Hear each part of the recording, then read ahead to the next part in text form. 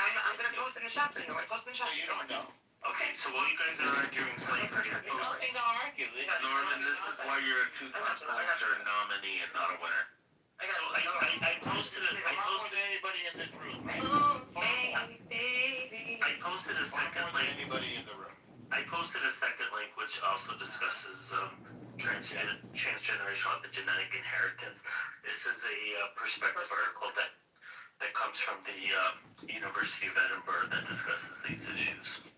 People would like to say that it does because then they'd like to blame people for their sad situation, Yeah. but there's no evidence. No, it's not. It's I not. just posted 2 articles. Sad You need to situation. read.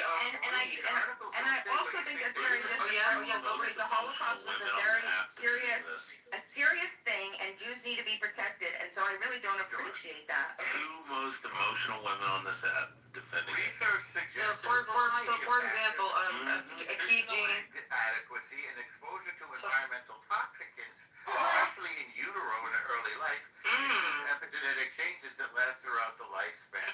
Nothing to do with trauma. You gotta keep reading, brother. You gotta keep reading. Keep reading is important. Keep reading. Keep reading when it's important, you know. So the bottom When it line comes to is stress. that Oh, Pockets, he asked ChatGPT to summarize it for him. Oh, no way. You guys He did. So, for example, a key gene often studied is the NR3C1, which controls how the body responds to cortisol. Trauma can increase methylation on this gene, which can make the stress response more reactive. Babies exposed to these changes may be born with a heightened sensitivity to stress, anxiety, or mood disorders. That's the NR3C1. NR3C1. And again, that is an NR3C1, in case you want to. you're saying nothing. I'm saying the gene, stupid. NR3C1 is the actual gene. Yeah. So you're saying that the gene is changed by stress? That is what? I said the you don't listen. Not The the gene often studied is NR3C1, which controls how the body responds to cortisol. Trauma can increase methylation on this gene. This is what we call epigenetics, right? Which can make the stress response more reactive. That sentence is the epigenetics of the gene, the NR3C1. I really think we're critically thinking here, right? We're breaking it just a little bit, right? Like you got where the process of the epigenetics was happening, the sentencing. Hundreds of sad No evidence of transgenerational impact. None. And it's right there in black and white. Just read the article you posted. No evidence of what? Transgenerational impact. Huh? Read it. There's no evidence of transgenerational impact. So you could read. Where does it say that right there? What does it say? Where does it say? Read your article. There's no evidence of transgenerational A impact. recent meta-analysis of many worldwide studies reveals that 1 in every 20 children is diagnosed with ADHD, which is a psychological and physical impairment of most NDs, and that also has to do with the epigenetics. The genetic etiology for most NDs is still not clear, although some disorders have been linked to specific mutations in a single or multiple genes. There are many causes. What does that have to do with trauma? They are many caused by various factors such as genetics, epigenetics, Not and in epigenetic. utero. It Genetics. really says it. I'm looking at it. It says genetics and epigenetics. I'm looking at it right now. Don't play with me. So once I'm reading it. And in utero trauma can be inherited. when genomic variation such as listen, I'm about to get when genomic variation such as chromosomal deletions, duplications, and mutations be either inherited or de novo in offspring. Non-heritable genetic alterations are largely linked to What is homo? Put it on the in utero. You literally said there's no proof of in utero. I didn't say in utero. I said in the next generation. I said How is it passed down to the next generation? In fucking utero, you stupid ass. In utero, dumbass. Incorrect. Oh god, you're so stupid, bro. I can't. No, I'm not, honey. Nah, you gaslighting with that big ass nose of yours. I want you to Gaslighting with that big ass nose, man. While the baby is in her, it is possible. In view of the fact that epigenetic factors contribute to fetal development, it is crucial. Will affect the baby. It is crucial that it's not going to be permanent. Once again, there's no evidence that trauma. I really thought 2 evidence. 2 pieces of evidence showing her. No, you didn't. External factors sexually, neurodevelopment, or disorders offspring. You're not even reading. You're not reading the article I posted. You're not reading my article. And if you look back at epigenetic factors, listen, if I could talk, give them a penny, go pick it up. And if you look back at epigenetic factors contribute to fetal development, it is crucial to elucidate the underlying epigenetic mechanisms playing a part in the pathophysiology of these NPs. Furthermore, the epigenetic mechanisms have been shown to be altered by several factors such as lifestyle, infection, genetic, and metabolism alterations, as well as other maternal factors contributing to neurological disorders in the offspring. This review will bring forth a comprehensive analysis of the recent findings regarding As I said from the beginning, trauma of the parent is not passed on to the literally just generationally. What does this have to do with trauma? It doesn't, it's completely unrelated. However, if the person someone has like a stress it's about babies and kids. or trauma while she's carrying the baby, yes, that can have an effect. fetal development is going to be affected with various factors such as malnutrition, infection, smoking, helping and consumption.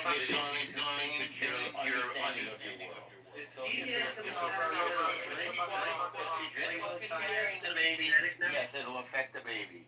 Not just like this sounded very voice, by the way, but doesn't make any sense. the environment in the uterus. It's so stupid.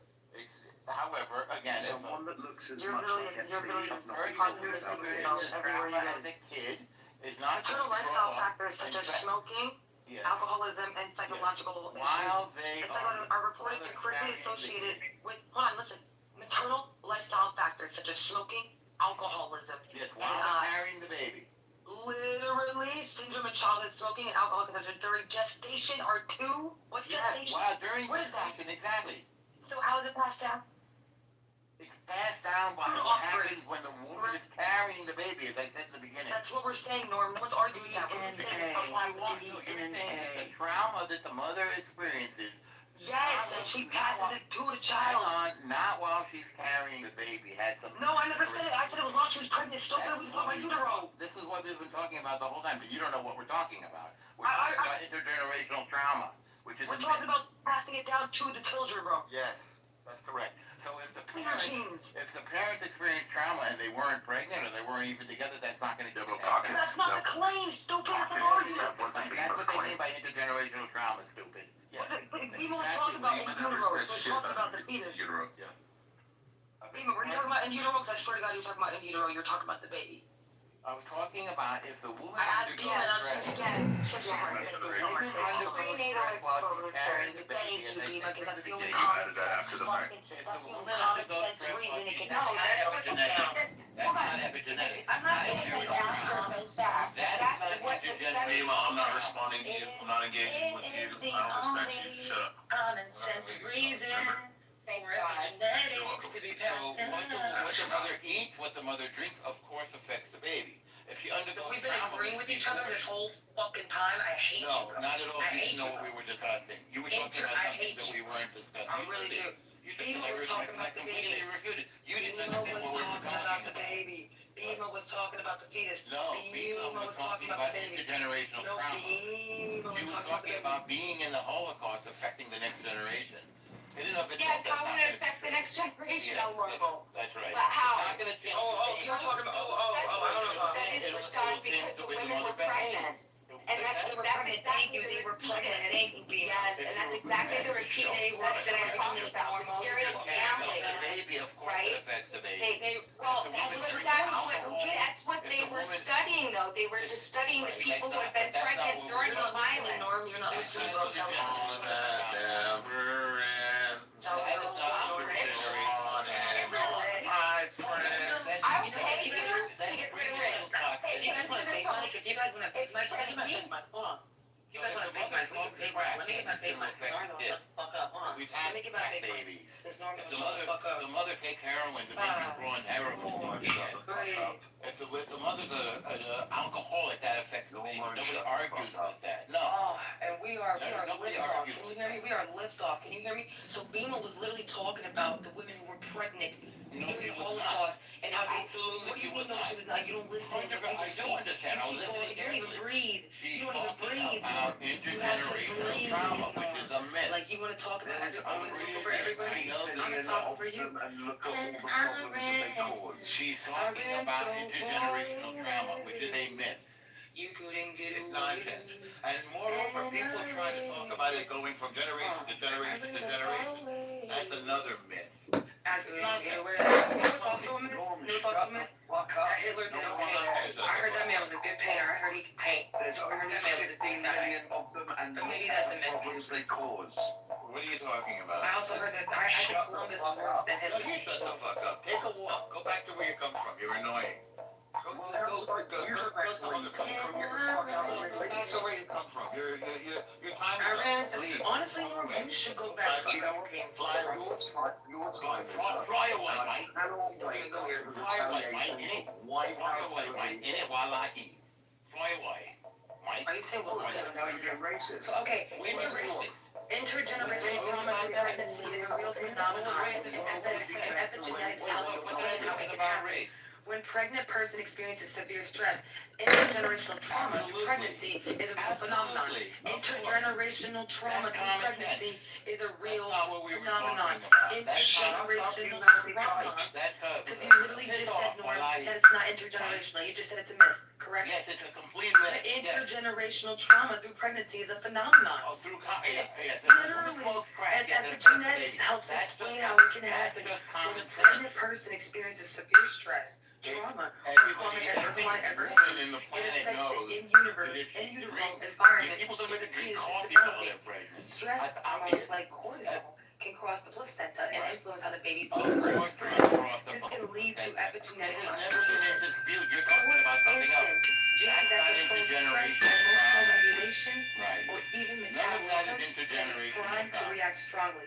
So that is You're considered reading the wrong study. intergenerational trauma. You're reading the wrong study. No, I'm reading the exact study that You don't know what you're talking you about. don't literally post your stats, post your I links. will tell you. Where's I your will links? tell you Post your again. links right now. You got to post your links. Intergenerational trauma is the Post theory your that links. when something bad happens to somebody, they pass it on to their kid, not when they're pregnant. And it would be It's a multifaceted fucking term, you dumbass. It can mean multiple things. So intergenerational trauma or transgenerational trauma, right? It could be survival, environmental factors. It could be biological, epigenetic changes. Literally, listen to the definition. don't know what It any could of these literally, words it's mean. in the definition of transgender. I'm looking at the definition. You want to go to Webster's? That's your people's book. It's a little Your people sad. wrote that book. So I wanna you know. go check your Really? people, honestly. Who was it? Alright, let's load at the top. Who was Webster? Thank you. So can we go with the definition of what transgenerational trauma is, please? Sure. Okay, I'll roll. Thank you. What's that? So I've now posted 4 articles, including the one from Nature, which is one of the premier magazines, Science Digest. They also provide definitions, so you now have 4 articles. Yes. Why are you saying yes? You're not even listening. Well, I am listening. I speak Alright, to then him shut all the the fuck time. I'm excellent at listening. No, you're not. Actually, listen to what you say. I'm excellent at it. Stick your nose So in your what are mouth. the conclusions of the articles? Tell us. Tell us. I'll tell you what the conclusion is. There's no evidence of that trauma can be passed to another generation. Okay, so what's transgenerational trauma? And what are the forms of it? Transgenerational trauma. What are the forms of it? refers- Label them all. I'll tell you. Transgenerational trauma has to do with suffering from one generation. And how are they passed down? I haven't finished. Being passed on to the next generation. It's sort of self-explanatory. If How you are they think passed like down? You wouldn't have to ask. How are they passed down? By an alteration In what in the forms? genes. In what forms? By an alteration in the That's genes. it? That's the only forms? Communication patterns That's isn't what one? it means. Behavioral environmental patterns isn't one? Biological Well, epigenetic I'm changes only isn't one? speaking about epigenetics. Behavioral patterns, yes, could be affected, for sure. And I think Okay, so with the that was epigenetic one of the early you things just that I said that said. transgenerational trauma can be passed out through epigenetics. You just said that, right? No, I didn't say that. No. Yo, I'm I'm saying saying that it it isn't. Oh, you're saying it isn't? So it's I'm not a part saying of the that definition at it's all? a myth. It's not a part of the definition at all, right? It's a part of the definition that's been refuted. There's no Oh, where is it supporting been refuted and what, can you send me In the? the articles that you posted. I'm reading them right now from November 8th, 2025. Yeah. At So literally, find it where it says that trauma alters your the genes. National Institute of Health, actually, is what I'm reading it from, which is Yes, incredible. find the part where it says that trauma alters your genes, which then affects your child. Find that part. Literally through that's epigenetics, bro. Find That's the literally part within where the definition of epigenetics. Don't run away. Find the part I didn't run where away, it I had my says- stats, where's yours? Find the part. Where's your You don't have links? Where's it. your links? You You haven't just posted sit Find there the nothing. trying part to where play it semantics says, with All everything. you posted is your nose. You don't have find the anything part where it else. says, No one how likes you. old is your gene, which then With affects only your 15 offspring. million of you, the world will be When better the when you're child is not I in posted vitro. multiple links and you still don't find it. You still don't believe it. You don't care. I guess I looked at the link. It doesn't say what you think it says. Yes, I Yes, looked yes, at it. oh, bro. Okay. You know what? I feel like you Very should post your comical that links. you don't understand. Post your links. Post your links. Post your links I'll, right I'll now. use your link. Post your There's facts. there's no. How are you gonna evidence use of my a links genetic to trauma. fight your claim? Beg your pardon? What's that? How are you gonna use my links to fight your claim? Because your links prove what I said, not what you said. They But refute you what don't you have any said. links of your own to prove what you're saying? You You was just going off your fucking head with shit? The ones you're posting are more than. You're also posting. You're honestly, this is honestly embarrassing, bro. Pick one at random. Pick what Where you're my posting. country can be free. This is well known by anybody. Can I ask who's you, familiar with no, science. can I ask you a question? Sure. If, okay, your mom, Yeah. okay, your mom Yeah. was inside of her grandmother, okay, while she was inside her mom, your great grandma, and your great grandma experienced war, okay? Does it not make sense that the germline would be affected by stress and the opposite? My grandmother is pregnant with my mother. So your mom, Correct? so your I'm asking you a question. My grandmother's pregnant with my mother, correct? Is that no, what you're saying? no. Okay, then what are you saying? What I'm saying is your mom Yes. was inside of your great grandmother. Did you know that? My mother was not inside my great grandmother. Yes, that's the whole point. Yes. Okay, Can I explain why? had an egg to I- form somebody. No. Yeah. Okay. Well, Yeah. Elmer, if you talk Yeah. less, I can explain. And by the way, eggs are not passed from generation to generation. Now you're just talking nonsense. Did you know that eggs are not Eggs, passed yeah. down? This is exactly what I'm talking about. The oocytes. I have no idea about woman's health. You know, no idea No, about I have no idea. the woman You're lived factually, My grandmother, factually, my your mother was mom, inside her great your grandmother. mom was inside your right now. great grandma. Yes, she That is was. I have my great grandmother's Yes, I don't mean to explain You're just so high school stupid, bio like- to you, but a What's happening? zygote is composed of a male component of sperm. You know what I'm talking about. He's not understanding at all. A part of her, half of her DNA. I'm talking about half. Science. So I'm talking about half of your mom, half of your Half mom. of my mom. Right, My mom right. wasn't in there? Right. So half. DNA Half DNA. So you don't mean half of my mom was in there. You mean half of her DNA. DNA literally splits. Norm, it happens. So you mean half of her DNA, not half of my mom. Half of what I got my created your grandma's mom, DNA. half of the instructions that created There your is some mom genetic material. was already being I don't think affected. you're gonna learn anything, Not you know? some. Now that's gonna be, It was not your half, great it's grandmother. 25%. If you Your could do wanna math, the learn biological. if you could do math, you would know it's 25%. Can you stop being such a Jew and just listen, bro, please? Yes, absolutely. Thank So you, my God. if you were good at math, you'd know that it's not No one half. cares about numbers. We're not talking about numbers. No one's talking about money. Because there's also a grandfather, there's also a mother, there's also a father. So that's 25% of the genetic material. Yes, you're correct. Of course I'm correct, because I actually know what I'm talking about, unlike you. So it's fair to say that some of the genetic material was passed on. So some of the genetic, well, we're getting to the truth of the matter. This is over your head. So you're just gonna mutter in some silly accent. All of the material, Walaki was offered in the last material, blah, blah, blah. You can't even follow the conversation, Mike.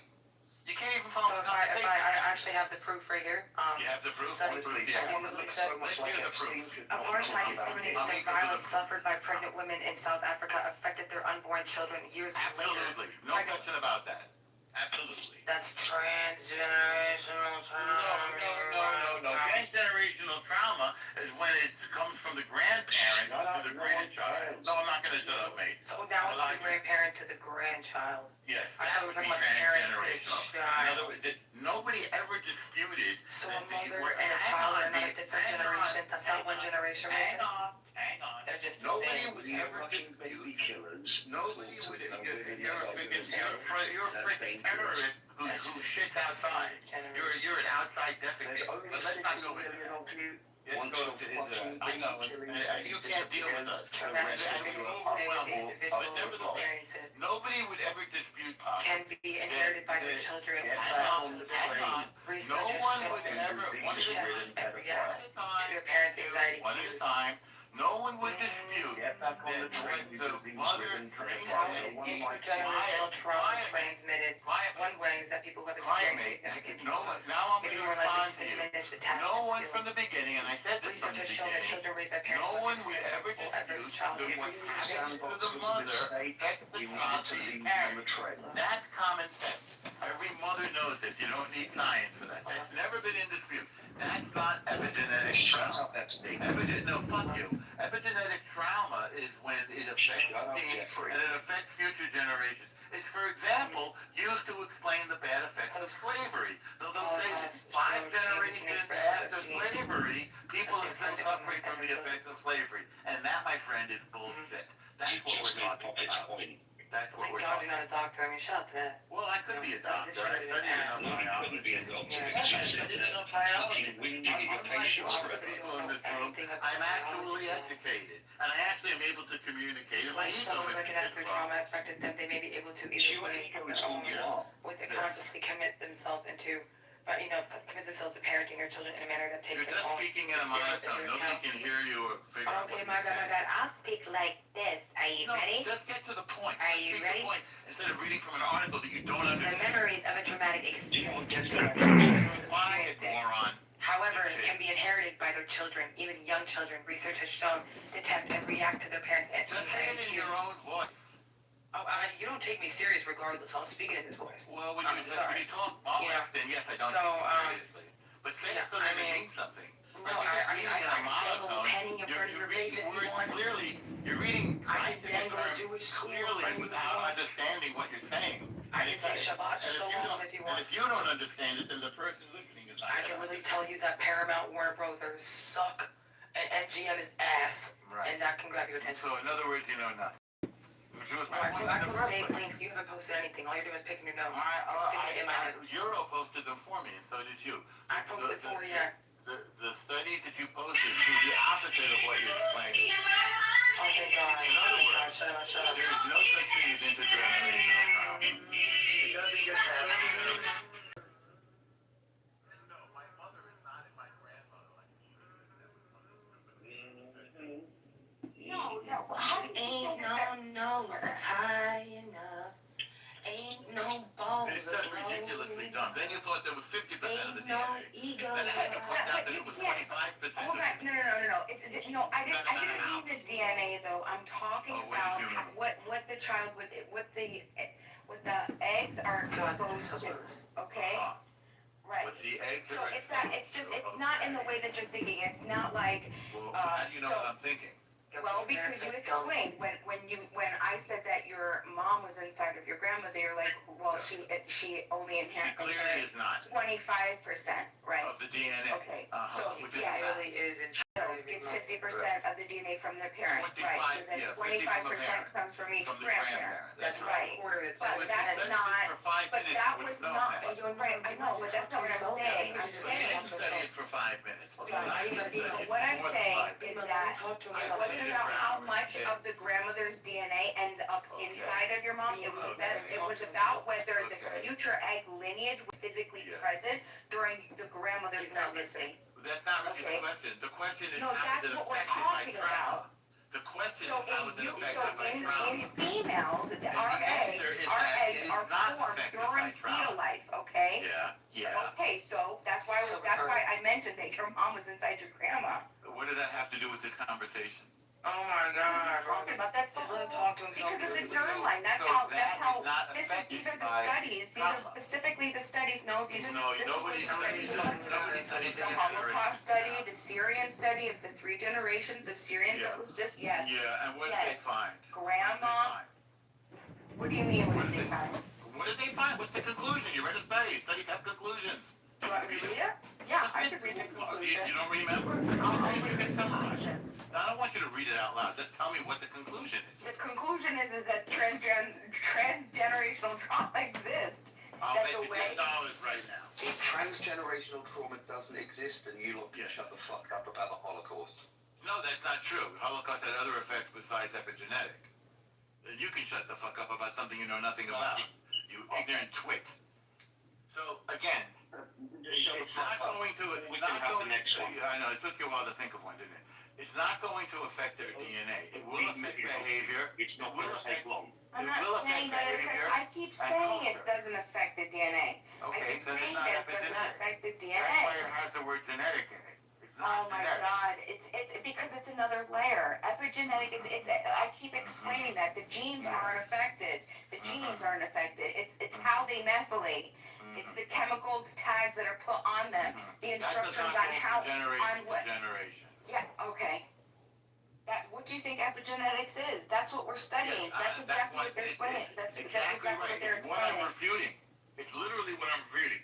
Like, just once again, scientifically, there is no evidence of epigenetic transmission of trauma. That's all I said from the very beginning. Now, again, if the woman is carrying the baby in her belly, of course, what she eats and drinks, if she has a trauma, if she's frightened, if she's stressed, if she's on crack, which has happened a lot in New York City, if she's an alcoholic, of course that'll affect the health of the child. If she smokes, if she drinks caffeine, all of that will affect the kid. But that's not what we're talking about. We're talking about stress that the grandmother endured having an effect on the grandchild genetically, and that ain't gonna happen. So the grandchildren of Chernobyl have no effect. Well, now you're talking about radiation. Radiation does affect DNA. That's the different point that you story. just made. You No, absolutely well, we're not That's the talking point about that you we're just not made. talking about altering the DNA with radiation. That's a very different story. We're talking about seen the study. DNA. I haven't seen the study of the grandchildren of Chernobyl. I imagine there might be some, but it's possible. you've That just would be lost worth the looking into. No, I haven't lost the point. We're adding lost new the factors. point. We're adding a new influence. Radiation affects the body Yeah, no, in ways you that know nothing about else. everything because you've just played Nothing else semantics affects more. the body like That's all you ever radiation. do. There's You nothing else like swim your race, radiation. you annoy everybody, alter and you genes. fuck around No, I and don't. overtalk everyone. You Well, cannot no, that's be not true. civil I just tell you in the truth. society. I can tell Every you the single truth. room you're in, Yeah, you are I know nothing you. but an Okay, annoyance. you can go to a different room if this is not You're your not. taste. Nobody will give Well, I a tell shit. you I'm what, sure. We'll forget about You you can go before to you're a even different gone. place and get In the fact, fuck out I've of the Middle already East. forgotten about it. Baby killing That's fuck. how forgettable you are. Notice how you added nothing to this conversation. What do you want to I say did. about I pointed out that you're a hypocrite and that you just Well, I'm played not a semantics. hypocrite. No, That's I'm all not a you ever hypocrite. did. You did. No, we're talking science here. Penny, did you want to speak on the topic? Only to say that tuna shouldn't overtalk like that. It's bad. Tuna should leave. Wait, what? I was saying that tuna should leave because he overspoke Norm on the topic. He introduced something about radiation, and it had nothing to do with the conversation. And then once he came up on that, he just started saying there's From a grandmother to Norm's point.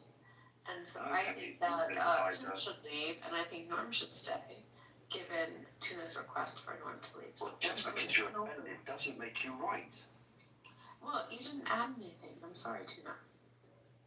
We were talking about DNA inherited from the grandmother to the grandchild. Yeah, I understand it was here from this It conversation. doesn't make her wrong, and it doesn't make you right either. But it does show that you didn't understand the conversation. Which means contributing is going to be very Oh my difficult God, for you you just if you can't haven't been follow. slapped enough. You honestly, you haven't been slapped enough. That's why you behave in this Well, way. you should try Everywhere it. you go. If you want to do that, you should try it. Just make sure you say your prayers before, because it'll be the last thing you ever do. But I invite you to try it. It would be pleasurable. It would be a lot of fun. You should try it. And that'll be the last Moderator. The last thing you see will be my face. Moderator, this is Chicago. I would like 60 seconds to talk about genetics, if I may. You can go to heaven dreaming of my face. Put me in the queue, Moderator Matt. Alright, yeah, let's let Kitover give this statement. Go ahead. So there's a great movie that came out. Try to stop me. My face will be the last thing you ever see. There's a Go great to heaven dreaming of my face. There's a great movie that came out years ago called Gattaca. If you've never seen it, you should watch it because it's about genetically modified humans and how they have special access to the off-world civilization.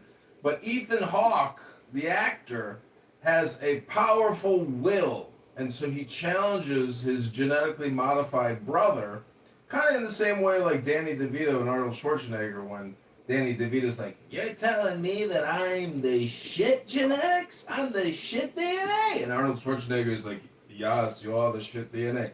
So what I'm trying to say is, that's all in the movies. Now, Bima earlier brought up and said, "I think everybody should get genetically tested." Oh, wow. So the health insurance company can bill another $1 billion. Great advice, Bima.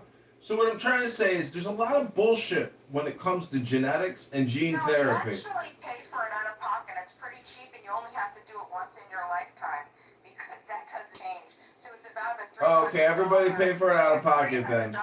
What I'm trying to tell you is there's a lot of bullshit when it comes to genetic therapies and fraud doctors and bullshit artists that want to tell you gene therapies can prolong your life. The truth is, if you make it to 100, you're really fucking lucky. And if you want to make it to 101 and spend $1 million at my clinic in Mexico City and do some gene therapy, woo, I'll take your fucking money. I'll give it to me.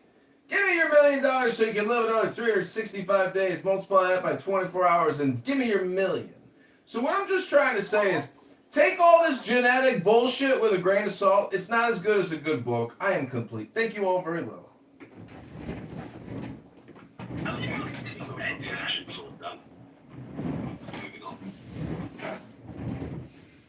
Well, we can talk about how children become trans because women become whacked out from propaganda, but I don't have any trans children. Does anybody here have any trans children?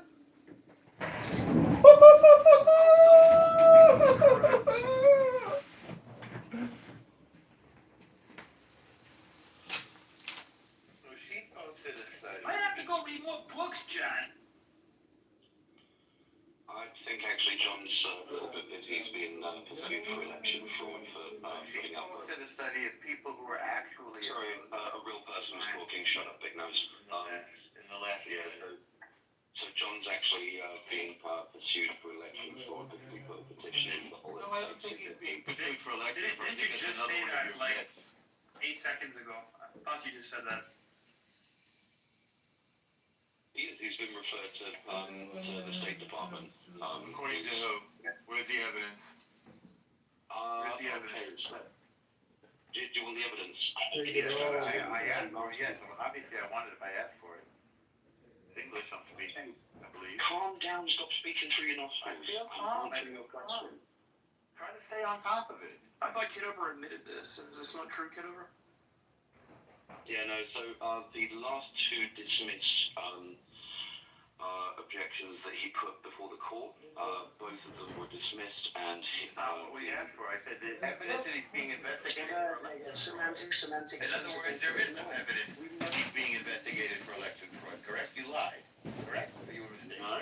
You didn't know what you were doing. You just like to overtalk and insert your own narrative. I'm taking the evidence that he's being investigated for election fraud. Show us.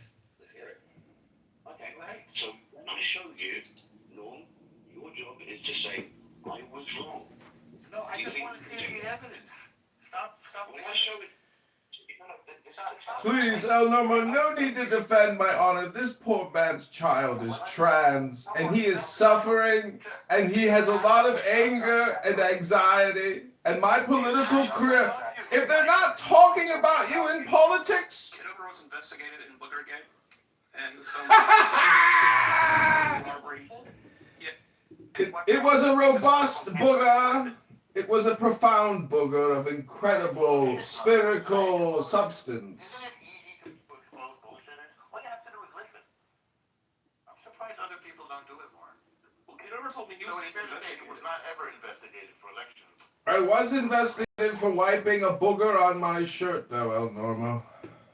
So are you going to apologize now, Wayne? You kept it up there.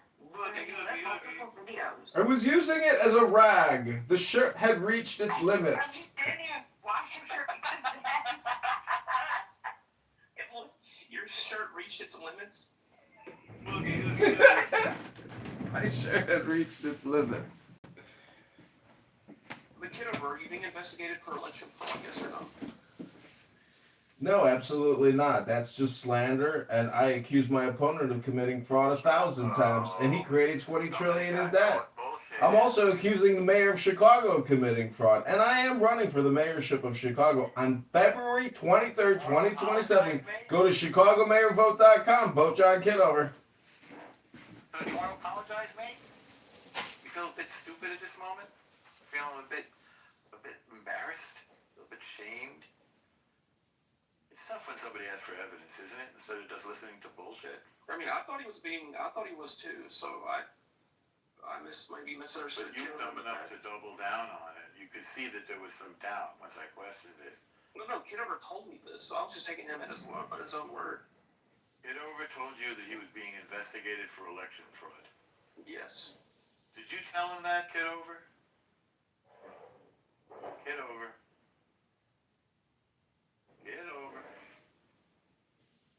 Did you tell him that, Kitover? To be fair, I did read an article mentioning this, You read an article mentioning what? that he was being investigated for, or he was being accused of election fraud. Accused is different than investigated. Yeah, I read the article and then I asked him about it. And he confirmed it, and he said that the What did the article say? lawyer was wearing a Chicago Cubs hat or something. He was being.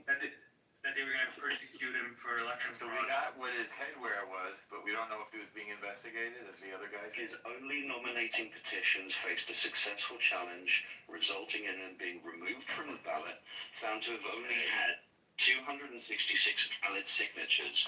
The board also had forwarded the petitions to law enforcement over the fraud concerns. Yes. He is being investigated. I'm giving you, I'm literally giving you the two I'm waiting for the things to part look where up it says law. he's being No, hold on. investigated You for asked for election proof. fraud. You asked for proof. I know. Wait. So I'm waiting for the part where it says that he was investigated for election fraud. Are you getting to that I'm part? telling you. It was an alleged accusation. Point of order, moderator. I'm happy to tell you what this is all about. When you run for office, you have to get petition signatures.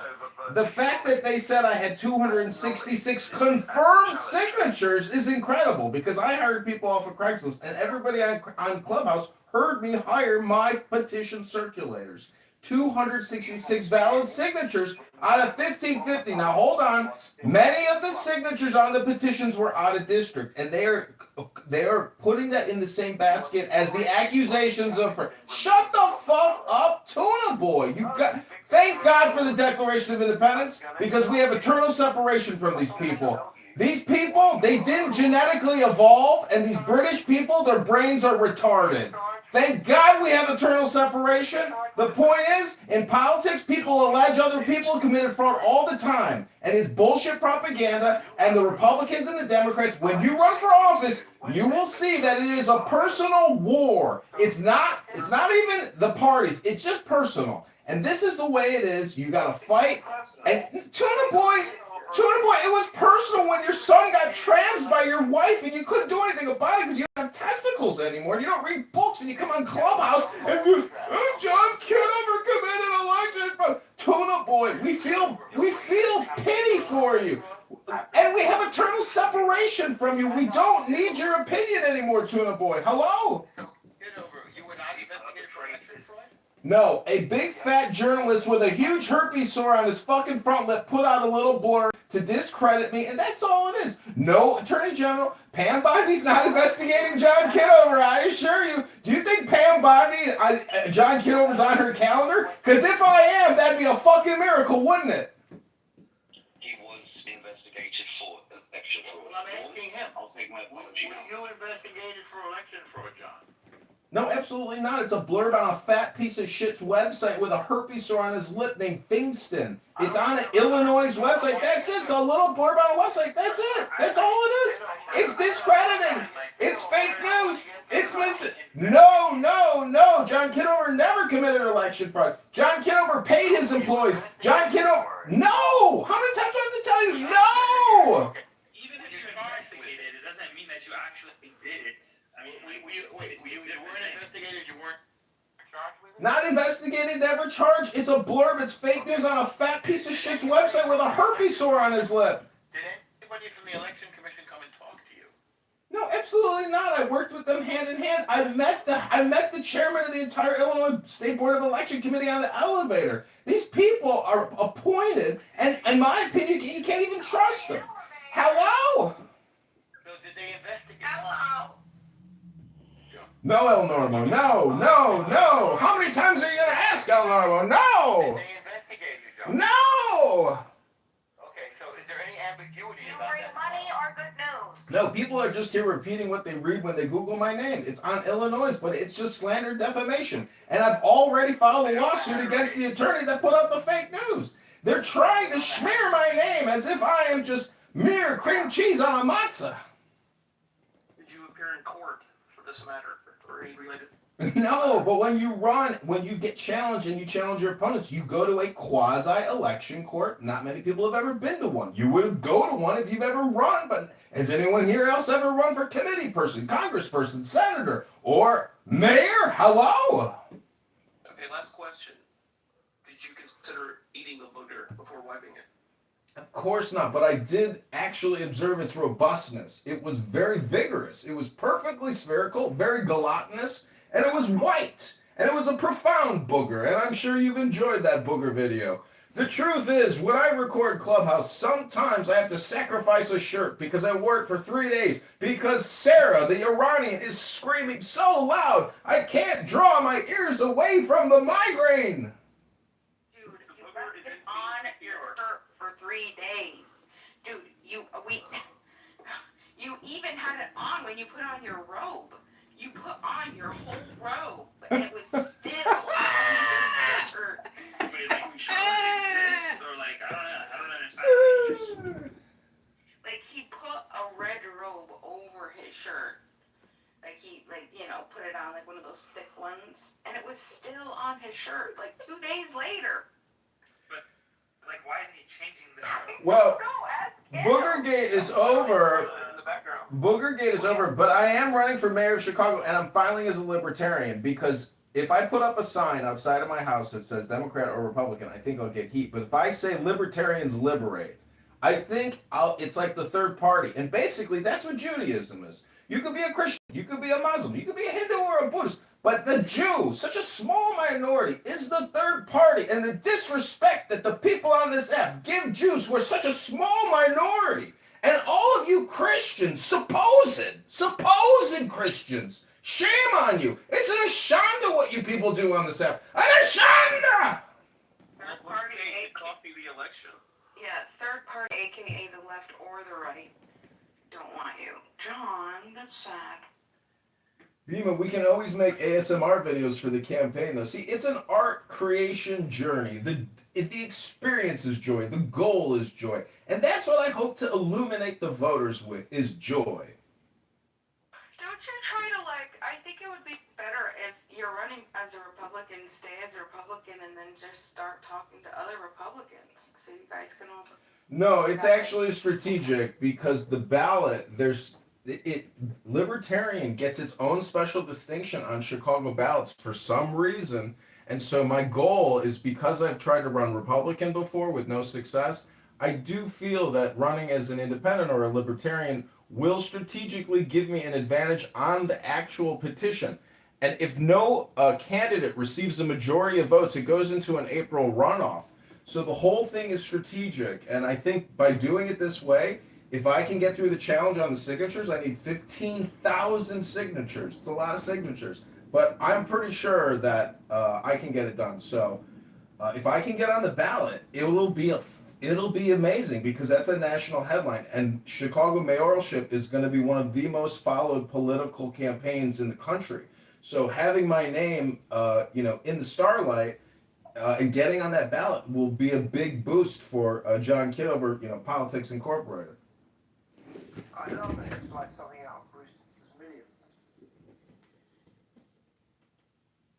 Well, if a dog could do it, you could do it.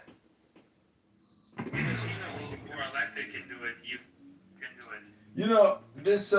This guy at the park the other day, he yelled at me. He's like, "Hey, neighbor!"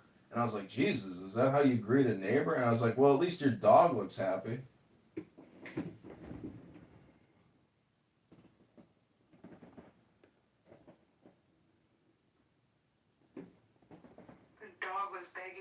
just save it and you just let it go back to that hell hole. Kind of like your ex-boyfriend who closed up those legs when you were like, if I had a dog and needed to borrow $5,000, would you give it to me to save the dog? And he's like, fuck no, bitch. She's like, you're never touching this pussy again. You love me, don't you, John? You remember all my stories? Yeah, it's true. Holy fuck. True story. I mean, how old would the dog have to be? I had just gotten her, but I was trying to date this guy. He was just, we had such great sexual chemistry. And I wanted to test, we weren't dating yet, so it wasn't a boyfriend yet. But that was what gave the ultimate indicator.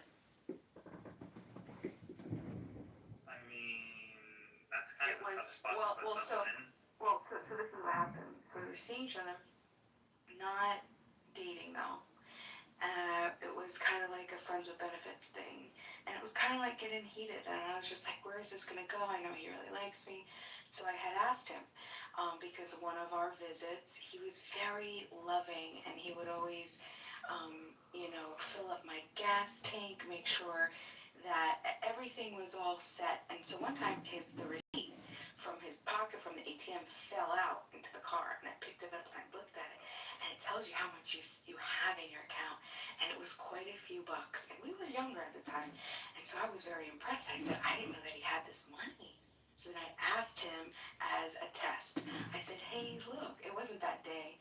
It was, like a week later. I said, hey, look, would you let me borrow, like $5,000 if I ever needed it? And he said, well, what would you need it for? And I said, well, I have my girl and, emergency surgery you have to pay up front, before you have the surgery. I don't believe in credit cards and all that other type of stuff. So I was just like, would you lend it to me? He said, absolutely not. He's like, not for a dog. Yeah, that's actually kind of a tough spot because my girlfriend, we have a dog, but it's my girlfriend's dog. But if she asked me to save this dog's life, I mean, I would definitely do it because I'm obsessed with this dog. But I wouldn't expect her to just be like, yeah, pay for this dog type of thing, or have her expect me to pay for the dog. Yeah, no, and that makes sense. I wasn't asking him to pay. I just wanted to see if he was Bima, we get the point, but do you think if you abuse a dog, do you think there's generational trauma to the puppies? Hello? Yes. Why did you change your vote? You changed your vote to I don't know. I didn't. What's the vote? I can't see it on my club deck. It still says that I'm green. Did it change? It was me or orange or peach. Really? Let me look. I'll take a screenshot right now. Maybe I have to. What are you guys voting for? Who was correct about generational trauma? No, it's still. Wait, I'm sorry, I just joined the stage. Are we taking a poll over who likes Trump or who likes? No, but we can do that. We can end this poll. This is over. Well, okay, I didn't know how to answer the question. It popped up a poll on my page when I answered. I can't vote, so just put me in the do not like Trump category. Okay, so do we want to make America great again? America is already great. Simon! Simon! Does it have to be about? Yeah, okay. Simon, why don't you like Trump? He's liberating 100 million people living underneath a fascist Islamic terrorist regime. Okay, I mean, two things to be true. He could be doing a good thing and also be a bad president. Wait. Why is he a bad president? What don't you like about him? Yeah, let's let Kristen speak now. Wait, may I interject something, please? Okay, so I thought Trump was going to be the person who forgave my student loans. You thought that he was going to personally forgive your student loans? How much do you have in student debt? I don't know if that's a troll or not. $100,000. Oh my God! I didn't pay it off like the rest of my classmates. All right, so wait. Have you chosen? Which one? It was originally $30, but now it's $100. Why don't you just? I think this is a card troll. Why don't? Have you seen the movie Avatar? It's just a movie. I mean, I know, but it's are you delusional? wait, have you? Okay, so basically, like the new one is water. What's wrong with you? I don't know. This sounds like the woman version of Brock. I don't know. No. Oh my god, wait, are you guys friends with Brock? I'm sorry, did I meet you? Oh my god, I love Brock. What pure places are you drunk? Okay, so, well, I'm one of those people. I'm like the 4% who didn't graduate. Oh no! And you accumulated all that debt. You didn't even get your degree. Yeah, so now I owe like $100,000. Damn. So you went to clown uni. So what are you I'm kind of doing? like, How are you okay, so earning? I'm the Are you failure of the working? class, but like you're my best friend. Are you working though? Do you have a job? I have a job, but my car's too old, so I can't work. She's trying to be funny. No, I'm being real serious with you. Don't take me as. I mean, you should probably get off Clubhouse and try and go and get an actual Yeah, job. but you guys are my favorite people, though. That doesn't really change your circumstances. Okay, so do you do science? Yes. Okay, like laboratory science or like what kind of science? It's definitely generational trauma. I think she has epigenetic damage from a former generation. Wait, hold on. How did you read that? Well, we were discussing that before you came in the room when you thought we were all talking about Trump, but we were actually talking about genetic damage, aka retardation. And you came in here in perfect timing. Wait, this is very enlightening. Can you tell me more? Absolutely. Okay, so you were talking about like ancestral healing. Let's do a quick diagnostic This is probably here. like some like California girl. I mean, Jesus. What? No, okay, I want to take you seriously. Seriously, So, we have genetic diagnostic tests that we can administer right now. Let's do a quick diagnostic, everybody. What's 10 times 10? 100. What's 100 times 200? 200. Okay, ladies and gentlemen, 100 times 200 is 200. We have figured it out. 2,000, right? Or 2,000. Sorry, I got it. 2,000. Are you sure about that? You don't know, do you? Why are you asking? Like, why does it sound like you have a question? Well, I skipped from 5th grade to 7th grade, so. So you can't do 100. You can't do 100 times 200 in your head, right? Hello? So you like math? No, 100 times 200 is a pretty standard multiplication question. And if you're in your 30s or 40s and you can't answer that, you would not be qualified for 99% of all jobs on the planet. You couldn't even pick up garbage if you can't do 100 times 200. 200,000. Woo-hoo! You should work at the Federal Reserve, you know that? Have you thought about being an economist? Have you thought about being an economist? Because I don't know how many zeros you want, but you're asking me for zeros right now. Anyways, it's not important. What is important is Avatar was a great movie, no matter what they say. And no, it wasn't about Israel. Oh my God. Why does everybody judge me on my profile pic? That was just what AI made. The answer is 20,000. It pains me that you couldn't get that. I mean, to be fair, I mean, you know, the people at the Federal Reserve probably would not be able to answer that as well. So, John is. Let's test Bima's diagnostic here. Bima, what's 100 times 300? Come on, 300. Come on. What's 100 times 300, Bima? Quickly, tell us. 100 times 300.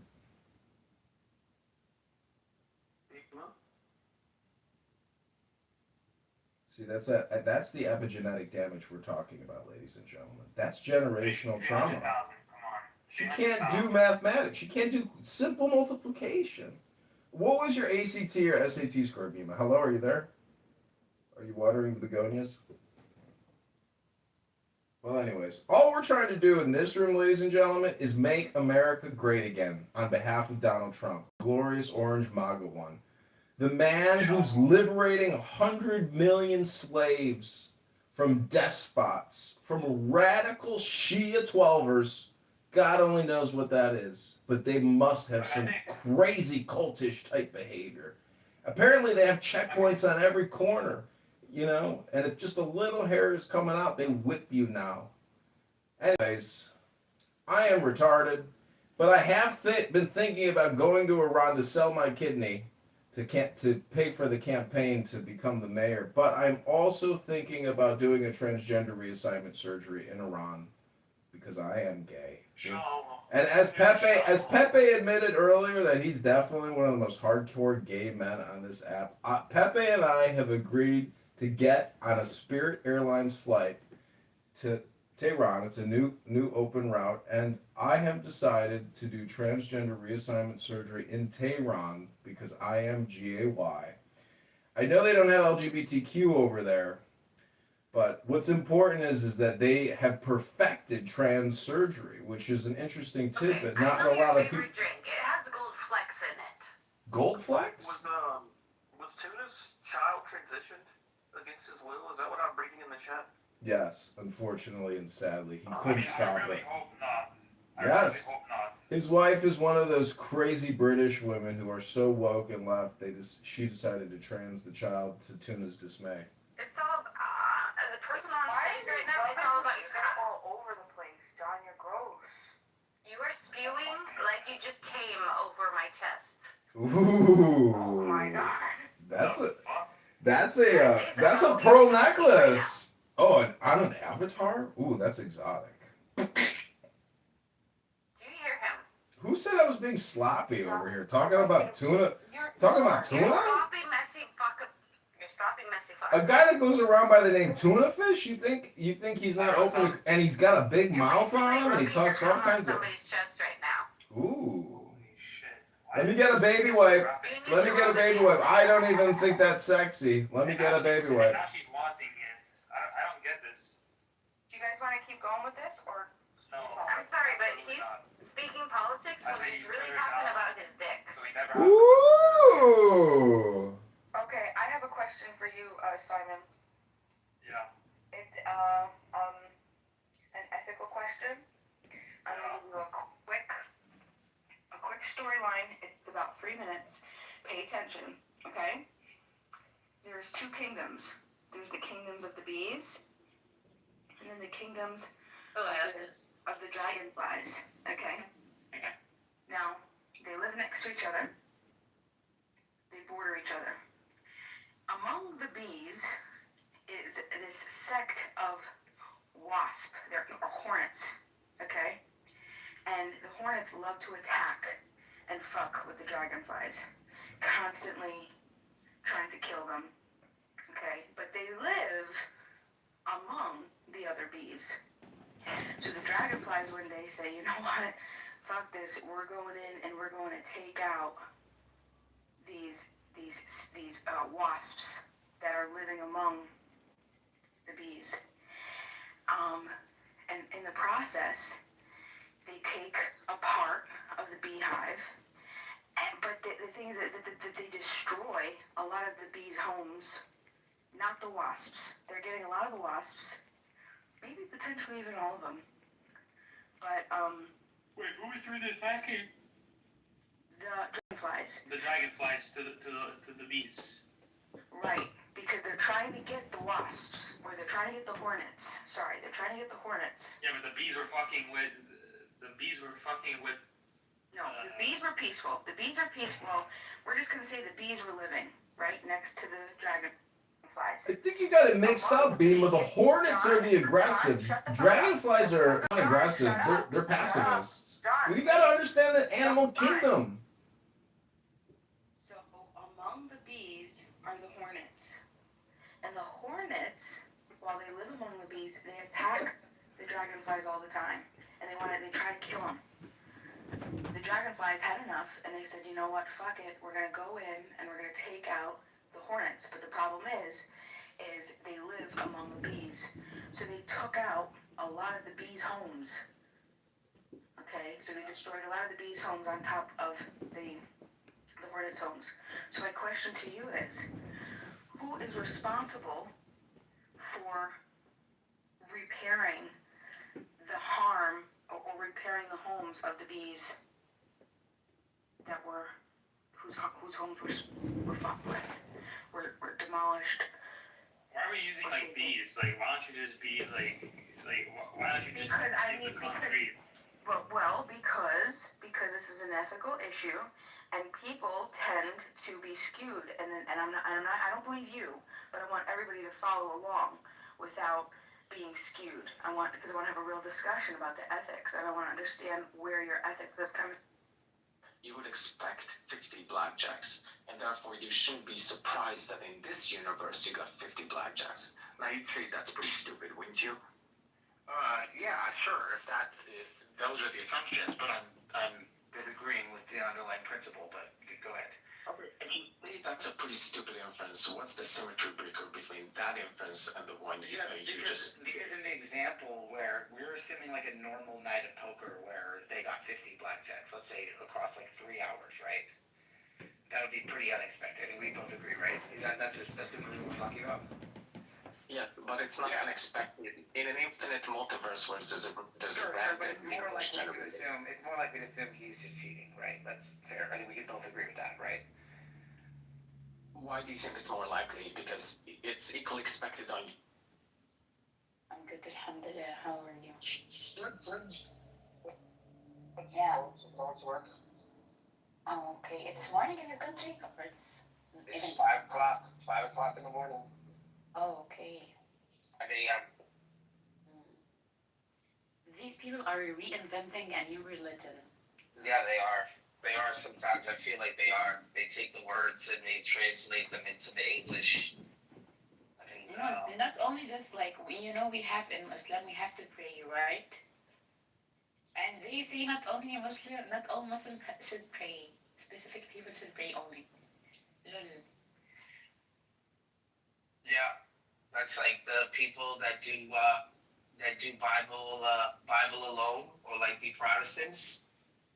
They don't think they should receive the Eucharist of Jesus every time they go to Mass. They do it once a month. That's like a slap. That's like a slap in the face of all the tradition for the thousands of years you've been doing it. They want to reinvent it. Yeah, it's not only about the tradition. Okay, forget about the tradition. I can understand them. The Prophet himself, who made some action, they are against it. Like, what the hell? Why are you following this religion? That's how I see it. Jesus said, "This is my body. This is my blood." Right? Do this in remembrance of me. He did these things. He was baptized. They say that baptismal is an option. How is it what? That doesn't make anything. They do the same thing. The same exact thing, the Protestants. It's gross. Yeah, but I have a question for you. Do you think you eat his body for real with this bread? So this tradition was done. This was done every time that we did Mass, and it was done even before there was a New Testament. This was how they knew and remembered who he was, his teachings. So there were people that believed that he was just a spirit, and that he didn't have a physical body. So, yeah, but saying I this, think right? So think when we do this, right, we do this in remembrance of him because he did come in the flesh. Just like when they did sacrifices, right? It was a real sacrifice. It was real blood. So we say that in this prayer that we're not like re-sacrificing him. We're doing this in the remembrance of the Last Supper, of the covenant that we made with him, the new covenant. Yeah, if you are doing this and the remembering of him, okay, but I know you guys don't believe that's his real body, this bread. We call it a true presence. A true presence. So his true presence, for example, we have this thing called a tabernacle. It's a thing that we put the chalice and whatever's left from the Mass, that's the bread. We put it back in the tabernacle because we have an altar. We just wouldn't throw it out because it has his presence there. Right? We're doing this the prayer, just like how you have when you go into your supplications or your prayers, there is this presence. we say the same thing. Yeah, understandable, but with all respect to you, there's like a begin action the Romans used to do by assuming that there is a food, and this food is God, or the God in this food. Yet I understand what are you saying. But I can't see the effect of the bacons on Christianity. Well, because if other Christians aren't doing this, so if you go to John 6, right? You have 51 through 58. When Jesus says this to the Jews that are in his room, he says, if you do not eat my flesh or drink my blood, you have no life in you.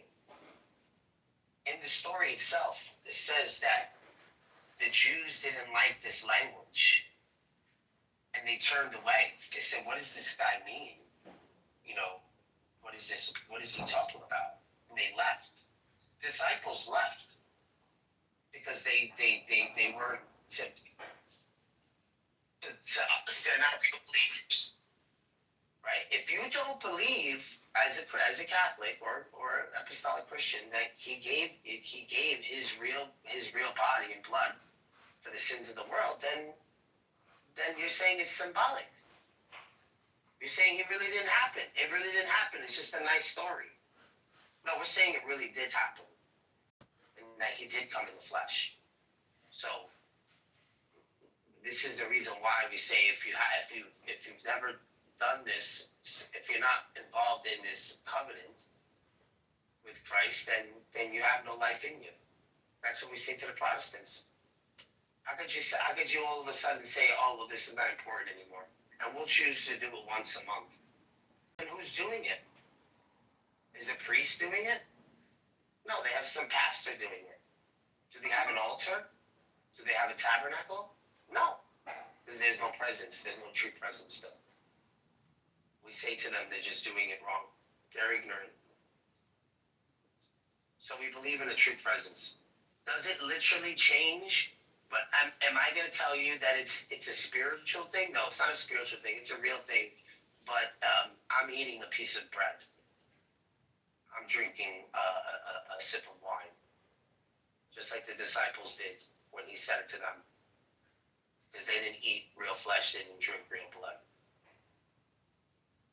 But when he was on the cross, that was real. And it's only until then they understood what he was saying. Because it's only Mary Magdalene, his mother, and I think 2 disciples at the cross. They all left. They all scattered. You saying all the disciples left him? They said, when you strike the shepherd, the sheep shall scatter. Yes. They left because they were scared they were going to get killed. So he was He says alone? this to Peter. Well, no, he wasn't. He was there with his mother and 2 other disciples. Oh, Sylvus and Peter? No, Peter left. Peter was told that he would deny Christ before the crow goes off in the morning time. And when he attended the crucifixion, they started asking him, aren't you that Nazarene? You sound like them. Don't you follow Christ or follow this group of people? And he was like, no. And they kept asking him until he yelled and he said no and he ran away. Yeah, Jesus said that to him. Yeah. So, according to your books, his mom, Mary, witnessed his crucifixion. Yeah, because he tells John to take care of his mother. No, I'm saying like your book says she witnessed, or because It's John. It was a robust John, book. it's in John.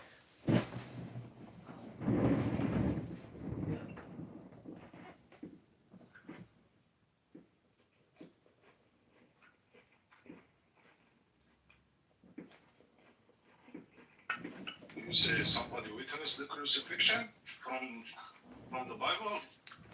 Yeah. Who? Like, can you quote me the verse? Yeah, it's in John. John, yeah, I'll get it for you. Give me 1 second. It was the witnesses that I know, like nobody witnessed, but like they say the Holy Spirit informed them, and the people who said they witnessed wasn't there at the moment.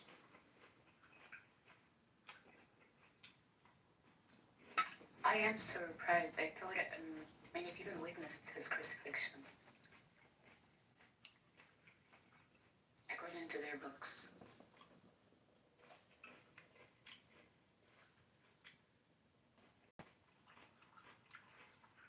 That's the point, Megatron. How will you be 100% sure of something that you don't have an eyewitness of it?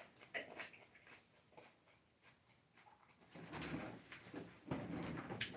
Yeah, but it's not a miracle that a man was put to death.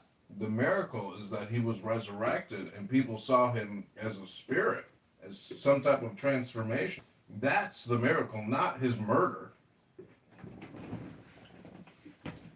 We're not speaking about miracle, we're speaking about historical event in a general way.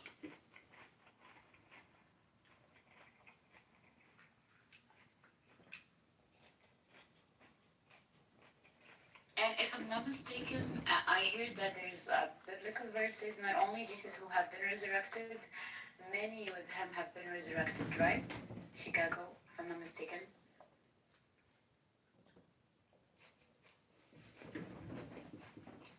Yeah, Lazarus.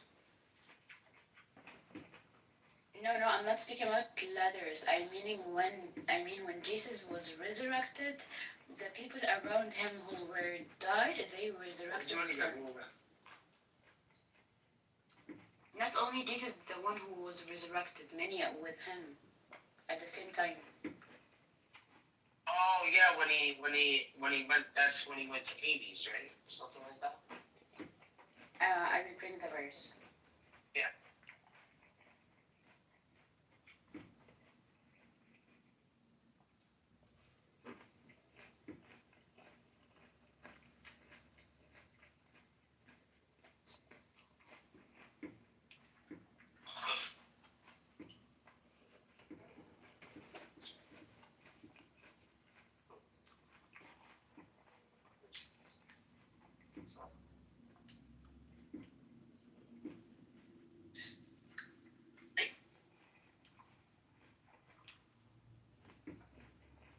You're asking like how do we know? I mean, don't you guys quote Bart Ehrman a lot? Like he's super critical against Christianity. He says this event happened. I mean, I don't know what other evidence you want. I mean, we have secular writers, we have historians. You guys have, though there is a few arguments that like you could say like there's no record of him being in front of Pontius Pilate. I respond to Christians like when they say silly things like that. Like, is there Roman records or stuff like that? No, the Josephus writings we have about this and Tacitus. Josephus was, for example, he's writing about James being killed by the Jews, and the same people that are part of that Sanhedrin were the ones who persecuted Jesus, right? So there's, they have that evidence. But as far as like the records that some Christians say there isn't. So I'm not saying it didn't happen. It happened because it was that movement, that Jewish movement, which the Jews called a cult. But then why do they keep persecuting? Why did they kill Stephen in the beginning of Acts and then James later on? If this was just a cult. If you want to ask the question of who deified Christ, who made him God, it's the Jews. It was important that he died. Why? If he was just this rebel troublemaker that's calling out Jews, just bring him to the Nile or whatever, slit his throat and throw him down the river. Why have to publicly punish him in front of everybody if what he's doing wasn't true? The point is, you don't have a public evidence for this claim. That's the first problem we're facing here. Second one, you said a good statement. You said the Jews are the one who made him God. For me, I do believe Shaul, Paul, the one who like changed Christianity and made Jesus God. Well, Paul came afterwards. So they were already, the Jews, right, were already saying that they put him on the cross and they killed him, right? Yeah. So when I say they deified him, right, the Jews themselves, Paul was a person of, was like someone who had this revelation from God, just like all the other prophets, right? But he's not a prophet. And when he met up with the disciples, they were telling him what he was saying was true. I agree. So No, it's not like he made up. They're talking to the disciples, you know. No, actually, when I was reading some biblical verses or studying Bible, I found that Peter and Cephas had a huge disagreement with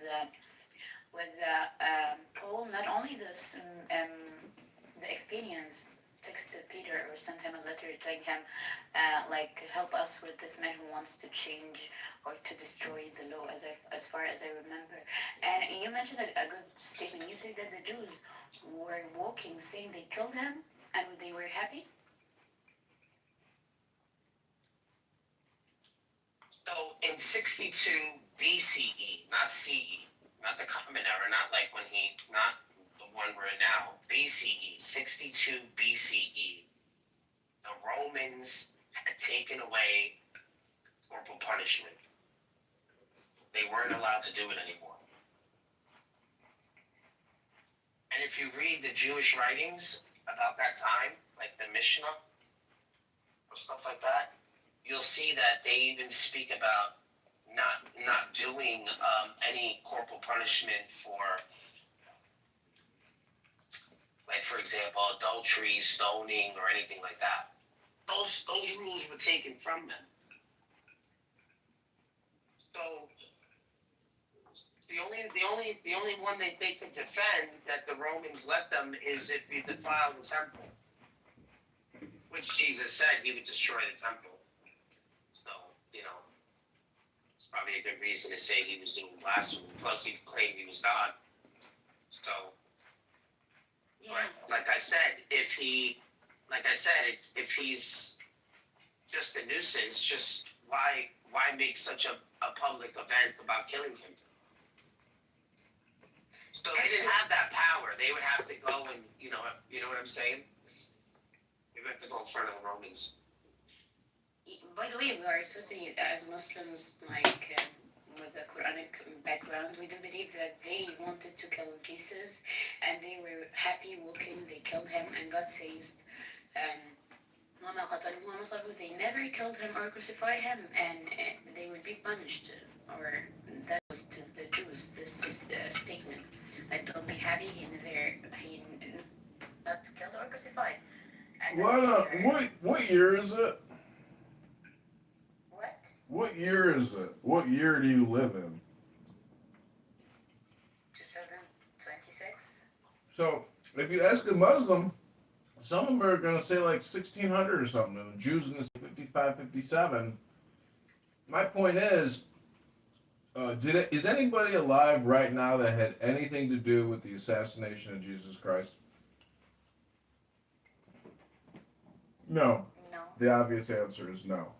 And so what I'm saying is, when you keep saying the Jews did this, the Jews did that, you do know that nobody alive today breathing had anything to do with the assassination of that prophet. Nobody. Not one person living or walking on the earth today. So I'm just trying to say, it becomes a little political knowing that nobody walking the earth today had anything to do with the crucifixion of this poor guy. So I'm just trying to say, hello? Yeah, but the idea is, as a historical event according to Christianity, the resurrection and the crucifixion of Jesus, Christianity relies on this. The whole Christianity based on this. So He had to die, though, Lana. The book says the reason why, if you read Daniel 9:24 and 27, this is devastating for the Jew. This is their own book. They're talking about a messianic age. They're talking about a Messiah coming. And that in 70 AD, in the middle of that 7, I will destroy the temple. This is what it says. And in 70 AD, it happened. So, and they're saying the anointed one would be put to death and end sacrifice. That's literally what he did. They can't deny this. yeah, but I hear there's like another prophecy says this, that the God is sending angels to protect one his beloved one, and as far as I remember, I don't remember the whole Bible as far as my knowledge is. When Satan took Jesus on top of the mountain and he told him to jump, he told him, I heard that the God is protecting you with his angels or stuff. So this prophecy about Jesus being protected from God, it's about Jesus. And why you're not jumping, because the angels were going to hold you. Yeah, I don't know what verse that is. But, You don't know this verse? no. And when Satan deceived Jesus and he told him to jump from the mountain. No, I don't know. He never was deceived from me. He was tempted. Tempted, yeah. The word. Tempted, not deceived. The language carrier. Yeah. And he told him, I hear that your God is protecting or sending his angels to protect you. Well, then why isn't he fighting? Why isn't Satan fighting the angels? He's fighting the angels because the angels is protecting Jesus. That's what I'm saying. So he should be talking about fighting the angels, not talking to Jesus if the angels are protecting him. But I don't think. What story is this? It's when he tempted him when he was alone in the mountain, and he told him, "Your God is protecting you." 40 days and 40 nights. Yeah. So this is when. So he didn't have to suffer as a human, and Satan is telling him, "I'll give you the land. You don't have to suffer. You don't have to die. This is what this is about." No, my point isn't this. My point is Jesus was already. There's a prophecy. I'm not mistaken. The old one. This God is going to protect this Messiah from any evil or any bad stuff. So what I'm saying, that he didn't crucify, it means God protected him. You know, because Satan himself told him, your God is sending angels to protect you. And he told him, by the way, he told him, your God. Alright, you have the verse? Yeah, I bring it, okay.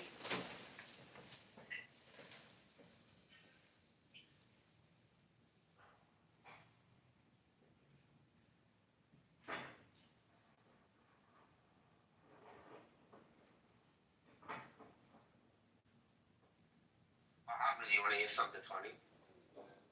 You know that girl, the girl Saxton? Yeah. She's married to a Muslim man, right? But she's like Bible alone. She's not Catholic, so she's always getting on us and calling us pagan and this, that, and the other, right? Yeah. So in the beginning, like a few weeks ago, she was arguing with us about infantile baptism. Right? Like how, babies get baptized in the Catholic Church, right? And she was against it. She's like, oh, you guys shouldn't do that, this, that, and the other. Now she's pregnant. You know what she said the other day? She said she wants to baptize her child, and if her Muslim husband doesn't allow her to do it, she wants to get divorced.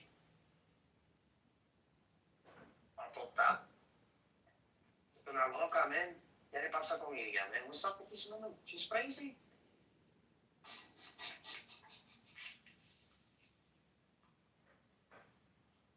That's her problem. Yeah, but she's telling everybody. It's the weirdest thing, man. It's the weirdest thing. And don't understand some of these people. That's why I don't allow her to talk to Muslims on my stage. That's why she doesn't come to my room. I tell her she's not allowed to talk to Muslims when I'm on the stage. I'm not the one. She's too rude. Oh, so now she's spreading hate. Well, no, she's spreading hate. That's why she's upset. Because of her kid and things like that. But even if where she lives, like she lives in the USA? The UK. She's probably gonna get the kid then.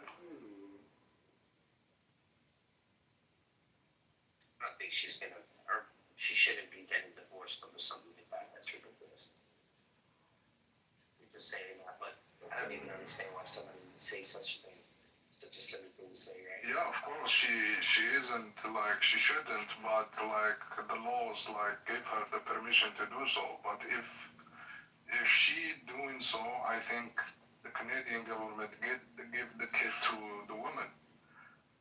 And if they do that, like she gonna do whatever she want with him, then he will become Catholic, and after years he will look for his father. And this is a sad story for the kid, not for her, because she's dumb.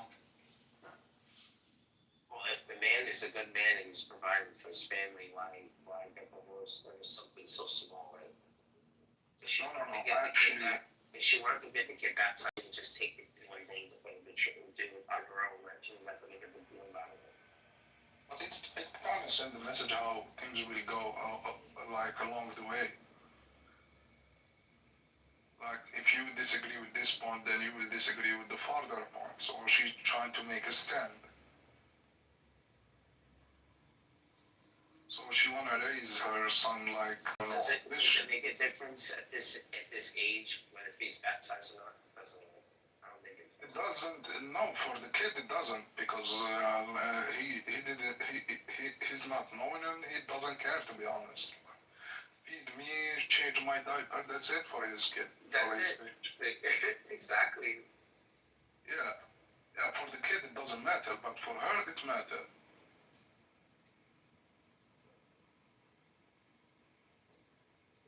She thinks it's an easy thing, though. It's not. Any godparents think they're gonna clap and stuff. They just go there and say, "Oh, I'm gonna get baptized." It's a little bit of a process.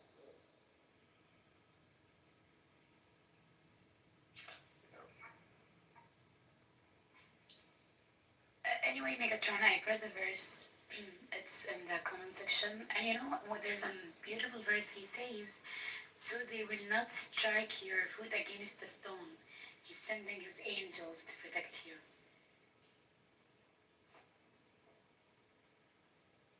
And actually, he's quoting Psalm, if I'm not mistaken, the Old Testament.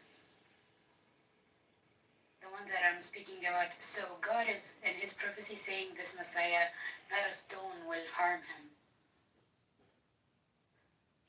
Oh, see, this is verse from the Bible. Yeah, when Satan was tempting Jesus, he's telling him, through yourself. And he told him, I heard that the God, or he's protecting you and sending angels will be concerning you, not letting a stone be against you. So this is Matthew and Luke saying this. Yeah. And this is at the time of the crucifixion. No, that was before the crucifixion. Oh. Yeah. I mean, he was protected, and Satan knows he was protected. All like the prophet are protected in somehow. Like they can feel pain, but they won't go through humiliation, I guess. Yeah, you know what? Even in Quran, yes, I do believe that they were protected. But even about Jesus or Isa alayhi salam, God says, وَأَيَّدْنَاهُ بِرُوحِ الْقُدُسِ, which means we gave the angel Jibril or the Holy Spirit to protect him or to be with him. Yeah. So literally, he had like a huge protection from anyone to harm him. So when we are saying that he wasn't crucified or got harmed, not only crucified, because in biblical verses they said they stripped him, literally making him wear a woman robe, like humiliating him on his face, And this stuff, we don't think it's about Jesus. That's not Jesus for sure. And that's not Jesus as a prophet, and that's not God for sure.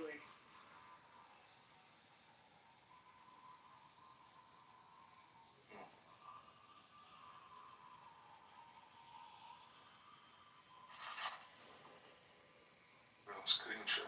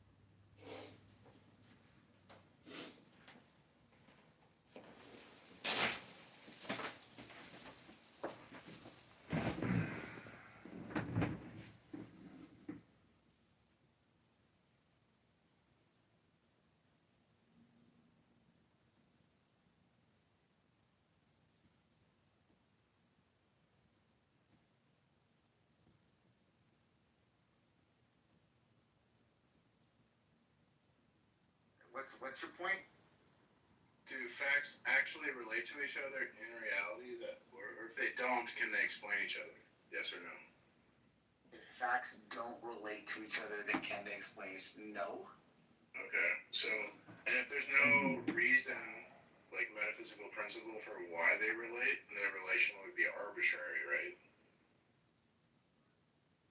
There's no metaphysical reason for why they relate to each other, then they'd be arbitrary. Yeah, Charles, the relation. is a P Mars is a waste of time, bro. Yeah, I don't even know. Alright, well, yeah, that's great. I think you're also a waste of time, CM, so shut the fuck up, please. So what I'm saying is, what you just admitted to is that the relationship between facts is arbitrary, therefore explanations are arbitrary, therefore knowledge is arbitrary.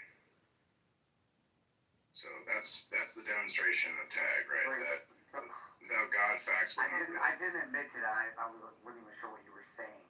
That like this thing, everything's ultimately arbitrary. Like there's no ultimate reason for everything. Facts don't cohere and conform to a unified structure of epistemology and ontology. I mean, they may. I don't know. Well, they either do or they're just they're fragmented. Or facts connected or fragmented. They may, like you were saying, they may ultimately connect to a universal structure. They may not. I don't know. What do you mean you don't know? We can assume if they don't connect, then knowledge is impossible. If they do connect, then knowledge is possible. And you don't know? What's the argument for that? That knowledge is impossible. Well, I just gave that if the relationship between the facts is arbitrary. Why do you need, wait, but if there's a factual relation, why do you need to know the ultimate starting point? Like, for example, the farmers back in the day didn't need to know that water was H2O to understand that it was important to drink. They didn't need to know the ultimate chemical composition or where water came from to understand the relation water had to the plant in our bodies. So, okay, no, reject that argument. I reject that argument. You need to understand the ultimate foundation. Right? That's just some precept nonsense that you're parroting and talking points. You can understand a causal link down the chain without understanding the ultimate, like, start of the cause. Yeah, I'm not arguing that the farmer has to like know something, right? I'm arguing that like this has to exist in reality. Mark, you know there are people on deserted islands and shit who've never even heard of God, and no concept of God. Okay, and they still understand how to fucking farm and how to get on with their lives, right? And they have no idea what the ultimate foundation of everything is. They don't even think about that shit, and they still operate with logic. Yeah, but they lack ultimate context. Yeah. Okay, and yet they can still use logic and think internet facts. Okay, but use is something. Okay, so they don't know about God, right? But using something doesn't make it non-arbitrary.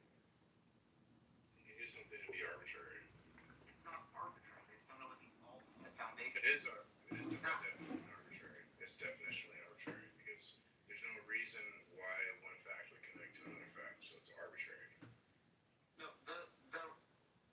the chain of logic that they're using when they're putting the water on the plant and drinking the water is just that the water is useful for those things. They don't even think back. They don't even think back to why the water is useful, right? They just know the water is useful for these things because they put it on the plant and they see the plants grow.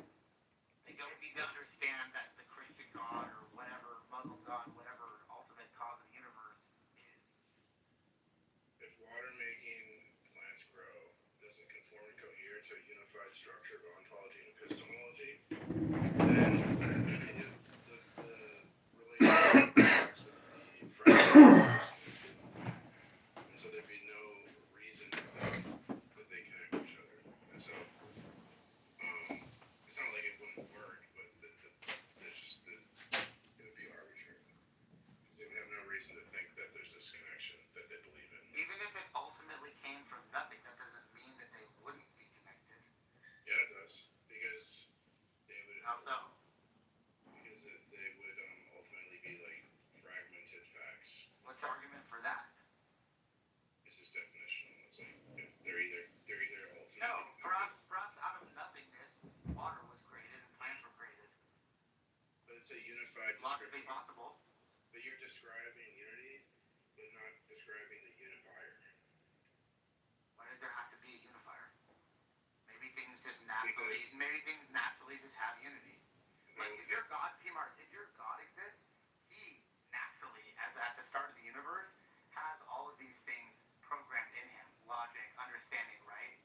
The state of the universe is already naturally in this uniform way that you described, right?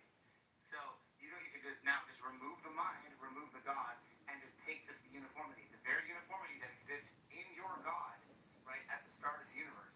So either way, we both believe that the universe is natural and ordered and things are connected, right? You just have one extra character added at the beginning with the mind. And I'm saying the nature that you're ascribing to him, right, is just how nature works, minus the mind, minus the intentionality. Okay, but all you. The same uniformity. Okay, but then like when we start, there's a starting point in our epistemology. There's going to be entailments. So it's like you can't start on a plane that's flying to New York City and get off in Tokyo. And that's what you're doing, like in philosophical sense. You want to start with like human reason, but then you want to deny like hard solipsism without it defeated. So that's kind of the problem. Is you're just denying like the commitments, what you're committed to in your starting point. I have no idea how that was addressing what I said.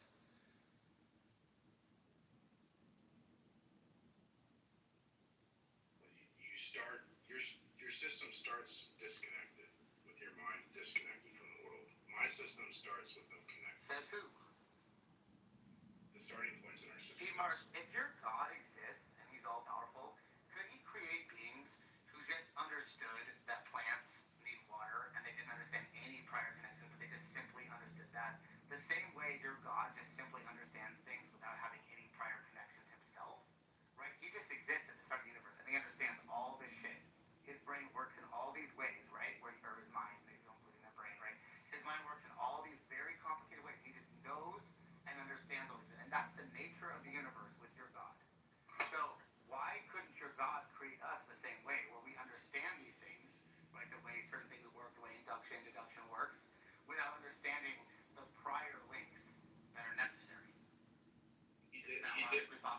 did. Like everyone thinks inductive. Right. Okay. Wait. So you admit that that's logically possible. So I don't No, need I to mean, believe in your God, actual. and your God doesn't even need to exist because Actual. the universe you believe in is the same one. You just believe there's one more character before all of us who naturally just knows these things and works this way. It's the same thing. You believe nature, right, is your God who is uniform and understands these things and has logic and has patterns and has all of these things induction and connects concepts together and facts and understands everything that we understand, plus more, right? So we believe the same thing. We believe that we are naturally like this. This is how nature made us. And both are logically possible because you believe the natural state of affairs includes a being with all of those same abilities that you ascribe to us. This is why the fucking reset argument makes no sense, bro. Because you're ignoring the starting points. We have different starting points, and so that's going to have different entailments and problems. But you just want to ignore that. I mean, you conceded that your knowledge is arbitrary. So.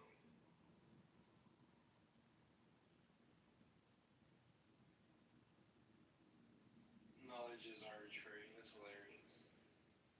Well, it isn't. If that is not meaningless, I don't know what is. If knowledge isn't grounded, it's arbitrary. Right? So, are we allowed? What do you ground your grounding in? That's like asking what's the Supreme Court. That's like what's the Supreme Court? What's the Supreme Court of the Supreme Court? I mean, that's how dumb what you're saying is, P. Who's the point? It was supposed to be who's the president of Donald Trump? That's not the point. Donald Trump. If you say everything needs a ground, then what do you ground your grounding in? Yeah. Who's the You don't say everything needs a president, so that the president needs a president. You don't say that. Point of a ground is its terminating point. It's the terminus of justification because it's the ultimate authority. So if it's not, No, you're just making that arbitrary.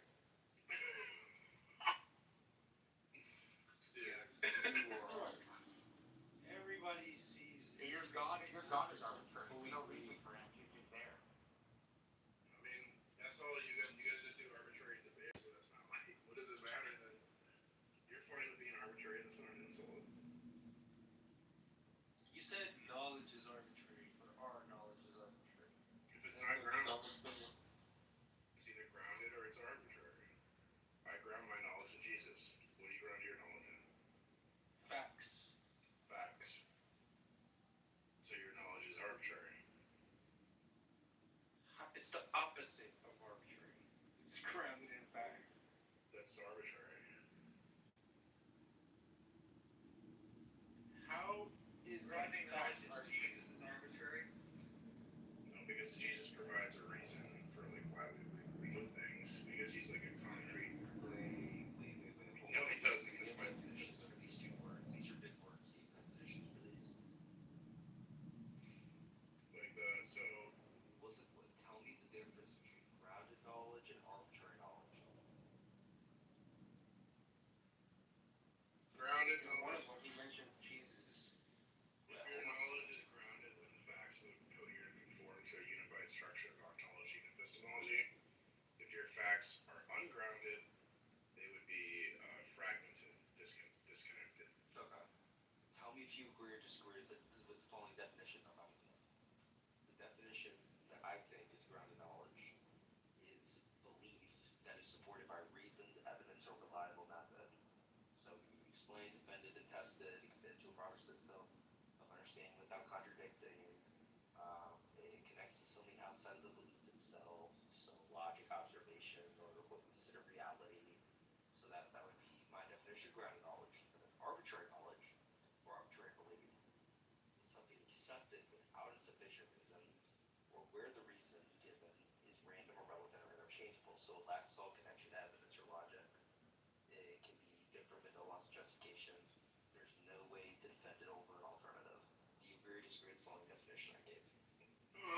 Your definition doesn't include like metaphysical arbitrariness. It's just it's focusing on epistemic arbitrariness. So I would include metaphysical arbitrariness. side of things, you know, like Oh. so I'm sorry, I can't handle the bigger words, but I think I narrowed it down. I know the intelligent Christian. Intelligent Christian.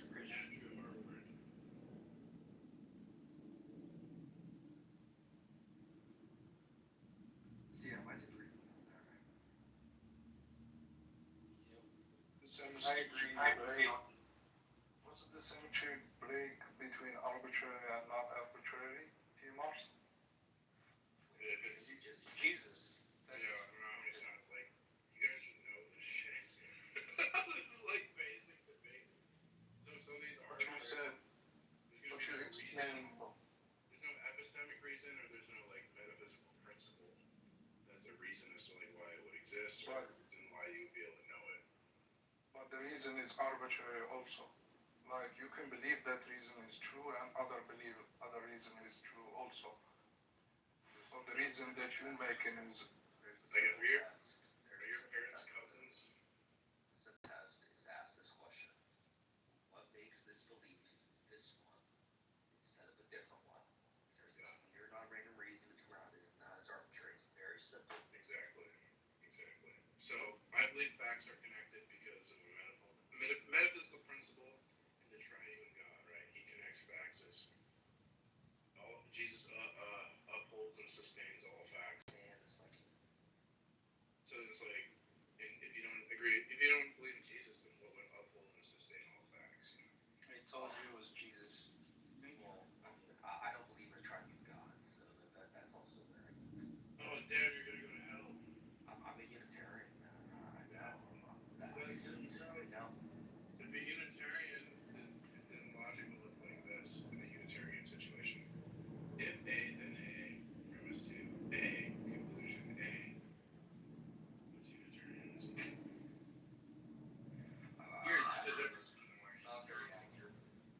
Everything would be A, because they're ultimately reality is an undifferentiated blob.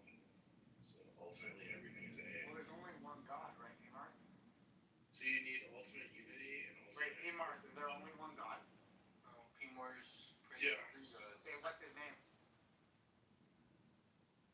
What's his name? Yahweh. Yeah. Oh, okay, so it's not Jesus then? Well, Jesus is Yahweh. Oh, Jesus is Yahweh. Okay, so they're the exact same thing then? Well, God is. Exact same God thing. is. Yeah, They're the God exact is. same thing, right?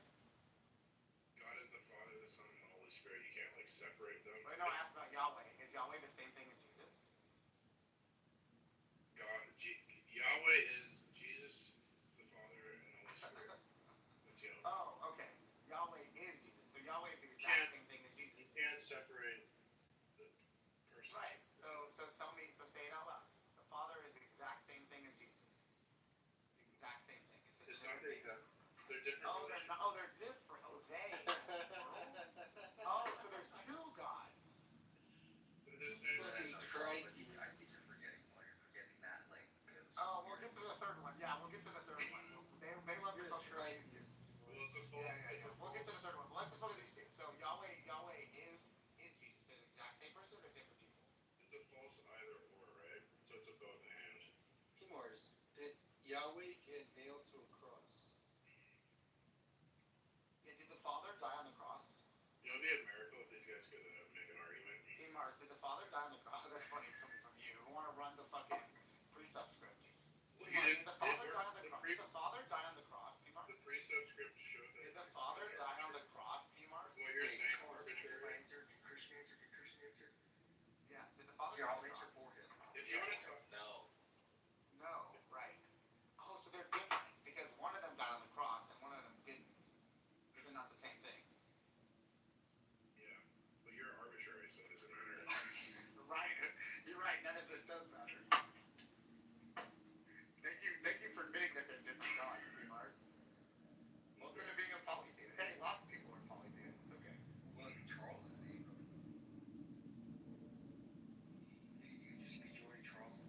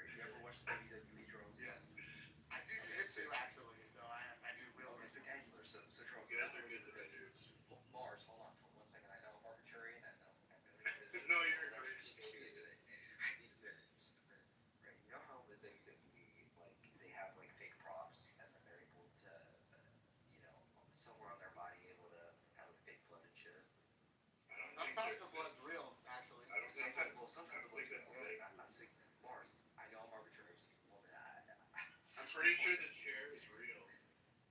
Hold on, just give me 1 second. Alright, so my point being is that maybe just maybe. Holy shit, I forgot what I was gonna say.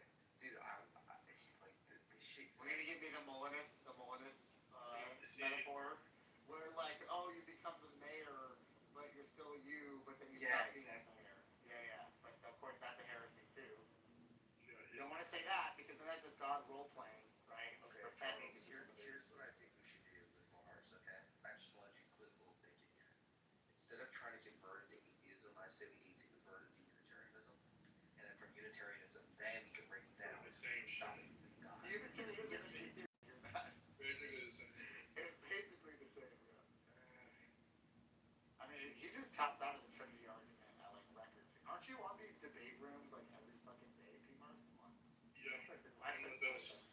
I know, but then you have to, come on, P-Mars, you gotta give me at least a level 1 response back to the Trinity.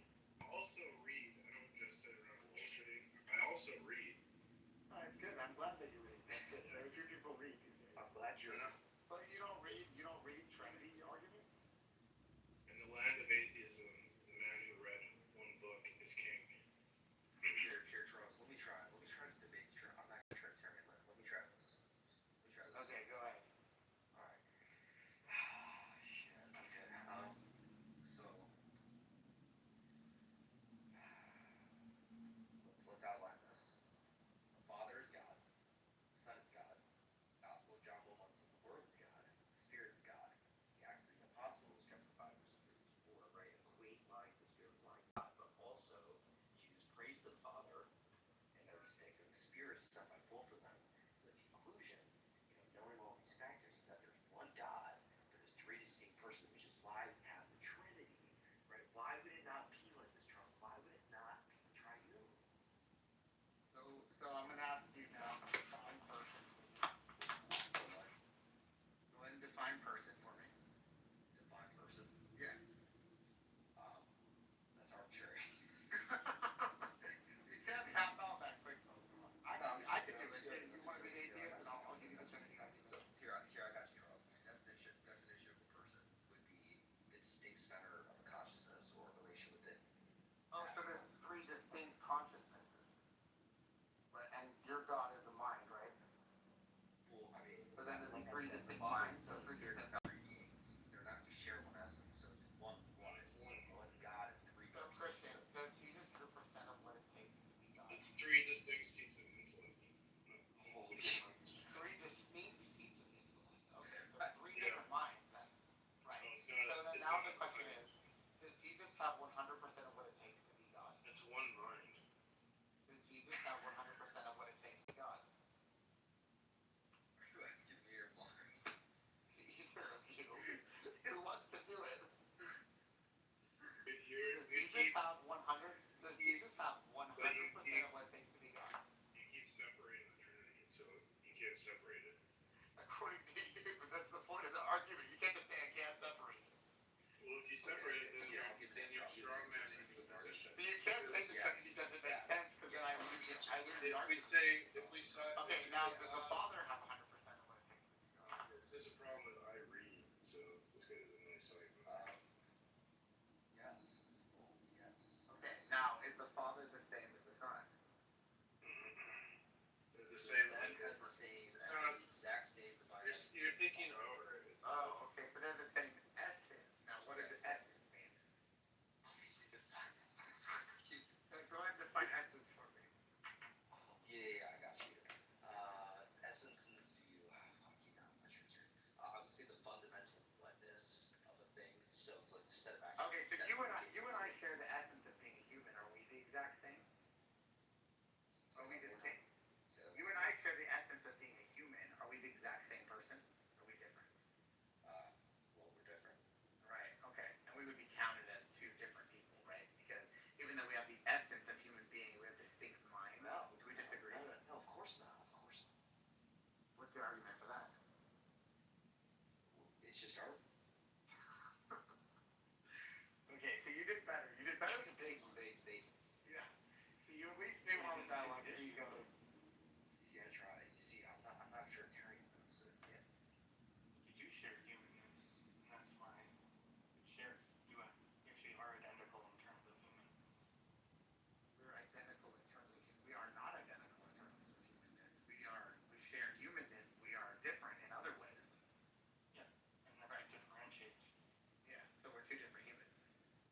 share humanness, but we have different minds, right? Humanness is what's in Is the essence. Yeah. Okay. So each of the and they're persons. different in terms of persons for various different Yeah, reasons. so you have three gods. A Trinitarian is going to agree with that. Yeah, so you But have three there's different gods. persons. Well, actually, either they're going to agree or they're going to say it's arbitrary. God isn't anything uncreated. You know what they could do? A good move that they could make? They could just say the essence itself is God. But then, of course, you wouldn't have God being a mind, right? Will and stuff. I mean, Yeah, exactly. Then they have to like get rid of the word. Obviously, the essence is God. Duh. Okay, so you're, wait, But so you're we'll have God. real then, So you're right? God. Charles, why don't we let Alvida defend it? And you, any of you critique it, because he's probably going to be one of the better defenders on the stage, right?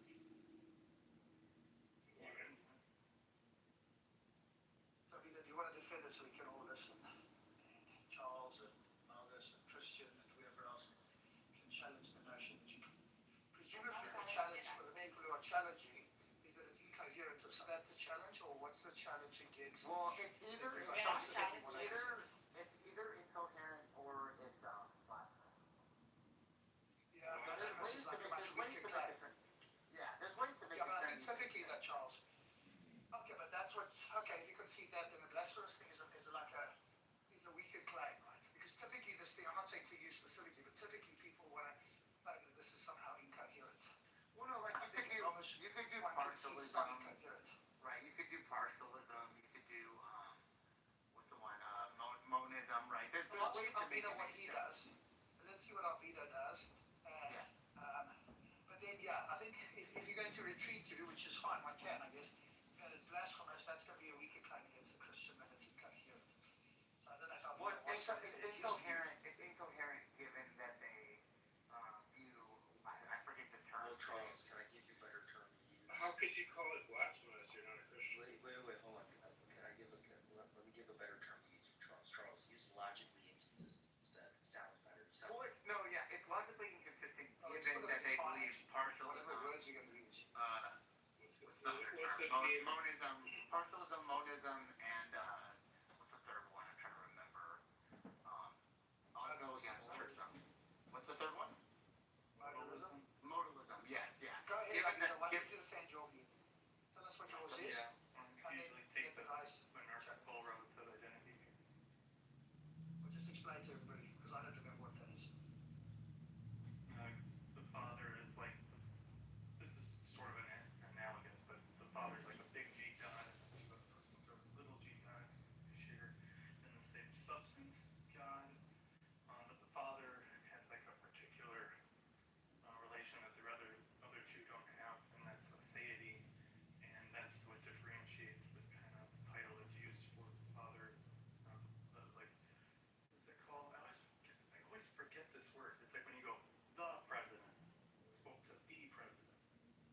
Is it from any president? Explanation. No, definite article? Definite article. Oh, right. I mean, so it just sounds like you're conceding to polytheism and just that the father. Well, no, is more important. important. There's also something else you're missing, because on top of that, So- there's also just a logical gap here. I mean, he made the analogy of a big G and then two little G's. Yeah, And that's right. as we know, in Trinitarianism, and it doesn't really matter what sect of it or what type, it usually follows that all three Co-equal. They're co-equal. Yeah. They're I was going to bring that up too. Yeah, but yes, they're co-equal. okay, what does that refer to? You said what? Like, do you think we are equal? Do I think me and you are equal? Yeah. Absolutely. In what way? Because certainly you don't think that we're equal in every way. Like, you don't think we're equal in strength. Probably, right? Well, I mean, obviously the concepts will vary one another. Right. But you do think in some cases we might be equal, in other cases we're not. And yet you might still say, yeah, we're equal. Because what you're denoting there is something very specific. Well, continue. And because the doctrine doesn't tell you what in specific, you can denote basically anything you want. I think really what's mattering here is the general kind of divinity. So when you say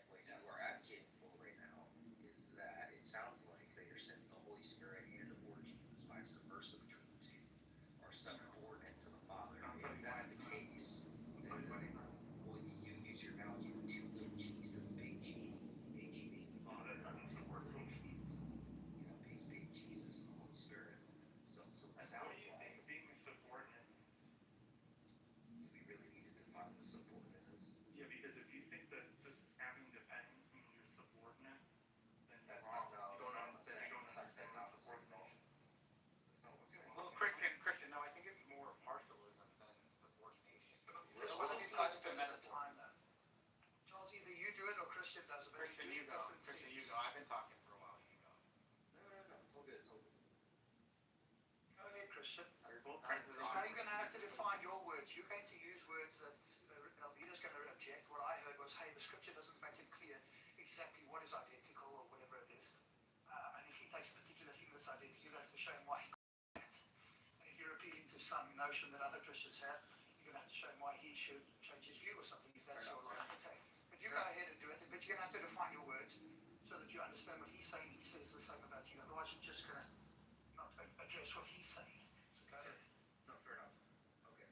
Definition of subordinationism. And by the way, this is also just a belief within Christianity, but I'll find it for you. It is the theological belief that the Son and or the Holy Spirit are somehow inferior to or less than the Father in their divinity and or their essence. So it's either or. It can be one or it can be two. Yeah, and I deny that they are. So okay, well let me ask you, are they? They are in fact equal in terms of their divinity. They're equal in terms of their divinity. Are they equal in terms of their essence? Okay, spectacular. Well, can I interject for 1 second? I wanted to introduce someone who's a great philosopher, Sutra, and she's an amazing person. And sorry to introduce her to you, but if you ever want to talk to us, Sutra is like a great philosopher. She's an amazing person. She's also a Thomas. Yeah, she's a Catholic. Alvina, like you, right? She's Catholic. Oh, that's awesome. Welcome, Super. Yeah. Cringe.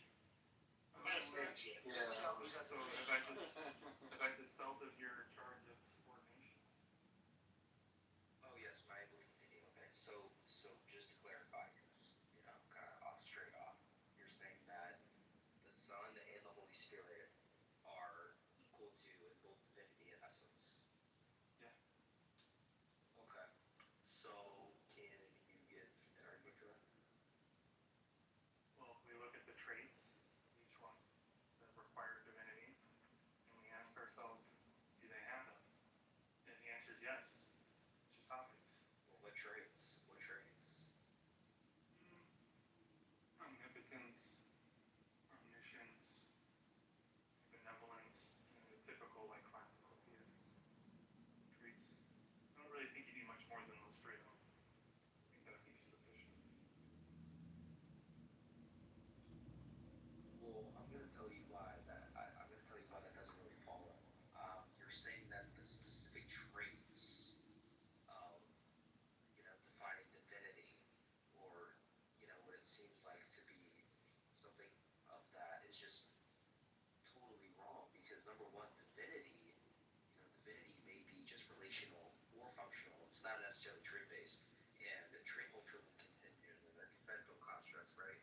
What counts as omnipotence or perfection?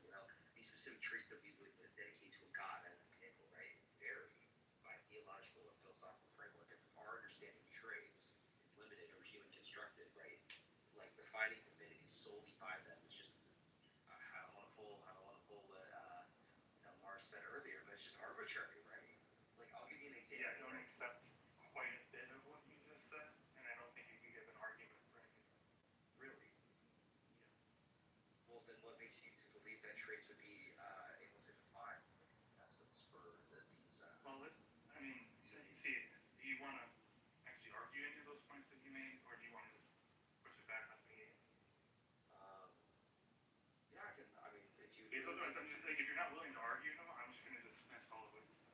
no, sure, I can do that. You ever heard of conceptual relativity? Not specific. Go into it a little bit. Yeah, sure. So basically, it discusses the traits like omnipotence or omniscience or moral perfection, right, are defined in philosophical terminology. So different cultures. What is human philosophy? So there's regular philosophy, and then you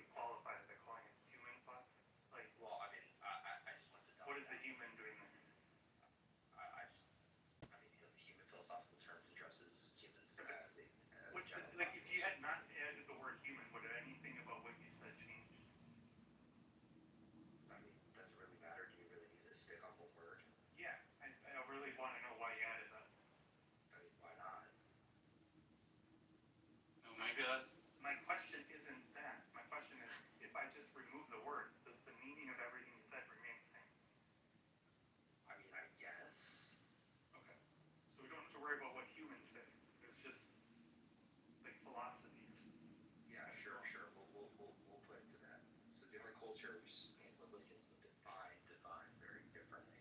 So basically the implication is that if traits are culturally or conceptually variable, using them to define divinity is arbitrary. So divinity may not require traits at all. It would just be more about the existential status or the relational function or the power to create meditate reality. So saying God must have X, Y, and Z traits is like a human imposition. It's not a necessary condition, right? So therefore, your claim, based on fixed traits, can absolutely be questioned. Well, I don't think that. I mean, for one, I think Sorry, what is even this critique? Like, I don't even understand. He's Are you saying because a human did conceptual analysis on theism and arrived at a set of traits? Oh, you can't do that because, different cultures have different traits for divinity. Essence based off of traits. That's what I'm arguing. Why not? I just think I it's don't mean that to it, can we let not be that to it? Okay, I'm just like trying to follow what the critique even is. Go ahead, Elvira. Right now, I don't really think this matter too much. But I mean, first of all, I think it's just wrong because there's just is a stable thing you can look at for ascribing the traits, and it's more or less true of a lot of cultures. So I don't think it is culturally dependent. I think the fact that many cultures arrive to that truth is evidence of it not being dependent on culture.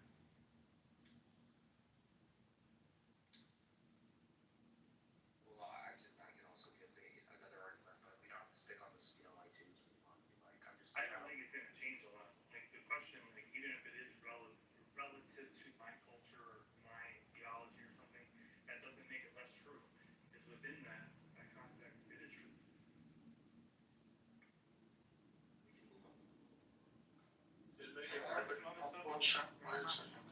Basing it off of traits kind of insane. Yeah, but Christian, you haven't offered he's giving you a rebuttal. Are you conceding that you don't have critique against his monarchialism? I mean, there's no other. I just gave a critique and you dismissed it as well. You just sort of wanted to move on. I'm an independent observer. I don't think Christianity is true.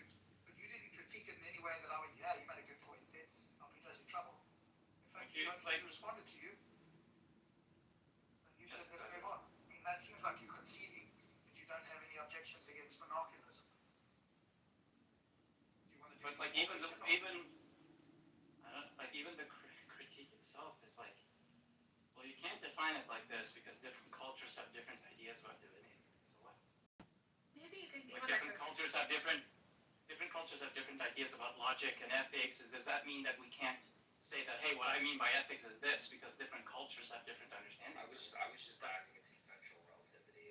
I mean, and the implications of it. I mean, that's what I'm saying. It's just basing off of the idea that he brought. But did you hear what I just said? Yeah. Okay. So do you think it makes sense to critique someone's understanding of ethics by saying, well, you can't define ethics that way because multiple cultures have defined ethics in different ways? That's not what I think said. that's That's not what I said. That is what you said. That's not what I said at all. Okay. So just to be clear, your point wasn't that, well, here's an obstacle to defining divinity in this way, and it is rooted in this like cultural relativism, this like idea that well, different cultures are going to have different understandings about what divinity is. Was that not your point? So this is what I did. Was that not your point? Well, let me break down what I did. What I did. Well, can you answer yes or no? I first brought up conceptual relativity. No, but did I give you an accurate statement? Statement of what? Did I give you an accurate steel man? Of what? Of your point, dumbass. I was recapitulating the critique you made, and I asked you, is that accurate? I said it was. You didn't. I thought I did. I thought. Okay, so what? Done with that, Christian? Or? Yeah. Yikes. Let me just check something, Christian, because it doesn't seem to me like you even, gave Alvito anything to really worry about. And I don't think Christianity is true, but like your attempt didn't seem to work. this conceptual relativity, whatever the term was you used, is that supposed to be a rebuttal against monoculism that how people should like give up monoculism? Or is that you just like testing the waters or defining something? Can you tell me if that was supposed to be a rebuttal? Because I didn't hear. It was supposed to be. I mean, it was a poem. Sorry? It was a poem. It was supposed to be one of the points out of the many to discuss why it should be questioned of why traits should be defining divinity or essence in a Trinitarian viewpoint, and he proceeded to dismiss it. I told you why. Just dismiss that one. I told you why. I was willing to dismiss all the other stuff if you didn't give arguments for why you should accept the ones I disagree with. Most Unitarians, You said a whole lot. most Unitarians rebut using scripture or Christian.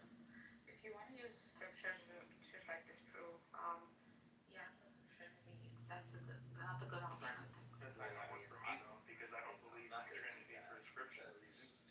Like Christian, I'm a non-believer. I think Christianity is silly. But the point you made was that. How do you get your doctrine if it's not from scripture? Like, where are you getting your doctrine? No, through the interpretation, I believe it's saying through the lens of the church fathers, right? I believe it's through the lens of the patristics. Doing it through my epistemology. Oh, okay. How do you know? Where does it come from, Alberto? Maybe like through the one in the bigger. Trinitarian God. Before everybody goes off track, Christian, are you finished? I'll give a version of the Trinity. How come you're still a Unitarian? Because his position seems to be not refuted by you. Yeah. So number one, I wasn't arguing Unitarianism. I was arguing Unitarianism all along. Yeah, but he's arguing for Trinitarianism. And if that's true, presumably your view is false. If we were arguing Unitarianism, I would have already converted. Yes, but we are not arguing today. We are arguing. Weren't you trying to undermine Trinitarianism? I was undermining traits to describe or define in essence. I wasn't. Yes, but in pursuit of what?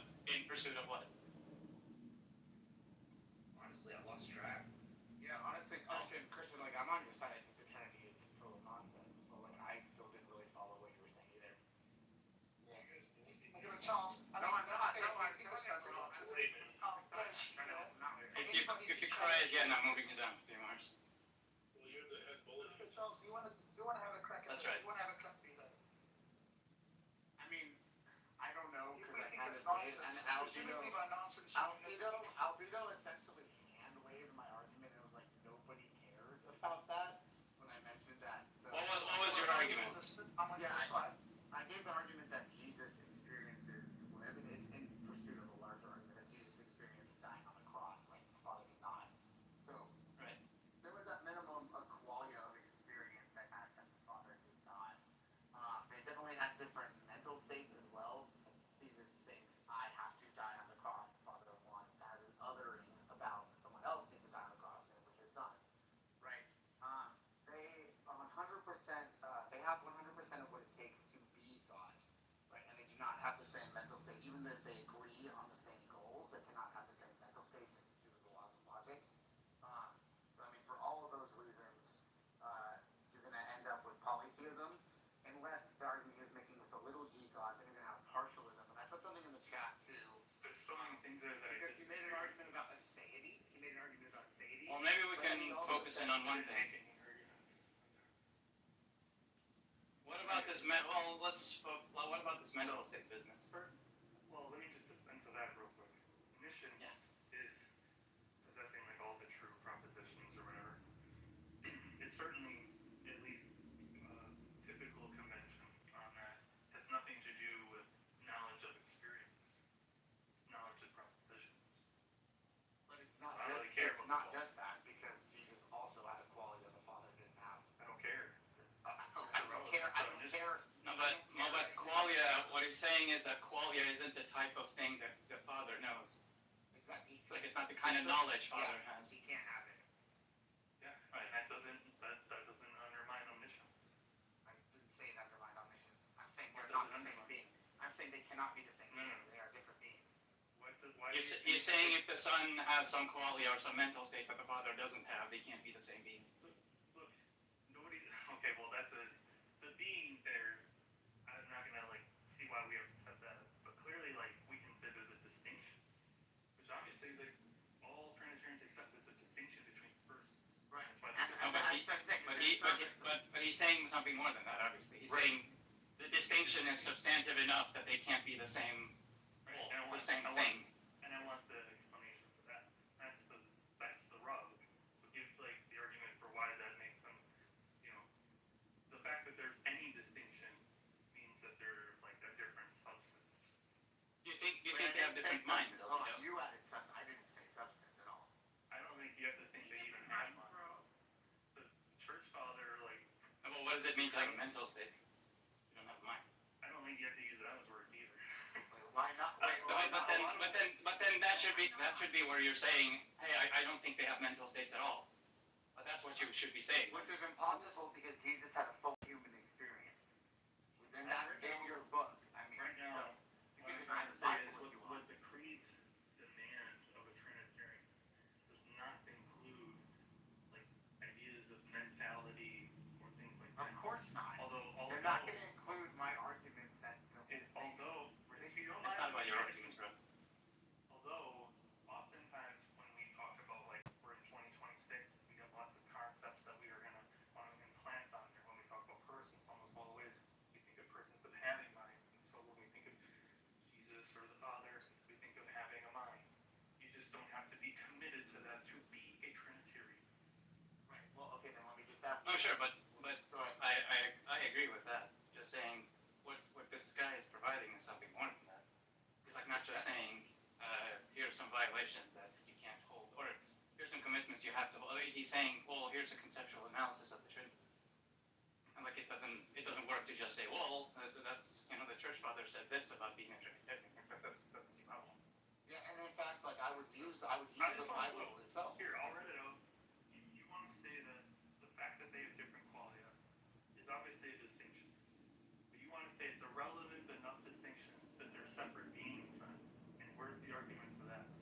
Yeah, so a qualia of experience, and not just a qualia of experience, but also a qualia of experience for a human being, because Jesus is fully human, right? According to Trinitarians and the Church of the Bible, is an experience that is distinct from a being that does not have that experience, which is the Father, which the Bible also backs up. Yeah, I already grant that this is not a controversial premise. The controversial premise is the fact that they have two different qualias means they're two different beings. Yeah, because qualia is something experienced by a being. Yeah, we agree that no. Look, it is agreed on that there is a being there that they both reside in. God, the substance God. They both do. It's the same one though. You're trying to say no, it's two different ones. Well, okay, if you want to make that argument, then that argument is like essentially the Cerberus argument when then you're talking about partialism. You can make that move if you want, but that's just partialism. I don't know how it's partialism. Because you said they share one being. So it's essentially the Cerberus analogy. I wouldn't say they share. So a Cerberus, right, the left head of the Cerberus has a different qualia experience than the right head, but they share, quote unquote, a being, although that I don't necessarily even agree with that, but for the sake of the argument, we can just say that, right? That's just going to be partialism. The left head of the Cerberus is still going to be... Look, you don't even know what a part is. Do you know what is denied when we talk about divine simplicity in terms of proper parthood? Yeah, you don't believe that it's all part of one. You don't believe that They're using the word part, and I'm asking you, what is proper parthood? I don't know what you mean by proper parthood. Never heard that term in my life. Which is important for figuring out if things can be divided or if they're... Okay, can you just explain it to me then? Yeah, it's something that you could take away and it would cease being. But it's a contingent feature of it. And nobody's saying it's a contingent feature of God and these persons. They're necessary.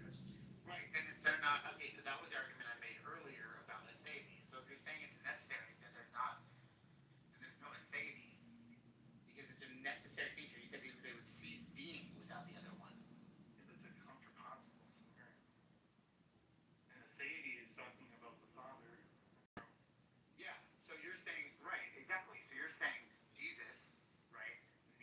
the Father needs Jesus, they would cease to be, which is a contradiction of the deity. The Father does not have a deity, right? Because he needs Jesus to be God. So it is literally a contradiction. Your belief is a contradiction. Why does he need Jesus? Because you just said, right, that there are proper parts and he would cease to even be God. I denied that. I actually denied that. They're not proper parts. So they're not proper parts. They just happen to make up what is God. Well, the things that you can say that are true of an object, but that doesn't make them parts. And yet they're connected, right? I don't know what connected means. Is that You said earlier that that the Father needs Jesus and you can't envision one without the other. Maybe I'm wrong. Did you say that? so far as there's a relation between them, yeah. For holding Only for the relation then? So the relation is not necessary. the Father, it doesn't even make sense to talk about a Father without some kind of offspring, right? No, okay, forget the word Father. I was just talking about Yahweh. Charles, you say that Jesus is dependent upon the Father. It's Okay, so in terms of like being a father, like you have to have like progeny or. I think the word Father is getting us confused in the conversation. I'm talking about Yahweh. I'm talking about Yahweh. Okay, what is Yahweh? Just Right. So okay. Do you believe that it's logically possible that we have Yahweh, right, just as the God of this universe, and there's no Jesus and there's no Holy Spirit? Which logic? Logically possible. It doesn't entail a Which one? contradiction.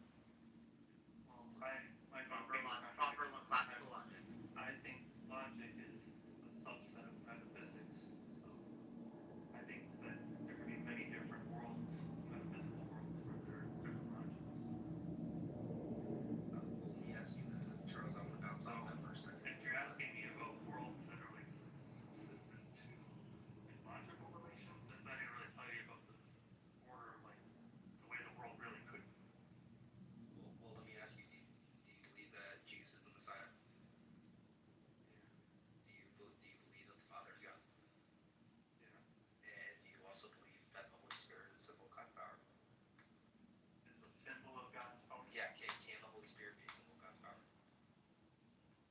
Doesn't seem fine. You said what? I said that seems fine. I guess like I don't know what you're baking. Spectacular. So I don't know what you're baking into that. You're about to find out.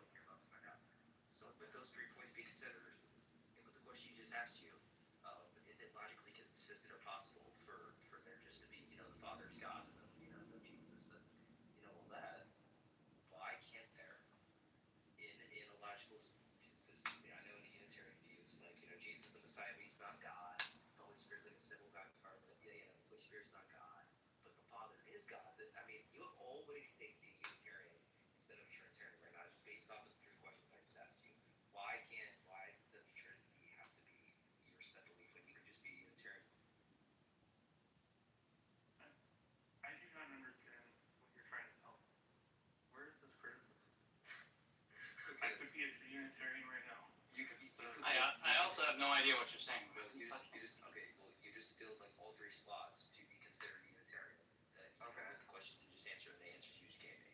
So I feel like I also fill all the slots of being a Unitarian by answering. Yeah, those don't seem to be sufficient conditions to be a Unitarian. Well, I mean, those are the defining ones. No, but because he could understand and agree to all of what you said. He can understand like the being a symbol of the power that could be understood metaphorically. Like a Trinitarian could say, yeah, the Holy Spirit is a symbol of the Father's power or of God's power. That doesn't mean that it's suddenly not a Trinitarian. Can I go back to No, it's a bad coax. Because there are metaphorical understandings of those expressions that you can accept while maintaining that there are 3, there's a triune Godhead. Yeah, I try.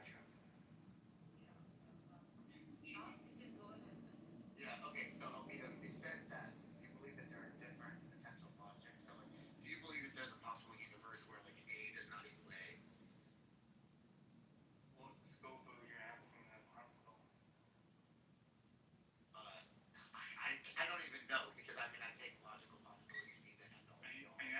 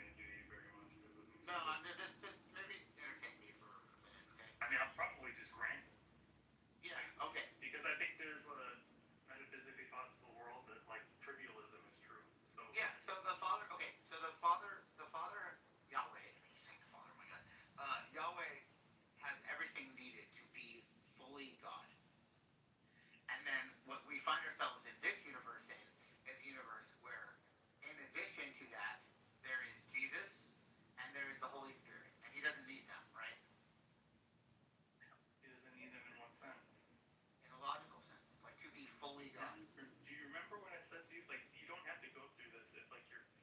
I already think there's a lot metaphysically possible world where trivialism is true. Like, that world is going to say every single thing you could ever muster to say is true. Okay. And false at the same time. Everything. Well, okay, then if if you believe in true contradictions, then No, I don't. well, you just said you believe. You just said you believe. You just said you believe. I know you said you believe it's possible that there's a world where something's both false and true at the same time. Yeah, but that doesn't mean we live in that world.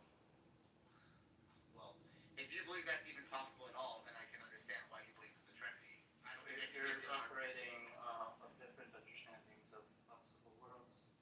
Yeah, so I can't give you an argument. I mean, I would just appeal the principle of explosion. I can't give you an argument against the Trinity where you're not able to just appeal to something like that. I don't think explosion happens in this world. I think we happen to be in a world where LEM by valence is false. LEM, probably dispensing a bit, although I don't. Yeah, so I mean, I don't know what you're. That's how you believe this world operates, and we can just discuss this world with logical possibility and the laws of logic, right? I mean, it seems like you're afraid. It seems like you're afraid to be like trapped in a corner, and you're appealing to this like. Yeah. I'm literally telling you my commitments, and you refuse to let me say them. I agree with Charles. I'm trying to trap myself right now. By giving myself commitment, you can hold me to. No, but what I just explained to you is, if you believe that it's logically possible that a fact is both true and possible in a different world, right? If you believe that that's possible in any given world, then I can't give you any argument against the Trinity. Although I will say that the principle of explosion will apply here. But I mean, that's going to be where the end of our dialectic is. I mean, you've essentially denied logic. I don't. Do you hear what I said? Do you hear my response? Yeah, it didn't address what I said at all. Okay, well, just tell me what you think I said to that. You said that doesn't mean we're in that world. We're in the world where classical logic applies. Mm-hmm. Okay, but what I'm telling you is that if you believe that there's any world where it's possible that a fact is both true and false, then the principle of explosion will apply, because you can say that we're in the world where that's not true, but then guess what? That could also be false at the same time. No, So if the Trinity is incoherent, because that's two different modalities. No, it can't. By your light, that's possible. It's a different modality. So we're not holding fixed the same modality, because if we're switching between logics, we're switching between what counts as a possible world. Yeah, my point is that if you deny classical logic is what governs every possible world, right? Even when we discuss possibility, we use the phrase possibility. We're describing what can be true given logic. Right? Like, is it possible? Yeah, is it logically possible? I can jump. Yes. In one sense, no, we're not. We're doing it in one sense. That's one modality.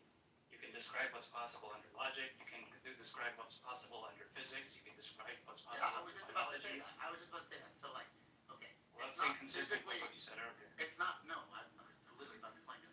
It's not possible for me to jump to the moon, right? But it's logically possible. It's the larger scope that I could jump to the moon right now, right? But it's not part of the metaphysics of this world, how this world we're in operates. But Albedo was saying that he believes that it's possible there's a world where a fact is both true and not true at the same time. And what I'm saying is, if that's possible at all, right? When quote unquote using the phrase possible, When you say and at the principle of explosion applies. See, you keep switching Yeah, in that world.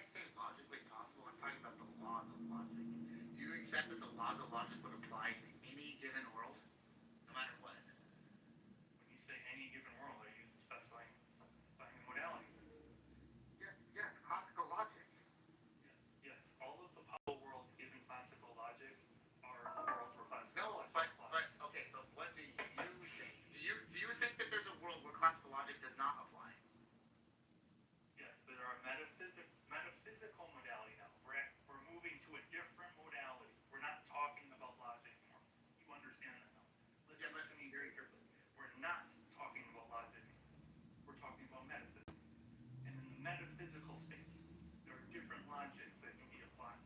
And those are different. Those can be Okay, I got you. So my argument is that logical possibility is larger than metaphysics. It encompasses any given metaphysic, but still is what governs it. I'll see the reason for each. Yeah, I don't accept that. Yeah, so then In fact, I don't even think that metaphysical modality is the largest. my only response to that then is that it then employs the principle of explosion. If you think of whatever modality, I don't even care, is that it's possible that logical contradictions are true, right? In any metaphysical world that you think could exist, then I mean the conversation ends there because you accept that contradiction to be true, and then hey, look, then maybe the Trinity is true. I don't just accept it as logic already. But you don't. You believe it's possible. You said that. When you say I believe it's possible, what's the modality? In your view of metaphysics. Yeah, you believe that But you can't hold me to a specific logic at that point because right now Sure, I haven't even sure. specified the logic. Sure. And look, So you can't just wait. Before you move on, because we're in the metaphysical modality, I haven't specified a logic. You can't then hold me to a principle of explosion, right? Because that's a logical principle. Not to mention you'd regret the law of excluded middle, so the principle of explosion wouldn't even, Right now we're not even into a logical space. It is true that I don't really. Well, right now I don't. Here's By valence, LEM I might. Yeah, look, Here's what LB2 is saying. Imagine there's a bunch of pocket universes that he thinks are logically, or in some way metaphysically possible, I should say. And some of these pocket universes, classical logic doesn't hold, but like paraconsistent logic holds. That's the way he thinks about it. He doesn't say that those worlds exist, but that's the kind of logically. That's the kind of possible world. That's the kind of semantics he's using. No, I get it. Yeah. No, you don't get it. No, I do. Because you are because you spent like the last 15 minutes arguing against it as though you didn't understand. No, his metaphysics is that there is a world, a potential world, according to his metaphysical possibility, that classical logic does not apply. Yeah. He literally And said, you keep saying, well, that commits you to the principle of explosion. Yeah, but we would be holding to that principle in those worlds. Yeah, okay. Right. So I guess. Right. Or in those worlds, they got rid of disjunction introductions and. This is so fucking semantic. Let me not say the principle of explosion then. Let me say that would just be the dead end of the conversation for me. Okay, that's fine. Yeah. Can you tell me how the principle of explosion works without bivalence? Go ahead. I have to even read up about it again. I don't remember, but it's getting late. But the point is, I feel like you're just dropping that. If someone's metaphysics accepts that logical contradiction exists, then I'm not going to have any argument against the Trinity for them. Yeah, you don't have an I don't argument. think that they It's accept very, I would say it's very. You don't have an argument. Thank you. Okay, say whatever you want. It's very unpersuasive to, I would say, the majority of people who hold that logical possibility is going to be governing over metaphysical possibility. But if you don't accept that, then yeah, I mean, it's just a conversation dead end. I don't know how, like, because showing a contradiction is. Here, let me give you the intuition pump for why I don't accept that. Charles, do you think that logic is like something in your mind, or is it the world is the logic? Logic is the description for how the world operates. Okay, but is that like a mind thing, or is that the way the world is? Like, when we describe logic, it's just a linguistic for like how the world is. And linguistics are the way in your mind, right? Sure. Okay. And then a separate question. Do you think the world dictates the way your mind is, or that your mind dictates the way the world is? Dictate them. I wouldn't use that verbiage, but like the world. Maybe I'll just rephrase it. The world constrains the way that your mind could be. Yes. Okay, then you're closer to my position than your original position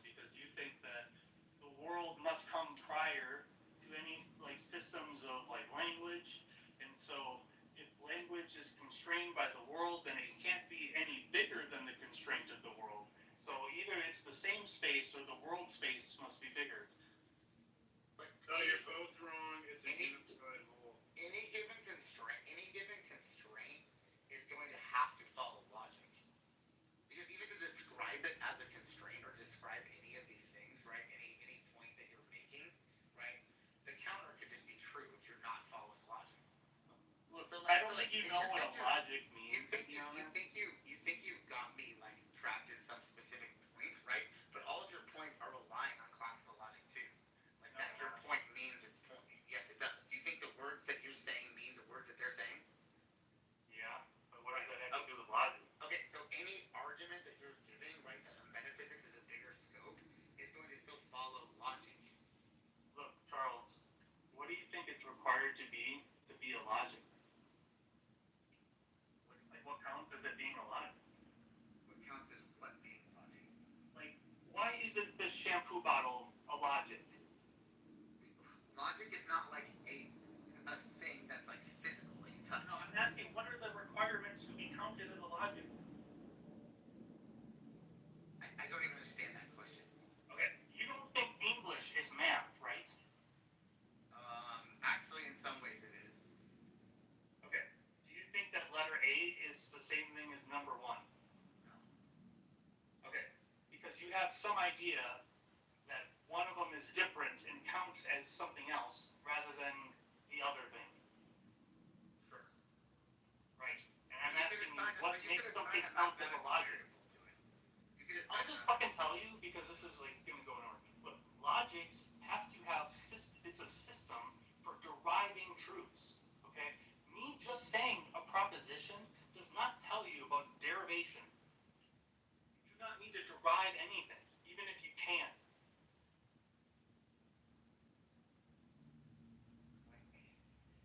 Any system that you're going to bring up, right, is going to rely on logic. You're utilizing logic. But say a proposition does not require logic. It just doesn't. I fundamentally disagree with that.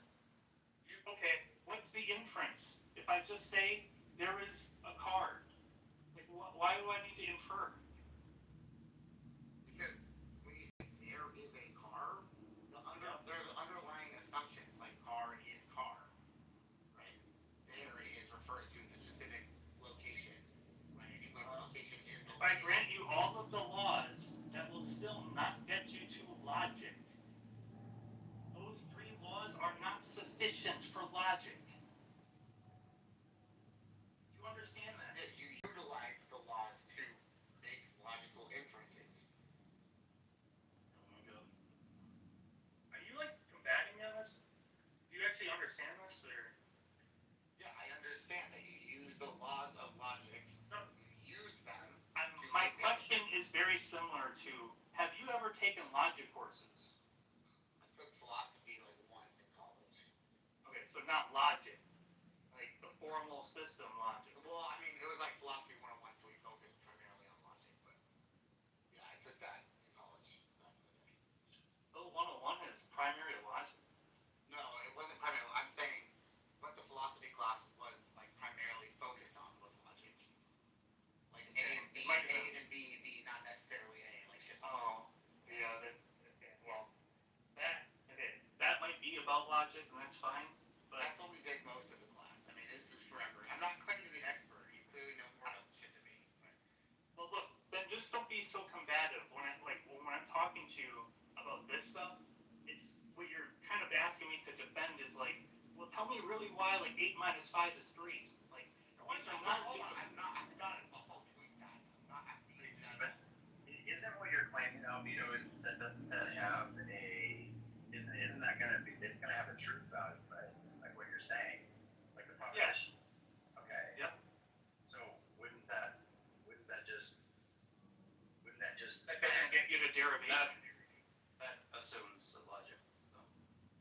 No, propositions by themselves can just be like possibly true or false. You mean that's fine. No, it depends on what is meant by truth value. Depends what you mean by possible also. Wait. seems like propositions could have Boolean values or, two-valued logic or whatever. Yeah, Like that's you're why saying that's why any I always proposition put just possibly is something true. that's, That way you can have more than one, two values. but not even like classical logic is like one thing. There are just like a bunch of like sub-logics within the domain of classical logic. It seems like this person has like a semi-colloquial understanding of what logic is. Well, maybe I have less than that, but I'm just trying to make sure as far as what Albedo's saying here. So, Albedo, are you saying the proposition that you're putting forward can be both true and false? No. So it's either true That or was false. never the stuff we were just talking about. I said you can have a proposition and have no logic. But you're saying it's metaphysically possible there's a world where a proposition is both true and false, right? That's a different. Yeah, that's something I did mention a while ago. Yes. Okay, but that's what started this argument, right? Andrew, you're robotic. I just. Yeah, but that's not the.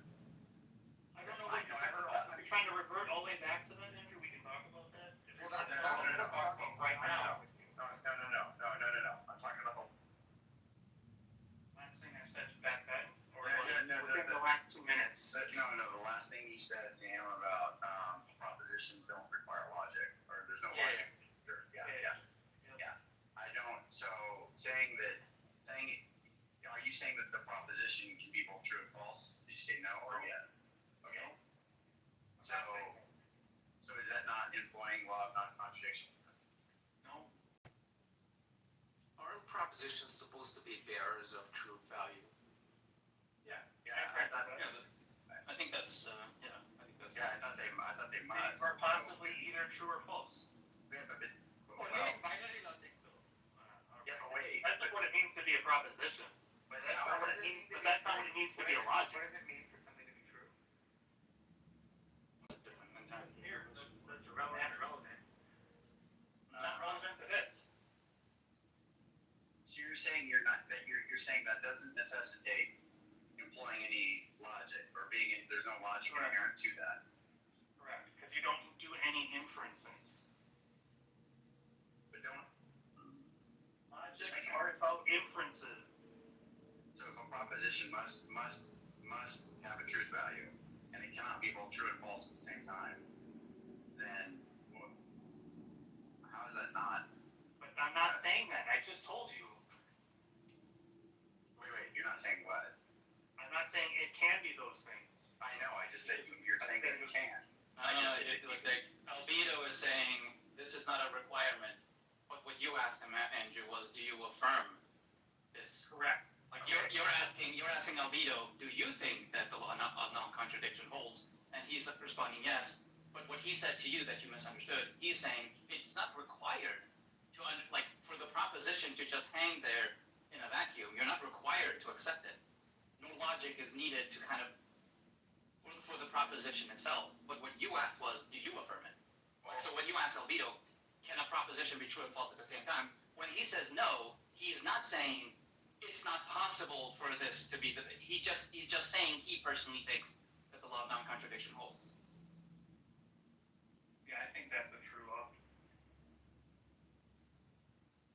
In this world, Because Andrew, what you're asking, Andrew, is something like, hey, do you think this is true of the propositions or possible of the propositions? And he said yes. And then you said, so do you think that it could be true and false at the same time? He says no. That confuses you. But those are different questions. But I understand where you were going with it, though. Well, wait, don't. You do believe that it's a necessary feature of a proposition for it to have a truth value. Well, if you count neither as a true value, then sure. Okay. So why isn't it the case? Wait, so maybe you can speak on this. I'm baffled. Isn't it? Very baffled. Speechless even. Isn't You're in the matrix. One of the best You have to say. so propositions can be put forward without employing any kind of logic? Correct. You can have Sully. Yeah, what do you mean?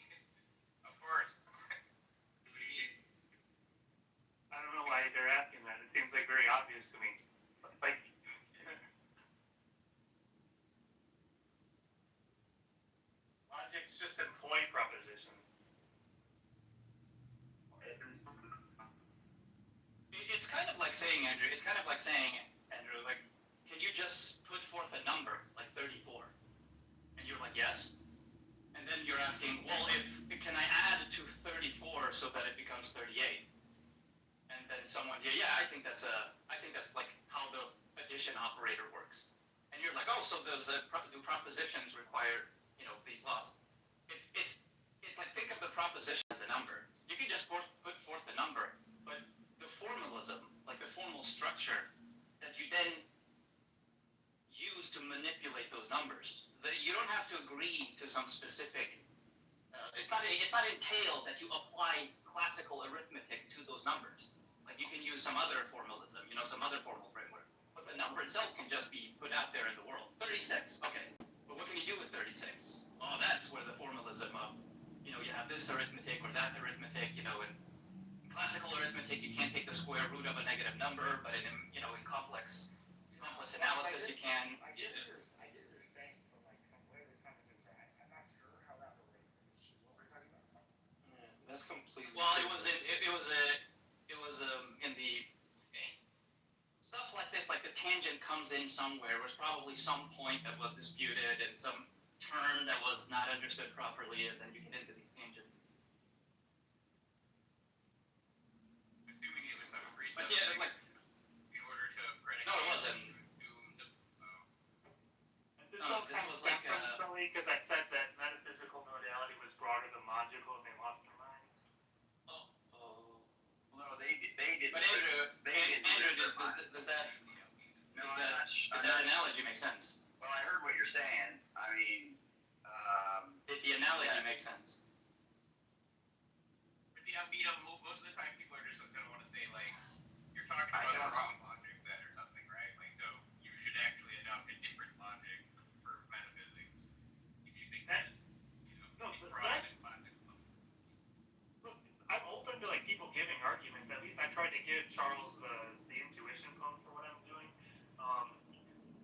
But like if people wanted to put forward why I should accept the particular one or something like that, like I'm open to that. So Andrew, did you get the analogy? Yeah, I got the analogy. I'm just not sure I agree with what being said. I mean, if albedo. No. But do you understand what is going on? Yes. Okay. If albedo is putting forward a proposition to Charles, and it's employing the law of identity and non-contradiction. Yeah, I don't think it is. It's just a proposition. But you do that. Wait. Isn't it built into what it means to be a proposition that it must be either true or false? No. If it's, okay, a proposition is fair. Yeah, Possibly true. Being referenced. Okay, can find this looks only so. Yeah. A proposition has a truth value, right? Okay. A truth error, or it's capable of, or its truth apt, maybe. Okay. Now, obviously, there are systems that have more than two truth values, right? Yeah, but he's not in. Well, okay. I do accept that. I don't accept that. Right? Like, if I just have a proposition, you don't know whether I'm doing like fuzzy logical truth values with it. Right. But he's not putting that. If he's not telling it, well, that In seems this kind world, of. I think by valence it's false. In the actual world, I think by valence it's false. What's going on is like Andrew's talking about logic. Yeah, no, that's great, P-Mark. Yeah, absolutely. Andrew's talking about logic. No, we have. Come on, man. Andrew's talking about logic at a meta level, and albedo is talking about logic like a logical system level. We all are. Yep. Exactly. No, you're not. Yes, we are. Yeah. Anyway, Andrew, what was the question you were going to ask? Well, I'm just saying. I mean, maybe it's not about propositions. It's like, well, a lot of identity gets complicated because there's a couple different ways of thinking about it. But like, usually, like, when you see it in first order logic, it's saying like, for all x equals x, right? So x is not a proposition there. You need to study meta logic solely, then you understand how Andrew's actually correct. There's something that seems wrong here with the way that dialectic went. It's meta logical, Andrew. They don't understand meta logic. At at the end there, when Albedo said that, to the context in which Albedo said that, it feels like kind of like there's some some hidden commitments there that I don't think Charles would have been privy to at the time. That he can say, well, yeah, that's actually what I have operating in the background, but I don't think that's what is being carried when he says, like, this is the proposition I'm putting forward. Like, I don't think that's No, but that's a different issue. well, I'm kind of couching it. Yeah, go ahead. Go ahead, Charles.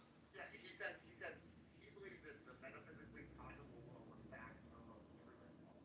That's what Sartre says. So like I agree with Bob that putting out a proposition is 34. Like, is 34 true or false?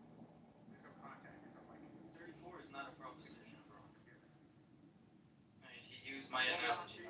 Hold on. Can I talk about it? No, that was Bob, can you give an example of a proposition then that has no the sky is blue. Oh, that has no truth value. No. It is a feature of propositions that they have truth values. But like, what kind of truth value? How many there are? If it can be true, none of that is entailed. But the proposition in and of itself. Like, so correct me if I'm wrong. I thought What is constitutive? What is constitutive? Without truth value. Did you say that or am I? No. So no, it's constitutive of propositions that they have truth values. That they're semantic. They're semantic constructs. They're semantic constructs that have truth. That are truth bearers. What about truth gap logics, Bob? What about them? Do you think on those there's a truth value? Yeah, because Of propositions? there are logics where there is a truth value which is like neither, right? Right. Like, so that would be a gap, right? I get it. So gap in truth value is a truth. Yeah. Makes sense. Wait, so Sully, I don't know if you heard. Part of FBE, but like whatever. Like, you don't like it, it's great. So Sully, I don't know if you heard how it got to where it did, that little part there when they were having the back and forth, because it felt like when Albedo put that forward, I just don't understand how that's not. I always understood that to be couched in these laws.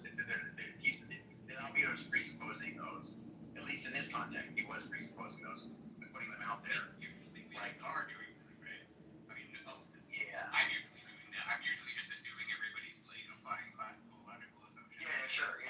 Yeah. But if you're getting into like the weirder logics, then yeah, this is not Well, right. but that's what I'm saying. I don't think you took a shift in that direction. I mean, so the way that it's being presented, I He think did was, take a shift in that direction. well, no, sorry, that's not what I meant to say.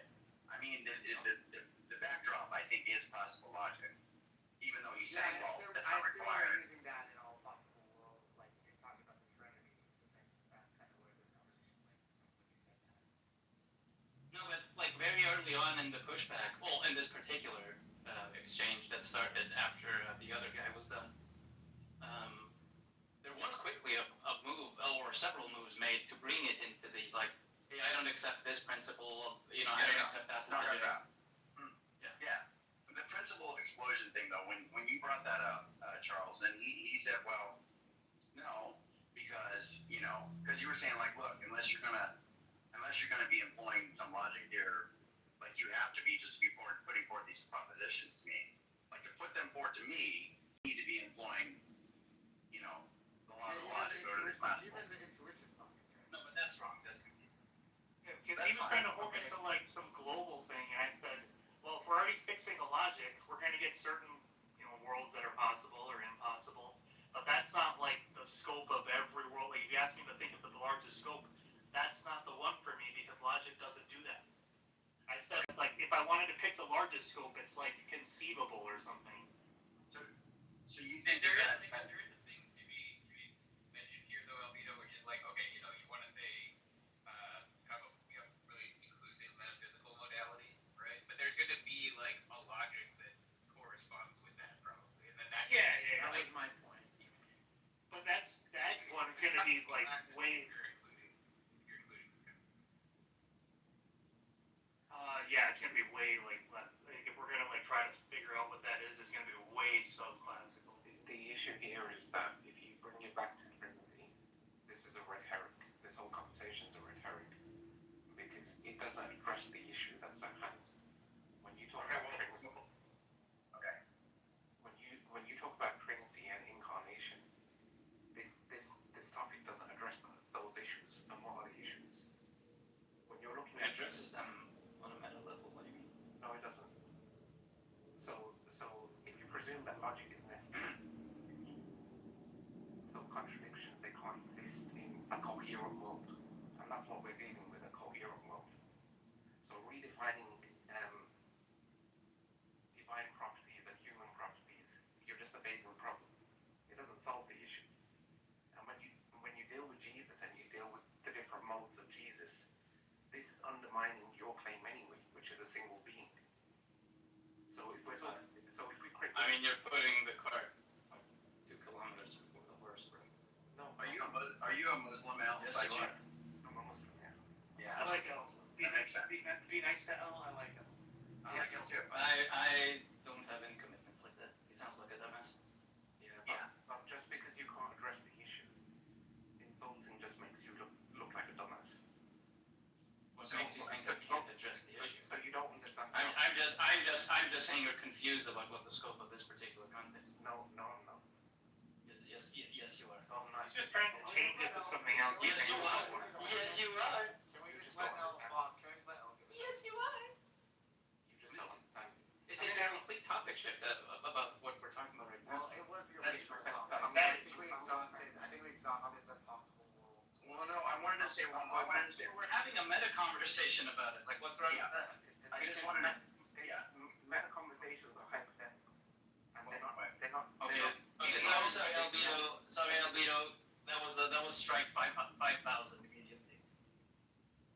Meta conversations are hypothetical. So you would just say But I'm not saying he's gonna say that stuff. Okay, you've entirely disqualified yourself from this convo. We can create a fictional, constructed world, but we're dealing with Jesus here. That's easy. I mean, there are people like Jason Beale who think that there's a dialethian solution to the problem of the Trinity. He just thinks that it's a contradiction. Right. Wait. So if Albino says there's a metaphysically impossible world where trivialism is true, and then Charles is like, well, just saying that to me, you're implying, just by you telling me that's holding things fixed, and you're implying this, you're trying to tell me that that's true, and it seems like is that you're saying that? So you're saying when you hear that, that's not employing. There's not like the background commitment to. If somebody is saying trivialism, they're obviously not talking about classical logic, right? Because trivialism just violates much of classical logic. Yeah, just to be clear. No. He's saying there's a this is what Albedo said. There's a metaphysically possible world in which trivialism is true. And I was sort of being a little good with that. I don't know which worlds are actually all the logics that are metaphysically possible outside of like maybe a handful, but like I was just throwing something out there because it was the first thing that came to mind. That's fine. I'm just trying to understand if this makes sense. So saying that there's a metaphysical world in which trivialism is true, saying that to Charles as though, hey, I'm putting this proposition forward to you, and you should accept that this is, what I believe, and I'm putting this forward to you. Is that not relying on at least a couple laws, classical laws of logic? I mean, I don't understand. That was my point too. Albedo, my question to you is this: if we're talking about Jesus, Oh my God! let me Shut up! Yeah, be quiet. We can have the conversation. Can we finish Shut up! You're derailing. Yeah. So the original claim that you make is Enough chances we're good.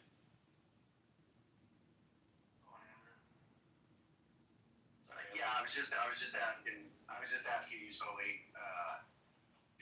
Isn't there some, isn't that an implicit presupposition or whatever of laws of logic? At least, whatever classical laws of logic.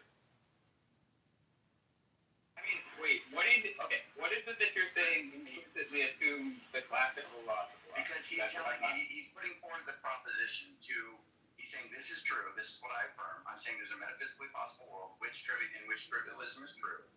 And Charles said, well, look, even just telling me that, just by you putting that proposition forward, you are employing classical laws of logic. I mean, it is.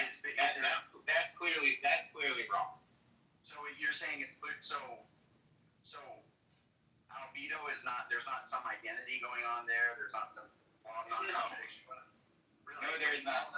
When he says this is true. Yeah. Just saying this is true. No, it did not assume any of those things. No. They think that because one thing's true, that means like globally it must hold or something, and that's what law is supposed to say. It's this half. Again, even just like you understand what a glut is. Understanding of logic. The idea is like a glut is what a dialetheist says exists, right? Where there's some proposition that's both true and false, right? So if they just come up to you and say, well, hey, it's true, right? That doesn't mean that they're, assuming not a contradiction, right? Because it's true and false. No, but he doesn't, I know, but okay, but Albedo doesn't think it's true and false, right? No, I understand that. It doesn't assume a logic. What Albedo is saying. The deeper is what Albedo is saying, which is something like, it's a general notion of what a logical truth is, right? And a general notion of what a logical truth is that it's something that's going to hold across all conditions or contexts, right? Now, this is why I'm saying, like, you want to bring into alignment, like, whatever logic you're using to do metaphysics, right? That should be your logical modality, right? I think what Albedo is saying is, like, okay, just assume logical modality means classical logical modality, right? And then say, okay, I think metaphysical modality is more inclusive than that, right? Which is another way of saying, like, classical logic is not the right logic for doing metaphysics, basically. Yeah, the way that the way that Sully's trying to frame it, I actually probably would agree that there is some kind of principles of derivation that we can apply, and in a way, I probably would just say metaphysical and logical modality collapse. But those, I'm saying the formal systems that we have, like currently, those are like possible worlds, and they're a subset of metaphysics. And that's it. What does any of this have to do with the Trinity? No, it's fine. We can get off. That makes sense. It's a meta conversation, Sia. Yeah, the point was I was trying to get to something about the Father Yahweh, right? And then he said, look, I believe that there's a possible world where a proposition could be both false and true, metaphysically, right? So, if he's committed to that, then I can't give any argument for the Trinity that he couldn't then just appeal to, well, it's at least possible under his lights, right? That's the case. So, I mean, that to me, it just renders the conversation kind of meaningless, like personally. No, that's actually not the criticism I have with what you're trying to do. Is if you assume classical logic, I already, for one, and I mean like all of the classical rules, like propositional logic or something, then I already think we're outside of the actual world, okay? Because I don't think classical logic is the correct logic for this world. So we are already outside of that. Do you understand that? Yeah, I mean, that's your belief that, like I said, I'm largely uninterested in continuing the Trinity debate. Okay, well, I mean, you can try to argue why classical logic is true. There's lots of reasons to think it's false. I'm uninterested in that conversation. I know a little bit about philosophy, definitely not as much as you and Sully and stuff like that. It's kind of interesting to listen to. But, yeah, I mean, if you're going to deny that, every possible world, the laws of logic, the classical laws of logic are going to apply, then to me, that's where the conversation stops. Yeah, that's fine. Maybe not the principle explosion, but yeah, just personally. I mean, No, I get what you're saying, Charles. I can understand that. I can see where you're coming from. this is kind of interesting in an academic way. I think that I'll say this. Why do you keep bringing up explosion? I didn't understand that. Don't worry about it. I'll say this. Like, I think that if the goal is to defend the Trinity to laymen's or even somewhat well-educated people, but who aren't very well versed in philosophy, that making that claim, that's kind of a way that felt a little bit to me, and I don't mean this with any disrespect, kind of like as a way to escape continuing where that was going. And I think that that's not going to do a lot of defending the Trinity to most people, including the Christian Andrew here. And I'll just say that. I think he's held to these. I think he's held to these views before he was a Christian. No, I think he's had some. No, fair enough. I'm just saying. I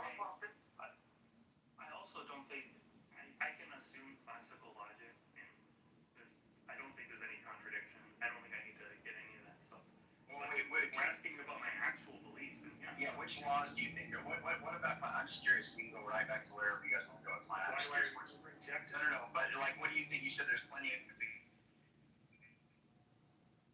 You're lagging. I think you're trying to say there's plenty of stuff.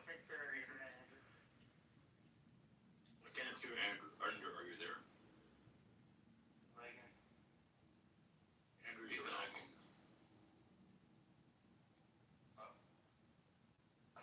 Yes. Can you tell me Debate's kind of died down. Andrew, are you there? He's trying to come back this way. Andrew, you there? I can't hear you. Okay. Can you hear me now? Can you hear me now? Yes. Okay, Yes. quickly, can you tell me? I can hear you, so I'll put out. But can you tell me what about the real world, the actual, the rent? Do you think the possible laws don't apply, and why do you think it's clearly false? Yeah, I think that vague predicates just make it that bivalence is false, and possibly LEM as a result too. And I think if you give up bivalence, you have to give up classical logic. Pretty sure. Classical logic's a little bit of a fuzzy concept in itself, but I'm pretty sure if you give up bivalence, you are already subclassical. But I might be wrong. Yeah. Yeah. That's right. Wait, but Sully, you agree that you can make. I'm not sure about that, but Yeah, those ones are kind of strange, but obviously you get to LEM being false, you definitely are subclassical. Well, what about classical laws, non-contradiction? I accept Or non-contradiction? I do. Oh, I hope so. What about identity? that's why I was confused as to what this other person he kept bringing up explosion, and I didn't understand that. What about identity? Well, I mean, like in propositional logic, I don't even think identity is even That's- law, but sure. Like, That's correct. generally, yes. Like if you're talking about like first order logic, x equals x, sure. Even like stripped down first order logic doesn't have the equal sign. There's first order logic with identity is when you get the equal sign. And it's funny because that Tomaszewski made this point when he was big Danny about the Trinity, which it was kind of funny. Danny messed that up real bad, and then did. Yeah, he did. So, but you think that the Trinity is consistent with classical logic, right? Yeah, I think that there are a few different consistent interpretations of the Trinity. I think relative identity is like your best bet if you're going to go with the classical interpretation. Danny did that. Oh, sorry. Danny did how in that debate? Sorry, I just didn't hear it all. What did you say? I thought he did pretty bad, but Chris Tomaszewski is like a legit ass philosopher, so it's not like. Oh, okay. Yeah. I'm sure. Okay. Why would you do that? You got all your answers, Andrew? Yeah, I'm good. Thank you. Sorry, I was cut out. So can we go back to the Trinity being logically, at least in classical logic? Let's look at I think so. Sully believes that. where is the Trinity? I mean, Sully has written in the chat that it can be possible. There you go. Trinity is still, but how is it like using modalism or something? Like what are the ways to What work relevant? Trinity? The kind of identity that you apply even in classical logic is not built into classical logic. You get like Leibnizian identity, and so you can use relative identity. Yeah, so there's absolute identity, and then there's relative identity where identity is relativized to a sortal predicate. So like the idea is like you can have a sortal predicate, like I don't know, like let's say something counts as an apple, right? So you have x and y, they both count as apples, and they happen to count as the same apple. So like between x and y, you count one apple, right? There are cases where x and y count as the same f but different g's, and this is like the formal structure that's used for relative identity. So you can think of it like this: like with relative identity, you're putting a little predicate letter above the equal sign. Okay, so it's not just like these two things are absolutely identical. It's these two things are identical relative to a sortal predicate, right? And if you do it that way, yeah, you can give a consistent formal interpretation of the Trinity, but then there's still like a bunch of kind of like semantic work that you have to do further from there. But it does resolve like the formal contradiction at least. Without So falling. if we have like father is equal to, and on top of the equal it put G and son. So basically father and son are The transitive. equal.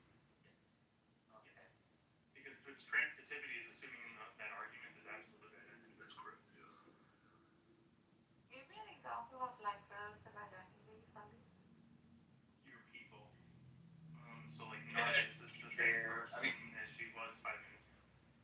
So you have. Yeah, like that's what we do is like personal identity. You're like all this stuff. Tali or There, So that guess was the same person 5 minutes ago.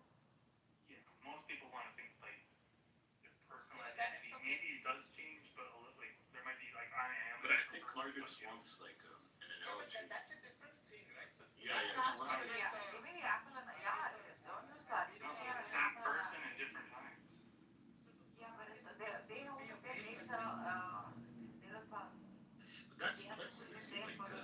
Like an example, a classic example of relative identity, which I really like the analogy that's used is like material isomorphism, microarray small or microarray solves the problem of material constitution. Sorry.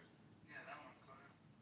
Yeah, yeah. So like there's this problem in metaphysics, problem of material constitution, which asks like the relationship between an object and the thing that it's made out of, right? And obviously there's a distinction between the object and the thing that it's made out of, but we don't want to enumerate those as two things as absolute identity relations would dictate for us to do, right? It doesn't seem to fit our intuition, right? Like if you have a wooden table that's made out of wood, we don't want to say there's the table and the wood there. These are two objects, right? We're saying that's one and the same object. So you apply relative identity there. You say like the wood and the wooden table are one and the same sort of predicate, same wood, but distinct, things, right? They're counted as one material object, or the lump of clay in the statue, right? The lump of clay in the statue, the same clay sort of, but distinct forms or isomorphs, if you want to apply like Aristotelian notions. It's just the idea is just they're the same of one thing but a different of Correct. another. That's correct. So if you have one lump of clay, Nargis, you can make it into one figure, right? And then you can smoosh it together. You're dealing with the same exact atoms, and you can make another figure. Correct. So in one sense, it's the same thing because it's the same atoms. But in another sense, they're different things because they're different images, like they're different figures. That's the kind of idea. Now, like, this is absolutely true what Bob says. I think, like, microarray takes it a little bit further because, like, the problem with just leaving it at that is that it can result in, like, modalism, right? You just have these different times, right? Microarray expands the view a bit by saying, though, you can have multiple distinct hylomorphic compounds at the same time simultaneously, like with the pillar and the statue. Let's say, like, like you have the lump of clay, you form it into, like, a pillar and a statue simultaneously for one and the same clay, right? Microarray here takes it a little bit further than the traditional Aristotelian view, where he says, well, then we would count these as two isomorphic compounds, the pillar and the statue, but they're counted as one material object, even though these are two distinct isomorphic compounds. So that, yeah, you would have a real distinction between two isomorphic compounds. They're fully the clay sortal, right? Each one, but they're not counted as two clay objects, not one clay object, because they're made out of the same lump of clay, like Bob was saying. From there, you just apply that analogy to the Trinity. The essence plays the role of matter, the persons play the role of isomorphic compounds, and there you go. That just, for me, that's like my favorite model of the Trinity, by the way. But the Father has aseity, right? How are you showing that? The Father has aseity, right? Yeah, this depends on the model. Like, there are Trinitarians who say, like, the Father is absolutely identical to the essence, and, like, the person, that's the monarchical view, I think. Like, I know that as well. Yeah. I don't take that view. I think the view that the three persons are relatively identical to the essence. So the essence of works. Sorry? Why don't you take the monarchical model? Oh, like there's many issues with it. I think like it is tritheistic, but I think like Albedo can like explain it further. You can't escape it's not that it's. for the Trinity. I think it really results in tritheism. Sorry? I still think I said you can't escape relative identity. It will result in tritheism. Well, it does not result in tritheism, I don't think, right? Because you will The have lack of. Oh yeah, the lack of. Yeah, but I think like the way monarchical Trinitarians are going to say it's monotheistic is by saying there's one source, right? There's this Father, this ultimate source for these two other beings, right? The Son and the Spirit. I mean, they'll say there's one big G God, right? Which is going to be the Father in the nominal sense as he's the source. That there's like two other small G's in the predicative sense, right? They're fully defined, the Son and the Spirit. The problem with that is you will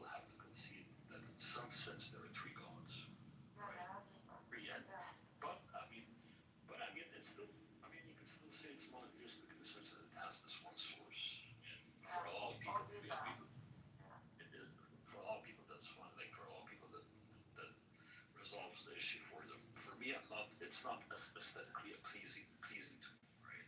Say that in some sense there are these three gods. It's not pleasing to me, right? To say that. For me, it's not aesthetically pleasing, or is it logic? Yeah, I don't really like to say that in some sense there are these three gods, small g gods, especially like especially when talking to Muslims, right? It might not be that kind of Well, I mean, they're right if they say, they're right if they say the entailment of such a model is tritheism, right? Like three gods. I think that's in some sense, right? But in other sense, it's monotheistic. If you're yeah, counting, like Alvito was saying, like if it's qualitative, then it's just like how it's motivated or how it's understood. So he was saying some time ago, like if it's qualitative, then yeah, I mean, no one ever says like there are three gods, right? Although that is the natural entailment of the monarchical model. correct. They say like That's so what it's not sexuality quantitative, so it's kind of cool still. But I mean, that's not the one. I do like that model, but I do think it has troubles. The model is good because it doesn't like relative identity is very controversial, right? Yes. A lot of people don't really like it. It can be construed as No, it sounds like a cult, like it really. yeah, it can be like construed as a cult, that type of thing. With monarcho-trinitarianism, it avoids these controversial relations that one might like incur as a cost in his metaphysical system, right? Like you're not adopting these controversial identity relations like relative identity. That's like the cool thing about monarcho-trinitarianism, I guess. But I don't like to say that in one sense there are these three small g gods. It doesn't boast well for me. But that would be like the entailment of an intrinsic, right? Of son to father, for example. That would be the necessary entailment. That a small g does follow a capital G. It's such a Do you mind if I ask you a question? That's all I know. Hey, what's up, man? Hey, what do you think about personal identity? So specifically, I'm asking this because you said we have to adopt controversial identity assumptions. It seems to me that your personal identity, like your identity over time, you're already committed to these so-called controversial identity assumptions. Specifically, you're identical. You're the same person as you were 20 years ago, in some sense. But in a different sense, you have different features. Yeah, you can say like it could motivate relative identity and say no, actually, we have to accept it in a way. If you want to say like you're the same person over these periods of time, right? Actually, like some people have divided rejoinders to that, like Venus, for example, would say, well, actually, a really good solution to the problem of personal identity over time is A theory of time. Like if someone is an A theory of I think you mean B theory. No, actually, no. So if you're an A theorist of time, you didn't really exist 5 minutes ago because the past was. How about that? Like, come on, man. Well, it's only on Sprentism that the past doesn't exist, because there's A theories where the past does exist. But Venus was assuming that the A theory of time that says that the past doesn't exist, right? From there, the problem of personal identity would exist, right? Because the past and the future don't really exist; it's only the present. So, like. No, but that doesn't really solve the problem, because there's still the proposition that you were the same person that you are now, right? You can still, on A theory, you can still make meaningful statements about the past and the future. Well, I guess like on A theory of time where the past doesn't exist, there wouldn't be this relations that we're asked to state what it is, right? Because you don't treat. Not so much about relations, it's about explaining the truth of certain propositions, like proposition you were the same person that you are now has a truth value on A theory of time, right? Because they're true value propositions about the past on A theory. I don't know, maybe, right? Yeah, but I do agree with you. Like generally, you're right. Like this is a problem, right? Personal identity through time. I don't think feel the like. solution would be actually certain people adopt Verdurance theories, as in you exist as person stages, but these person stages are just like parts of you. Yeah, they're not like the entire person is composed of person like parts. Yeah, I don't like this. So that's just like a really bizarre view. Yeah. I mean, these other answers like, oh,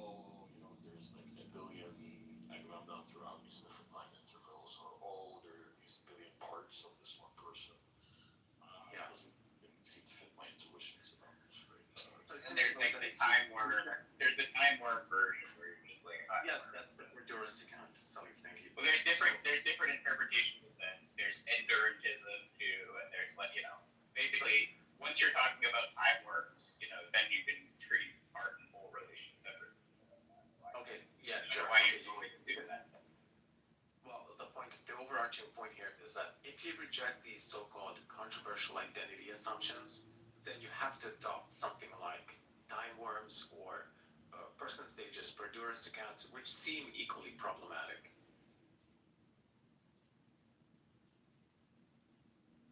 They don't use functional identity. Coptics don't use functional identity, is basically what he's trying to say. They use a mystical explanation. No, that's another good point you brought up. Functional identity is another example where identity persists despite the differences in properties between two different objects. We say it's a subsistent relationship, and Coptic would say it's a real hypostasis. It's just less abstract under the Coptic view. Yeah, so it seems to me there are no good arguments against the relative identity view. I don't think there are like good arguments. Like I think it's just gonna be a matter of intuition, right? I think some people I was just saying it's controversial, but I don't think there's gonna be an argument per se. But the natural intuition people have leads them to relative identity. It doesn't lead them to the idea that the Durance or time worm views. Like it doesn't lead them to the view that you exist as a person stage, and right now you're just part of a four-dimensional time worm. That's just a really bizarre view that philosophers have conjured up. I agree. I think actually also I really like relative identity just as a standalone solution to the problem of material constitution, right? Like asking a question of an object and the thing that it's made out of, the relationship between them. I think relative identity does a really good job in solving that. For me, at least, it fits my intuition to apply relative identity. The Coptic, when was relative identity introduced? I think Pierre Geach formally introduces it in 1960 by writing a paper. Oh wow. Geach was an atheist. It had nothing to do with theism. No, this is Thomism. This is Thomism. What we're talking about. Yeah, people might say like it echoes better stuff. Like Michael Ray makes the point that relative identity actually goes back to, but he never uses the formal term relative identity, right? Michael Ray believes that like material homomorphism actually it does use relative identity in a way, but I mean Aristotle says like one in being but not one in number, or one in number but not one in being, right? And But you can say act is F, but X is also G, and F and G are not identical. Isn't that a form of relative identity? Yeah, so if you have like two things that are the same F but not the same G, right? So there's a distinction in them, but yet they're counted as one thing, right? Like the hypothesis thought experiments would be like some Greek philosophers preferred relative identity solutions to hypothesis. Yeah, some people argue that. Yeah. So they'll say it's not like a new concept, but formally speaking, using the term relative identity and formalizing it was done by each of the 1960s. So it's not some implausible fringe view that theists or Christians have come up with to solve Trinity, the problem of the Trinity. Yeah, like Michael Ray believes that the church fathers actually held to like a form of identity when drawing out the doctrine of the Trinity. Well, it's not the kind of worry that you should even be concerned with, because whether something is like weird is like irrelevant. So. Correct. Like to solve the problem, the logical problem. Yeah, you're right. Well, you don't solve the problem. You use a mystical explanation. You're using patristics. Catholics are using a more metaphysic and a deeper explanation. You're going to say, well, there's no relations with the persons, and we're saying no, there's real distinctions. So you want to get away from using relational.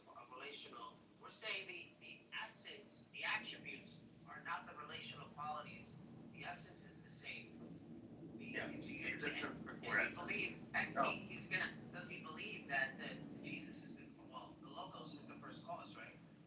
I think Yeah, so the reason I said that, Sully, is because some people say this is just an ad hoc move Christians make. It seems to me that's the most popular objection, is that it's logically coherent, but the metaphysics seems to talk. Not that like I said, you could justify relative identity by providing it in these different contexts, right? Like isomorphism, material constitution, personal identity over time. Once you accept relative identity because of these, then you can apply it to the Trinity, right? So at this point, it doesn't become ad hoc, the move that you make by applying relative identity to the Trinity. Yes, like Seems to me in like regular mundane situations we use, people apply the concept of relative identity. Correct. That's the thing Michael Ray actually makes. Like, for example, let's say you have a piano that's made out of wood, right? A wooden piano. And when you go and sell the piano, do you say, hey, you know, there's the piano plus the wood? There's no, you just sell it as one object, right? From there, you actually did use relative identity in the way you did count it as one thing, even though there are distinctions within the piano, right? Yeah, but that has like counterexamples. Like some people might say the piano, the composite object, is different from its parts. Oh, sorry, it's from its material constitution. So they're not identical. So like the wood. Same, right? It's material from from the soil, right? But the thing is, but we're not counting them as two objects. The piano and the wood that it's made out of, right? We usually count it as one object. That's a classic example. You count one as a part.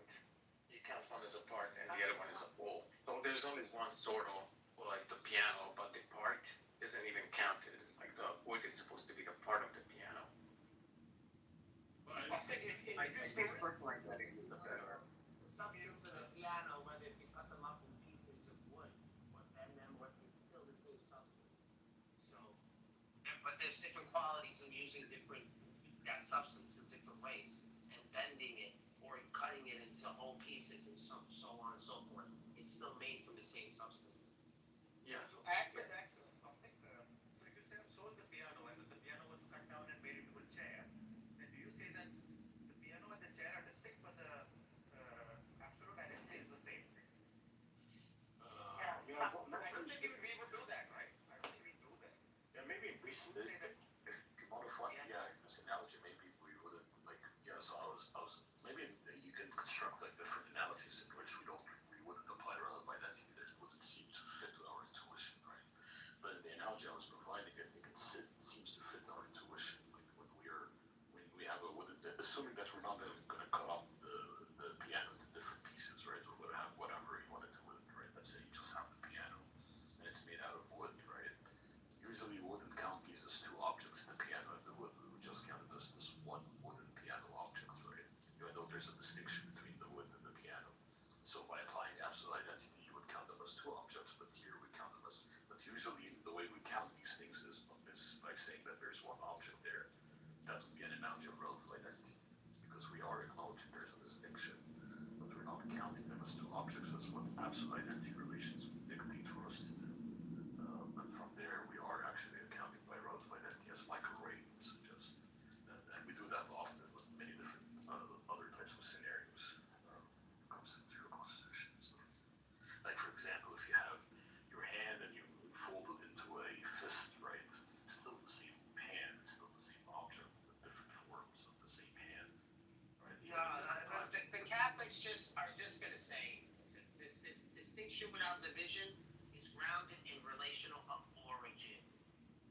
It's origin. That's why you're able to make the chair from the substance of the piano, because the origin is of the substance that can be a chair also. He's saying the same thing. I think he's saying the same thing.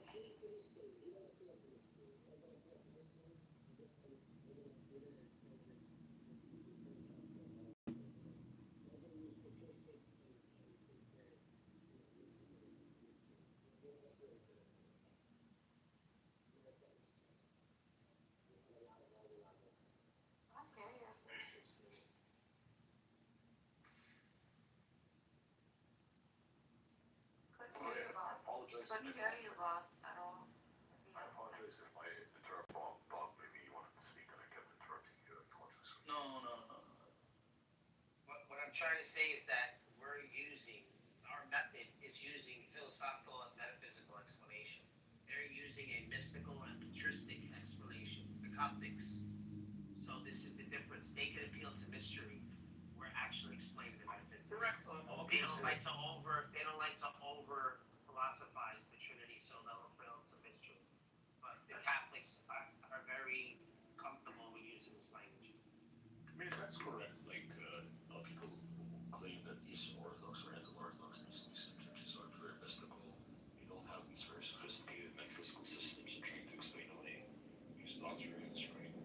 But I mean, I like to engage with, like, in analytical philosophy. I like to engage with maybe people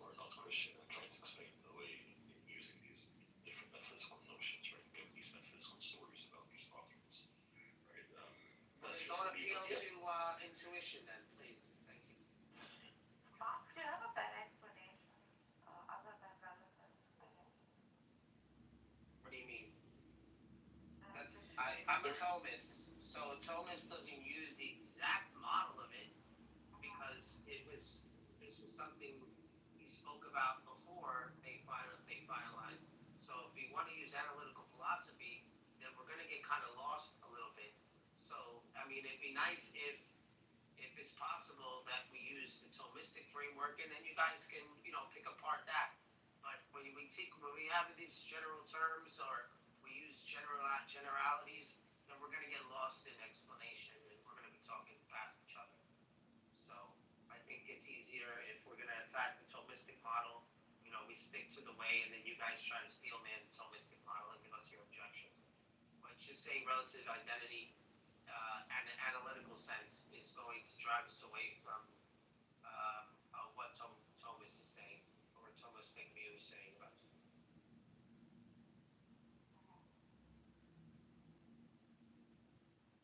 So let's use the metaphysical baggage that the Thomists are using, and then, argue from there.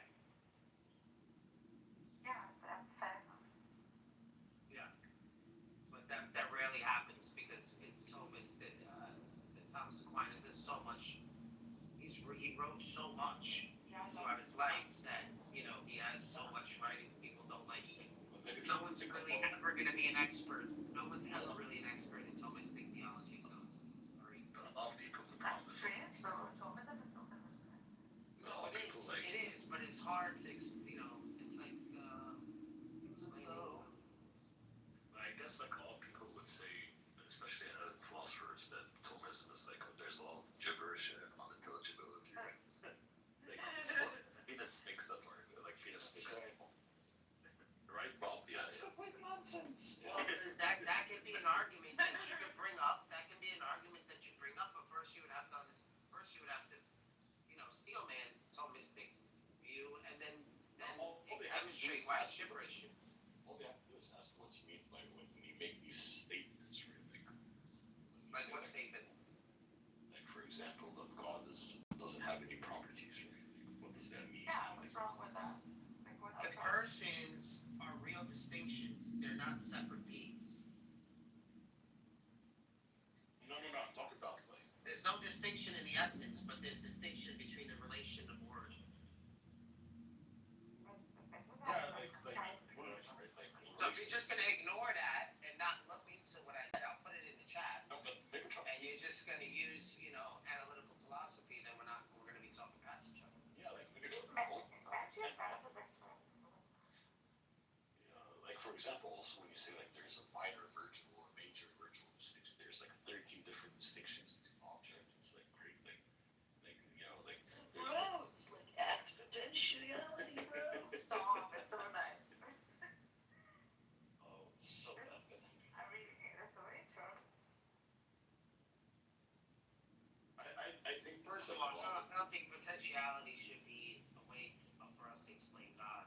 So I'm not, maybe you guys are used to talking Muslims, they use that word, but I don't use that word. It's the worst, Well, neither do the Thomists because they don't think God has potentiality. God cannot have potentiality because it's an actualized being. Why are we giving potentiality for like a contingent being who needs to get actualized? God is fully actualized. Yeah. Right, yeah. We're saying it is the case. God is actualization itself. And why would a God of potential is the making of a weaker God? The Son does what the Father does. If you want, I can pull up the verse. I'm just, using, I'm kind of like summarizing the verse, but. Son is what the Father does is hindsight for what the Father did, what the Son does. There we go. Look at this kind of I guess, Bob. I guess if we say anything, I guess you could say it like that and just ruin every conversation. I mean, that's possible too. That's that's allowed. That is possible. That's, by the way, So I'll explain it. It says the son can do nothing for himself, but only what he sees the father do. But whatever the father does, the son does likewise. That's John 5:19. These have deep, deep metaphysical meanings in the framework of the Trinity. Very deep. Yeah, Bob. I guess if you're not interested in the conversation, we could switch it. You could change the conversation. Let's just change the conversation, I guess. No, we don't have to change the conversation. It's very deep. Yeah, see. The wills are aligned. right now, reading the chat will be there. Someone is saying your argument, you think that the incarnation is a logical contradiction of your, like, it's not compatible with classical logic. Do you think, or? No, of course, that's fine. Logic. Oh, okay, yeah. I made a lot. The problem is like these people want to assume a lot of stuff in the background. And I said some things in response to what he's saying, even if maybe part of it was indirect. I said he was trying to put forward as like, if he shows something is logically possible, that means he's ruled out like the actual world is. But logically possible kind of assumes this very specific logic, which I may or may not even be agreeing to. Yeah. If he's assuming classical logic, I'm already disagreeing. Yeah. Because I don't think classical logic is the one that describes this. Yeah. You have a lot of It's crying bitches in the side chat who would never. This universe or this world that somehow that vindicates classical logic. Real world and therefore classical logic. Like fucking.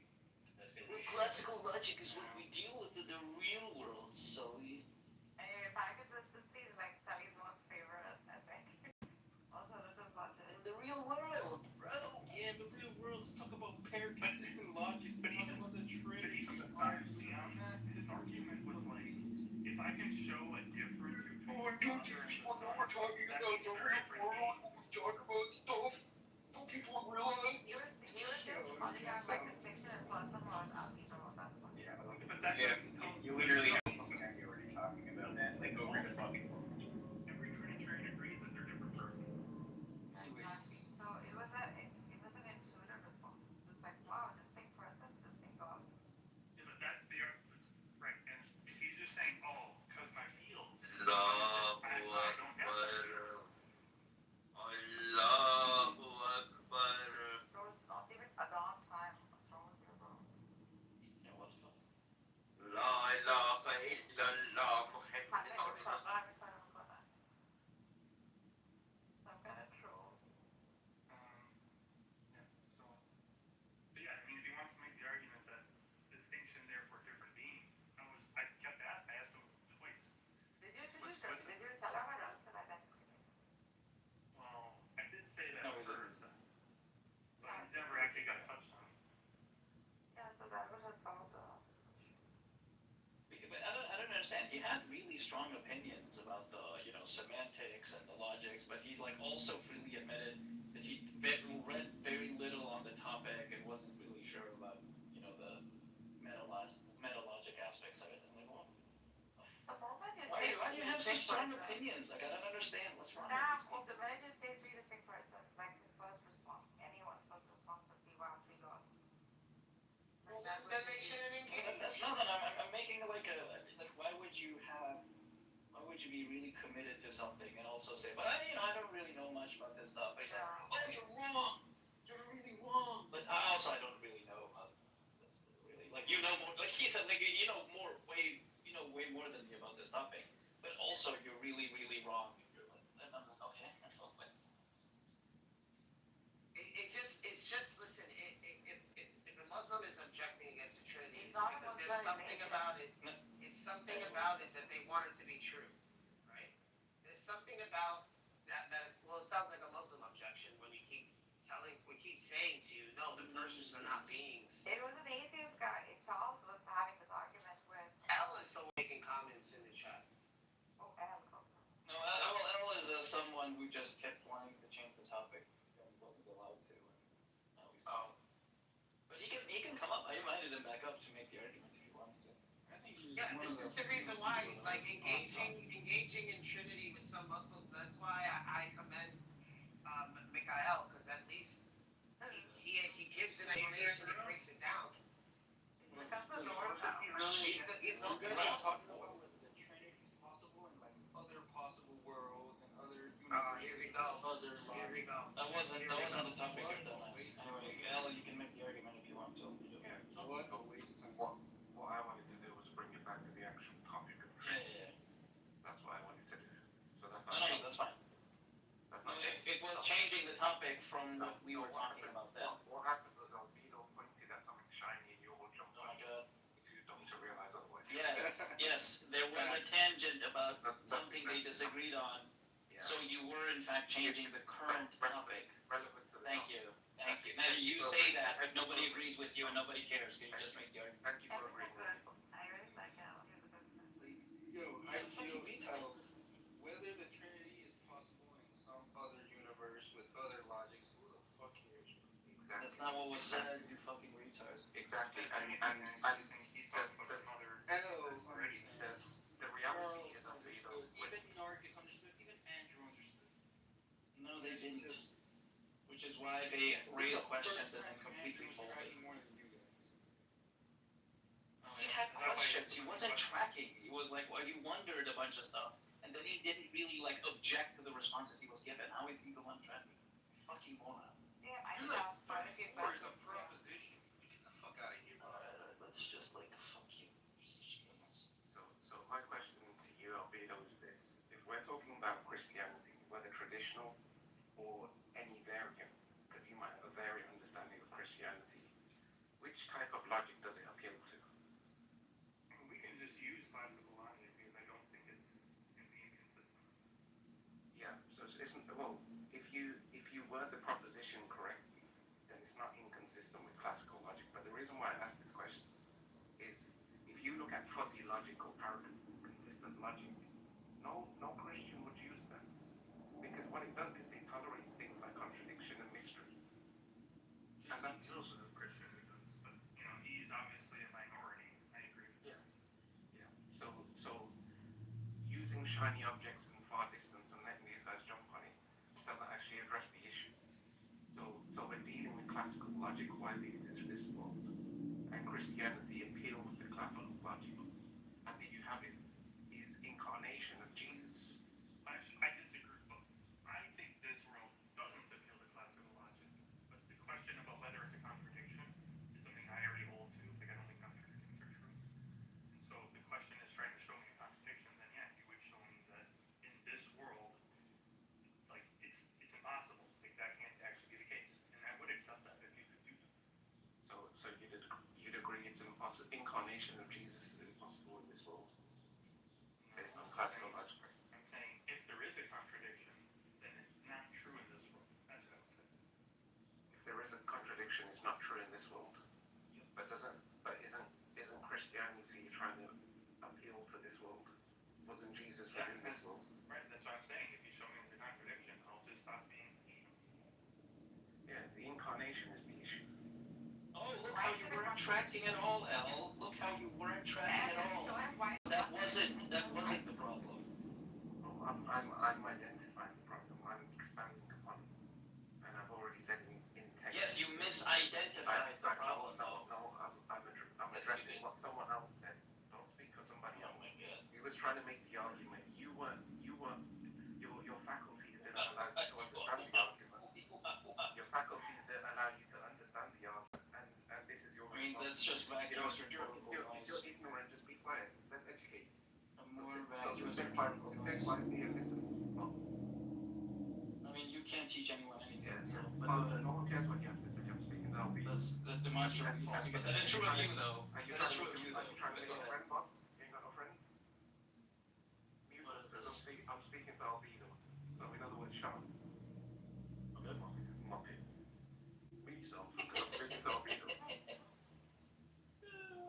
Mute yourself, Bob. No one wants to address you. That's also false. I said earlier you're a Muppet.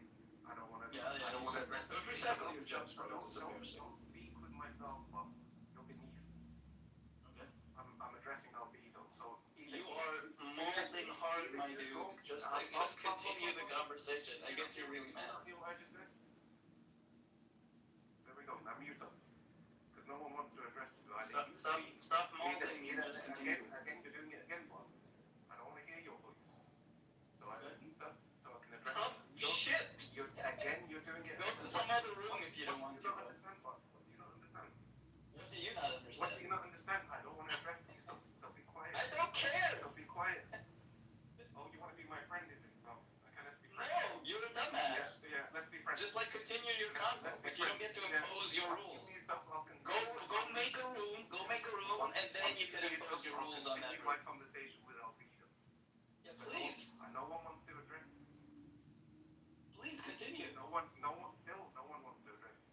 Stop repeating yourself and just continue the convo. But you know what be quiet means?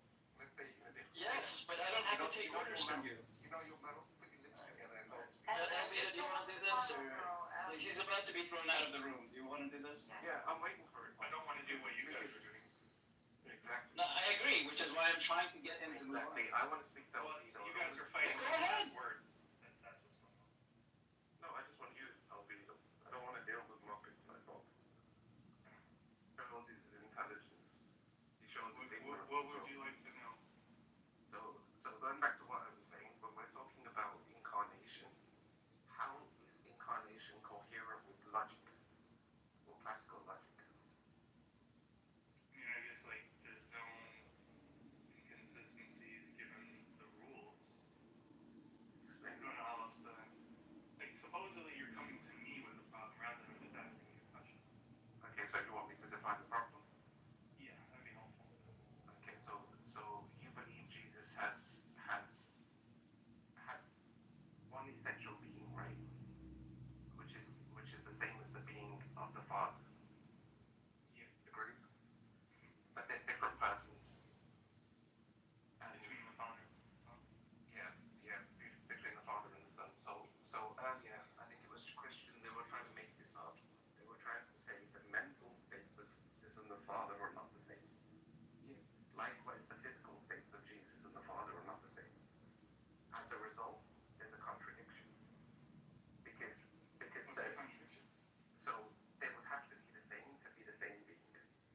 Now, But wait, before you move on, that statement, I don't agree. I know which I'm happy with. Right, but that's like going to be the thing that needs to be shown. Like, why? No, because there's a theological argument that you're presenting. So you're presenting a theological argument, and we can go with it. So the theological argument is we're not talking about the modes and the persons. We're talking about the essence. True. Talking about the essence in terms of what? So they have the same essence. They come from the same essence. They're not. They're the same being. They're not the same person. So that's the theological argument against it, right? Yeah, because different persons don't imply the same or different essence. The point, yeah. The point being is this: if you look at the entity of Jesus and you look at the entity of God the Father is not mortal, right? He's eternal. Jesus the Son is human, mortal. In terms of mental, God is omniscient, immutable. Jesus is limited. He has experiences, he has growth, he has ignorance, he has pain. So the physical states differ, the mental states differ, the experience differs. Yeah, but why were you saying that those are part of what the essence is? No, what I'm saying is the theological response would be that the essence is the same, but the personhood is different. I'm just establishing groundwork here. I'm just saying the essence is just, we'll just say the three armies, just to make it easier. Yeah. If you think that there's more, we can talk about that irrelevant. No, that's fine. Okay. And then, so all these other things about like one went through pain and one didn't is kind of irrelevant. Yeah, so the Father and the Son are the same being in essence, but they're distinct in personhood, right? This is what your claim is. Yeah. Okay, so there's issues with this. So first of all, what you're doing is you're redefining identity. So if we talk about logic and identity, it requires sameness of properties. Yeah, I agree. But that doesn't tell us if we're talking about absolute or within a context. say X is the same as Y, that doesn't tell us if we're talking about just some of X and some of Y, or all of X and all of Y. Sometimes we just mean it within a context. So explain the context here. I have the same car as you. Identity one again. It's like I am the same person I was yesterday. There's no But like if I just but say I like have the I'm same not car as you, absolutely identical because there's differences between me today and me yesterday, right? just think about this for a moment, and obviously this will be kind of just the ambiguity of language, but just for now, work with it. If I say I have the same car as you, does that mean that we actually just drive the literal same object, or is it that we both possess the same kind of car? You know, because No, but that's the language of same doesn't denote anything in specific. Just talks about similarities between another thing. yeah. But when we talk about same divine essence, see what you're doing is you're risking semantics here. Well, you're appealing to semantics. Calling two beings with radically different properties the same, you're stretching the ordinary meaning of identity here. I'm just not talking about the entire object. With the point, it was a personal identity over time. So that is the way to use this. It's, you know, okay. You're not the same in terms of all your properties as you were yesterday, right? Some of your properties are different. That doesn't work either. Are you saying God was different yesterday than he is today? Obviously, that's not what I'm saying, Stephen. That's exactly what you're saying. It could imply that. It's the farthest thing from what it. But this isn't the strongest argument anyway. So let's just The talk. point is this. The point is that there is a common sense usage of identity, right? Which doesn't mean that you share all the same properties, right? No, in ordering identity requires sameness of properties. Listen to what I'm saying. There's an ordinary usage of identity, as in like I'm the same person I was yesterday, which doesn't involve all the properties being the same, right?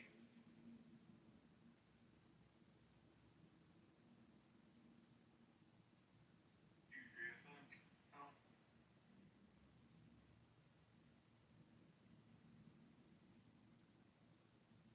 If you said something I didn't hear. Sorry, can you hear me now? Yeah. Okay, I missed a bit, so I think I cut off. Say there's no usage of identity where not all the properties have to be the same, right? Because like I'm identical to who I was yesterday, right? I'm the same person, right? But the point is that I don't share all the same properties as the person yesterday, right? Some change between then and now, right? I mean, we can do the specifics. Like, if you want to do the absolute identity, we'll just do it by, like, properties. We won't do it by, like, names of things. No, I'd rather go on to the other points. Okay. But what I would say is if you look at I think it's Leibniz's law, then what do you indiscernibility of identicals? Yeah, but that's assuming the absolute identity. Yeah. So if A equals B, then every property of A is a property of B. Right, and we're trying to This is show my you this is like Yeah, but identity. again, what you're doing is you're shining. You're throwing a shiny object in the air and saying, "Look at that. We're dealing with God here. We are dealing with absolute." And I'm saying you're trying to hold me Why to are you so something that fucking you don't- dishonest? He's saying you're holding to immutability in God. Like, how are you showing immutability? That's what he's It's not No, he's just asserting you must use this type of identity. That's just he's just asserting we must use this because real world, I'm giving him an example from the real world, from ordinary language, right? I'm giving him an example and he's just brushing it aside. No, you're not understanding what I'm saying. He's granting it that he's just saying because it's God, immutability is on the question. We're not, If that's it's how not it's about called. We're not talking about change. Yes. Yeah, you need to explain that to him. well, he didn't mention you. Okay, let's move on to because this isn't the strongest argument, and I don't really want to, place my flag on this argument. The issue that I have more so is with incarnation itself, because it's paradoxical. So if the Son's fully human and he's fully divine, You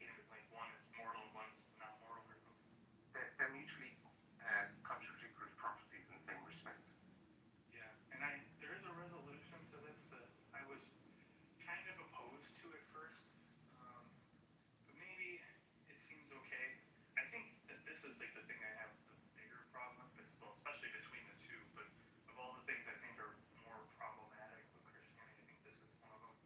If I were to like put stock down on something, but we don't have to say that like the essential properties of a human are to be mortal. In fact, it seems like the story shows otherwise.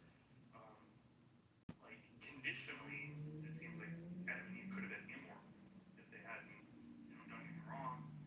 Then they would have ate from the tree of life indefinitely. And that means they're just not moral. But some people You're like to say absolutely the right. essence of a human. You're right. The essence of a human. Yeah. The essence of a human is like to be like a rational being or something, and the essence of God is to be like the three omnis. Maybe also to be rational too, but like further. Also, I think that like a lot of philosophers like Joyner, for example, make the move by saying like, oh, like even though we're all mortal, all human beings, it's not like an essential part. They call it like a common property. It's found within all of us, right? But it's not essential. And they usually motivate by also saying Adam and Eve story before the fall, they were immortal, right? So like, but after the fall, all humans seem to be like immortal, and they'll say that that's just a human common property. It's not essential for you to be considered a human being, as Adam and human beings before the fall, they did not possess that property, right? Because we're dealing with being, right? Kind of being simultaneously not all things and being ignorant at the same time. No. And that's the incarnation paradox, or one aspect of it.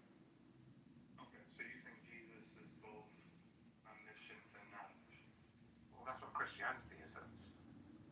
I don't think. No, I would say that almost every one of us will deny that. It's not what we say, bro. The human nature of Jesus. When we talk about the human nature of Jesus, are you saying that the human nature of Jesus? Natures don't know things. The human nature of Jesus, because this is why I went through it to begin with. I said to you, from mental properties, was Jesus limited in knowledge?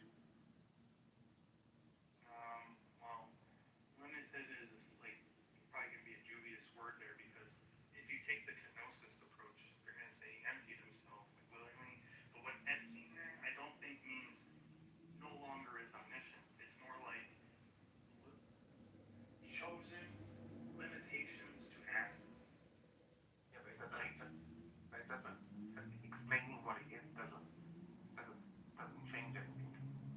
Okay, well then we would just say he's always omniscient. I mean, that's really going to be the crux of it, is like he's never not omniscient. Okay, let's look at it from a physical, because this is kind of wording for the sake of it. Because we established this at the start. I said, God the Father is non-corporal, right, and he's eternal.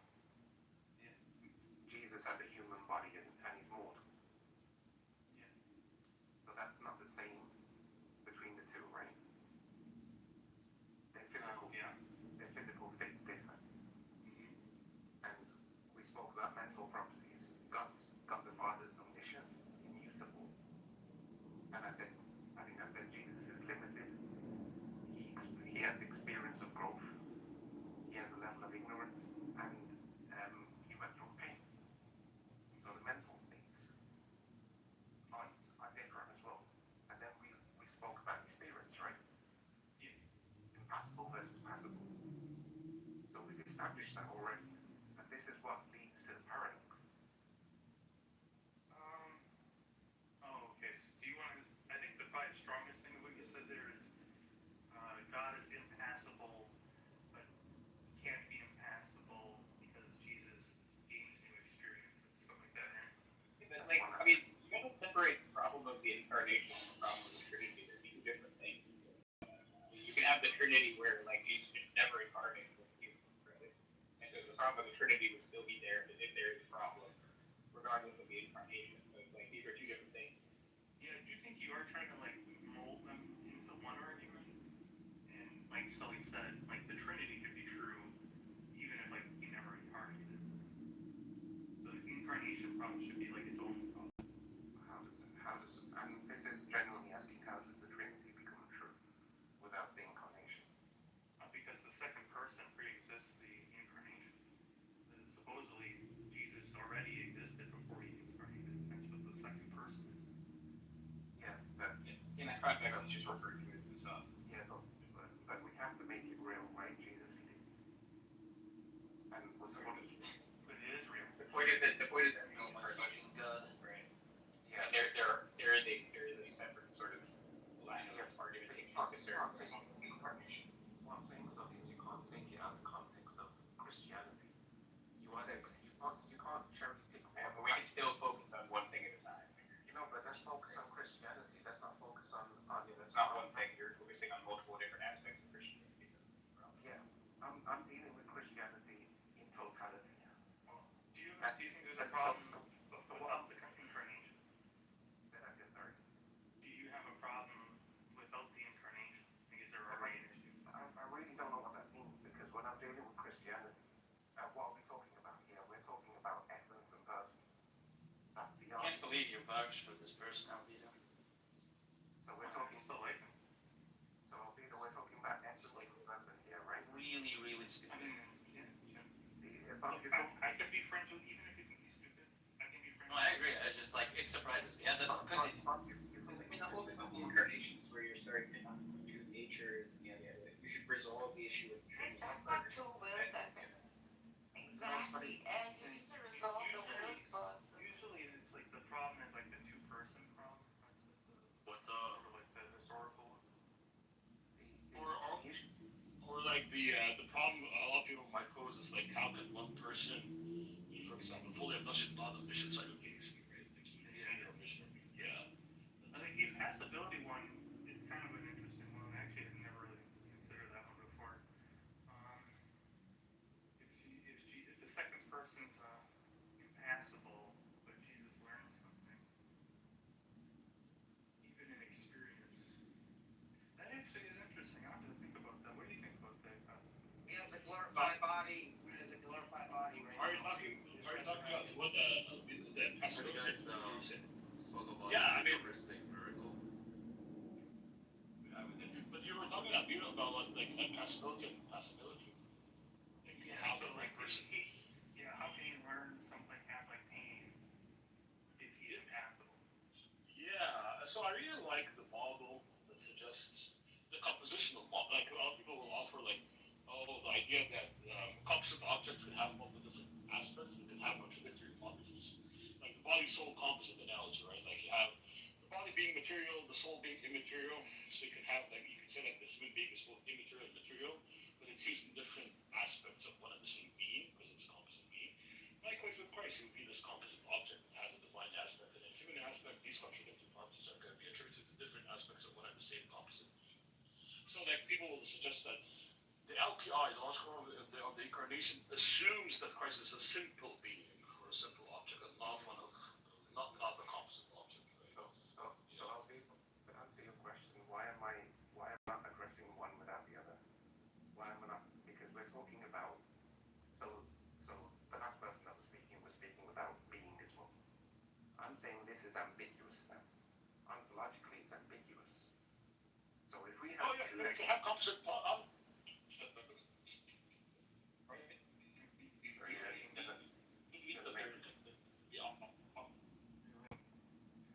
So essentially what I'm saying. Objects you can have. So essentially what I'm saying, Alvito, is this. Can you go now? Yeah, go ahead. Yeah, I was saying like you can have you believe that you can have composite objects that can have different properties attributed to different aspects of that one and the same object. So that Christ has a divine aspect and a human aspect as one composite being. He would be impassible with respect to his divine aspect, and impassible with respect to his human aspect, as being construed as a composite being, right, or a composite object, right? And the problem, the issue about passability though is that it seems targeting something very specific already, namely like mentality or something. Obviously they didn't really think of it, like they didn't use those words back then, but we're trying to translate it into modern language. And I think impassibility is going to be like his mentality, whatever it is, doesn't suffer change through like pain, but it's emotions basically. Yeah, I mean, I would justify that also to his mind, right? I could say like, the mind is going to be ultimately like a concrete object, right? So you can say like a mind could be composite, right? So you can have like multiple different aspects of the one and the same mind, right? So there could be like a divine aspect and a human aspect of one and the same mind, right? So you can have like one and the same mind that has divine mental properties and human properties attributed to different aspects of its one. So you want to say that Jesus like gets a, for lack of a better word, a bigger mind? Sure, if you want to call it that, yeah. It would be I like think this one. kind of clumsy, but you know. You know, one way it could also be construed this way, right? You could say like, well, there are these two. Some people have offered this model, right? Like there are these two minds that are counted as one mind because they're undivided, right? So like you can have these two particulars, and you're counting particulars by division, right? So that the two particulars are counted as one particular, even though they're still distinct. Yeah, that's I think another. minds Yeah. can be divided in like some like we have like you know this subconscious and maybe the conscious, but you know it's all one mind. Superconscious.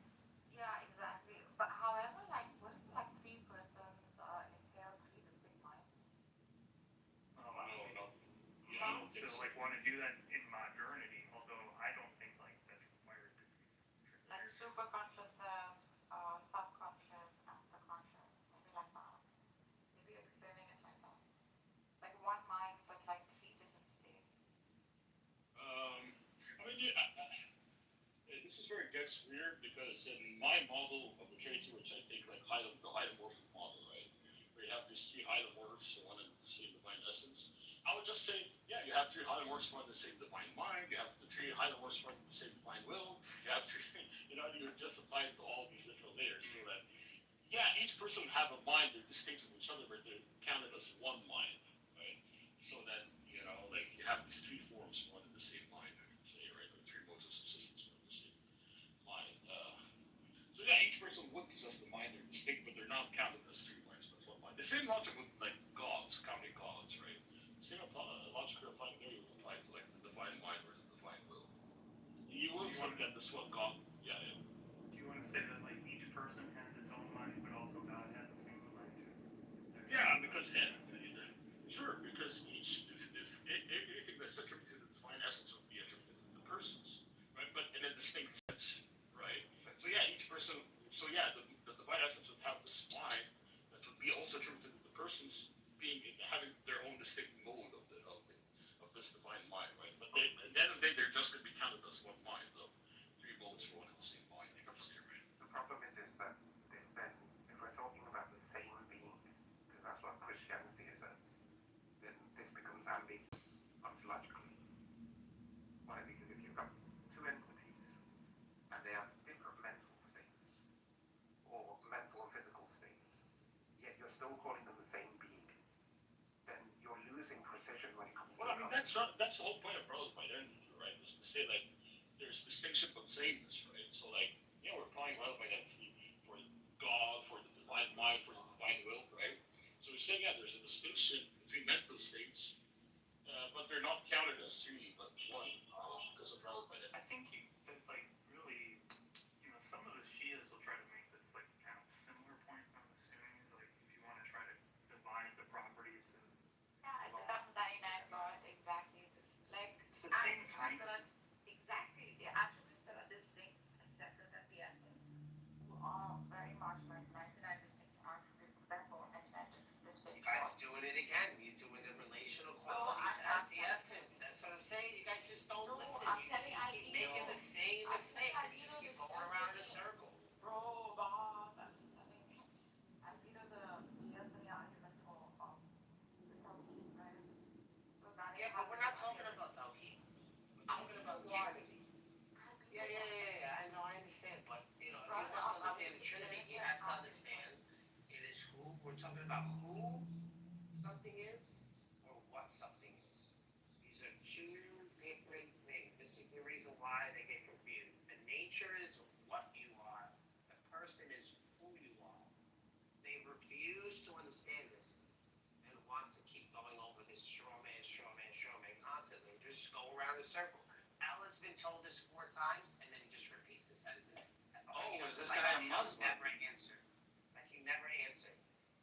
Alpino answered him and told him, you're talking about distinctions of essence. That's not what we're talking about. We're just talking about the relational models. What something is. What? It just doesn't get it. He's gonna keep doing it. It doesn't matter. It's just a merry-go-round. You actually don't know what you're talking about. Of course. And then you can say that too. Yeah, that's another good one. Yeah, just You have no idea what you're talking about. We're having a conversation. Again, I'll okay, repeat it. Sure, we'll go over it again. One more time.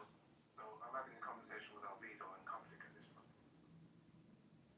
There's other people listening in the room that listen to how you just don't pay attention. No, you don't understand. Oh, that explains a lot.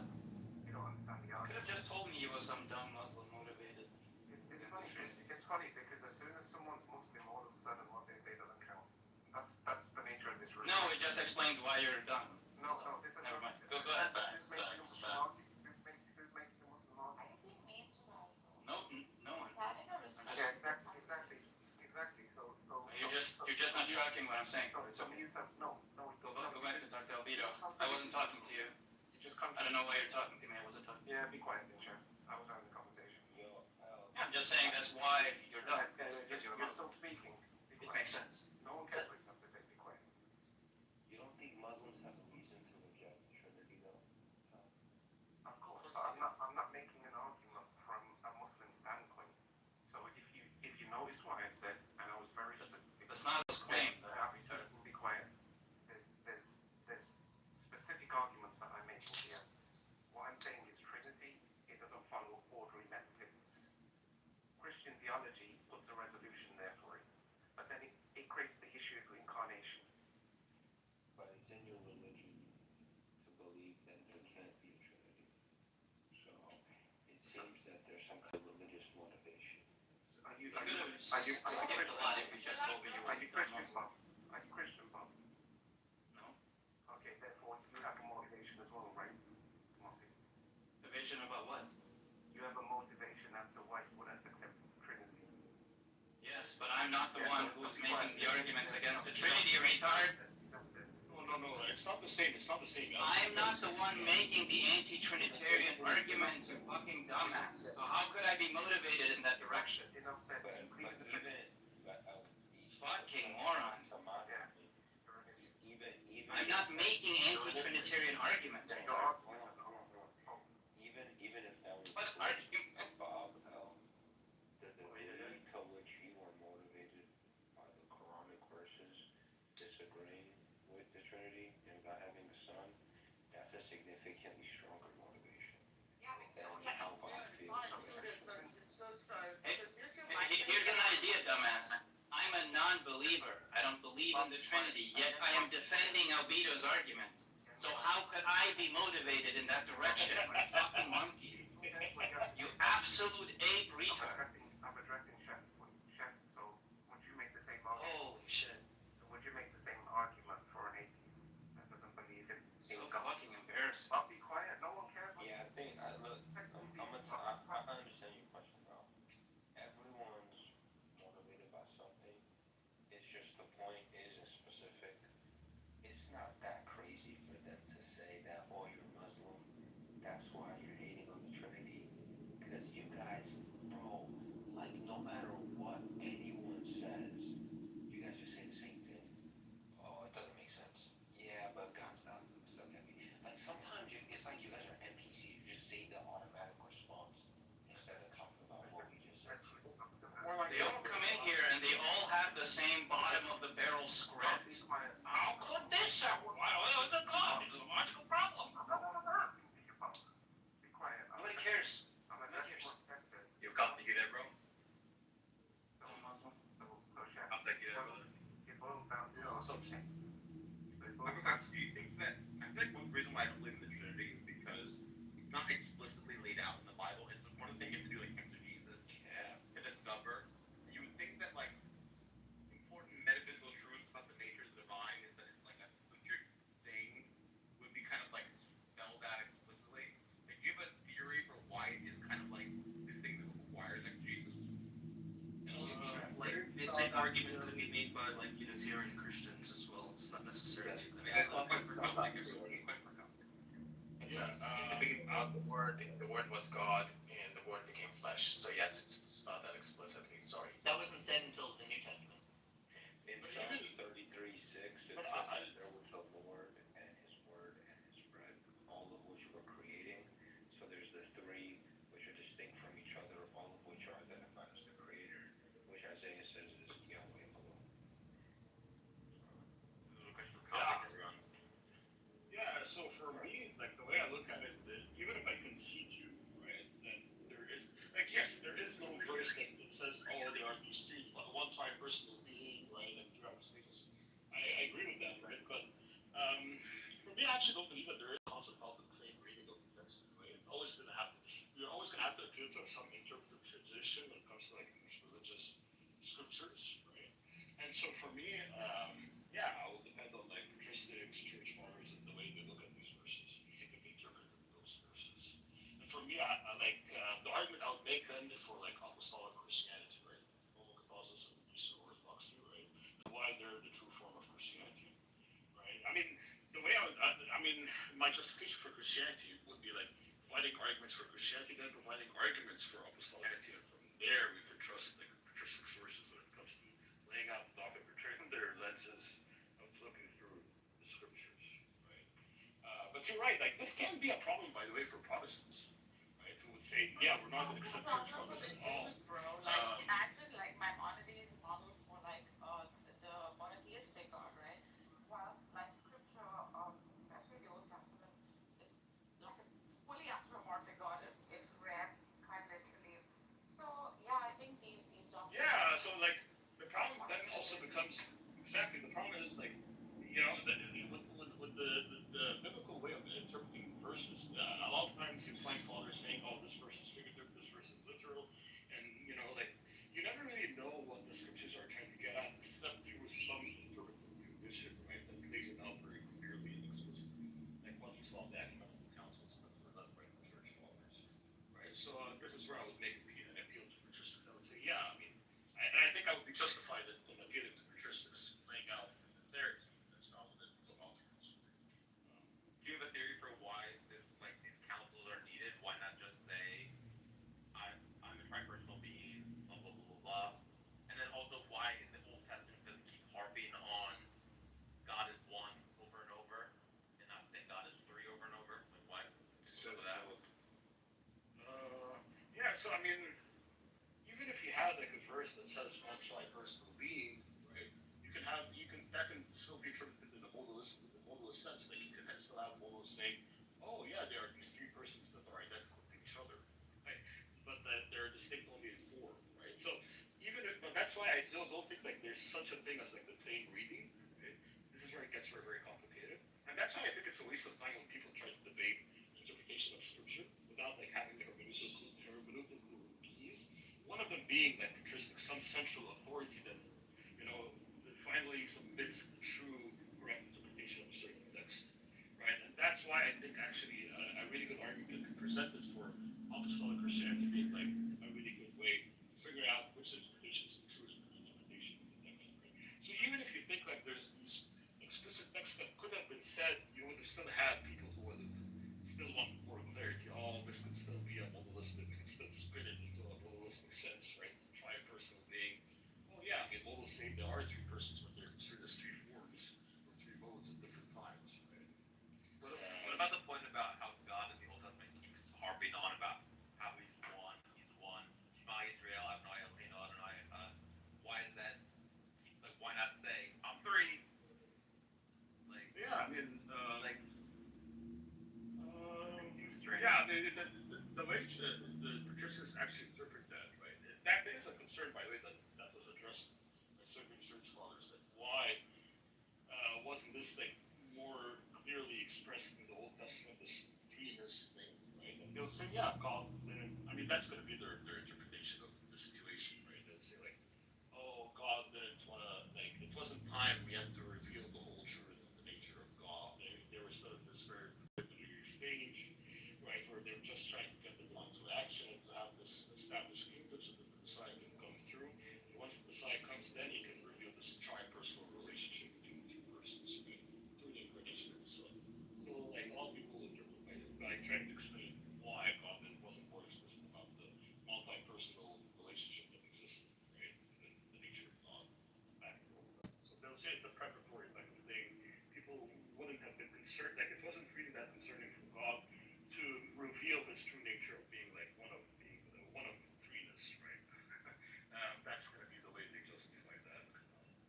So, Tom, I have a quick question for you, right? Like, so, like, with this kind of like model of explaining that God is one, right? Like under Christianity, right?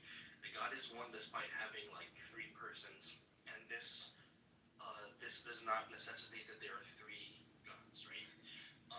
How would you respond to, like, let's say, for example, every paganistic faith, right? Let's say the adherents of those faiths, they come up with the exact same model, but it would apply to like all of their gods. So, for example, like let's say someone they come up with a form of like Greek mythology or any other form of paganism, like Hinduism or anything like that, and they come up with the same exact model, right? Would you also say that they are following a monotheistic faith if they give the same line of argumentation that a Christian would give to explain that it's really one God with three persons? Like, would you say that they would also be monotheistic if they presented the same model from a logical sense? Can you repeat the model again in a very short sentence? Sorry, it was cutting out for me. So there were three persons with me. Yeah. So I mean, I've been listening so far, right? And it seems like like there is a model being presented that prevents any kind of like logical contradiction um, between monotheism and the fact that there are three persons, right? I'm not saying that Hinduism, I'm not saying that these faiths, that they present the same model. That's not what I'm saying. I'm saying that what if someone, okay, from each one of these faiths, they come up with a version of their faith, right? They basically say that all of their beings that they worship, right? That these are all just personalities. These are all just like persons of like a godhead, right? Like a trinity, okay? And they make the same line of argumentation. So basically, okay, if there are multiple gods, right? Maybe they don't even call them gods, right? Let's say they use the terminology that wouldn't entail any logical contradiction, but they find a way to argue around it, right? And whatever deficiency they find, like they find within their system, they explain it away by saying that there's some sort of dual nature. Like they give the same line of argumentation, but for any kind of like paganistic faith, would you also accept that they're monotheistic? I guess not. Hinduism is monotheistic. What are you speaking about?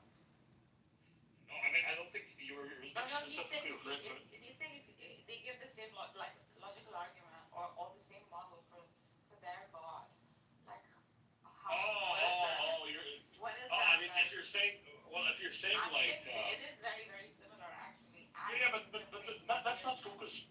Yeah, but that's not focused on Hinduism specifically. Like he wants to say in the general sense. If you have like a pagan Yeah, I mean, if you have my question, I wasn't talking about any particular faith. I don't really care about any particular, right? And I'm not saying that they do make this argument.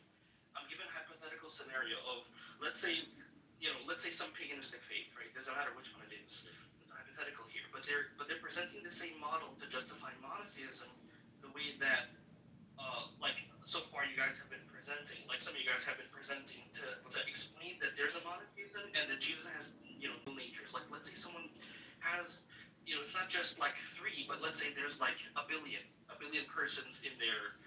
It's not a trinity, right? But it's like a billion of different persons, but they make the same argument that it's like one God. Yeah. Would you also say that would be monotheistic? Oh, absolutely, yeah.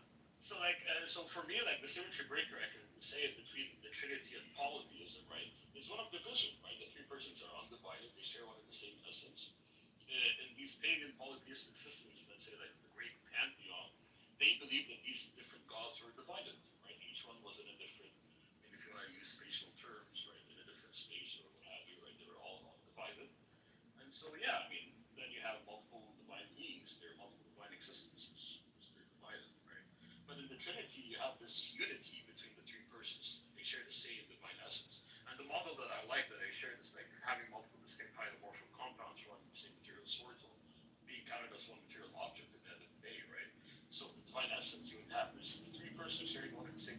essence, all that be counted as one divine object because they're undivided, right? And so yeah, that's going to be the huge symmetry breaker. So, but if you want to say, oh, there's like these billion persons that share one and the same divine essence and they're undivided, yeah, then I would count it as one object. But yeah, that would be monotheism, according to my standard of monotheism. No, I definitely see what you're saying. That's just modalism. That's just modalism, bro. That's it. It still You just described modal. still qualifies as monotheism because it's just different. Like Brahma, Shiva, and Vishnu, like are the creator, the sustainer, and the destroyer, right?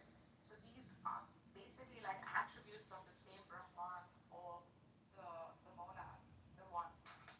So it's not very different from Christianity and even Islam. If you want to sort of see God's attributes as like just calling them different names, but they all share one essence with Brahman. So I don't know. This would be if I don't know if you take to Islam or not, but this would also be true for Islam.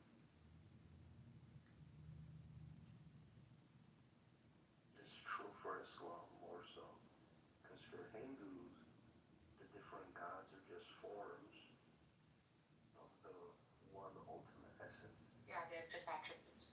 But no, they're not just attributes. They are just attributes. They're not just attributes. Like each one, like Lakshmi, Vishnu, like Lakshmi, the goddess of wealth, etc., etc. They just didn't have language then. So yeah, they depicted it pictorially because there was such thing as like definitive language. You refuse to accept the fact we're talking about the relational bonds, and you guys don't listen, and you keep saying attributes. You're just not interested in having a conversation. I love it. My God, why They're are just you not saying interested. Bob? They're just not interested in learning anything. They want to sneak in their metaphysics from what I guess the Sahaba has explained. Because Muhammad didn't go into any of that explanations. So whatever it is what it is, right? Just show them. And they'll continue to do it. As many times as you say,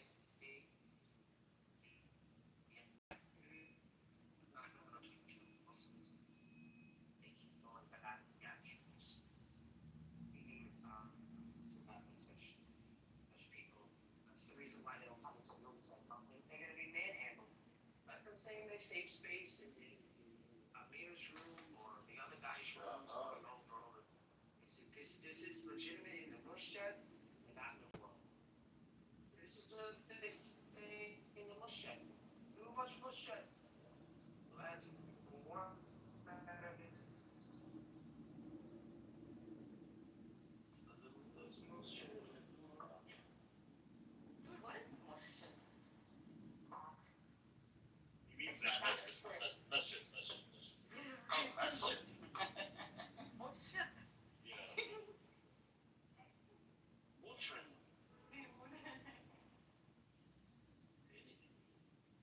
Andrew, are you there? I have another like follow-up question, right? Do you think that so basically any system of paganism can be like formulated into monotheism through this line of argumentation? So do you think, like from a Christian perspective, right?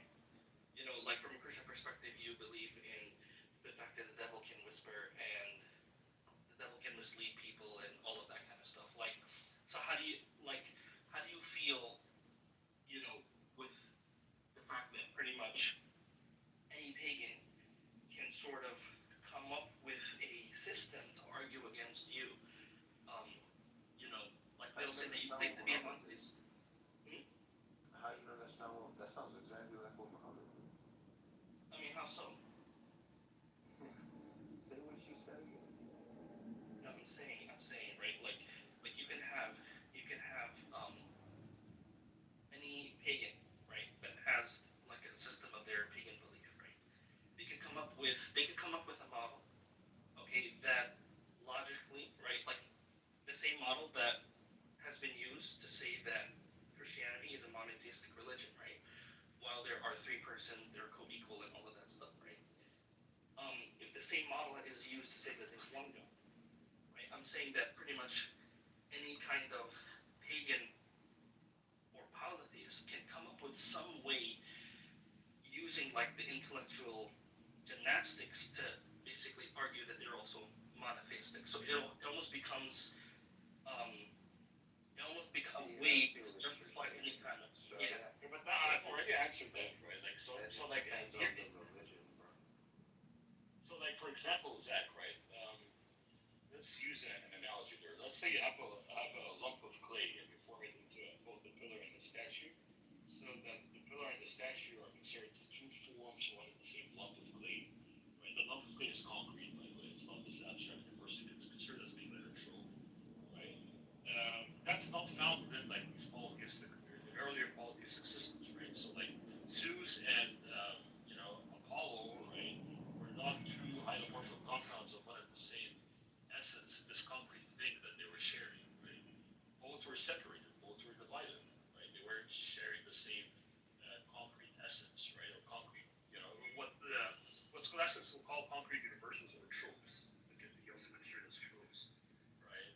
They weren't sharing that. I mean, the way it's traditionally conceived that these polytheistic systems, the universal was abstract, right? You could say that they were members of one and the same abstract universal, but they weren't. The essence itself wasn't like this concrete thing that was shared by these different persons. So they weren't like these different forms of one and the same being, right? One and the same existence. They were multiple divine existence or multiple divine beings. Zeus and Apollo, as I said. Yeah, I guess that's a good word. Now, if you want to then say, well, they can, reconstruct the model, right, by saying Zeus and Apollo share, the same concrete trope, right, so that they're one divine being. Then sure, but that's not the way it's been traditionally conceived, these different polytheistic systems, right? No, absolutely. Yeah, I mean, it may not be done traditionally, right? But I mean, look, the thing is, like, I mean, there are multiple different kinds of groups that claim to be following the Old Testament and the New Testament. They're Unitarian Christians. Whether they're considered, actual Christians or heretics or not, I mean, that would be a side discussion. I mean, depending on where you're coming from, right? But I think that this kind of this could possibly, I think, make monotheism something that could just be argued away with any kind of pagan system. I just think that it could undermine monotheism. But he just gave you the argument against that. So specifically, Zeus and Apollo are supposed to be distinct physical entities. They're not the same substance, but Jesus and the Father are supposed to be the same substance. Yeah, traditionally. But I mean, look, the thing is, like, you could in different Christian denominations, people that, like I said, there are Unitarian Christians, right? We're not views. No, of course, mainstream, right? So I'm not saying, and I think this is what Nargis was maybe misunderstanding what I was saying. I'm not saying that Hinduism or these faiths do make these arguments, right?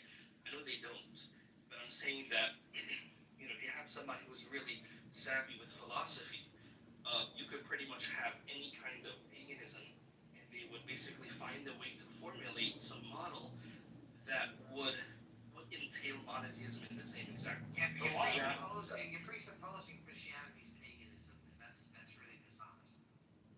No. But you can spin this and you can repeat yourself 100 times. You're basically calling Christians pagans.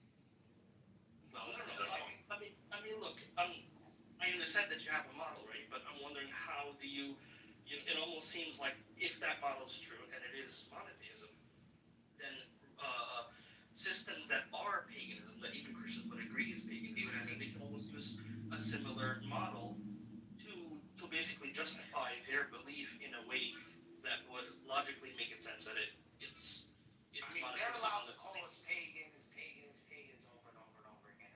I don't think they're that attracted to just There's no motivation for monotheism. It either is or it's not. And they're much older models. Believe me, like they're not want to be monotheists. The model entails monotheism because they all share in Hinduism, all gods and goddesses in the pantheon share one essence with the Brahman. same with Christianity, where there's three and the triune.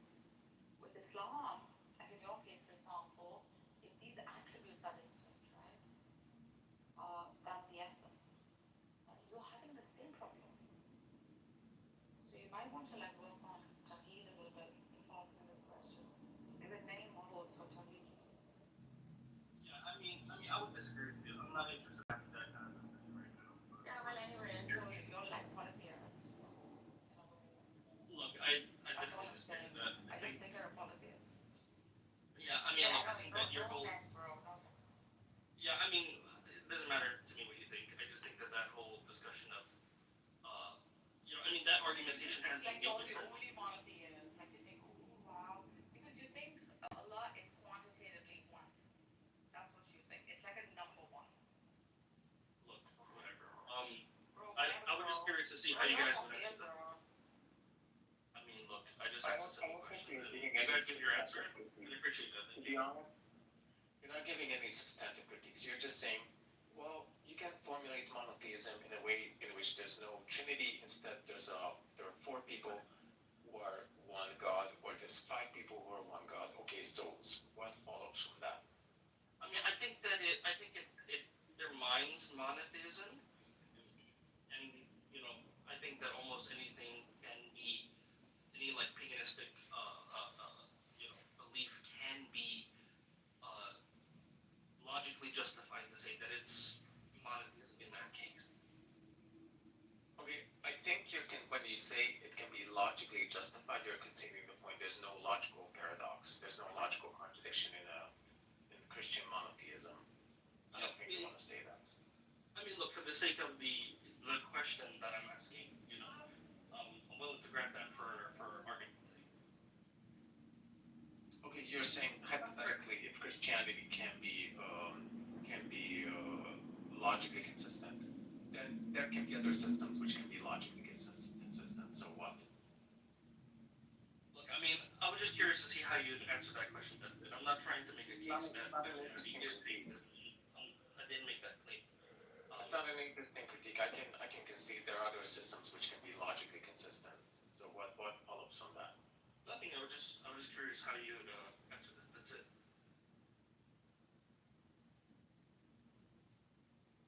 As far as logical consistency, it's obvious that the Trinity can't be logically consistent because all it's saying is that X is F and X is G and G are not identical. And we have everyday mundane examples. X is an F and X is a G, and F and G are not identical. So for instance, you are the same person as you were 2 years ago, but you're not exactly identical to the same person because some of your features changed. Or you can take a piece of clay, and a piece of clay you can form it into a statue, you can form it in a column. The statue and the column are not the same thing.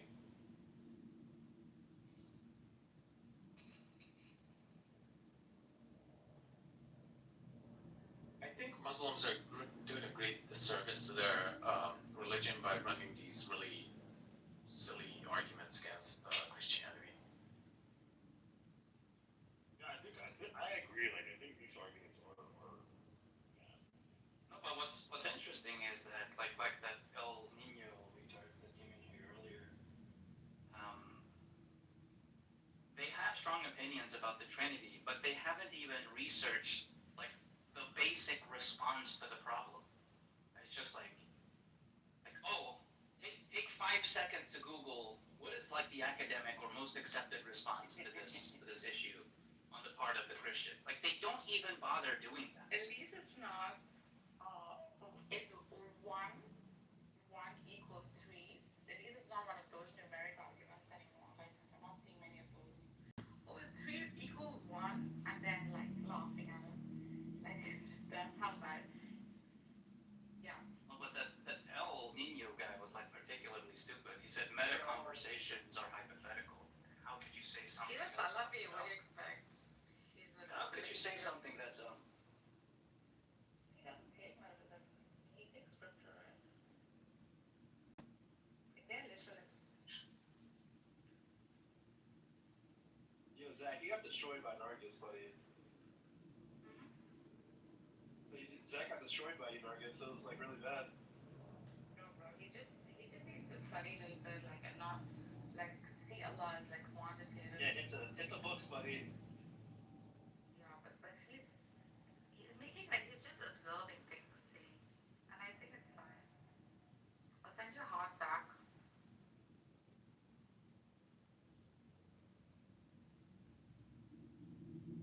Yeah, I mean, exactly. Like what Bob was saying, you can easily search what Christian philosophers have said about these issues, right? And even if you don't want to read like philosophical papers, you can just watch videos. There are major Christian philosopher names, right, that have done videos and interviews about the Trinity, philosophy about the Trinity, and all that good stuff, right? Like, Yeah, but search you Michael guys Ray. face the problem of scriptures, right? Like Unitarians can school you guys if you're just looking at it scripturally. Yeah, scripture. I don't. No, but I actually don't think scripture. Like this is the whole point that I was making. The problem with scripture is you can always look at the text and make it say whatever you want it to say, right? I don't believe in this concept called the plain reading of the text. When it comes to religious texts, of course, right? Maybe with other, like maybe if you read like a Charles Dickens novel, what have you, yeah, you could like figure out the story without like there being an intelligent. Yeah, but then Ross, like in the text, like he's like, I know Coptic, but then again, like he's gonna do a plain reading. Like what else would he do? Where Bible is like fairly plain. I mean, No, you can appeal. complicated in language, right? You can appeal to like hermeneutical, like the hermeneutical key of appealing to patristics, right? What they have to say about this. So if you have, for example, a consensus among all the early Christians that when Jesus says the Father and I are one, that Jesus here is talking about this divine essence that he shares with the Father, then we have a really good hermeneutical basis from which we can know what the text says based on that hermeneutical key, for example, right? But when I look at Protestants debating each other over the interpretation of a certain text, it never really goes anywhere. Just they end up being stalemate. Yeah, they don't have consensus. There's just no way of like coming to a common understanding. And it's being read from a translation, which is nothing but an interpretation. So and then many of them. But like their clear verses, like I've seen Unitarians posit like that Jesus like does not claim godhood at all. And I've seen like the only verse that Trinitarians posit for the Trinity is the word became flesh, John, right? Which is fine. I mean, you just need one particular point to like a doctrine. But then this would be like their arguments, especially the Unitarian arguments against the Trinitarian schools and the other schools within Christianity. Like they debate very strictly scripturally, not philosophically.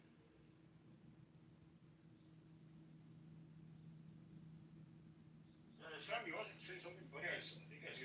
Yeah. So I think that the meaning of a text is just the person who wrote down the text what their goals were to communicate. And so a lot of times people, I don't know, and think of like there's no true interpretation of the text. It's all just different interpretations. But I think that there is in fact a correct interpretation, which is what whoever wrote it was trying to say.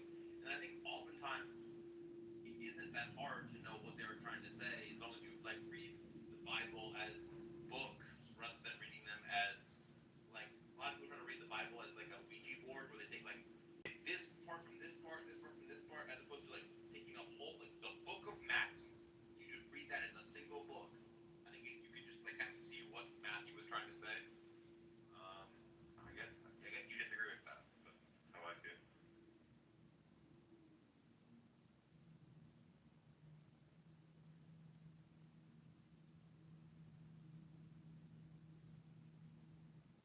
Well, I agree with you. Like a lot of people actually the majority of people I think take your view, right? That there is like this correct interpretation. You do like higher criticism of the text, right, or higher interpretation of the text. Look at what the intention of the author it was, right? The historical setting of the author, figuring out how we can look at these texts, right? You're right. I think that's like the majority of people hold to that view, right? I just don't hold to it, but yeah, a lot of people. Or I just limit the scope of this, right? So I would agree with you, but not when it comes to like religious texts, specifically like the Bible and the Quran and all of that, because unfortunately many interpretive traditions have arose concerning these books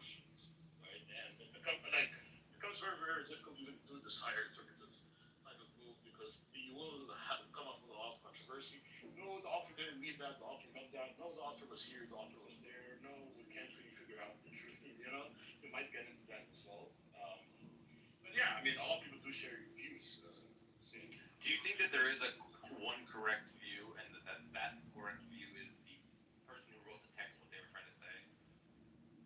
I do believe that there is a correct view, but from my Christian standpoint, it's not going to be per se what the author meant. It's going to be like of course it's going to be what the author meant, right? But the way, what God intended, and that's going to be revealed through the authority of the church that he laid out according to apostolic Christianity on how they view the situation, right? So like traditional Christians would say, oh, Christ founded the church, right? And he laid out the authority to the disciples, and then you have apostolic succession, and so you had like the students of the disciples, and from there they ended up interpreting the text, and that's where we get the interpretation of the text instead, the authority, right? Church authority that gives us what the true meaning of the text is, right? And so from that Christian standpoint, right, that's where I'm leaning more towards, right? Well, being the church authority and telling us what is the correct interpretation. So I do believe that there is a correct interpretation, and I do believe that's going to come from the church. So the only way that can be right from the church, I mean, would be that whoever is doing the interpretation must necessarily be infallible. Because if you're like, apostolic Christianity, correct. Yeah, and apostolic Christianity does say like these ecumenical councils are infallible, right? But they appeal to, so they are considered infallible. That's correct. So that they're considered as divine authority here on earth. Right. That I guess, yeah, that's okay. Like if they didn't have that particular like property, that would be a problem. It would be a problem, yeah. And that's actually one of the criticisms of people who lay out against Protestantism in a way. So yeah, I mean, there is no like divine authority telling them what is the correct interpretation. So they end up arguing and reaching stalemates without really knowing what's the correct interpretation. Would infallibility like entail like no sin, or like how is the council understood as infallible? Oh, like what is infallibility within the limitations of like the council? Oh, I think like what's considered like an ecumenical council is church representation, church bishops of different churches, right? All congregating and forming the council. So like during the times of the empire, right? Like with the Council of Nicaea, for example, the emperor ordered that all bishops of all of his churches, right, to attend the council. So you had representation from all the churches, right, and from there the standard was set for what the churches and ecumenical council. And actually, that tradition follows from like you can find it in scripture as well. Like in the book of Acts, when all the apostles attended the Council of Jerusalem. They believed that this was done by the Spirit, by the Holy Spirit, because all the apostles were in attendance at that council. And so that tradition was maintained by church authority that all church representation should be attended at that council for it to be considered an ecumenical council as infallible, as defined by the Holy Spirit. That's it. Do you think that all of the books in the Bible have the same theological views, or do you think, for example, there's some scholars like Mark Ehrman thinks that the book of John and the book of Matthew don't have the same exact theology, and then the Old Testament and the New Testament don't have the exact same theology. Do you agree with them, or do you think there's just one theology throughout the whole New Testament and it's the same one? I mean, this is so like I think like a traditional Christian would have to not agree with that criticism that's made out by these academics, right? Even though it is very, very plausible, right? Like looking at it from the outside perspective, it's highly plausible that they did hold different theologies, right? But I don't really see that it would really benefit a Catholic or an Orthodox by saying that, right? Like I think church tradition would maintain that they did hold to the same theology, right? And so, in virtue of you having that justification for believing in church authority and church tradition, you will have to take the opinion that they did hold to different theology, even if it seems implausible in a way, right? But I do like part is academic criticisms of the Bible, right? And I do think it's highly plausible that they did not hold to the same theology. Like a lot of people were living in different parts of the world, hundreds of years apart from each other, different cultural milieus. Like, why wouldn't that affect, even if they're guided by God, like, wouldn't the cultural zeitgeist influence their writings? No, you're right. And that's like the same arguments that these secular academics are making, right? You're absolutely right. And I think they're very good arguments. I think they're highly plausible, right? Arguments. It makes sense, right? They were living at different times, different regions. The region that they were in, right, would give them a certain view of their theology and the way they're writing and all of that, right? I agree, yeah. But of course, I can't say that as an Orthodox or a Catholic Christian, right? It's very much has this certain adherence to church authority and church tradition, right? So I will have cope here in a way and say, yeah, even though it seems highly plausible, given the evidences that I have for apostolic Christianity and for church authority, I will take the church authority interpretation of the matter that probably that these authors held the same theology. So, yeah. I get it, man. I get it. Dude, how does culture or like geography change the influence of the Holy Ghost when it's imparting like vision of truth in the? Well, I mean, the secular academics. I mean, you could say like the method they're applying here is like natural. They are applying methodological naturalism. It's like they're not going to take the whole idea of these are inspired by the Spirit or by God, right? So like, not taking that into account, then it becomes highly implausible that they have the same theology, right? Yeah. But I'm saying like if that's the claim, the Holy Ghost will operate as Holy Ghost at all times, no matter what the region is or the culture is, right? And that's what the church fathers would say. Yeah, that's what the church. Yeah, that's what traditional Christianity would say. Correct.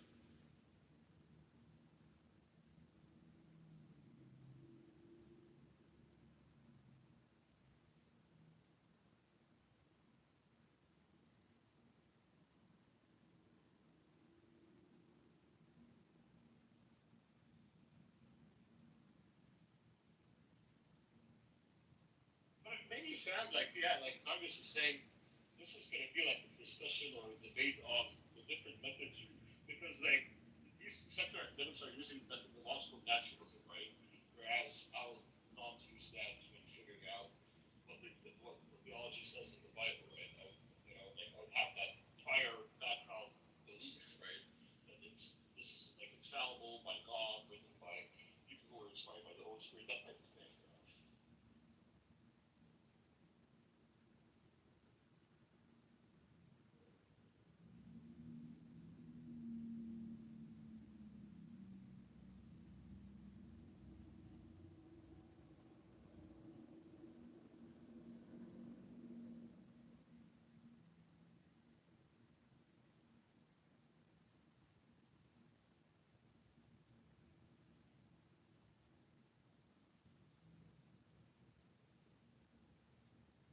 Hell yeah, brother.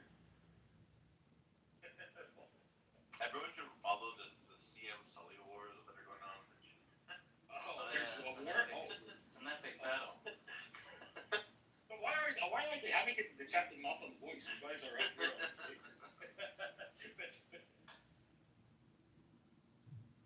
Natural.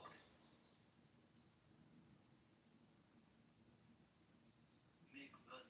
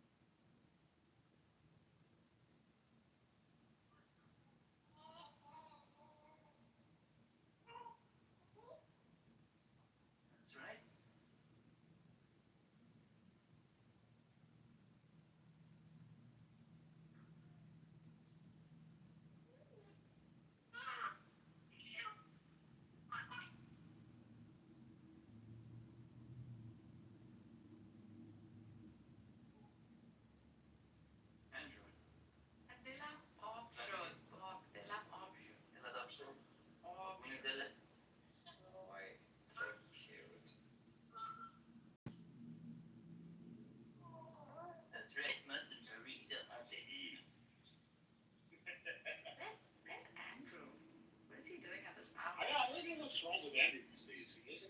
Yeah, where is? I don't know. What is he doing, bro? No, he's good. He's Gucci. He's probably doing the Lord's work, taking away the bar of some 87-year-old grandmother. How ironic for Andrew to be doing that job. I have recently come to know of his profession.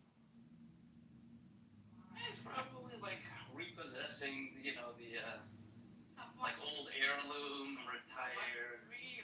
He's person very can't, someone's dream. Future. their social security doesn't pay out a lot because, they were a house in the 50s. And, God is a reaper of souls, and Andrew's a reaper of old people's property. He's just doing what Jesus would do. He's Andrew the Ripper. That's what he is. not too much on Andrew, I think. Not too much on Andrew, y'all. Yo.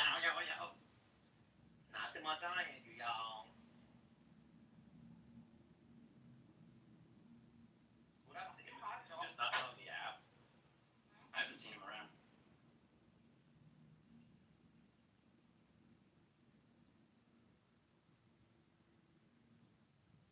I have not seen him around.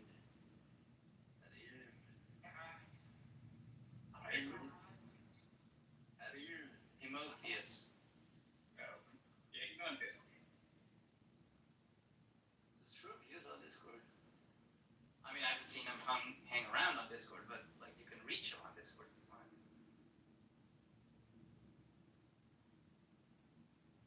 Oh boy. Let's meet us. No idea. He's sending dick pics to women. He's getting on his dick game. His dick pic game's getting perfected. Nothing much to perfect, but I don't know. The one dick pic he sent me had a lot to be desired, I'll be honest with you. Now, I am someone who's a paid photographer, but still, like, you can do better, buddy. Come on, step your game up. Let's try. Come on. Whenever a woman sends like a sexy selfie, it's always this like artistic thing with nice lighting and like the guy's the laziest fucking thing in the world. no. What about the composition, bro? Exactly. I should specialize in taking really good dick pics for men, so that they can. Be a first customer. Do you think somebody's interested in this type of content? Absolutely eventual. Sorry for Excel, being baby. sorry. It's odd, okay.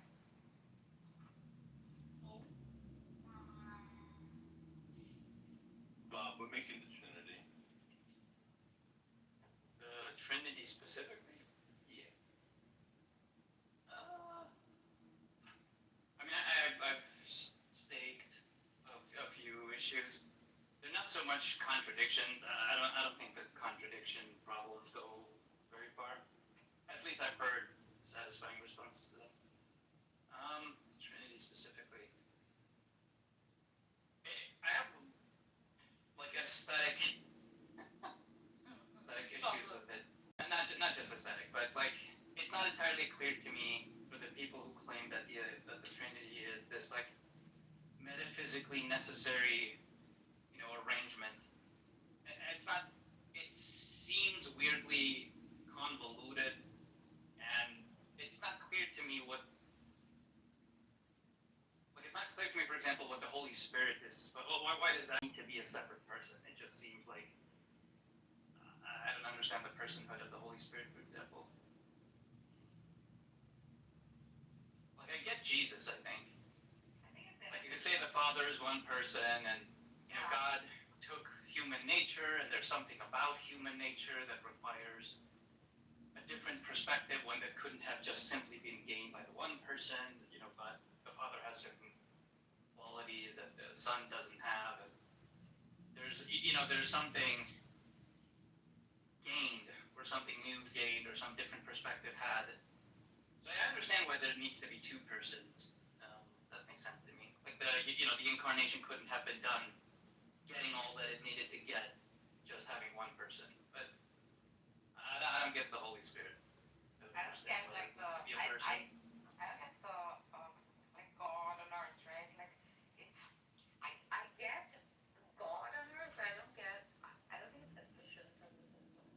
Like a human demonstrating like his highest potential is more feasible and practical and efficient rather than like a criteria that cannot be met by a human, such as God, to emulate.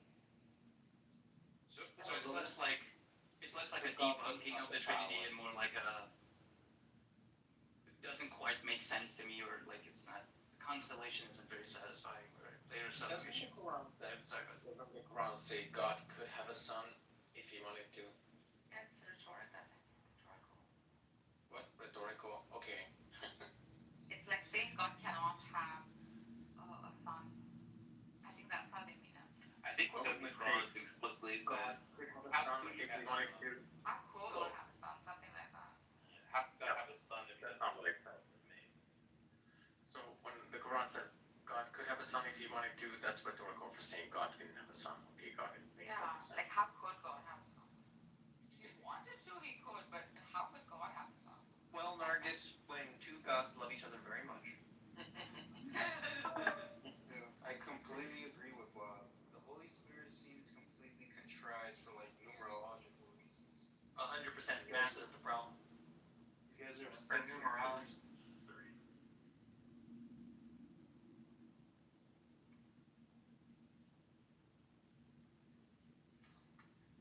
I always just find it kind of weird, the idea that an all-powerful omniscient being can like cause himself to not have an omniscience and omnipotence, then be God. Like, isn't it being God like me having those qualities? Like, I can't just say I'm God. The reason why I can't say I'm God is because like I'm not omnipotent. I'm not. That's tricky business, isn't it?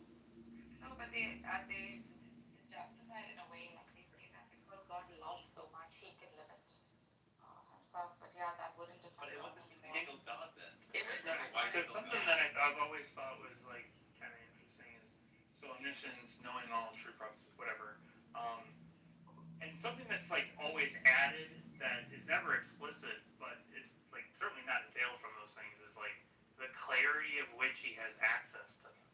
So like opaqueness and all of that, that doesn't seem to accord with having omniscience, because it seems like we might still want to say we know, I don't know, the capital of, I don't know, Alabama, even if we can't meet it. Yeah, like these sorts of critiques assume the difference between dispositional knowledge and current knowledge. That is knowledge you're just like thinking about right now, as opposed to knowledge you're disposed to produce or disposed to think about if somebody asks you, or if you're like, if you want to recall it or something like that. What kind of Does this mean that Jesus has like a discursive mind in a way that the Father doesn't? You have a dispositional, so in a way, the Father doesn't. Sure. I was going to ask, what kind of omniscience you think the Father has? Is it that kind where, you know, it can go and compute the answer, you know, or it's just like instantaneous, but then, you know, Jesus is different? I mean, omniscience just broadly just means knowing everything, whatever that amounts to. It doesn't tell you what kind of knowledge, it doesn't tell you the scope of the knowledge, and it doesn't really tell you the clarity of the knowledge. Exactly. Yeah, and I mean, I know omniscience generally doesn't, but I'm saying, what type do you think that God the Father has? Is that an open question? I think, well, this might be modeling. It sounded like Adam was trying to give like a different kind of composition to Jesus's mind than like the Father's or the Spirit. So he might say that it is like more or less different and maybe in function. Okay. So, like, do you think Albedo? Do you think like I could be omniscient? Like, could God grant me omniscience under whatever, like the same kind of omniscience he has? No, I don't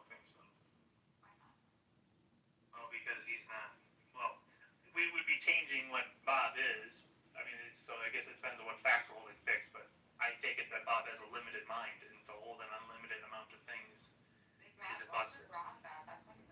Aren't you gonna say the same thing about like the man Jesus? No, but like I'm fine saying if I was granted omniscience, maybe I wouldn't be the same person or something. But let's just say I would be a different person. But could he do that? Yeah.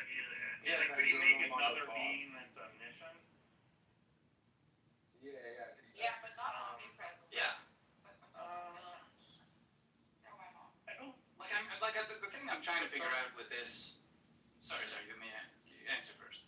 I don't see an immediate problem, but I haven't really thought too much about it. That's fair. The reason I'm asking is like, I don't think these are like knockdown arguments against the Trinity or blah blah blah.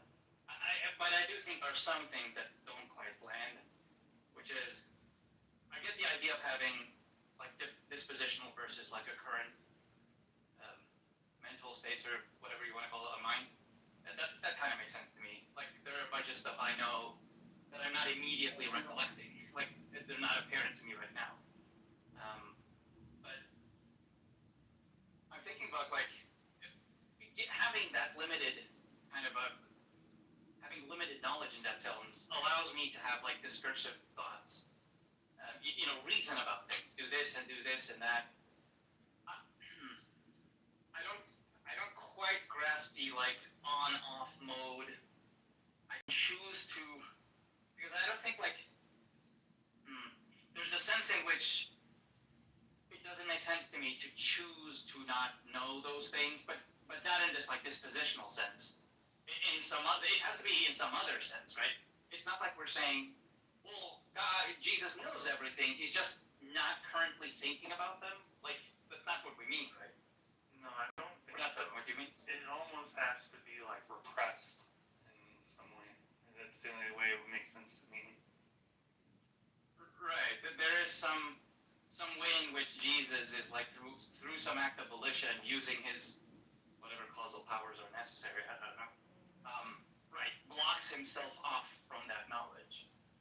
And he's saying, like, even if I wanted to right now, I couldn't know this if I didn't flip this other switch. Which is, that's also kind of weird. I don't know if there's going to be like a very satisfying answer to that. Maybe not. Because, like, imagine you have some subset. Right, but it's like, think about what that would mean. Like, okay, so you have some subset of knowledge that you're making opaque to yourself. And so, but you could unmake that. You could make it transparent, but then you like, do you know which propositions those are? Like, it's weird to think about. It's unintuitive. Oh, right. You just cast the reverse. It'd be a systemic access spell. That's right. The spell knows what propositions need to be unlocked. You don't need to know. Yeah, I mean, the other two persons of the Trinity have, they're just there keeping them. Yeah. They're keeping him in check. That's right. So it's not like everybody's forgotten. No, that's right. All those are held in the Father's mind, but yeah. It's like a RAID arrangement of hard drives. Could God, I'd like to know what that means. could Jesus completely become not a God? Is it metaphysically possible for Jesus to be like, okay, using my magical powers, now I'm just a guy. I'm no longer a God guy. I'm just guy. Well, wouldn't that? No, someone else has to wish him to be not God. This is just a plot of Superman too.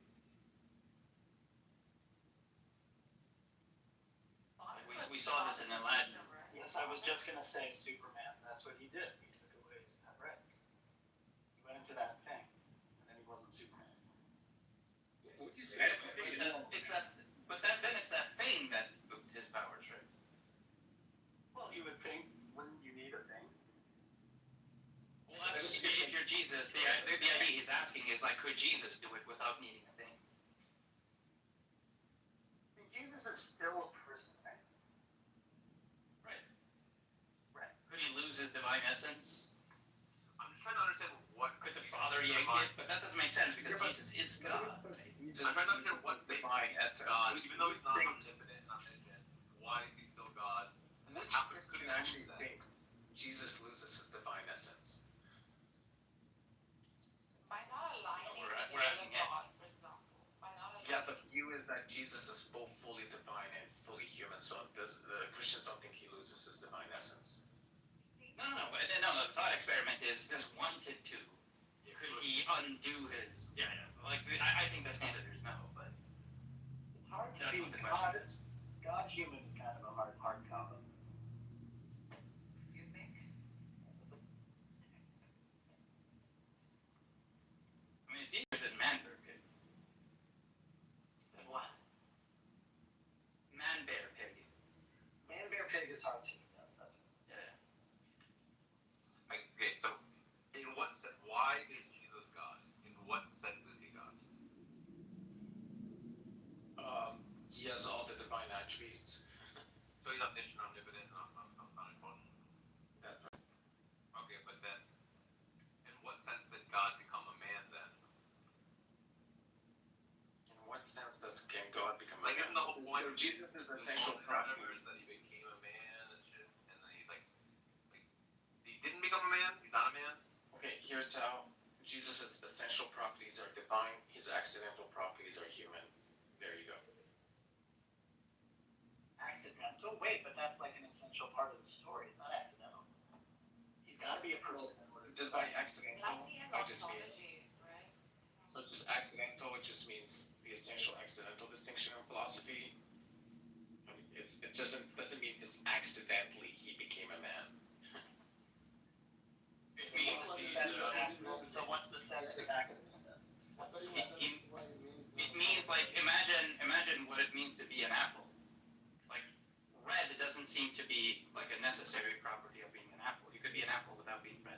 That's like an accidental property.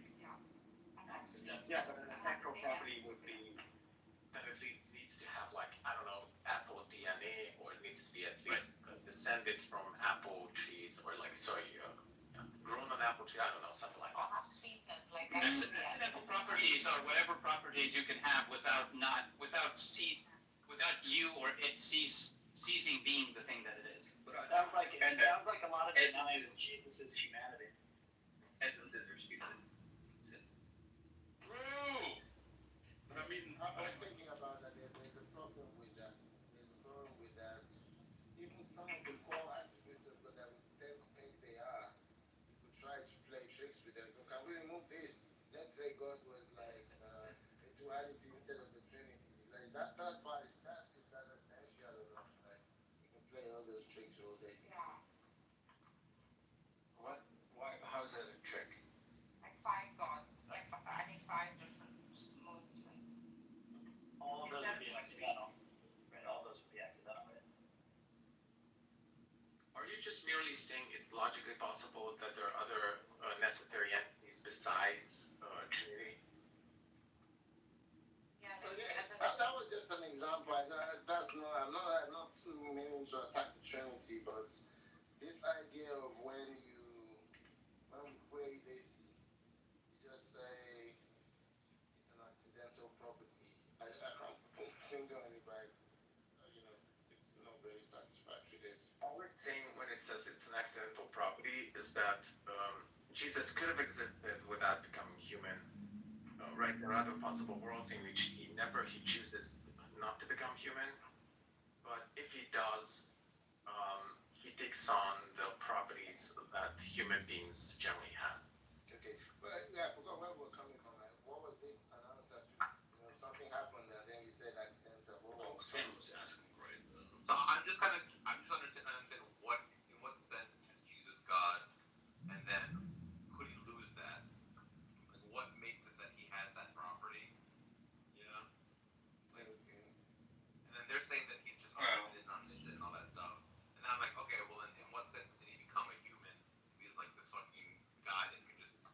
I'm a human, and I think it's essential to me being a human is that I'm not omnipotent and all that stuff. And then so I don't have the ability to just manipulate reality at will. Well, yeah, this is kind of the question: is like, are the essences even have?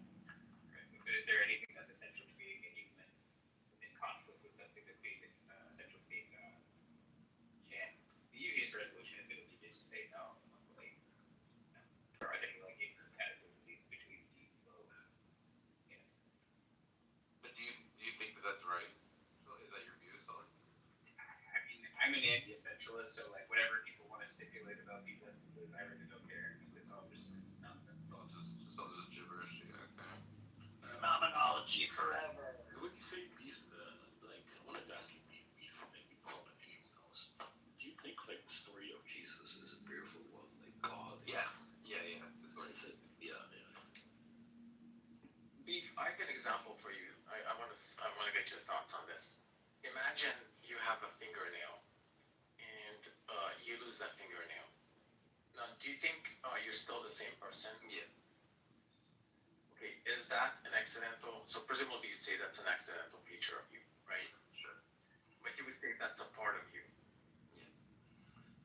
The essential features of the fingernail, are those the same as the essential features of you?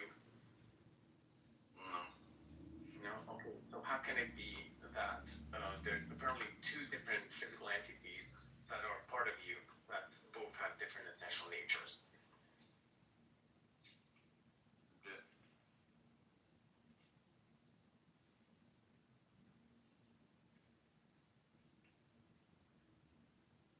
It's because essentialism is down. Okay. I can make sense of persistence without essentialism, but that's a separate issue. Like as soon as you say something persists, like something persists to die or something like that, you'd have to say What that. if things don't persist? Right. So that's just What if things are impermanent? So presumably you think that your thought at least persists for like a second or two, doesn't it? I don't know. That's a weird way of talking about it. If you're just saying like it occurs across a time interval. Right. Yeah, that's what I mean by persistence. But It's just a persist quick means thought. like stays the same over time as time moves forward or whatever. I mean, presumably you think there's some sort of a subject who experiences thought that persists. No. But I mean, Okay. what do you If you don't think that person exists or there's any persistence of a subject, then how can you make sense of any sort of epistemic probability on your view? Anyway, this is a whole can of worms that I don't want to discuss. We can all ask random questions. But It's not a random question. question. Go ahead, come on. Okay, but Agamemnon, so in the analogy, you're saying that Jesus is the toenail of God, and that although Jesus has different persistence conditions, he's still part of this like broader thing, which is the divine, and that but they don't have the same persistence conditions. They don't have that they're still part of the same object, which is the No, I mean, it was just a response to what you said. You said, how can Jesus become a person how can Jesus become a human if a human has completely different essential features from God? Those are incompatible. Okay, here's the counterexample. There are two physical things which are parts of you, which have different essential features, incompatible essential features, actually. And so if Jesus didn't have omniscience, omnipotence, and all that stuff, he would just be a man, and he wouldn't be divine. Is that your view? Yes, if no part of Jesus had those essential features, I would just say he's a man. So Jesus is the fingernail. Does that mean when he gets crucified, he's a hangnail? Yeah, good one. Yeah. That means that was pretty good. Not bad.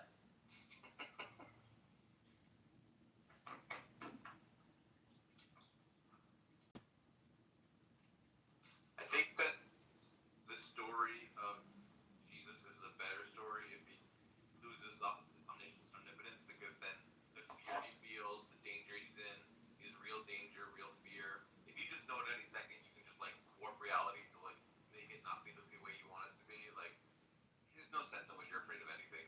I think it's even cooler that he can do that, but it's like not the right thing to do. Right? So he like restrains it. Yeah. That he chooses. What's actually the Christian narrative is that Jesus voluntarily empties himself. Check this out that came to mind. I don't know if it's too simple, but is there a range of things that God could become? You said, well, he became a human, and that human part, that's just accidental. Could he, like, if he wanted to, like, become maybe like an animal, and it would still be God, but that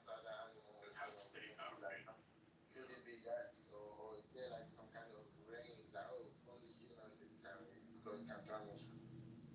Yeah, I remember. Can he be like an ant? Like, can he be an ant? That's what I'm asking. Could you replace your fingernail with, I don't know, some like a metallic plate or something? And would you still be human? No, I'm not saying would it still be human, Okay, right? good. God, you said God was able to like become a human, and the human aspect of him is like accidental. Is there a range of what it can turn into? Could you like, for example, like And then you say something image bearer, we're made in the image of God, something. No, but I anticipated that, but I guess saying something different. I don't know, maybe I got misunderstood me. Note that that's not what I just said. I wasn't confirming or denying whether God could actually do that or not. But I mean, these questions are interesting. There, can God unite with like these animals? I mean, maybe. Yeah, I mean, Hinduism is that, right? Like, Logical possibility. And that's why it's not going any further. Theoretically, it looks interesting. My preliminary response would be that I haven't thought about that, but it would be like if God turned into Satan, maybe that would clash with his nature in some way. Okay, let's not pick something where it's like his nature is gonna like something evil, So that would be more likely to be possible than Satan. But I can see why, like, the Christian might don't want to like start like thinking that they're going to come as a frog and stuff like that. It might be like insulting, but it just looks interesting to me when you're saying like it's accidental, but does it have a range? Does it have like something that it can't? It's like only these things or what God can come as. But anyway, we can move on. No problem. And would he just be a limited God if he could just be human, right? Like, so Hinduism doesn't shy away from this like the monkey god Hanuman, or even the god Ganesha. Like, it keep going on and on, and like manifesting even like in the tiniest of things in nature. The snake god. That question's really good, Chris. Okay, so yes, God could manifest her. Thanks, I appreciate it. So what really interesting follows from this?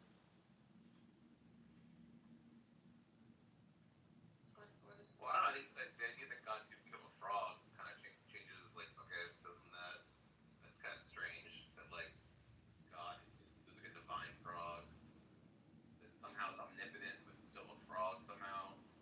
No, but you get the idea that you can combine two different entities with different essential natures into one entity, right? It's only strange if you think that like God becoming a frog means that the entity itself loses all of the divine properties, but that's not the Christian view. I mean, Beth, did you hear my explanation of like composite objects? Like you can have, like a body and a soul forming this one composite human being, right? Would have these body essential properties, maybe soul essential properties, but they compose this one human being, right? That's fully a body, fully a soul, essentially a body, essentially a soul. But they're one and the same composite object, right? And they can even have contradictory properties, but they're assigned to different aspects, right? Like the body aspect and the soul aspect, like the body being material, the soul being immaterial, right? But they're referring to different aspects of one and the same composite object. And I think like the analogy can be served here with Christ, right? Like Christ is this composite object, right? Composite person, composite being that has a divine aspect and a human aspect, right? Would that, like, what do you think of that before? Do you think Jesus is omnipotent and omniscient and all that stuff? Yeah, and with regards to his divine aspect, he would be omnipotent, not with respect to his human and his one composite being, right? Something like that. But wait, when you say with regards to his aspect, like if Jesus just were to meet Jesus, he could just like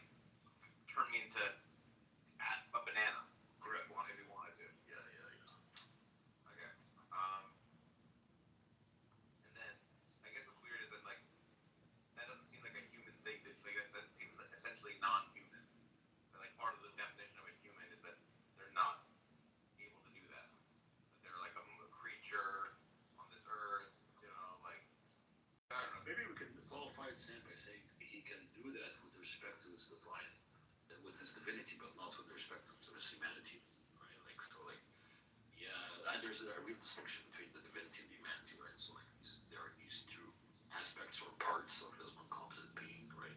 The divine aspect or part to do that, but not his human aspect or human part. You don't have to adopt this composite. You can just it even works on non-reductive dualism. Yeah. You said it. Yeah. Mental state, which is physical, and then you have the physical body, and like the two are somehow connected through psychophysical laws. I know your model, so yeah. That can. I think that can also work. What makes Jesus and God part of one composite object? I suppose you didn't have the view that Jesus was omnipotent and omniscient. He was just a man, but he was part of this composite object where part of the object is omnipotent and omniscient, part of it's not omniscient and omnipotent, but it's like one object. What makes them one object? What makes them to each other than me and God, me and the Father, you know? Yeah, this is where it gets a little bit interesting. So, like, when it comes to material objects, this can be easy, right? If they share the same spatial location, right? Now, when it comes to, this is where it might be a little bit unintelligible. We'll have to appeal to mystery, because we will say, like, oh, like, there might be this lack of division, so they're not separated, Jesus and the Father, or what have you, right? But what does that mean when concerning that there is no spatial location, right?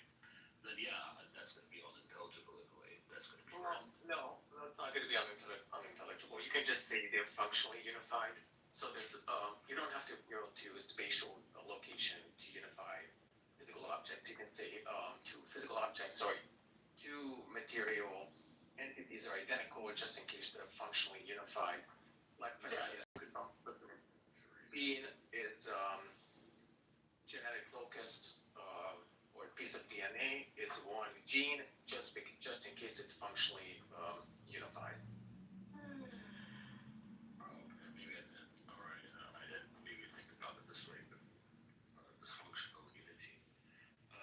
Because usually when we think about like objects being united, like if you take one object and unite it with another, we take it to be like they share the same spatial location. All right, what do you think makes a gene a gene? I mean, depending. So like if you have like a gene for eye color, for example, that's what makes a gene for eye color a gene for eye color? Like what gives it its identity conditions? Oh, if it's, I mean, if it, what do they call it? If it, when it becomes like a phenotype, like when it gets activated and it triggers the eye color type in the individual, right? Maybe, so you want to say like this functional thing, right? You want to bring it back. Spoiler. It's not going to be that they share spatial locations, because you can have multiple nucleotides in different spatial locations, which is still classified as part of the same physical entity, which is a gene. Yeah, so you have these two genes, right? And you want to say they share the same functionality, so they're counted as one gene, right? Even though they might be in different spatial locations. Well, I'm not going to say there are going to be two genes. I'm going to say there are going to be many different nucleotides which don't share a spatial location. Yet we classify them as the same gene because they share a functional identity. But counting objects, right? How many existences are there? You're going to say there are multiple concrete things there, right? Like multiple concrete. It can't be Kitover. It's not a physical object. So a gene is a physical object. I mean, a gene, not a physical object. I think a gene would be a physical object, yes. Okay. Yeah, so if you wouldn't you say if you have like multiple distinct physical objects in different spaces, they're counted as, you would say, I mean, they would possess different spatial properties, for example, according to Leibnizian identity, right? Well, there's certain ability of identicals if two things share different predicates, then they're two things, right? So if you have these two things that are separated, having different spatial properties, for example, right? Then they would be counted as two objects there, right? You would have these two objects, two concrete existences. From there, Do you think functionalism regarding the mind would example to that? Because a lot of functionalists think there's just like one unified consciousness, even though the particles which realize or constitute it would be separate physical, would have separate spatial locations. Then you would have to say, like, in one sense, yeah, I mean, there's one mind if you're taking into account this functionality factor, but in another sense, there are multiple distinct concrete things there. Well, that just shows you that you don't have to build a mystery to say that in some sense, yes, there's one physical entity. As long as Jesus and, his divine and his human nature are functionally unified. Yeah, but I mean, we do still use the language, right? That the Father and the Son are undivided, right? They're united in a way, right? Don't we use that?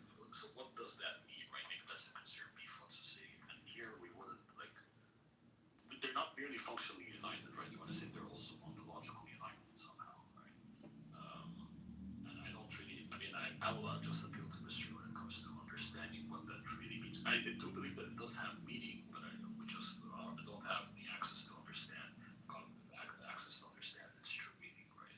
So I guess in this case, I'd like to ask what you think the difference between ontological and functional unity would be. Like, why do you think functional unity, at least in some cases, doesn't imply ontological unity? Yeah, because you can have, I guess, even with the analogies you use, right, you can have multiple distinct things that are separated, but they have the same functionality, right? So my intuition tells me there that we would count these as multiple distinct objects in virtue of them being like separated, right? Okay, so do you think there are multiple separate minds on, like, given functionalism is true, do you think there are multiple separate, that entails there are multiple separate minds?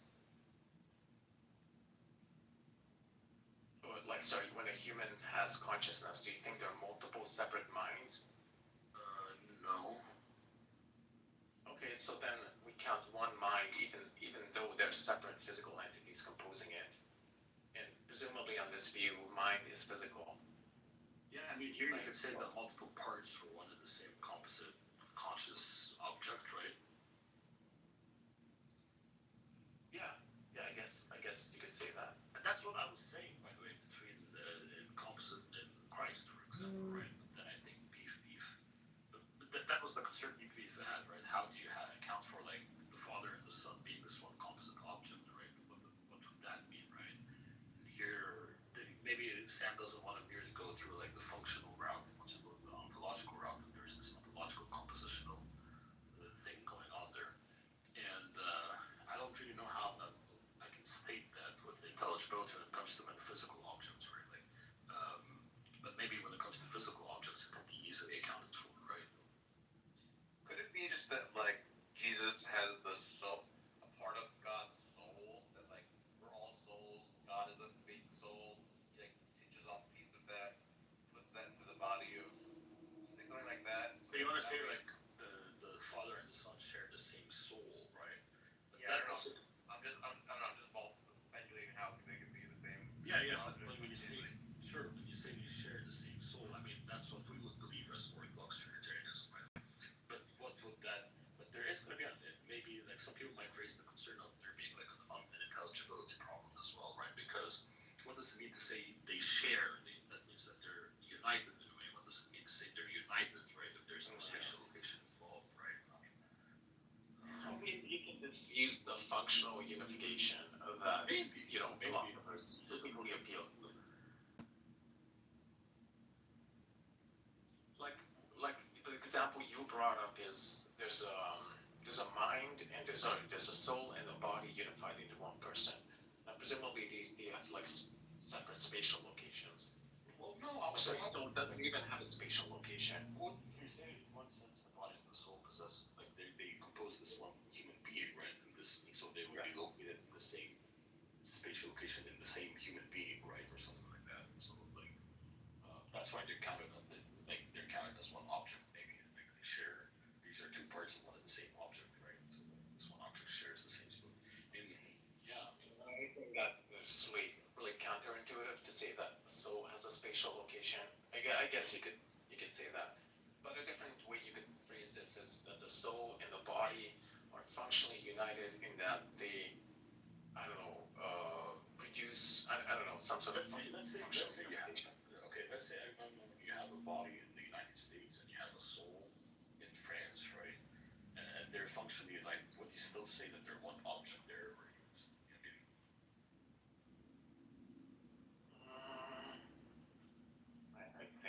I think maybe the proximity, yes, the functionality, the physical functionality is facilitated by some kind of closeness in distance, even though it's not the identical spatial thing. I just think that's really arbitrary because we have examples of genes. It's like genes are physical entities, so we have examples of genes in which the nucleotides are not spatially close. They're like introns or introns in between nucleotides which are excised. So there's such examples where this sort of reasoning breaks down. So this proximity, that there has to be proximity between physical objects.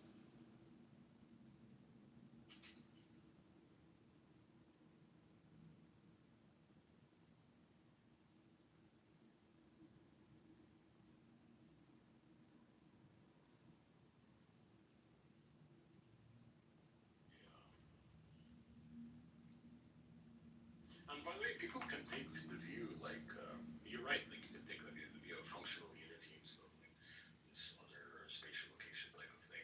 And some people take like view of divine spatiality. God is in space, right?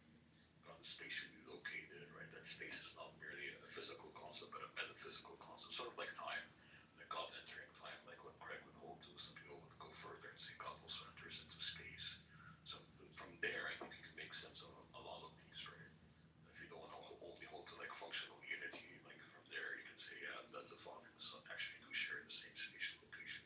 But that's like very, very not like optically pleasing for a lot of individuals, except especially like classical theists, right? So like, yeah, that's might be also like a lot of other issues, like philosophical issues being raised there.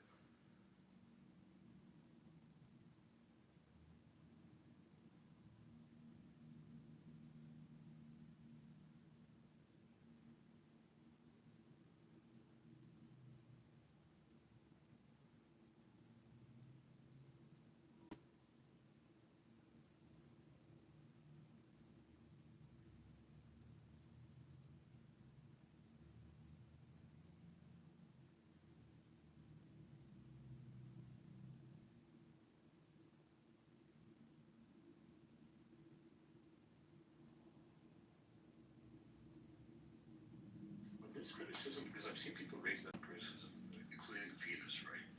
That what does it mean to say that the Father and Son share the same essence if they're not like inhibited, like being in the same spatial location?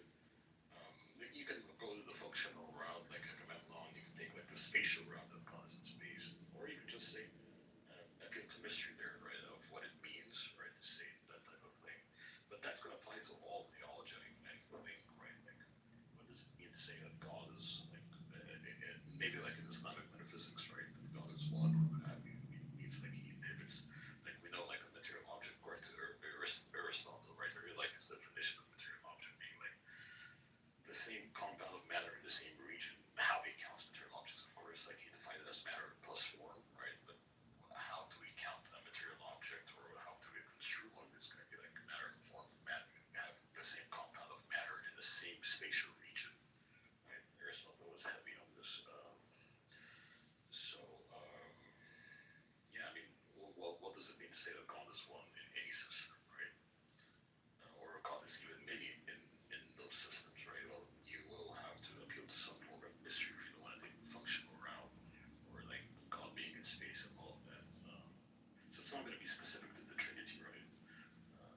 There's going to be a problem that is going to, all of these theologies victims to. You know, I've even asked this before, and theist said yes, right? Like, if we had everything we know about the Trinity today, if we had them fixed, right? But instead, maybe the church are calling it tritheism, right? It seems like it would fit, like you could just slap any label, so tritheism, and that's true.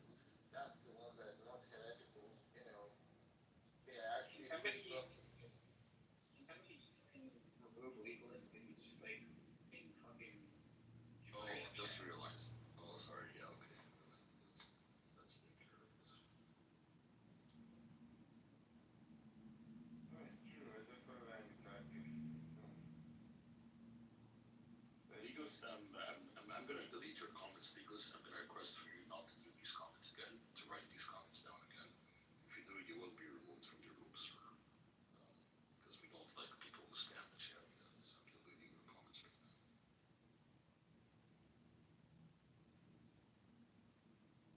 So you get what I'm saying? Like if the Christian doctrine was actually tritheism, what would you be forced to change? You need to change anything, or change much, if at all. If maybe actually the church doctrine was actually tritheism. Yeah. Well, then it becomes a problem because the Trinity is tritheistic. That can be a defeater for Christianity because Christianity assumes.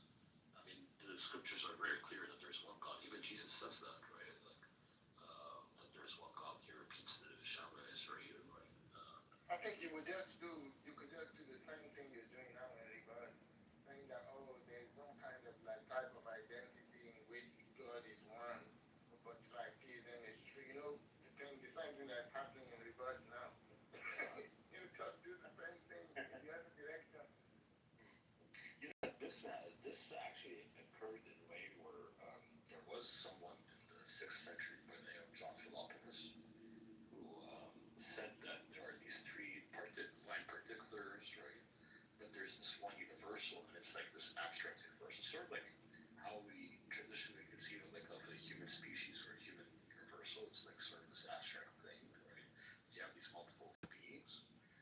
Someone called John Philoponus, right, who actually came with the Kalam argument, by the way, that he was inspired from, right? He basically said the same thing about the Trinity, where he said, you have these three divine beings that are one in this abstract universal, just like human beings, right? And he did say that the Trinity is one God because of that, right? What you were alluding to there, Chris, right?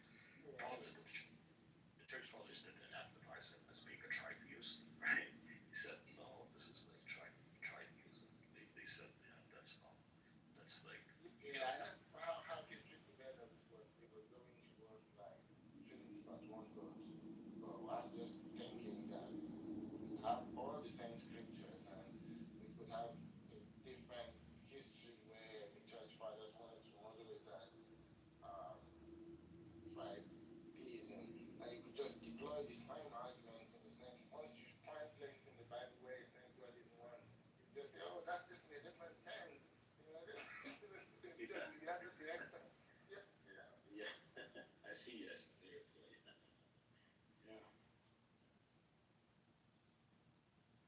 There is but for me, specifically, I mean, if you know about the monarchical Trinitarianism, right, where you have these three, you have the Father being the source, with the Son and the Spirit, there being one God, because there's nominal, the Father is one God in the nominal sense, right, but in the predicative sense, you have three gods, right? So a lot of people hold to that, right? For me, it's not optically pleasing. I don't want to say, in some sense, there are three gods, right? So it also has to do with, how optically appeasing is it to you, right? I feel very uncomfortable, going up to a non-Christian or a Muslim, for example, right? Where they always accuse us of polytheism and tell them, hey, you're right, in some sense, there are these three gods, right? But then again, it looks like there's scriptural backing for that. When it says begat, like the Father begat the Son. There's some notion where the Father is the source and it's a little different from the other two. You're absolutely correct, by the way. This is an issue that has to be dealt with people who don't want to hold to monarchical Trinitarianism. And it has been laid out by monarchical Trinitarians, right? If the Father begets the Son, the Spirit proceeds also from the Father, the Father being the source there, right? That can be a really good point. I still hold to the view that persons are relatively identical to the essence, including the Father.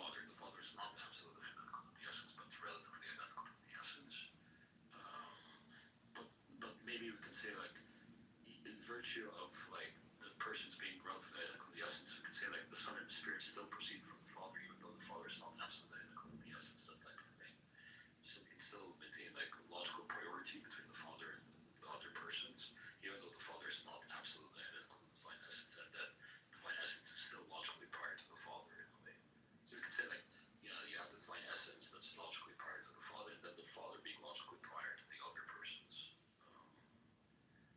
Yeah. Yeah.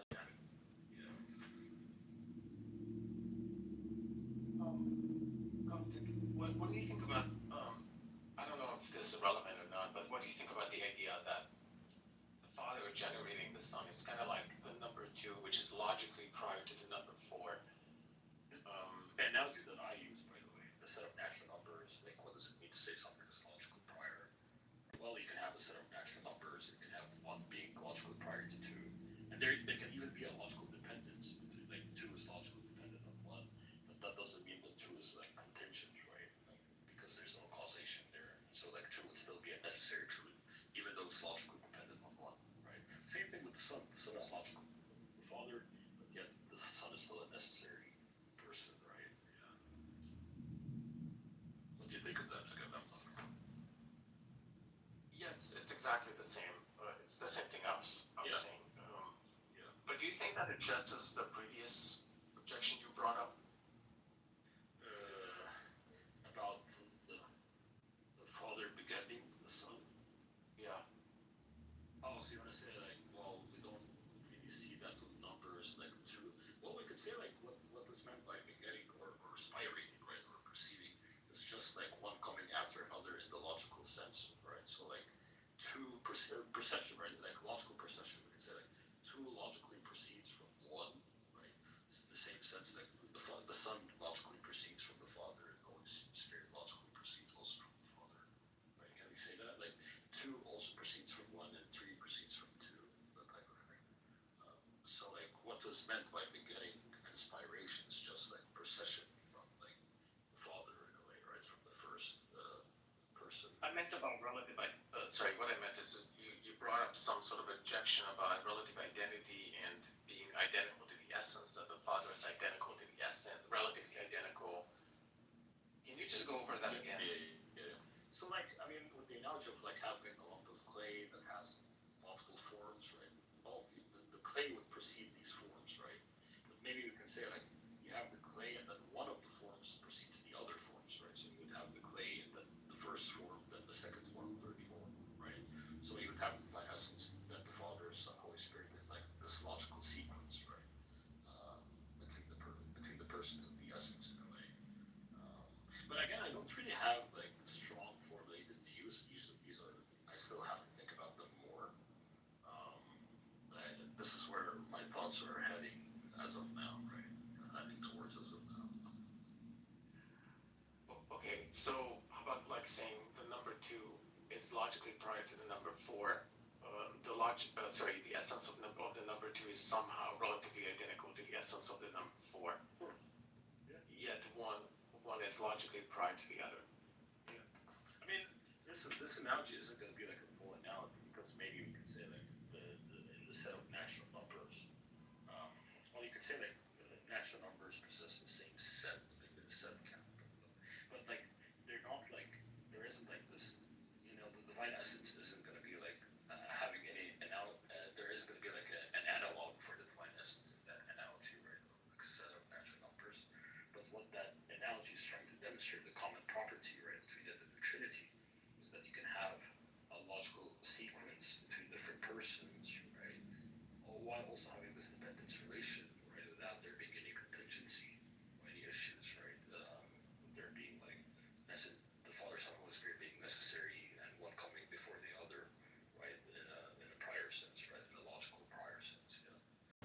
But of course, like the set of natural numbers is not going to be fully analogous to the Trinity, right? Because the Trinity is a concrete object that has a concrete essence that instantiates these multiple distinct persons, right? I just use the analogy of the set of natural numbers for people who tell me how can the Son be dependent on the Father and yet be necessary, right? Well, we're talking, or like how can the Son proceed from the Father, right? And there being like this priority and posteriority, right? Well, I say that's all in the logical sense. Yeah, you can have like logical priority and posteriority, and there being like this chronological posteriority of the Son and the Father, right? And they can still be both necessary, the Father and the Son, even though there's a dependence relation.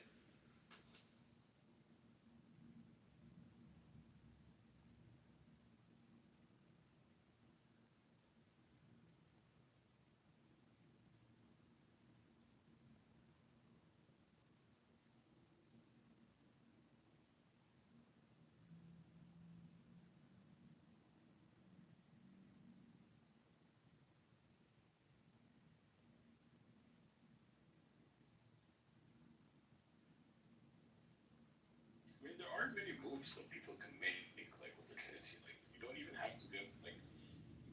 I mean, you can always incur a cost of appeal to even though you don't need to. I'd still be rationally justified in their belief in the Trinity. Like you could take the James Anderson approach, right? This positive mysterious approach, which is not that bad, right? You can be I mean, you could take like J.C. Beale's approach, being a logical pluralist, right? Classical. Yeah, if all else fails, we have Chris Tweed's like Hail Mary, like an intentional context stuff. Yeah. Actually, Venus.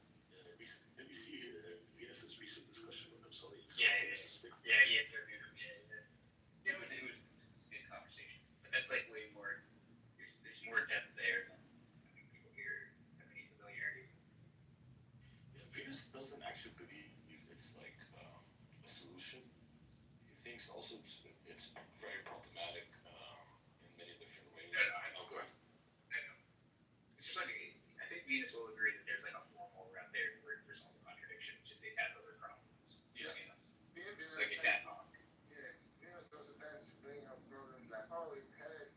It's like, I'm thinking, who cares, right? You're just looking for a solution. Well, usually that's part of the whole thing. It's very easy to resolve if you're not worried about heresies because you can just go for modalism, partialism. Yeah, but the thing is, people calling it heresy, they might be mistaken as well because no one has agreed that those people calling it heresy were sent by God. That's up for grabs as well. Or you can resolve it without any heresies. Without easily without any ad hoc moves through relative identity. That's not like. Yeah, I mean, I kind of agree that that's the best. I basically agree that that's the best way to do it. But what Chris Tweed is doing is he's saying, okay, people have watched a bunch of texts on the relative identity version, and then okay, so if that fails too, here's like a Hail Mary test, which is that like it's an opaque context, and so because of that, the argument is valid. Hail Mary is funny in this context. Yeah. But Venus makes the critique.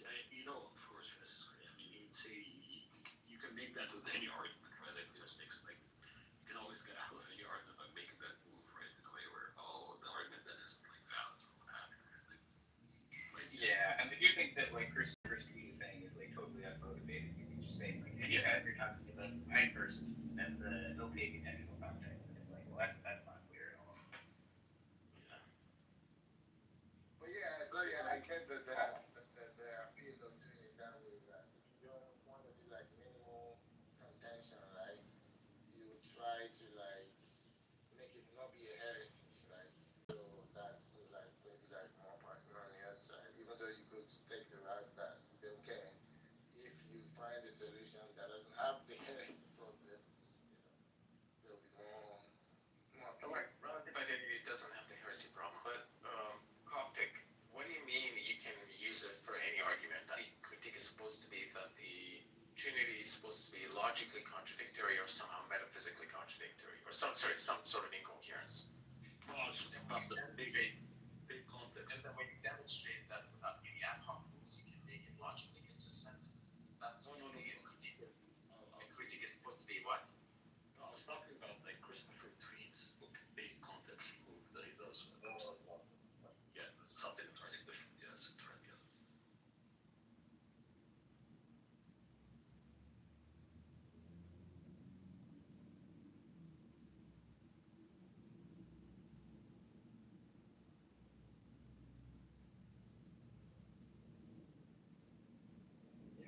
Noel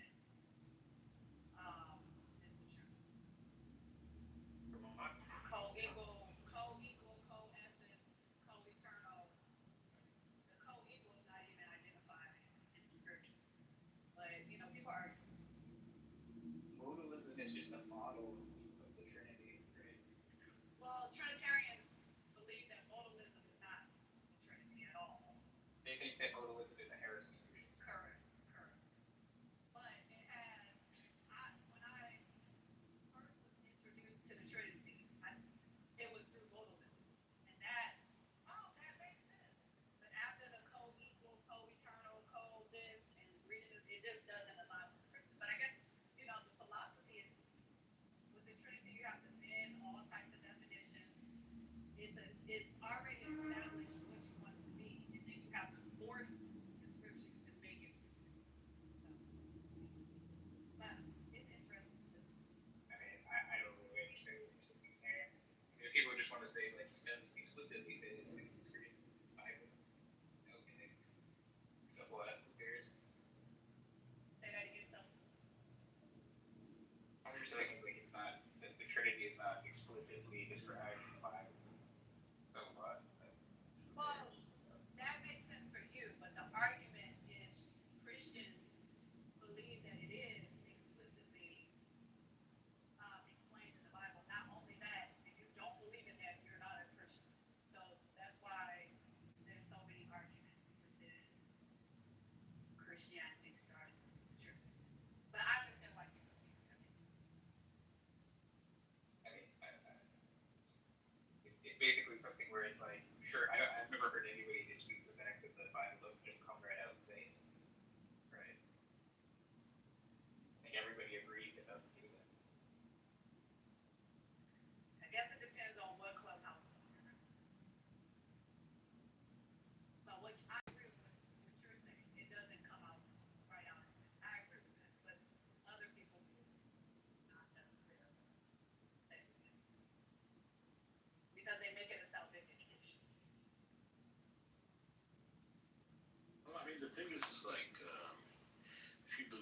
if you have like the priors of having like the belief that there's this church divinely, there's this church authority that was divinely appointed, right, by Christ when he founded the church in the early century, in the early first century, right, and that they basically have this authority that was handed down by Christ through his apostles, right. Then you have this apostolic succession, having the same authority, right, as the apostles, right. Then and they've declared something, right, being considered as like an infallible doctrine, and yeah, that would be like the equivalent of it being stated in scripture. I've heard that argument, but keep this in mind. You had the Israelites who had a direct connection to Moses while Moses was up in the mountain getting the word from the Heavenly Father himself. And by the time they came down, after seeing all these miracles, they went astray. So, as with the telephone game, things can go astray. I just don't believe that what was taught in the scripture is being completely passed down as is without other people's interpretations. So I don't believe that the church is the congregation of people. As far as the authority, the last authority was Christ. And so we don't need to, he's our Messiah, he is the mediator between us and the Father. Christ, where is our Christ? I mean, that's fine. Yeah, but like, let's say that the people, so you would say like, if you have like a congregation of believers, can they be wrong? Like, if, let's say if all the believers like took on a certain doctrine to be true, can they be wrong if all the believers are right? Yes, the scriptures show that. Like even in Revelations, it was speaking about a group of people who were Christians, who were especially in, I can't think of. But notice I'm not saying a group of people, I'm saying all people, right? So if you had like 100% of Christians, right, in a certain century believed in a certain doctrine, right? So the people, so if the chosen, and when I say chosen, just what argument's saying, those in the Old Testament that were chosen by the Most High, right? They had the word directly from the prophets, as well as the angels and every other messenger that was sent to them, and they still got it wrong. These Christians are not going to get it wrong. I have a question for you. Do you think like when the apostles congregated and formed the Council of Jerusalem, right, as stated in the book of Acts, they could have been wrong? Yeah, they were wrong when Christ was walking on earth. No, not individually. Not individually, right? But I meant it congregating together in that council, which actually I think in the book of Acts is stated it was led by the Spirit. I think there's a verse that says that. Right? Do you think like they could have been wrong, that council?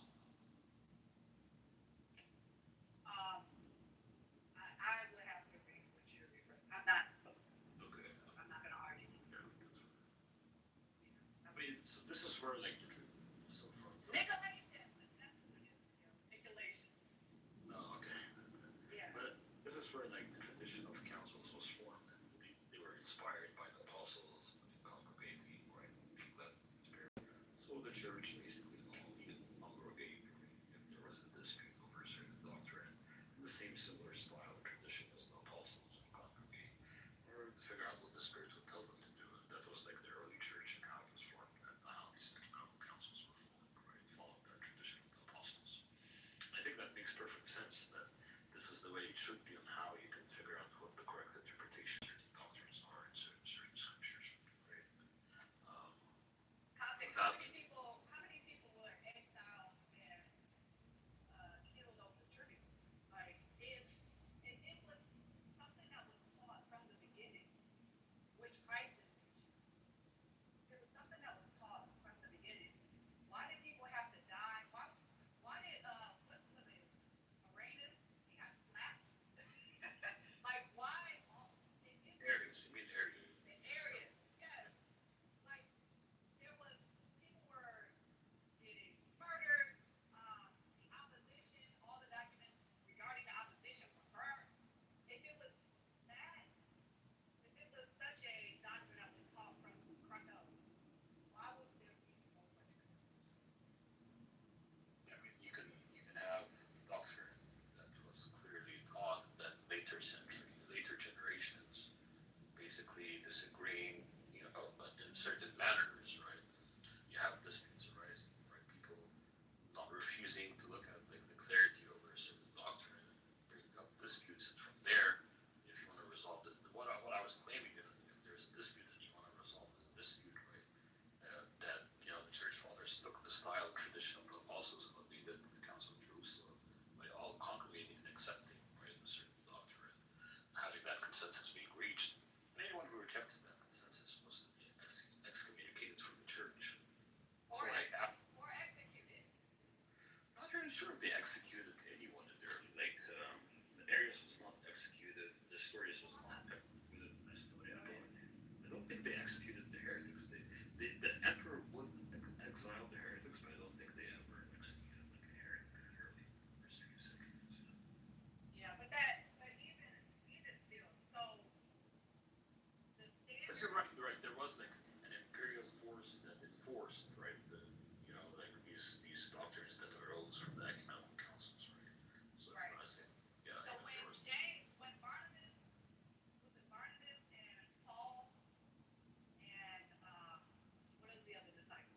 When they had a dispute, they just turned away and went their separate ways, but they still preached the standard message. Well, that's the problem. Like, we all know Jesus died on the cross, rose on the third day. He's the Messiah. All of these things are accepted across the board because those things are easily located. Like, anything outside of that is the opinions of interpretation. Yeah, but the problem is just like even like I mean I don't think that there was even like it was only like a very few bishops. You're a modalist, you all are modalists, right? Like, No, I'm not. No. I'm not a modalist at all. No, I'm just saying that. What are you? First, I am not. I'm right now. I'm not really anything. I'm just reading the scriptures and just. So I know it's really hard. Come back home. I'm just learning. No. Come back. I would have to. I would have to see the Trinity is like. When I say Trinity, I'm not speaking like. Oh, you're right that there is no like explicit verse that talks about the Trinity the way. Exactly. But the seven propositions. In the scripture, it says, "Do not add or take away." So because of that, I'm not going to add. So I'm just going to read the scripture, and I know people have. But the seven propositions, right? But the seven propositions that are usually stated about the Trinity, the Father being God, the Son is God, the Holy Spirit is God. They're not each other. There is one God, right? These seven promises, these seven statements regarding the Trinity, right? I think are explicitly stated in the New Testament, by the way. Like, I think there are explicit verses that say that the Father is God, the Holy Spirit is God. They're not each other. I think there are explicit verses for that. That's not my argument. I have issues with both equal. I don't like that. Well, yeah, I mean, but these are going to be logical entailments, right? So if you have like the Father and the Son being fully God, right? Yet they're one God and they're distinct, that they would in a sense, but through you could like maybe raise up a deductive argument that they would have to be like co-equal in a way, right?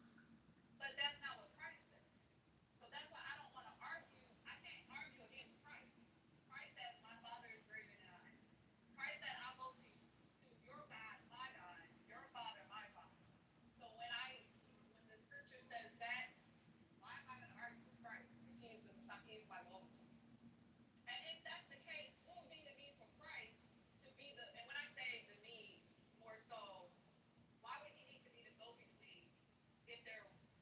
going straight to Yahweh anyways. It doesn't, to me, that just doesn't make sense. I wouldn't need a go between if I'm going straight to Yahweh. No, that's fine. You can take that direction. But I think if you go straight to Yahweh in the scripture, you will find Jesus being fully God. Right? What verse says that? Philippians 2:6. Yeah, Philippians 2:6. It's being in the form of God, which God meaning Elohim. It doesn't say being in the form. The whole thing. So God. Read the whole fucking thing. Read the whole I know the verse. Oh my god. It's a serpent. And No, you're skipping over the part that I'm talking about. you're talking about There you go. Equal with yeah, that. I understand that. So you're not giving me a verse I have. Yeah. The challenge wasn't to give you a verse you've never heard before. So in the King James version, it says he didn't consider it robbery. And it's another version, maybe ESV, that says he didn't think it was something to even grasp, which is a concept that he wouldn't even have the ability to do. That's what it says in a different version. So it's not necessarily saying that. Before, when I said that you can have explicit verses and still people disagree over the interpretation. So that's why I do lose faith in the whole idea of there being such a thing as the plain reading of the text. Because, but I mean, that, what I was saying is like, and by the way, what's interesting is the verse that Sully brought up, right, called the Carbon Christi, it's a pre-Pauline creed. Actually, that would have been the belief of the disciples. Paul would have taken that from the disciples. It's like whatever a lot of academic scholars would say, like David Barker, anything has a lot about that. That this Carbon Christi was to take it from the disciples. Paul took it from the disciples, right? So the disciples did have a very early high Christology, of course, being fully God in the form of God, being equal to God. Very amazing, very incredible. Right? How did Christ ask Peter, who do you think I am? And what did Peter say? Who do I think I am? Peter says, Christ the Messiah, the Son of God. He answered, "You're Messiah." He didn't say, I think you're the most high God, Yahweh. He didn't say what, like, for you to say the disciples believe. The disciples said, I think you're a lion. I think you're There is like a lot of, you can say scholars that hold to like what's called, I don't know if you've heard of that, what's called the Messianic secrecy, right? The secrecy of the Messiah, meaning that the Messiah did keep secret his identity, being like the Messiah and also like God until the very end. So he didn't like reveal it. It was like a very gradual, progressive revelation of what it really was. And it did culminate in the end when the high priest, even after when it came to Pilate, right? When the high priest told him, "Who are you?" Right? "Are you the Messiah, the Son of the Most High God?" Right? And Jesus says, "It is as you say," right? In one of the Gospels, right? It's actually mentioned in all the Gospels, but in one of the Gospels says yes, and another Gospel says, "It is as you say, and you shall see the Son of Man coming from the clouds of heaven." Taking that from Daniel 7:13. Which a lot of people would say is a divine figure, right? That was mentioned in Daniel 7:13. And that's why. But even in Daniel describes two different entities. He describes. That are both divine. Incredible, yeah, because he says that. Right, but I'm not taking anything away from Christ. But what I'm saying is that he has the Ancient of Days and the Son.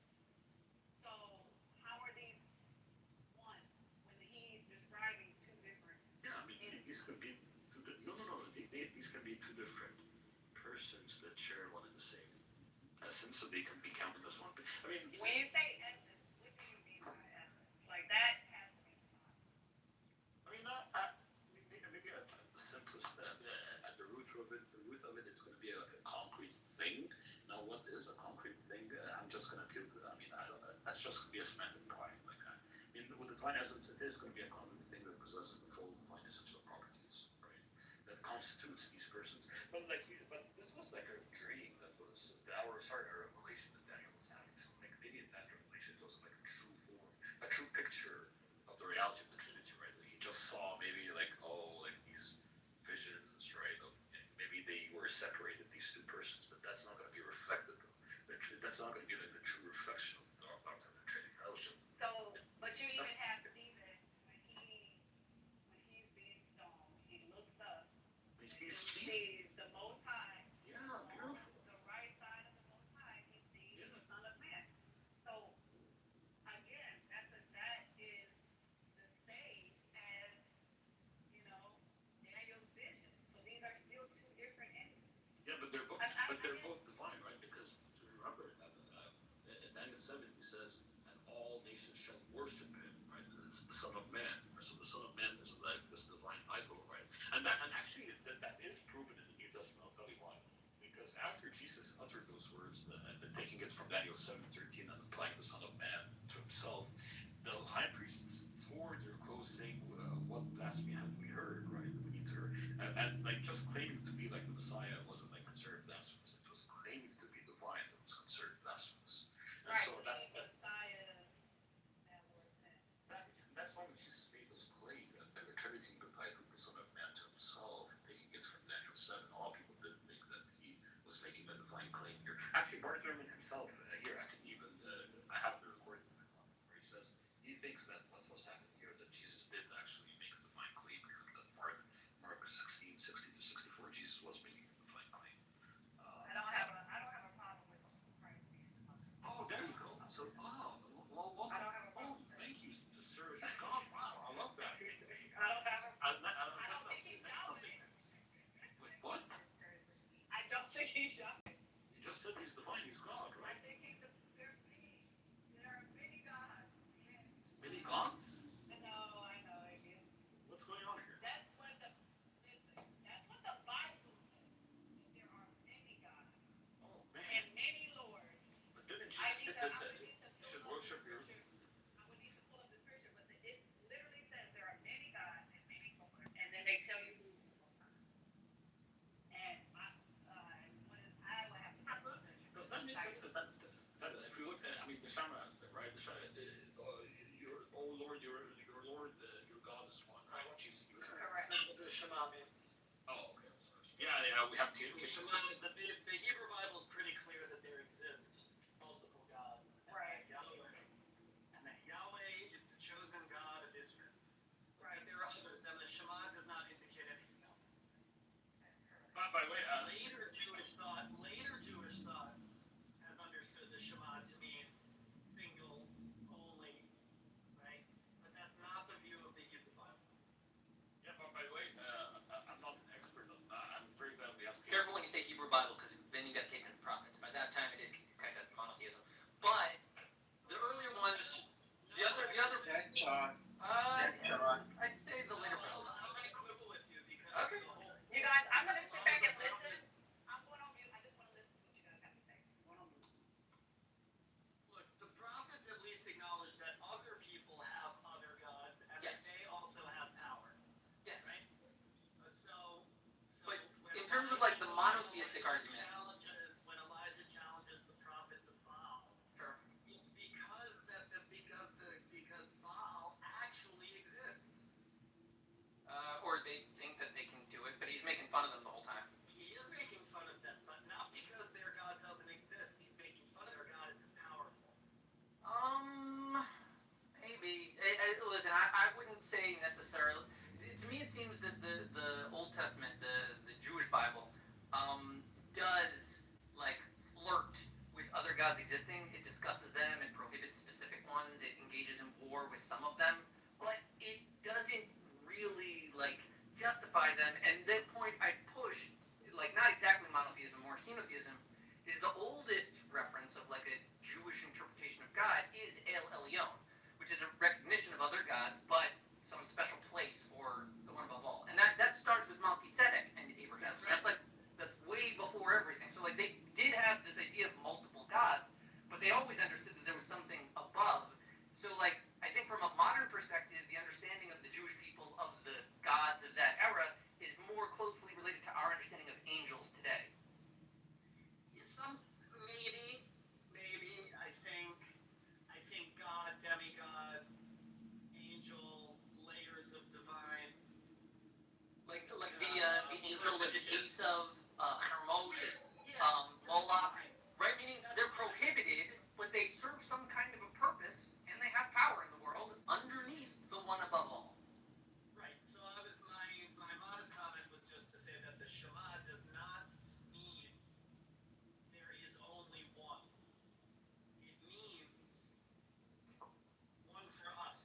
Yes, it does. It's more. No. I mean, like, if you take the context of the first time it's expressed, Israel is talking about literally the man Israel, not the nation Israel, and they're talking to their father on the deathbed, and they're saying, yes, the God that is yours, Israel, belongs to all of us, 12 your sons. None of us abandoned your religion. Can I ask Caleb a question? Because I'm not an expert on all in New Testament. I know you're an expert, Caleb, so I'm glad you're here. I wanted to ask you, do you think, like, Daniel 7, 13, when it talks about the Son of Man, that any of the traditional Jewish scholars believe that this was a divine figure? You would say, no, this is like later Christian stuff. I'm not really an expert on Daniel. That's probably something I should learn more, although I don't so much care about messianic prophecy, so maybe I'll ignore it. But it would not surprise me to find any rabbis in any generation who would have said all kinds of stuff that sounded Christian or not rabbinic or whatever. I mean, it's just how we roll, right? We say all the things out loud. Yeah. So I would not be surprised if somebody said that figure, I don't know who that figure is, right? But if that figure was really God or divine or the Messiah, it would not surprise me that somebody thought that.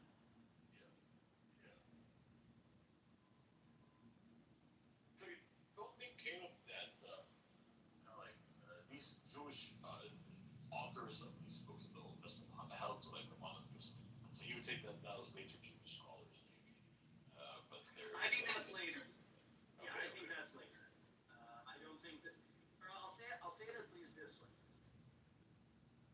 The Hebrew Bible is not a univocal text. If you think it's an errant, you are probably then going to try to read it through in one voice, and it just doesn't. The data doesn't support that. The data supports multiple theologies present in the Hebrew Bible, some of which might have been strictly monotheistic, but a lot of them were certainly acknowledged presence and power of other gods, even though we say, the Israelites say, our one is the top. Yeah, I mean, the Elijah story illustrates that theology in their era of Israel. They engaged in idolatry, which is to say, they acknowledged the existence of other nearby gods. There was like a Beelzebub, Baal-Zebub over in the east. There was the Lebanese gods, and they referenced them, and that was Elijah's whole point. He's like, you shouldn't do that. You guys are a bunch of sluts. Stay with your husband, God. That's right. You're a bunch of sluts. Right. That's the way the prophet puts it. Yeah, it is very poetic. Now, you could try to argue, I think it would be tough to do, but if you wanted to argue something like, well, when the prophets were saying this, they didn't really mean that those were real gods, they just meant that other people considered them as real gods. So Right. It is the colloquial language of the time. That's the best way to say it. that. I think that would be the most ideal way to see it, especially if you want to kind of say that monotheism, resulted eventually or something like that. I think that would be a better way to just put it. That there were neighboring gods such as these and these at the time. Yeah, that's why the way I mostly see it is that the Bible is like touching upon the existence of other gods. They reference them for like specific practices, Moloch, the whole fire jumping thing, Ovid, Doni. And all I'm saying is that of those different deities, they're nodding to them, but the text doesn't legitimate their existence very much. It more references their followers that show up.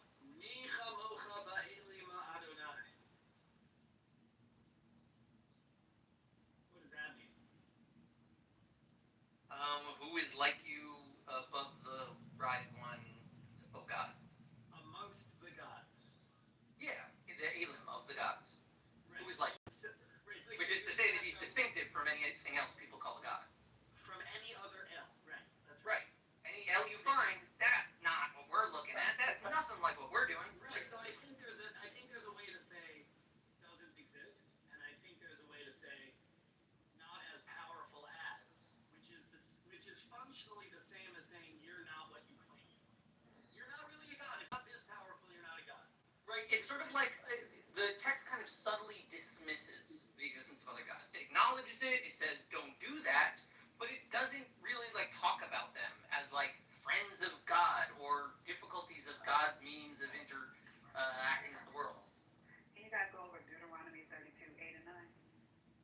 Probably.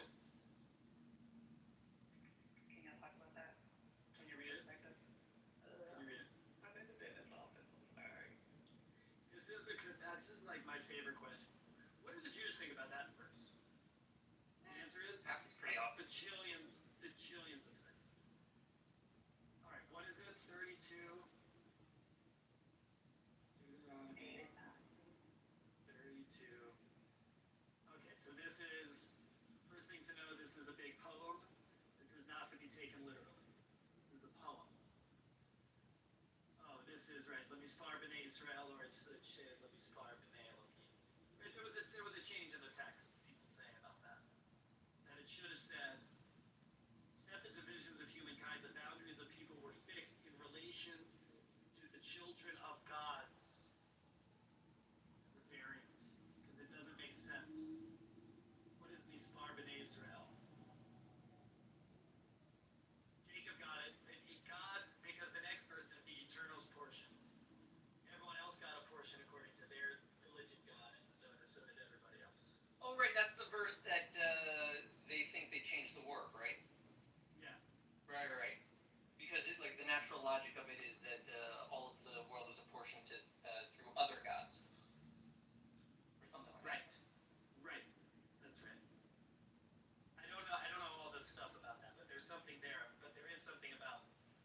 Yeah, because I think Variant the text verse as it has been recorded and maintained, like doesn't flow, right? There's like a weird imbalance in like the impression of I gave this land to you just like I also did something else, right? It doesn't quite flow the way it should.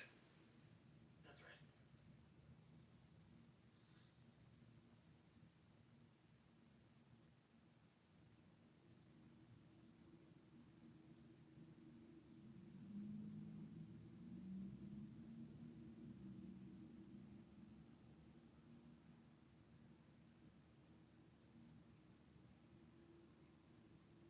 Right. The Septuagint has the children of gods, and the Dead Sea Scrolls has sons of God. But the Masoretic doesn't.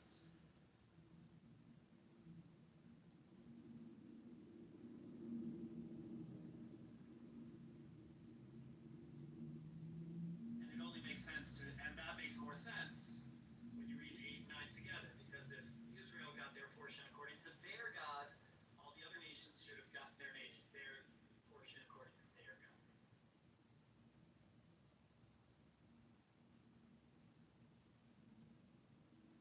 Is that it? Ta-da!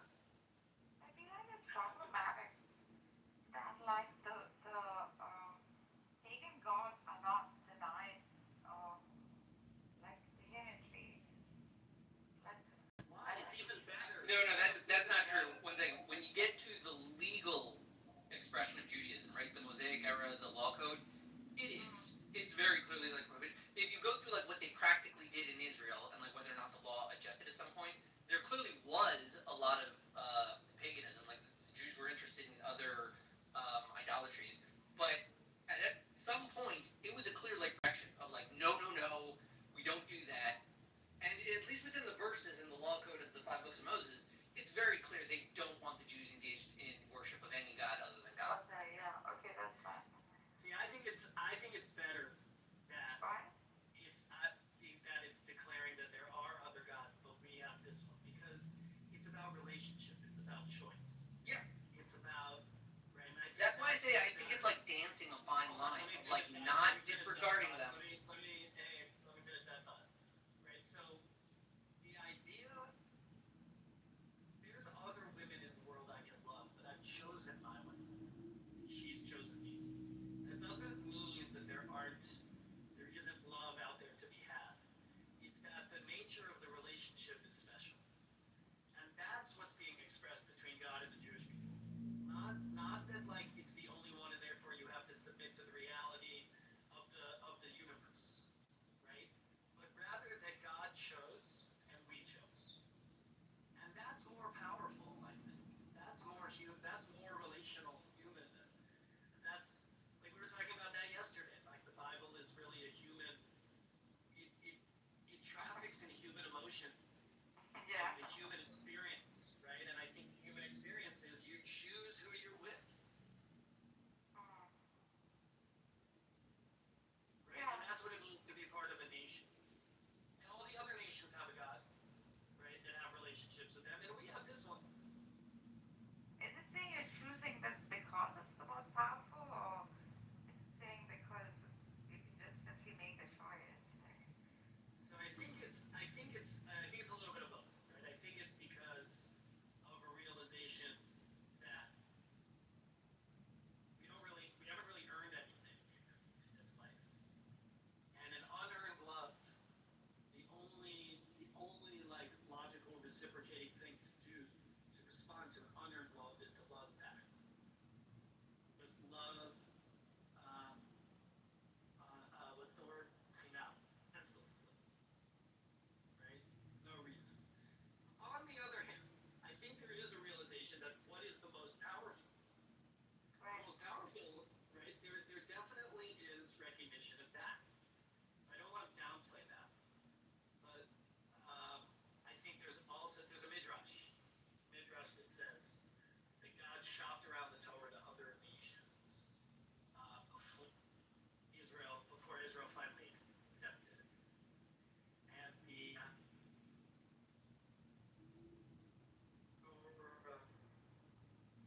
tells them, and we'll have everything except the murder part. We really want to be able to continue murdering. It's been used a couple of different nations. They say, oh, we'll do it except for the pork thing. And then Israel, apart from all the other nations, doesn't even ask what's in it, and simply says, we'll do it, and we'll figure out what's in it. We'll do it. But again, I think that's really about. I really see God and the Jewish people in relational terms, not in submissive terms. Yes, we are not God, but we are empowered to be in relationship with the thing that is most different than us. How beautiful! It elevates the human. Yeah.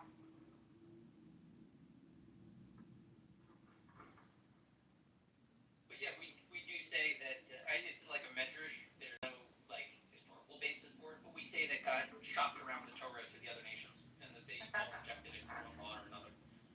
Which, by the way, like at least tracks. They must have zoned out there for a second. I just said that one. Yeah. No, I heard you. I'm just saying it tracks culturally as to why the Jews have like a pat response every single time there's an objection to any of their laws. God already offered it. Of course you didn't accept the laws. That's the whole point. Correct. That's what I said. That's why I said yesterday. We are the choosing people, not less so that we are the chosen people. We are the choosing. Maybe we should make it more infinitive. We are the choice people. We're the choice people. Yeah. We're very pro-choice. That's actually true. Essentially, we are very, very pro-choice. But we're also pro-life. Contradictions abound. Classic Jewish problem. I think about that all the time. Like does the Jewish position pro-choice or pro-life? It's like a bad lineage. I know, because we really are genuinely both, and we don't divide them. We are vehemently pro-life on everything. We break every law in the Torah in order to save life, and we also have legal definitions of what. Right? That also means the mother's life. That also means we have to know what is life. And it also means to know who's legally obligated, responsible. Right? Well, I mean, like, just look at literally, like, the first story. It centers around the creation of life and the result of choice. Right. Yeah. Right? We wrap it all, like, from the essence of Judaism, we've always had pro-life and pro-choice in our ethos. I mean, the paradox somehow, like, you can see it repeat itself, like, in other schools as well, too. It seems to be like a complete acceptance and adherence to the paradox of life, right? Like, you see it in all the Easterns and Chinese and the whole yin yang and weekly data. So, do you know about the purity, impurity in the temple, Nargis? Oh, I don't know. Okay, so there's a strict separation between ritual purity and ritual impurity. And some of the things that make you ritually impure are like contact with dead bodies or bugs or worms or other kinds of stuff, right? And what it does is, when you're in a state of ritual impurity, you can't access the rituals in the temple. That is a place of total ritual purity. You have to go to a ritual bath to ameliorate the situation, etc. But I once heard it explained, what is so, the temple is the meeting place between purity and impurity. It is the life-death nexus, right? It is the yin-yang, it is the up-down. Welcome to duality, unity again, right? And they meet in the most holy place. They meet in the holiest place where God dwells. Just to say, to encounter God is to encounter the life-death nexus. That's why nobody sees God and lives. It's too much. Also, that is the point of death, from like the theological perspective, right? No man may see my face and live. When you're dead, you see my face. When you're dead. That's right. That's right. You have to show your face to me. But you don't get to see my face. Love that one. That's also a verse in the Quran. Yeah. On that day shall remain only the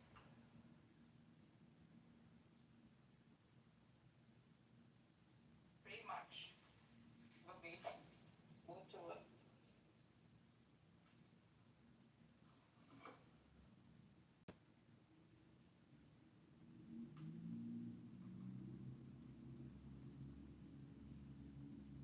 Might be a bit close. What day is today? Tuesday? What happened on Tuesday in Holy Week? What happens on Tuesday? Separation of the sky from the waters beneath. No, no, so it was Palm Sunday on Sunday. Oh, no, it was third day. My bad. Tuesday is the third day. So it was the creation of the land. The waters moved into the ocean. No, I'm asking about in Holy Week this week, right? We have Palm Sunday, it's Good Friday on Friday, right? Or did I, right? I didn't miss it, right? Yeah. So something happens to Jesus on that day in history. Like what's supposed to happen? On Sunday he gets into the city. What happens on Tuesday? Does anyone know? No, what happened? I don't know. I'm asking. Like I don't know. Oh, you mean like in the 3 days? What was his like day to day? Yeah, they say he was doing something, right? Maybe it's like he gets crucified on Friday. What happens in the middle of the week? And you're saying he shows up on Tuesday? He shows up on Sunday. Shows up on Sunday, waits until. Does he have the trial for the 6 days? Is he in prison? There must be the trial in there at some I point. assume he's in prison. Shouldn't he be in prison? Maybe he's in prison, right? But I think there are like specific. I think there are specific like observances or readings or things that you do ritually on each day of Holy Week. Maybe you should go to prison for a week? Maybe you go to prison. I think that'd be good, you know? If you're like thinking through the trial, go deal with the. Like, that's what he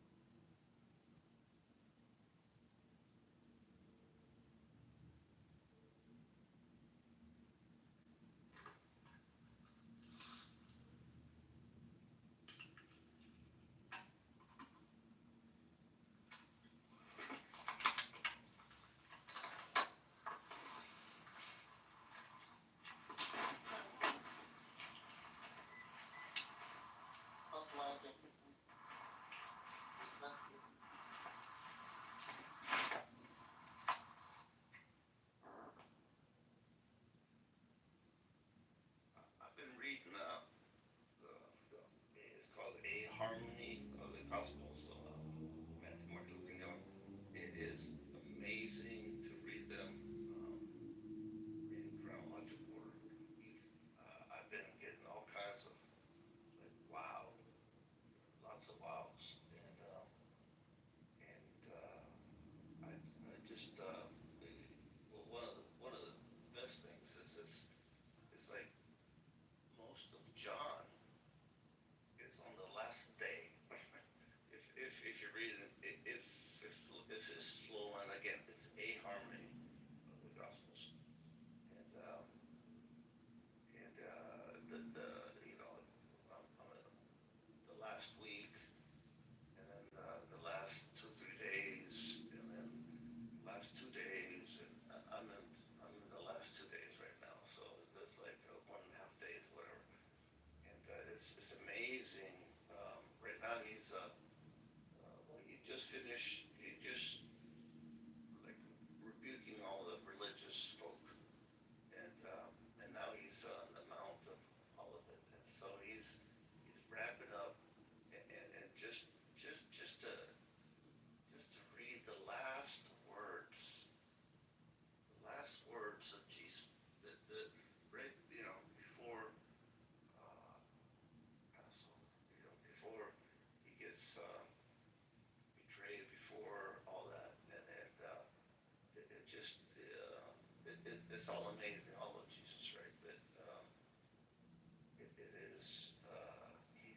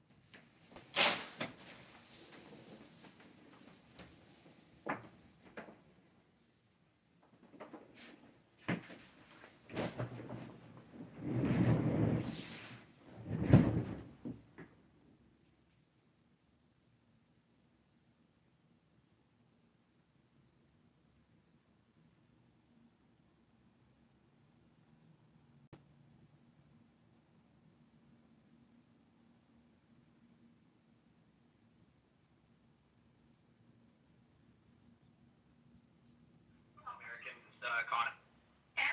None, zero. Guys, can Russia's gonna do? What is Russia gonna do? can I jump in, please? Yes, Because that's only a free investment. Whoa, wait a minute. Hello. Yes, the money factors, it's set up like that. And it's nearly at 100% return rate now, thanks to Obama's 2016 memorandum.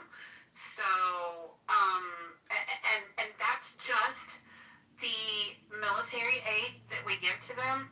That does not take into account any of the R&D and the tech, billions of dollars. you believe our economy is doing really, really well, Serendipity? You believe our economy is doing really well in America?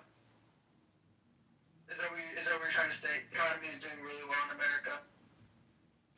Better than it was under Biden or Obama. That's not what I asked, Terry. That's moving the goalpost. Yes, so yes, it is doing well. There you go. You The happy? economy is doing well. The economy Yes, it is doing well. with some of the worst wage discrepancies we've ever seen Where? in our time. Where? What do you mean? On average, wage discrepancies compared to work in America. Where in America? Everywhere. Everywhere? Really? Are you sure about that? Harry, let me Are you sure about that? He has wage discrepancies. approval, 33% approval right now. So What does that have to do with the economy? That doesn't matter. Wage discrepancies compared to work productivity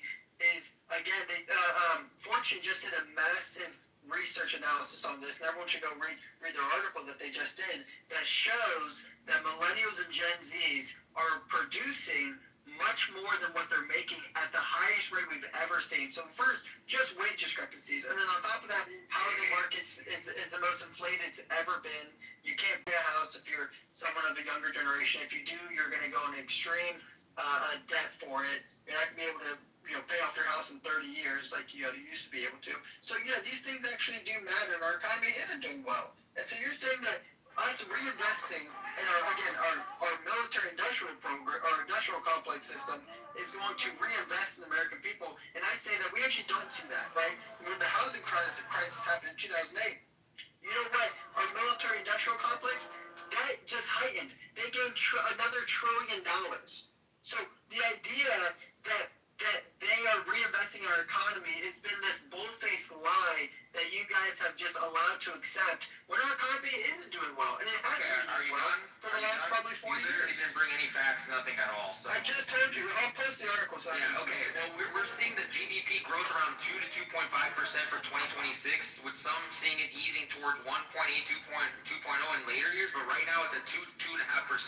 Unemployment's hovering around 4.3 to 4.5%, up slightly from recent lows, but still near full unemployment levels historically.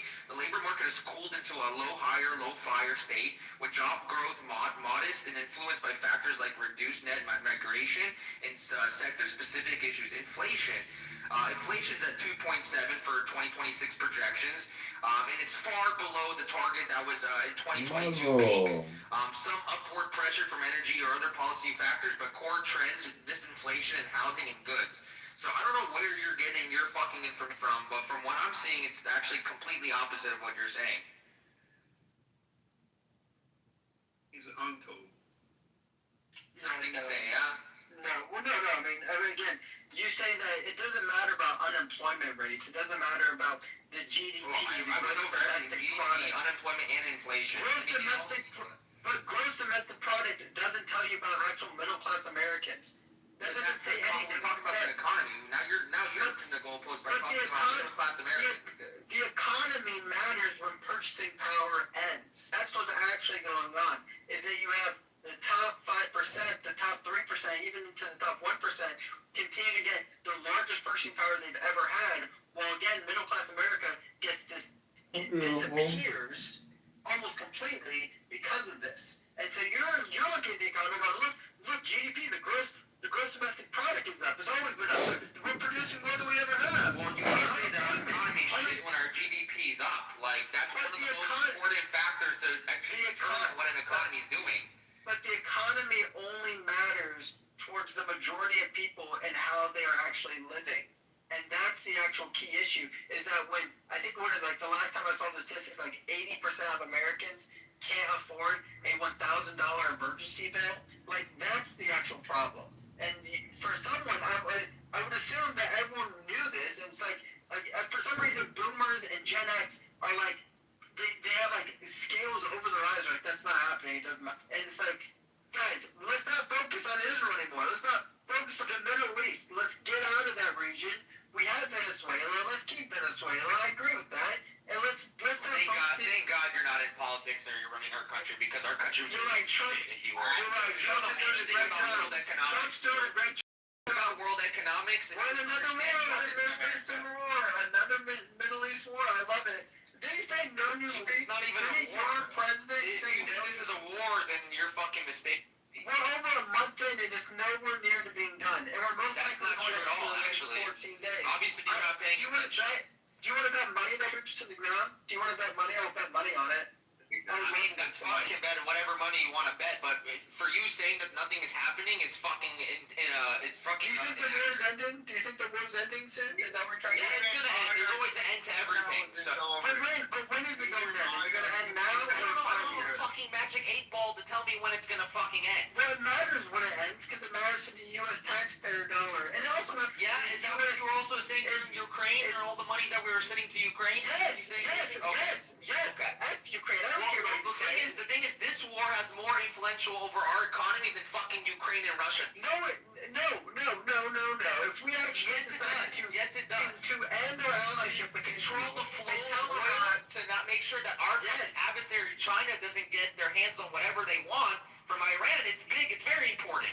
Yeah, if you're a Trump supporter, you would realize that. Do you know the only reason why Iran hates us is because of our allyship with Israel for the last 55 years? No, that's not why. That's not why they hate us. That's not true. Yes, that is true. No, that's not true. Yeah, it's not because of Islam. It's not because of Saudi Arabia is fine with us. They hostage 400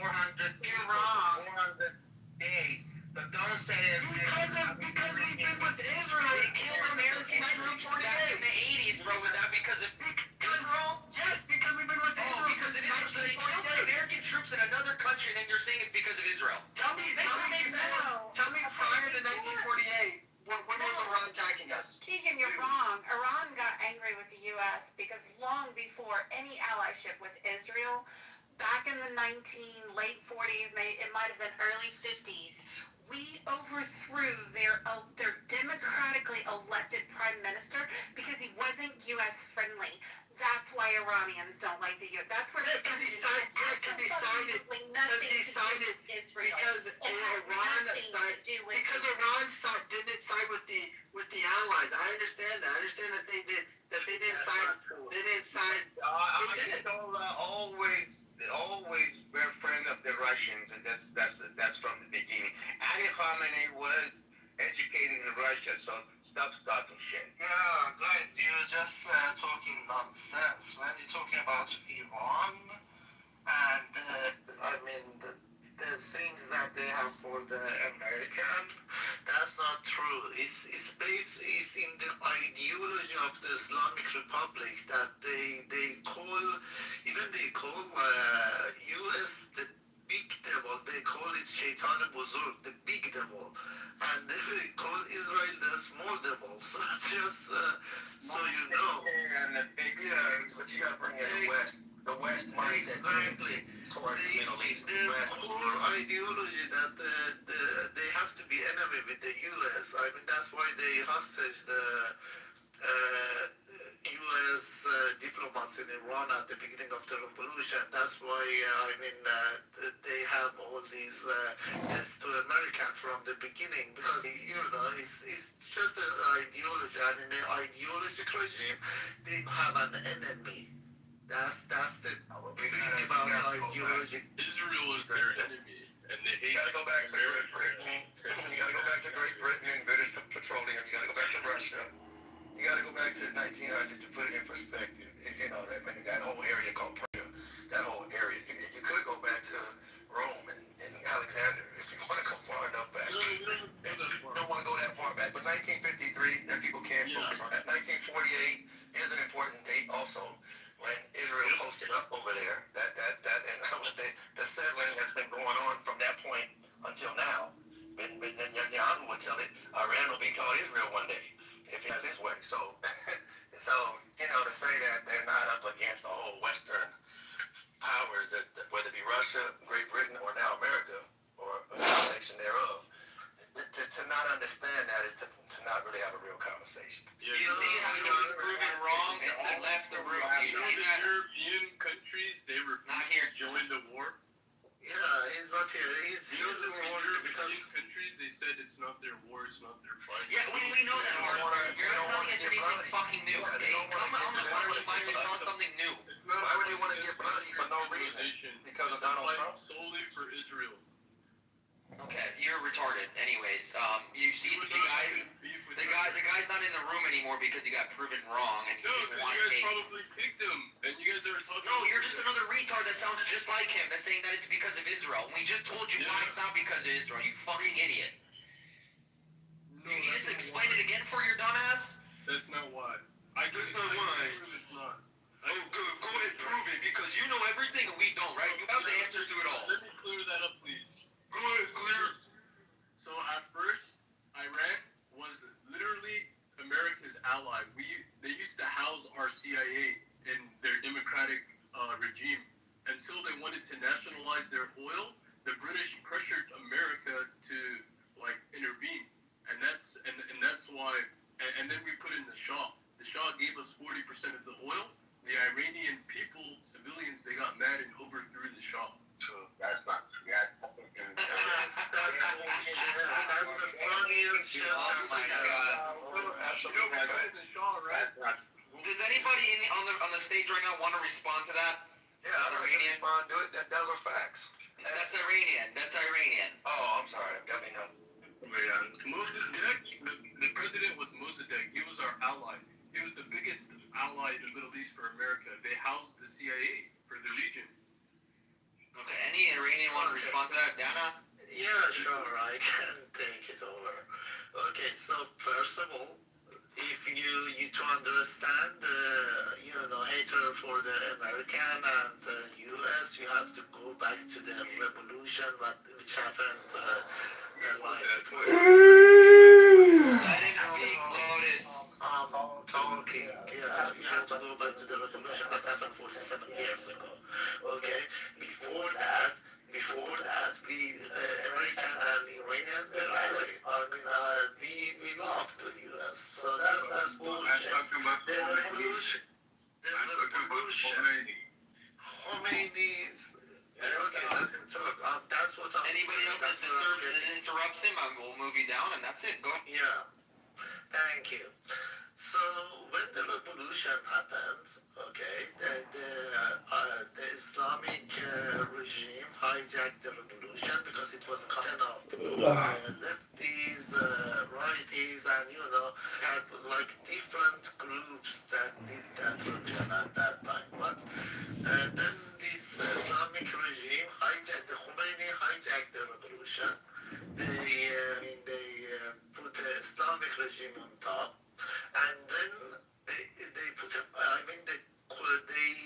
kind of build everything based on a core ideology. That's why I'm saying Islam is wrong information what he's talking about. Okay, well, don't come off the fucking mic until we tell you to, and if you do, you'll get moved down. So, plain and simple, I will get to you guys when it's your turn. We know how to take turns. This is not the Middle East. This is fucking America here, where most of us are in America. We have decorum in America. Go Google what decorum means, and then after that, maybe you'll understand how we run our rooms. Okay, are you done, Donna? Is that it, or you wanted to keep going? No, I just was going to say that the Islamic regime is an ideologic regime. In the ideologic regime, they must have an enemy, okay? And that enemy from the beginning of the revolution was U.S.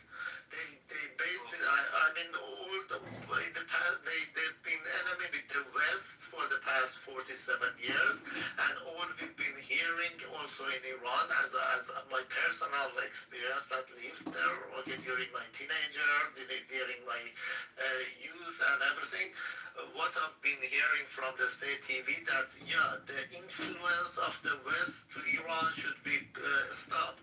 Their culture, the Western culture should not be, brought to Iran. Blah, blah, blah. So all we heard was, being enemy with the West, and the West is this big devil that's, controlling the world, and we are the good guys who fighting against the West, and this is what's been going on in the past 47 years with this fucking regime. And now the people are educated, they've got fed up with the regime, and they've got to the understanding that what they've been saying had been bullshit. Let me ask Dana a question. Can I ask Dana a question? Go ahead. He didn't address my question. Dana, so you think the Iranian people were wrong in 79 to be upset, in 78 and prior to be upset with what was going on in their country? Is that what you're saying? Say that again. Do you think the people in 1979, when they did what they did in 97, and what led up to that, what the Shah was doing since he was put in there since 53, you think they were wrong? The Iranian people were wrong to feel that they should come against this authoritarian rule, that they were coming against the corruption, the Western influence, the economic inequality, the suppression of Islamic values? You're saying the Iranian people were wrong for revolting against what was being imposed on them in 1979? 100%. 100%. Yeah, They were wrong for that. So they should have just bowed down and became westernized at that time. They should have just said, well, to hell with it. Let's just forget about all of our Islamic tradition, history, what we're about. Just let the West come through here and do whatever they want to do. That's what you're saying? That's not true. That's the manipulation. What if they were right? What would they have done? Hold on. Yeah, here's the thing. Yeah, they were wrong. So what about it? Islam is so good. What should they have done? What should they have done? Islam is so good. Why don't they live in a Muslim country? Right? Why don't you live in a Muslim country? I didn't hear what he said. Why don't you live in a Muslim country? Bro, because I live in a country that Muslims and Christians and whoever else What is good about Islam? Contribute.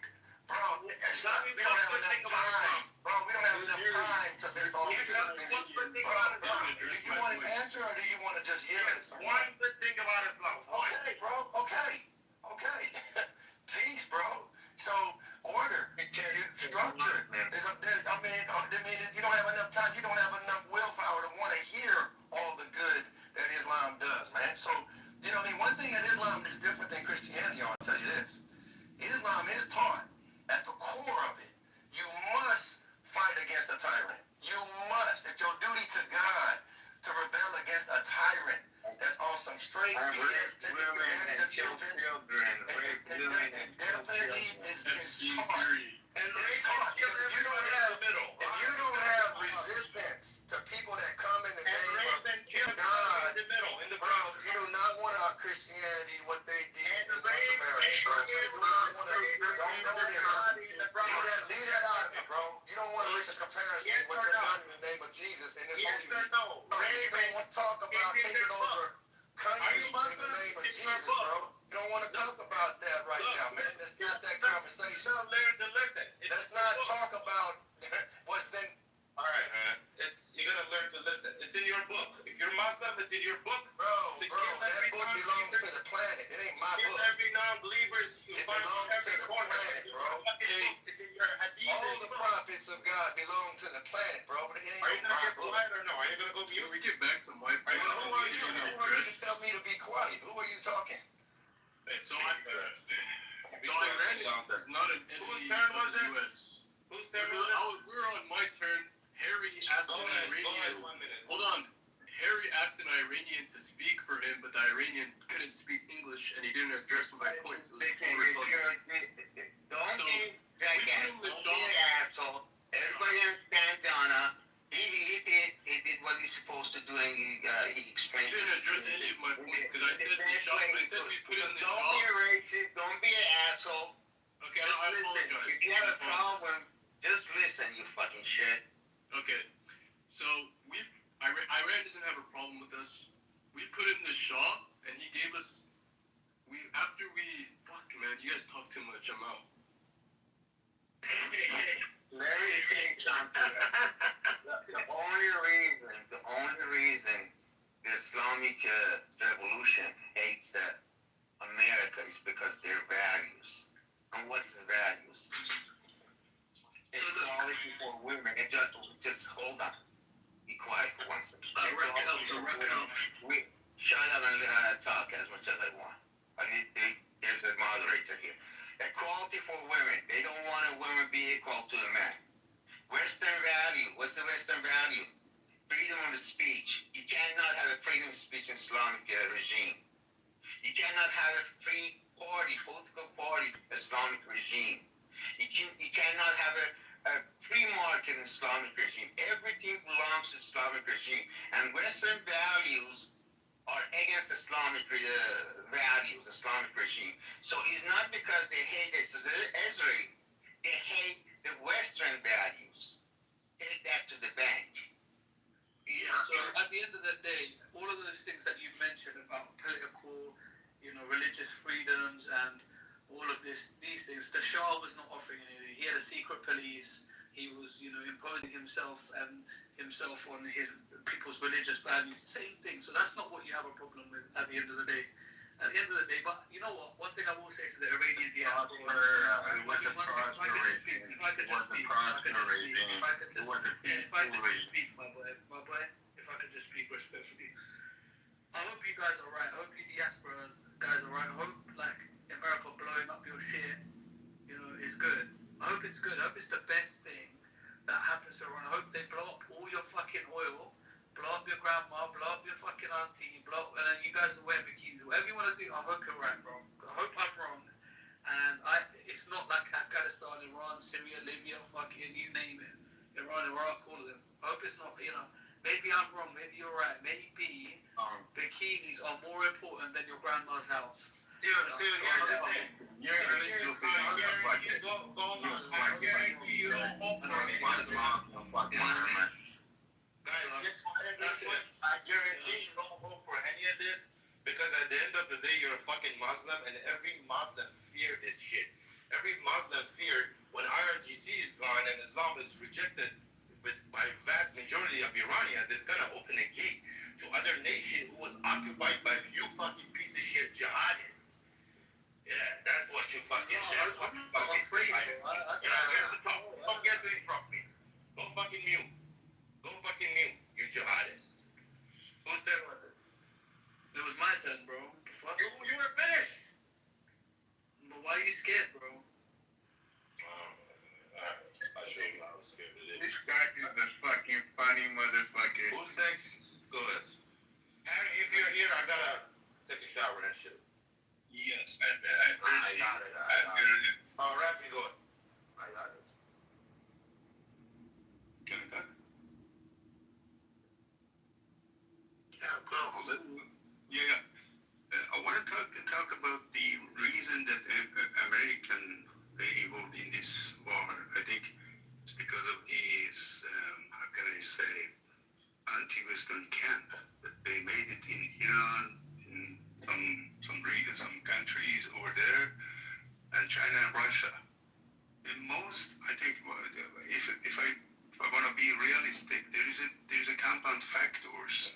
One of them is the Chinese economy, which is the most important thing for American. I think Americans should think about it.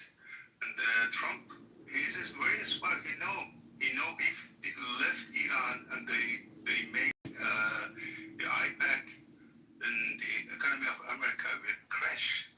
I don't know, these Democrats people, they made a mess for American economic. They put all of the factory to China, and they made an enemy for themselves. America, they think if the oil of Iran goes to China, their IPAC campaign will appear in the world, and this is a problem for the American. Most dangerous things, American economic. I don't think the American people, just because of freedom, they came to the region and made the war. And as I know, Israeli people as well, they are allies of American, and they put themselves in front of this camp, this anti-imperialist camp. They think in university say, how can I say, campist left. So this is the why. You should do this job maybe 40 years ago because of yourself, not Iranian people. Iranian people, they have a miserable life because of this regime as well. But by chance, Iranian people, when I'm talking about the Iranian people, we have to separate the Iranian people and the regime, this fascist regime. Iranian people, by chance, they have the same force with America and Israel in this country. So this war is beneficial for all of parties. I think that those people, they come here, and especially the Americans, they just talk about gullibility. They don't know anything about the economic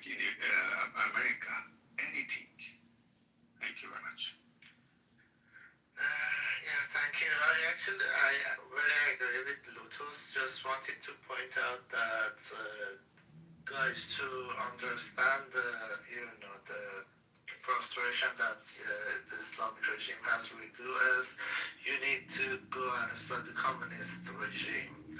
Like China, like North Korea, like Russia, or Soviet that they had before. So these kind of regime, of course, they are against the main Western values. Like the freedom of the speech, the human rights, every right that a normal person can have. They are against that, and because of that, there is a heavy censorship in those countries as well. If you see in Iran, in North Korea, in China, you don't have like free net. You can't access all the websites. You don't have free press. You don't have freedom of speech. So those are the things that these regimes are scared of and they are against, and that's why they build their core ideology around being enemy with the Western countries and especially US. So that's something that you guys need to understand. May I go ahead? May I talk, Eric? Go ahead. Thank you. So I heard a question from a gentleman here said that why he should care about the Iranian people. In general, the Iranian people, the majority of them, are like the ones that you saw abroad protesting and thanking Israel and the United States. So the majority inside Iran are like that, more than 8%. They don't want to kill U.S. citizens in active duties. And they don't want to attack embassies full of innocent people. Iranian people, majority of them, they don't want to produce intercontinental missile to attack U.S. soil or whatever country 4,000 miles away. They don't want to plan to kill the U.S. officials. And they don't want to say that to American general. They don't want to burn a U.S. flag. I'm saying U.S., and this is true for Israel, this is true for all U.S. allies, Persian Gulf, Arab countries. They are peaceful people. There is no reason to have 4,000-mile long-range missile. Defense, yes. Every country needs to have defense. If you want to defend your people, which IRGC has no care about the Iranian people, you should have air defense. You should go get the Patriot. You should go to have a good relationship, right foreign policy, so nobody want to attack you. Iranian people inside Iran are tired of being in stress and being in not normal life. That's why the benefit of Iranian people and U.S. citizens are the same. So if you do, and I have one question for anybody who thinks this attack from U.S. was not right or the threat was not imminent. What should you see today to say, okay, tomorrow we have to get rid of this regime? You want to see missile in your neighborhoods, backyard? What should happen? Because all of these things that I said, for 47 years, IRGC is doing Sepah Quds, Qasem Soleimani. They killed thousands U.S. citizens. What should happen today so you can say tomorrow, yes, I support attacking this IRGC? Thank you for saying. Let me address that, Kevin. You just got through saying that Iran has no desire to go 4,000 miles to try to start some mess with the U.S. Did you not just say that? But sweet, are you dumb? I'm talking to Kevin. Can I talk to Kevin Ocean? Yeah. Thank you. Kevin, go ahead. What's your I just want to make sure I'm hearing what I'm hearing.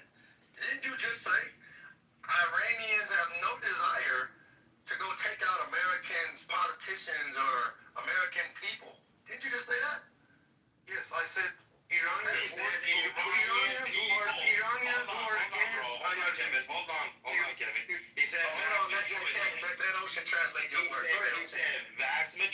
of Iranians don't want none of that bullshit. Don't want to have, that's what he said. So that's what I was dealing with. Yeah. So go ahead. So the government want it, but the vast majority don't want it. Now that we've established that fact, that the majority don't want it, and I'm sure Kevin would recognize the government has never not only, like Kevin said, not only against the U.S. or Israel or any European power. They've never been developing this idea that we want to go attack all these Western powers. Like he said, the Iranian come on, bro. He said the Iranian people. Hold on, man. I'm talking to Kevin. I'm addressing what Kevin. Finish. Go ahead. Thank you. I'll answer after you. Thank you. Let me finish, then you can answer. Yeah. That's the whole point of this dialogue.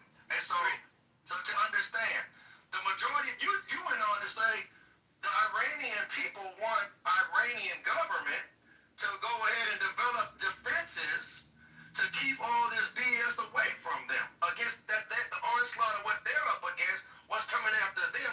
The Iranian people want, but you draw the line apparently that they shouldn't have, the thing that seems like in the chat Mike was talking about, the thing that seems to be the biggest deterrent for Israel or America or anybody acting a fool would be if they had the capabilities with Iran for nuclear activity. Then they would realize, we're going to have to talk to them. The same way that America talks to China. They don't like China. They don't like North Korea. But it's a thing called daytime. If Iran ever did have it, I want to see if you're still on that same thing of what Iran should do to defend himself and not just get Patriot missiles and all of that stuff and an Iron Dome or something. To your logic, the thing that would bring daytime, the thing that would bring peace for all the Iranians is if they had the ability to neutralize the rest of whoever was coming at them the same way whoever has these nuclear engines could come and neutralize them if they decided to push that button.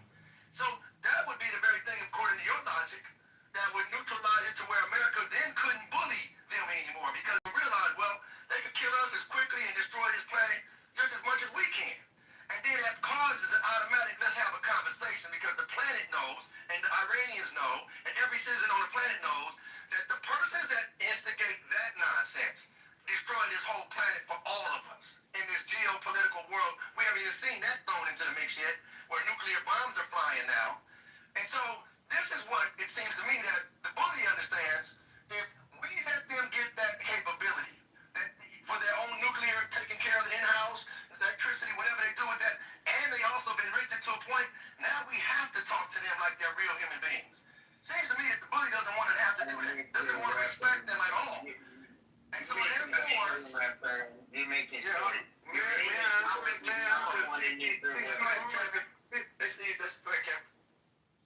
So you're saying, question. Yeah, go ahead. Thank you. My friend, do you know how much cost these nuclear weapons that Iranian they wanted to do? Do you know how much what's that costing? I didn't hear that word. Yeah, how much cost for Iranian people this nuclear? I don't know. How much does it cost financially to create nuclear bomb or something like that? Do I know how much it costs to make because they believe the 60% uranium it is just used for bomb. Listen, did you remember that the America answer to my question? Do you know how much cost for No, I don't know how much it costs, sir. I don't know how much it costs to enrich uranium. Tell me how much it costs to enrich $6,000 billion. My friend, cost for us $6,000 billion just because they don't want. Listen to me. I'm listening to you, sir. $6,000 billion. Thank you. Just stop pointing. Our people, they're miserable. They don't have food in their home. And these idiots, they made these bombs with this kind of cost. Bombs? They made bombs? They made nuclear bombs already? What are you saying? Listen to me. Listen to me. I don't listen. I'm trying to tell you. I'm not being funny. I'm listening to the words coming out of his mouth. No. Listen to me. Listen to me. 1 second, Lord. Don't use it as a translator. He's a capable human being. Our country, my friend. One mic. Let me answer. just 1 minute. I was talking to Kevin, don't notice, and then you jumped in, and Kevin and I were done. My friend. You're not an honest person. Please just listen. Open your. I'm trying to talk to Kevin, and now here comes Lotus with asking me about how much it costs. It is because I'm Iranian. Nuclear bomb that don't exist. My friend, they want this 2003. Matrix of Maya, the Matrix of Maya. They find the program that they wanted to make a bomb. Look at the United Nations reports. So they wanted to make a bomb. So this is the problem in our country. We have a problem in economic. We don't want this regime may have a bomb. We don't want to fight with anybody in the world. And 80% of the people, they just tired of this dictatorship. Okay, I got it. I listened to you. Now, you listen to me now? So. I listened to American. Bro, let him finish or the conversation's never gonna end. I don't know when to finish. What's the Just let him finish or I'm gonna move your ass down. Lotus, can I respond to this? We decided to determine this dictator, these tyrants, this how can I say, this fucking crazy regime from our country, and they killed us. They killed us in the street, and these people, they just closed their eyes. 40,000 young people, they died in 8 hours, and whole the world just closed their eyes. Just American, Trump and Israel, they said, we're going to help you, and they did it. I'm not saying they did because of us, but they should do these things because of American, Israeli people, and Iranian people. For all aspects. Economic aspects, political aspects, and this is the real human rights things that they do. Because United Nations, they just say something and they do nothing for the world. Take a look to Sudan, take a look to the Iran. They didn't anything for anybody, just Israel and American. And we Persian people, we are very thankful for this action that they made. All right, Lotus, just make sure to wrap it up because you're taking a little bit too long here. We have other people who want to speak. 30 seconds, wrap it up. It's okay. I'm finished. Anybody should decide about our country. Just the people, Iranian, and those people that they gonna be our allies. Future, they should come with us, and we decide who will come with us and who don't. I don't like somebody in the leftist campus left comes to the talk and say, the Iranian they did this. Which one? Which Iranian? You talk about 10% Iranian, which is corrupted. They took the regime, they killed the people. Are they Iranian, or we 90% of Iranian that they don't want this regime? You have to take care of us, our voice. You should be our voice, not this 10%.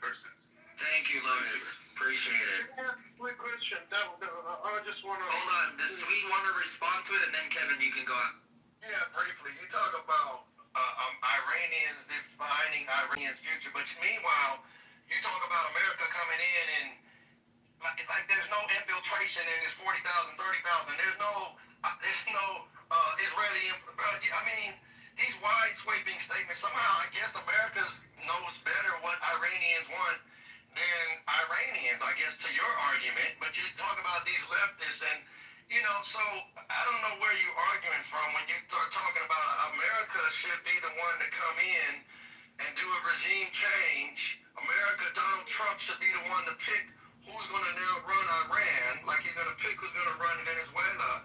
I don't know where you're coming from as you argue for the Iranians. Like the Iranians themselves don't have the ability to come to some understanding amongst themselves what's best for the Iranians that have an old history. It's not for me to tell Israel how to play their cards. Not for me to tell China how to play their cards, or what I'm saying. But Iranians, you sitting here telling everybody on stage and the world that's listening that Iranians' future should be determined by Donald Trump. Is what you're sitting here saying. He didn't say that. That's what he's arguing for. My turn. for you, and it's totally fair if you say I don't want to answer the question, but are you a Shia 12er? Bro, listen to Prophet Muhammad, bro. He wasn't no Shiite. I don't care about what Prophet I know you don't care about Prophet Muhammad, but Prophet Muhammad wasn't no Sunni. He wasn't no Shiite. He wasn't no Muhammadan. He wasn't none of that. He was one submitting to do Allah's will, bro. Well, you know where I stand. I stand with Prophet Muhammad, bro. That's where I stand. So you He wasn't no Shiite. He wasn't no Sunni. Got it. Let me continue. I got my answer. Okay. You answered my question. Next question. So you have no knowledge about the danger these extremist jihadist Shia 12ers who are governing Iran are posing to the world, and specifically to US. You have no idea what are they want. They want bomb White House. They want annihilate Israel. That's what they want. You think that's gonna happen, bro? You think they're gonna do that? They gonna bomb the White House? They are claiming openly. They are claiming it openly, and they are Kevin, if he's done it, they done it. Israel already bombed the White House. They will kill every United citizen that they could. That they are openly claiming it. Openly. Iranian officials are saying we are going to. I'm sorry. 1 second. Talking pipe dreams. 1 second. Sorry, mate. Sorry. 1 second. 1 second, mate. I'm just gonna answer this guy in quotes Lotus or whatever. First of all, if you are real, you have to put your real name there. And don't talk about 90%. I'm asking you because you are a killer. Don't talk about 90%. You're talking if there is a 90%. Wait a minute. Just listen. If the Iranian government, they fight with only 10%, you already lost. It's not 10%. You are a 90% and you are not even a 10%. You are not even a 9%. You have no courage to put your real name even. Do you 90% want to kill United States citizens and Israelis? Never claim that. Yeah, you can choose people. Kevin, you are wait a moment. Okay, you are as a person. Listen. Why you don't let us have a referendum in our country? Real name, even.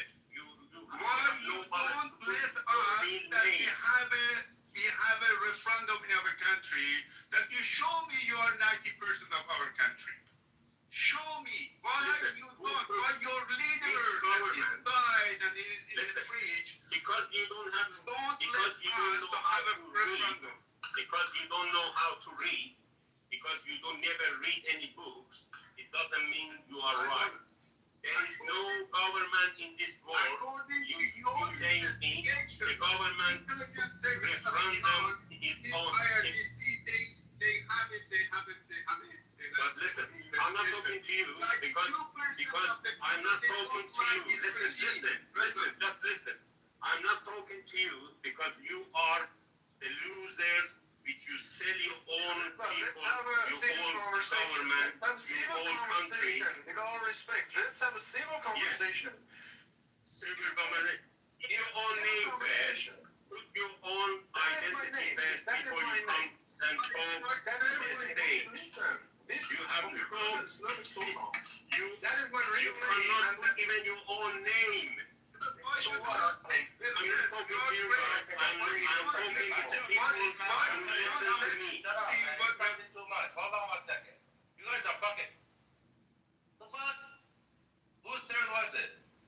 I think Kevin was trying to ask me a question about the Shiites. Shiites. Come back. Bibi, I'm eating breakfast. If you can, please. No, Bibi left. Go, Kevin, go. Okay, is the guy in our audience? I don't know.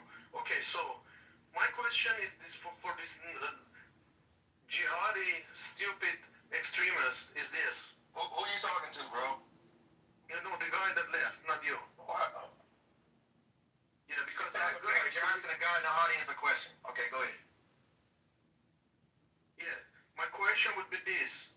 Does this so-called 90% of this IRGC that he claims that they are 90% of the population who support IRGC, do they want wipe out Israel from the earth? Because they have this timeline on the Palestine Square. Do they want to do that? If they don't, they want to do that, they are endangering my people inside Iran. Okay, I'll say this for the room's sake to get us back on track. Now the Strait of Hormuz and oil is shut down. Okay, bro, you want to focus it in on what you're talking about, man. The rest of the world wants to know, okay, look here. You poked the bear now of America, Israel, whoever wants to take blame or point the finger at the other one or claim they did it. It's done. It's been poked, and now it's not done. There's 35,000 troops in it one day, and then 1,000 troops another day, and then before that, 2,000. So all that's going over there now. This is what is happening. So as you want to hear and debate about Sunni and Shiite, meanwhile, the rest of the planet that's touched by oil and crude oil and Brent oil isn't affected now. And how that geopolitics of that plays out. While you still want to debate the rest of your life about Sunni and Shiite, the rest of the world that's not on that page is being affected now. So maybe we can have a conversation on that. It's going to end very soon. That's Great. It's only going to be 1 week, 2 weeks. But I get it, bro. But okay, in the meanwhile, while it's not ended, though, the rest of the world is paying attention on what's going to happen next and who gets a pass and who pays a tariff to Iran. This is where the rest of the world is thinking, bro. They're not sitting here debating Sunni and Shiite conversation, man. I promise you. So. We're done about the Shia and Sunni. You want to talk about Kitover and Rose? Let's talk about Strait of Hormuz. I think that's more fruitful. What's going to happen next? Yeah.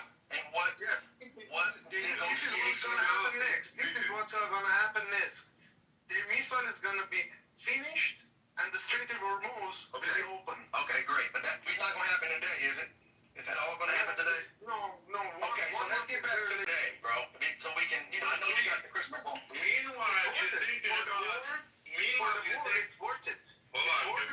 you're thinking about, God damn it. Meanwhile, you spend $20 extra on gas today because of this war. Fuck, my life is gonna finish. I'm gonna die. We thinking about our future, the future of America, and how good it's gonna be when this shit is over. We don't think about $20 extra that we pay on the fucking gas. $20 a gallon or $20 altogether, bro? I said $20, $30 extra, $40 extra. We don't think about that shit. Ain't what people, bro, it's bigger than just gasoline, bro. If you want to have that baby, whatever it is, $1,000 a month, what the fuck ever. We're not talking about the dollar amount of gasoline only, bro. It's temporary. And it's gonna be all good for the future of this nation. I understand Donald Trump's talking point. The heck says talking point. This is not Donald Trump's talking point, bro.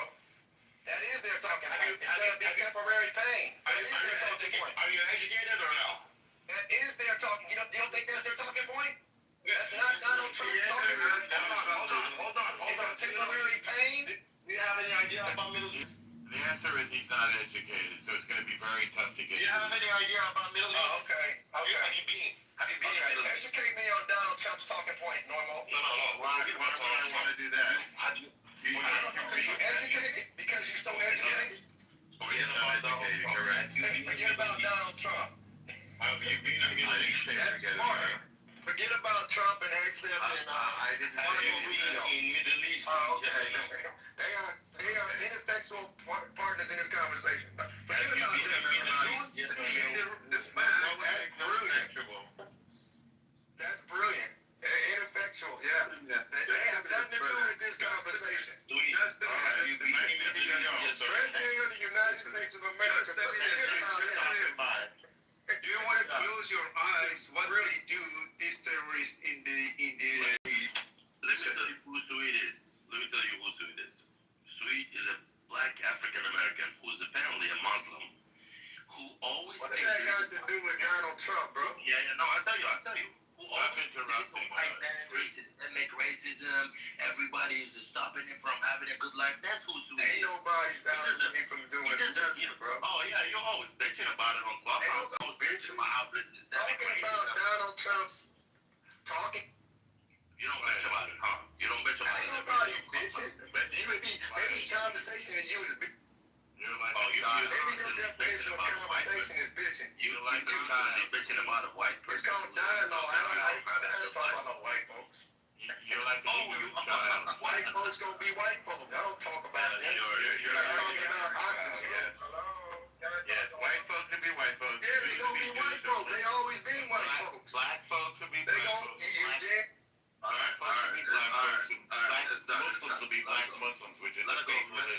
Them so-called Negroes, yes. Alright, Keep let it on go, so-called Negroing.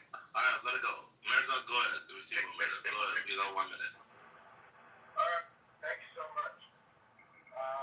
You know, about this war, I'm Iranian, okay? I live in America.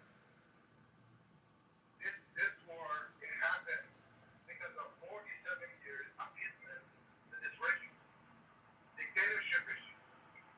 And in 47 years, we tried to tell the West the war is not the answer. The war is not the answer also. You guys have to put those people they fight to have all this fight and all this collateral damage going in our country, for the US and for the country, for my country. And now those people who they're cheering for this war, they're a bunch of losers because they think the only way they can go back to the power is to Donald Trump and Benjamin Netanyahu coming bombing Iran, and this guy going on to the power, go back to the power. This is the only thing about these people they cheer. They're not even 2-3% of the Iranians. They're all propaganda. All propaganda. Alright, thank you, man. Yeah, hold on. I want to Thank you, man. Did you? They're not supporting the war. Okay, We understand. Thank you. 1 second. Go ahead, Raj. Did you hear what Donald J. Trump said today to England? Or no? No, I haven't heard it. Please share it. What he said today to England, you said? Yes. All those countries that can't get jet fuel because of the Strait of Hormuz, like the United Kingdom, which refused to get involved in this decapitation of Iran, I have a suggestion for you. Number 1, buy from the U.S. We have plenty. And number 2, build up. Just take it. You have this, build up some delayed courage. Go to the Strait of Hormuz and take it. You have to start to learn how to fight for yourself. The USA won't be there to help you anymore, just like you weren't there for us. Iran has been an essential, intimidated, and the part is done. Go to get your own oil, President Donald J. Trump. So he basically told UK to go fuck themselves today. Is facing war with this dictator regime right now. Is face of this regime. And this rich man is defending this regime. This is the dictator right now. This is terrorized whole world, man. This regime, this face in Hormuz, it's showing what is this regime for whole world. And you're just defending this regime. Hey, can I respond to Rafi? Quoting, what Donald Trump said? Yeah, go for it. All right, so what he's telling England is, hey, I started this war. You need to come over here and get in and put your whole country on the line now with us. You need to come over here and you need to jump in this thing. Now, what he's also telling them is, look here, if you don't want to, then you go there and deal with Iran individually. Now, Donald Trump's inviting them to go set up their own relationship without him with Iran. And Iran is the one controlling that whole strait right now. China knows that. India knows that. Pakistan knows that. Japan definitely knows that. So now he's saying, don't come deal. Either come deal, get the oil from us. We got some oil over here. Come shop with us. Or go straight into having your own conversation with Iran. That's what I heard. We'll see how it's going to turn out, though. We'll see. No. We're going to see exactly how it plays out. Just keep watching. Yeah, we'll see. And you keep saying there is a white man that's stopping you from... I didn't say shit about about no white man. I say he talked about Donald Trump, who happens to be a white man. I didn't say shit about no white man. You interpreted that one. I'm just saying that. I didn't interpret shit. I just restated what you stated. That's all. But again, that's what you interpreted in your head because I didn't interpret it. There's nothing to interpret. The words are the words. UK, but it's still between its legs. You know what it means? Because they're pussies. That's your interpretation. No, that's now we're talking about interpretation. No, because every country that got threatened by Iran that said you get involved, we're gonna do this and that, they all backpedaled away from a NATO country. So England don't have a brain of their own? No, England doesn't have the balls anymore. They don't have a brain of their own to recognize when they get involved. Hold on. If the UK and England had brain in their own, these motherfuckers wouldn't let these jihadists come to the country and rape their kids. But they should just listen to whatever Donald Trump say. They should follow whatever Donald Trump say. That has nothing to do with them. No, that's what Donald Trump just said. He all of a sudden now he was a NATO player. Now he went on the backing of NATO. All of a sudden now he want to play nice with NATO. He didn't give a shit about NATO a couple days ago. But now all of a sudden Donald Trump said, hey man, you need to come help me. Aren't you all about freedom and human rights and all that? Aren't you all about that? Huh? You talking about Iranian human rights? What are you talking about? Sweet. I'm asking you a question. Aren't you about human rights, freedom, love, and all that? Aren't you all about that?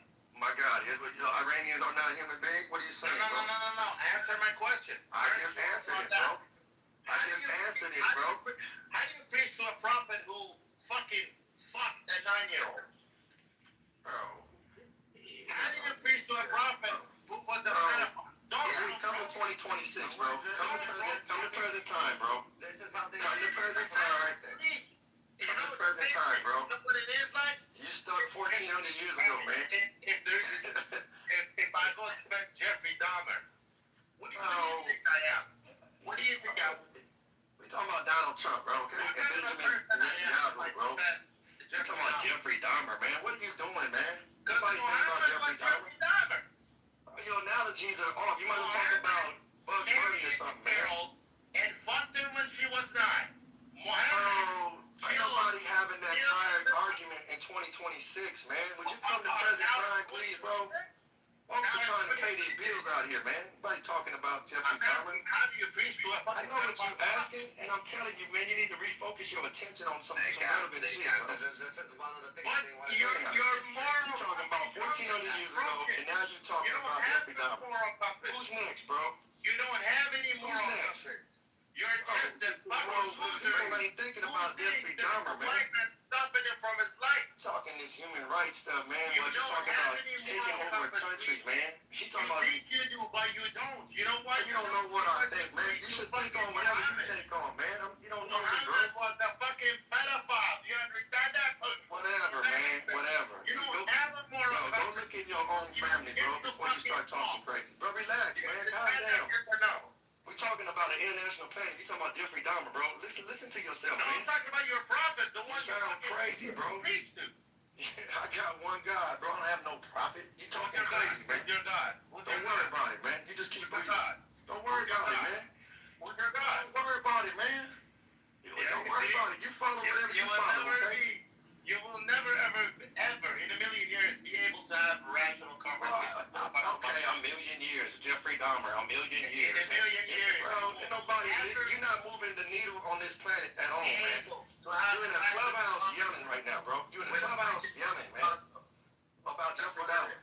Listen to yourself, man. You sound crazy, man. How do you preach to Muhammad? Bro, you're silly, man. The world is trying to focus in. You're a prophet that you preach to. Bro, why don't you go get a job, man? You go over here yelling about stupid stuff, man. Where is your moral compass? Man. Explain it. Where is it? Hey, man. You got a wife and children, man? What do you mean, hey, man? You got a wife and children? You got some grass to cut in the backyard or something, bro? Question. You're not my authority. You don't tell me what questions to answer. You don't run me. I'm sorry. Where is your moral compass? You don't have no power over me, man. Alright, you know why you don't answer? Get the fuck down. Because you don't have any fucking moral compass. Because you're a fucking piece of shit Muslim.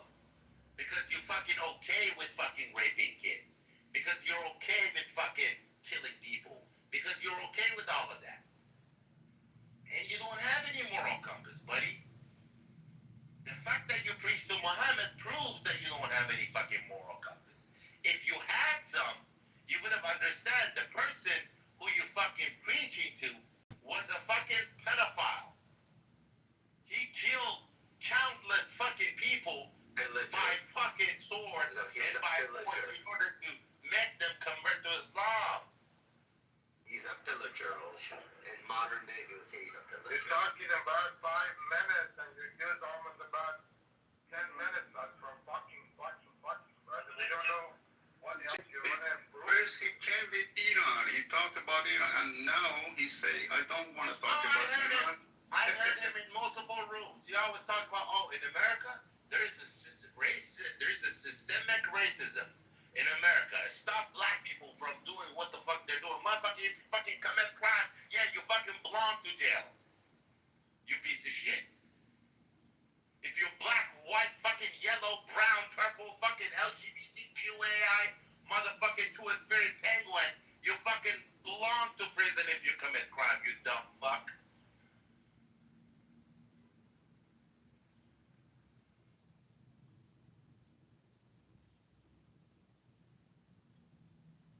Thank you guys. I go. Thank you.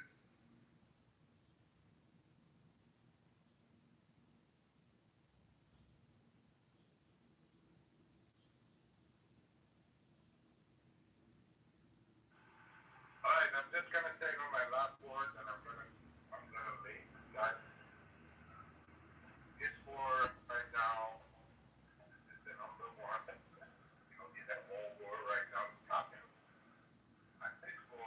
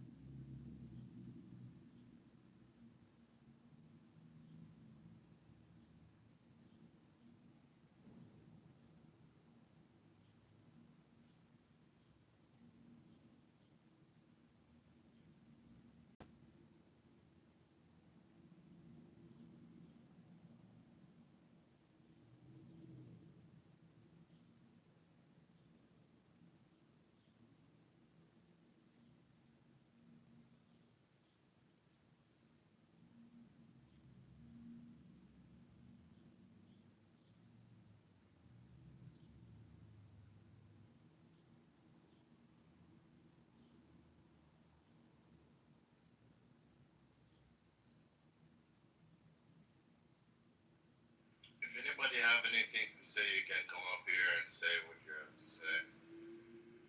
Rafi, you here? Yeah, I'm here, homie. What's up? What's happening? You want to build up the stage? Everybody, guys, anybody wants to come up, put up your hand.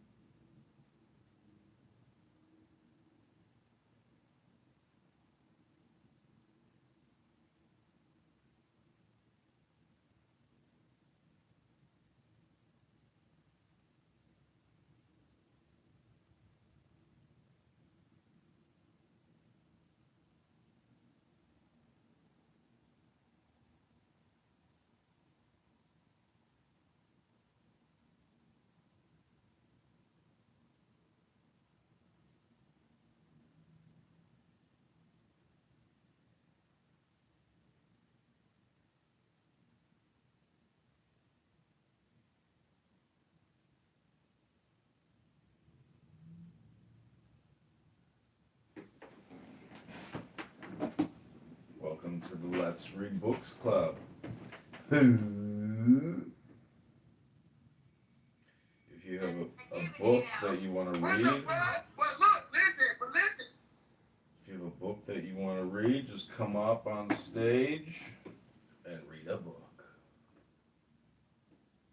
It's not that complicated.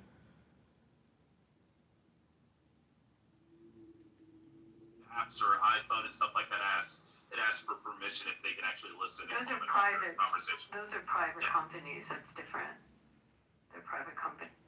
I mean, they can do whatever. This company, Clubhouse, can do whatever. Clubhouse can take all of our conversation right now, decide if anyone's concerning. You know, have someone go through the data, pick up algorithms that are of concern, and forward them to law enforcement. Law enforcement can So are decide. the people that are concerned about the Patriot Act worried about that as well? Yeah, the private-public partnership is a concern, of course. I mean, there's monitoring, that there's self-compliance, that companies that have social media, and, you know, like this. I mean, use Clubhouse. I don't really know much about this. The owners of this, we used to, but Facebook says that. Like Facebook has self-compliance, and they review their data, allegedly. But again, so the idea that the government can just spy on you for the hell of it, it doesn't work that way. There has to be some established reasonable suspicion to start an investigation. And I think that a lot of people, if they don't know the specificity of what's actually happening, then we're running more on values that have no oxygen. It's really sad because, listen, guys, time is extremely short for all of us. You know, I don't care if you live to be 100, it's still very short, right? But if we're going to live, especially here in America, we got to live with the 3 documents that we actually have right now. They haven't changed, guys. Our Declaration of Independence, the Bill of Rights, and the supreme law of the land. It's not a person. It's the Constitution of the United States of America. Even if they don't follow it, guys, it's still the supreme law of the land. Okay? So that's where I come from. Can I ask a question? Sure. Yeah, I definitely disagree. I don't agree with you.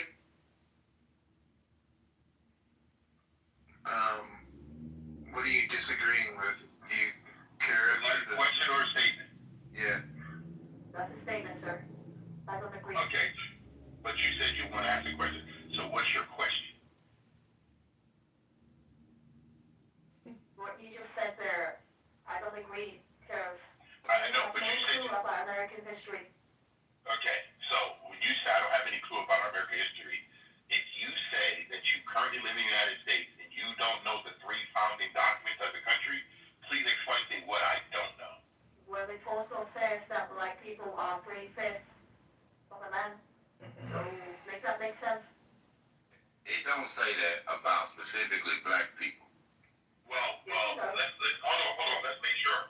Okay, let's make sure we're on the same page.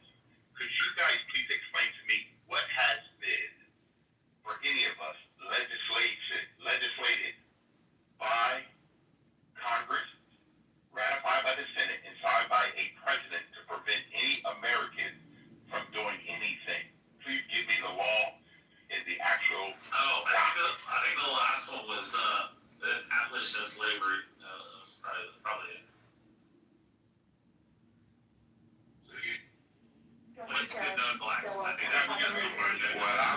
Ruby, you might want to look at the 13th Amendment and like check out the 14th Amendment. That might help. Listen, I would say Jim Crow, no. Like they sort of happened. I would say Jim Crow. No, the three-fifths clause did not mean that black people were not three-fifths. There was actually I free. told her that. She wrong.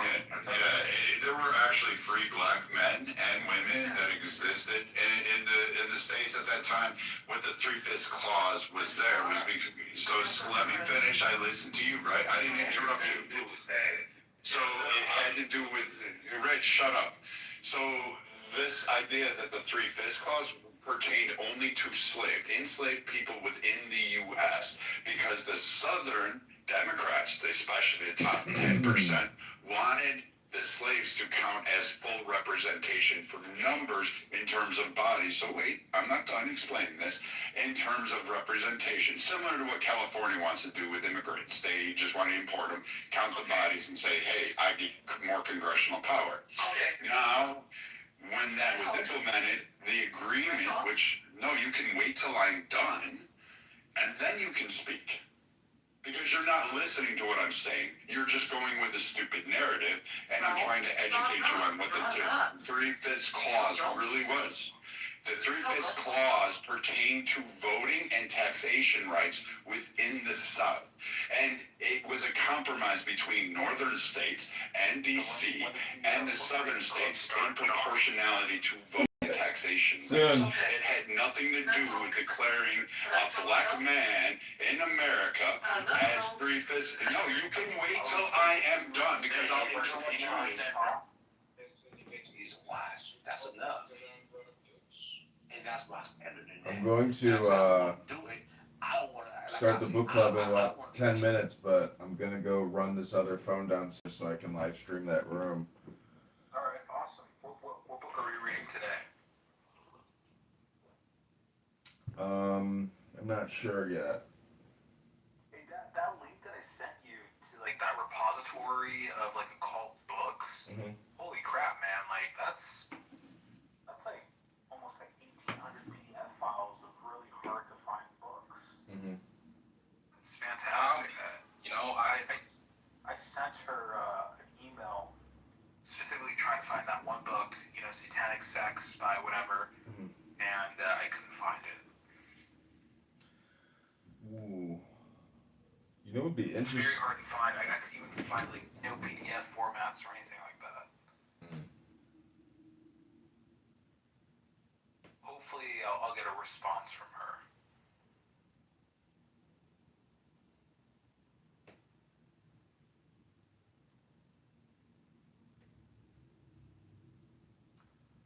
Let me see here. Dark books.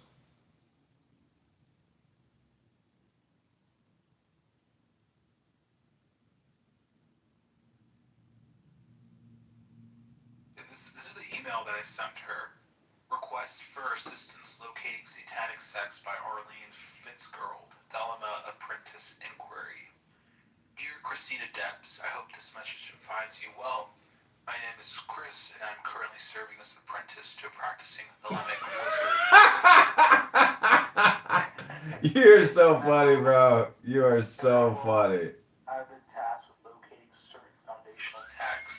Increasingly difficult to source. I'm writing to you specifically because of your respected position as curator of occult books. I have been researching diligently for a PDF copy or any accessible digital edition of Satanic Sex by Arlene Fitzgerald. Despite checking multiple private libraries, academic repositories, and specialized online collections, including Anonymous and several other occult-focused archives, this particular title has proven elusive. This book holds genuine importance for my mentor's current work, and for my own continuing study of Thelemic current. Any guidance you can offer whether you have access to a copy in your collection, of a digital source, or point me towards the right collector or institution. What was that other book index that you were using? Text me the address to that one too. And that one's a little tough to get into. It's Anonymous. you have to go through like this like quiz, and you have to like know like the right answers to get into it. It's a little tough. Because what would be interesting is like back in 20 years ago, I was selling books on eBay, and I made a decent amount of money.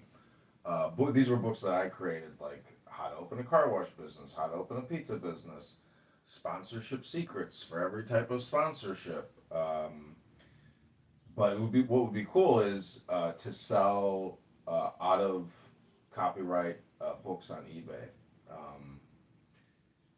Use AI to create the book title, but then just sell their top books on these indexes for $19.99, $9.99. I'm really appreciative, John, about like the sort of information that you share with me. Like I'm just like an apprentice to like this master wizard here.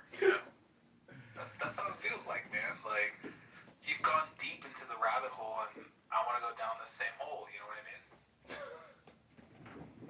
Well, it's just, dude, I honestly like science fiction. It's like if you like Star Wars, this is what it is. It's just, but It's like a nerd's hobby. It's like okay, yeah, this is something that's really interesting. Yeah. It's niche. It's definitely niche.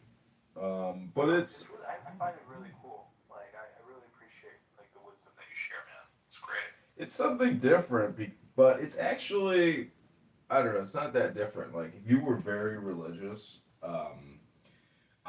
when I read the Bible or even the Quran or other books, I'm just like, wow. I'm like, all these things are dealing with magic, or like a representation of magic. But when you get into like the 1920s with Crowley, it's like thoroughly researched. But again, this is all just like hieroglyphics. I was thinking yesterday, and I think I read it somewhere once before, that technically it's like a language.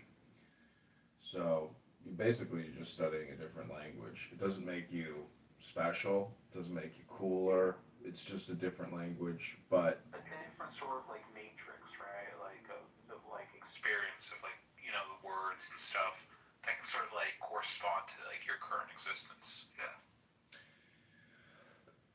there's also like commercial applications, especially in terms of branding, marketing, but also personal psychology. Like for example, some people can't post a photo and they can't post a video because they're too self-conscious of that photo or video. But if they knew that it's just spam anyways, or it's just hypnosis, or it's just content, like you're just like politics, mixing magic and politics in like a superficial selfie, like influencer type of thing, that's when you actually really see or understand, I think, communication. So to me, this is all just like personal development, self-development, and rebranding. Because if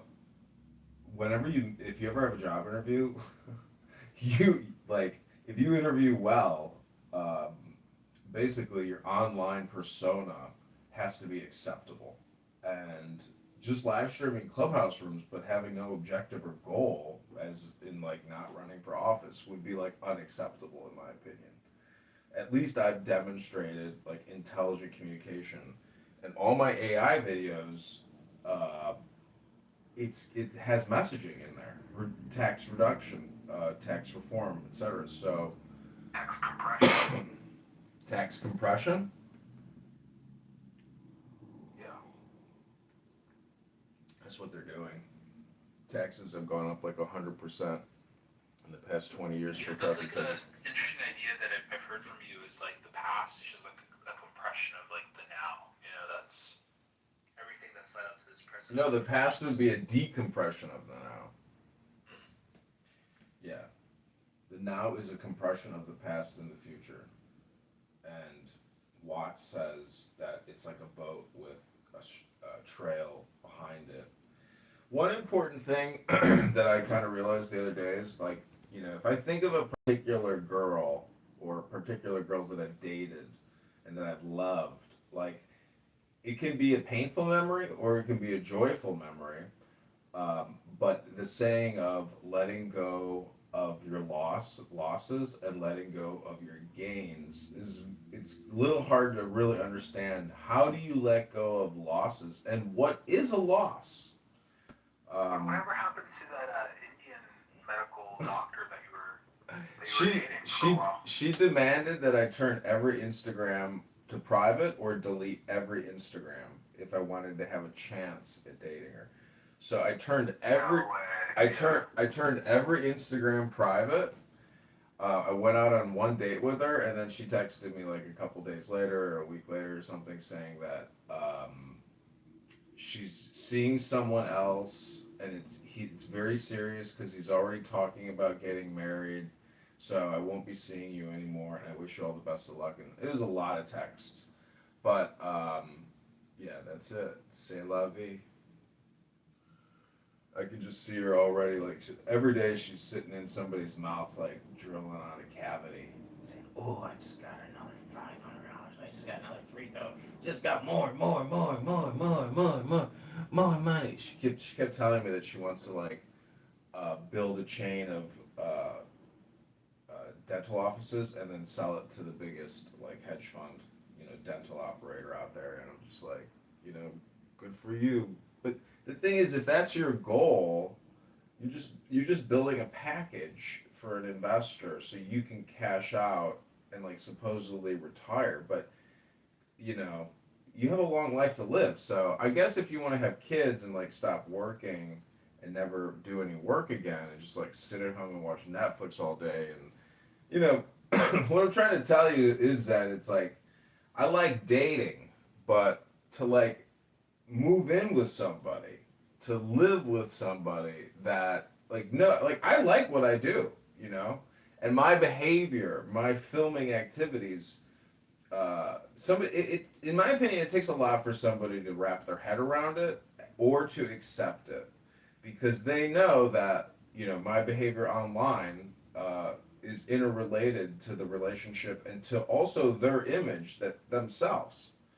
And that's like, It's like the Book of Revelations has this thing called the Book of Life. Like everything that you ever done will be recorded. So that's like sort of like my acceptance of like all actions I ever do are going to be immortalized, in time and space. So yeah.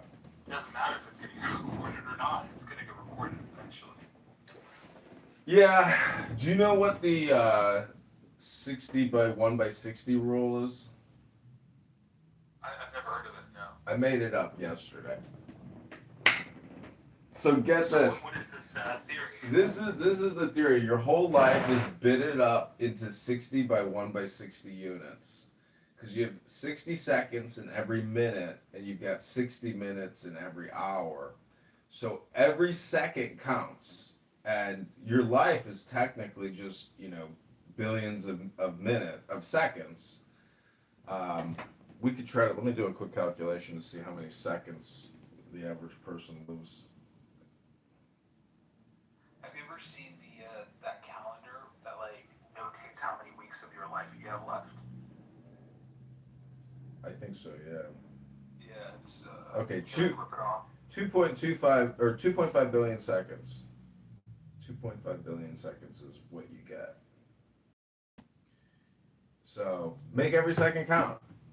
Every word you listen on this stupid app of some stupid person is that second that you will never get back, and you only have 2.5 billion of them. It's a little bit like that movie with Justin Timberlake where the currency is time to live. In time.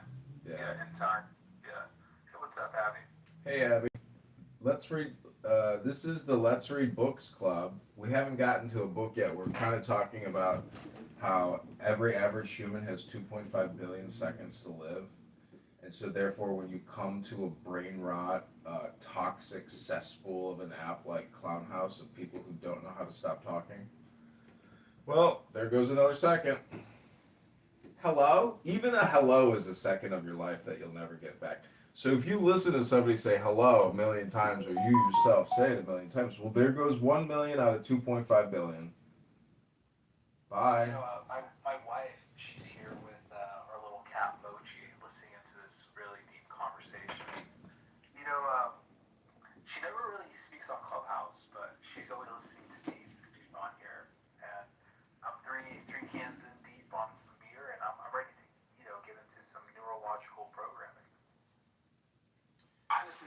some NLP.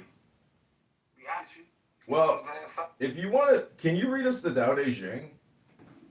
Yeah, which chapter do you want me to start on? It doesn't matter. Just pick a number, your favorite number, and go to that page. Alright, let's do 67. Okay, sounds good. Which number on bed? Which number? Oh, okay. Did you hear my wife? Mm-hmm. Oh, okay.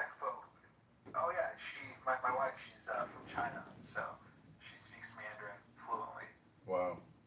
Yeah, it's incredible. I've always wanted her to read Tao Te Ching in Chinese, but she's never said anything. You know, you were so hesitant, babe. You were so hesitant. She was so hesitant to do it. She's taking it after. Well, it's a magic book. The first. 46. Okay. Let me. I have a physical hard copy. Let me go to the floor. I'll be right back. Okay. I want to read it from the book itself rather than on a screen. Something that's really interesting. Yeah, it's niche. It's definitely niche. But it's Really cool. Like, I really appreciate it. I also, I do understand, John, your sort of thing, your sentiment about, female and masculine energies. The room does pop when there's, a woman in the room. Or a gay man. Or a gay man, yeah. Isn't that interesting how a man impersonating a woman, because it's technically just super stimulus. Dude, that's really worked you up, hasn't it? The super stimulus idea? Yeah, I see it all the time now. I never knew how to define it. It's quite sticky, isn't it? Well, yeah, it's the point. Stickiness with it. And I'm remembering that in all my communication now because Is how can you super stimulate someone's brain so that you can be in their cognition? how do I take someone who believes they have a smooth brain and completely build inroads and grooves into it instantaneously? Like Elon Musk. He thinks he has cognitive security. But He has none. yeah, he has none because he thinks he has cognitive security. Dude, so this copy, it's by Jia Fuan Feng and Jane English, Lao Tzu, Tao Te Ching. It's really good. Okay, go ahead. Read as long as you want. 3 floor. Okay, well, I'm going to take this other phone downstairs and I'm going to be away from my phone for 10 minutes, but we are live streaming in my recording studio here, so feel free to read at any moment as I go set up my burner phone downstairs. Which room should I get into? No, just read in this room. Okay. Yeah, so I'm going to read chapter 46 of the Tao Te Ching. Okay, I'm going on mute. Chapter 5, chapter 15, chapter 26, chapter 42, chapter 49. Let's go back 3 pages. 47, 46. When the Tao is present in the universe, the horses haul manure. When the Tao is absent from the universe, more horses are bred outside the city. There is no greater sin than desire, no greater curse than discontent, no greater misfortune than wanting something for oneself. Therefore, he who knows that enough is enough will always have enough.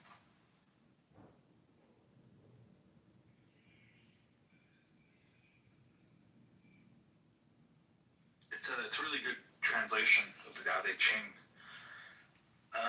Alan Watts, specifically in the very back of the book, this one specifically says, no one has done better in conveying Lao Tzu's simple and laconic style of writing, so as to produce an English version almost as suggestive of the many meanings intended.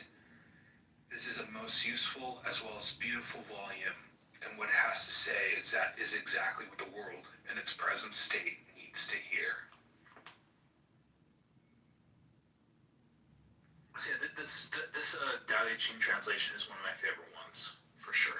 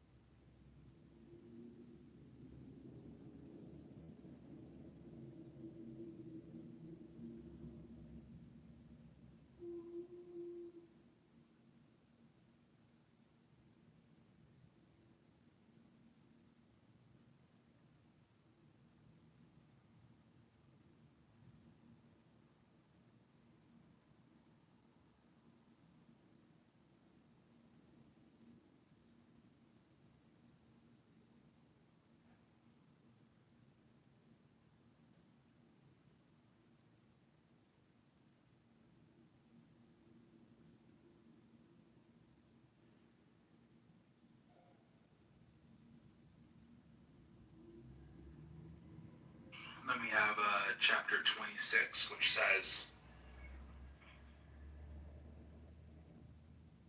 "The heavy is the root of the light.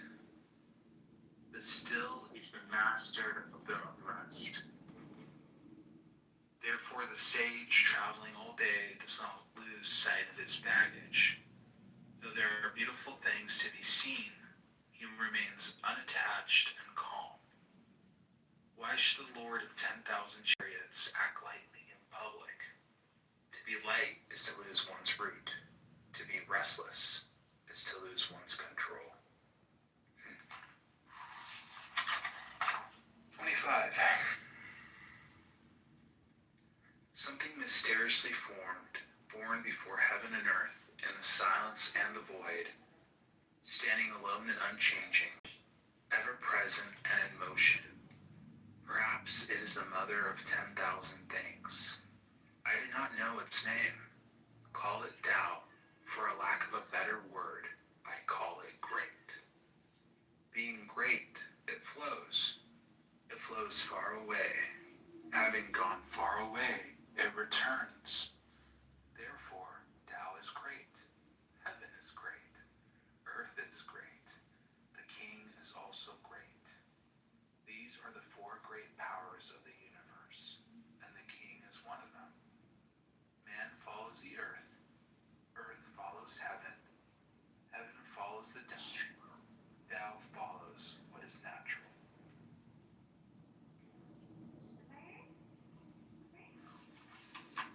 Chapter 24. "He who stands on tiptoe is not steady. He who strides cannot maintain the pace. He who makes a show is not enlightened. He who is self-righteous is not respected. He who boasts achieves nothing. He who brags will not endure. According to the followers of the Tao, these are extra food and unnecessary luggage. They do not bring happiness. Therefore, followers of the Tao avoid them." 23. "To talk little is natural. High winds do not last all morning. Heavy rain does not last all day. Why is this, heaven and earth? If heaven and earth cannot make things eternal, how is it possible for man? He who follows the Tao is at one with the Tao. He who is virtuous experiences virtue. He who loses the way feels lost. When you are at one with the Tao welcomes you. When you are at one with virtue, the virtue is always there. When you are at one with loss, the loss is experienced willingly. He who does not trust enough will not be trusted."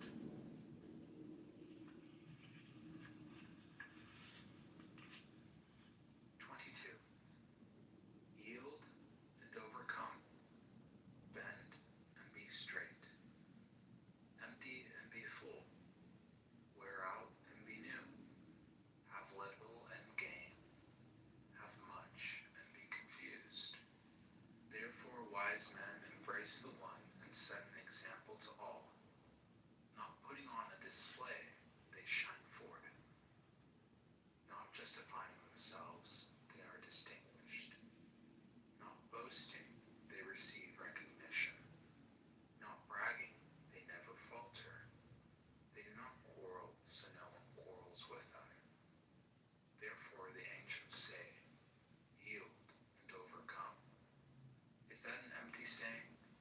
Be really whole, and all things will come to you.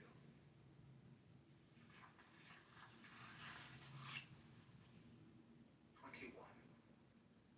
The greatest virtue is to follow Tao, and Tao alone. The Tao is elusive and intangible. Oh, it is intangible and elusive, and yet within its image.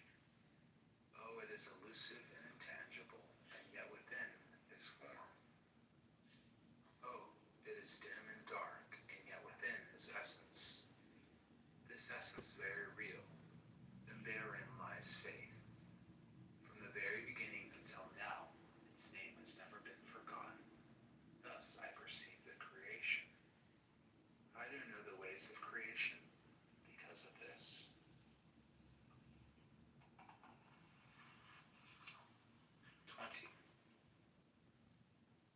Give up learning and put an end to your troubles. Is there a difference between yes and no? Is there a difference between good and evil? Must I fear what others fear? What nonsense! Other people are contented. Women's sacrificial the ox. In spring, some go to the park and climb the terrace, but I alone am drifting, not knowing where I am, like a newborn babe before it learns to smile. I am alone, without a place to go. Others have more than they need, but I alone have nothing. I am a fool. Oh yes, I am confused. Other men are clear and bright, but I alone am dim and weak. Other men are sharp and clever, but I alone am dull and stupid. Oh, I drift like the waves of the sea, without direction like the restless wind. Everyone is busy, but I alone am aimless and depressed.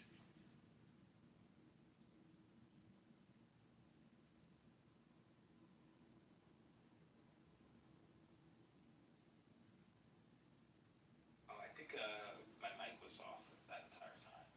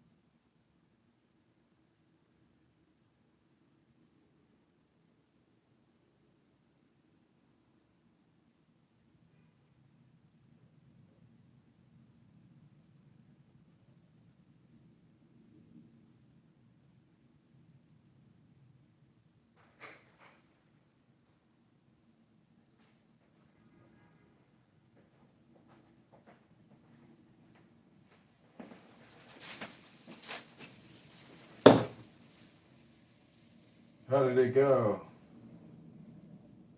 Yeah, it went pretty well. I was accidentally on mute the entire time. I was reading like 20 different chapters. 6 chapters? Come on, it was more like... I was chapter 14, babe. Yeah, my wife, she's sitting on the couch with me right now. Nice. You want to say hi, John? Ni hao!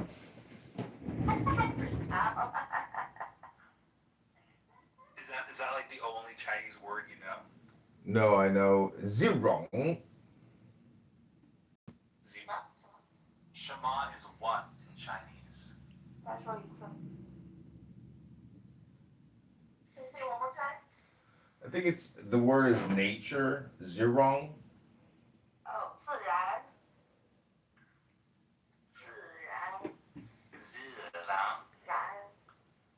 Yeah, I know. It's a little different. You know, you have that African accent. I've been trying to learn Mandarin for a long time now, and it's pretty tough, the intonations, you know?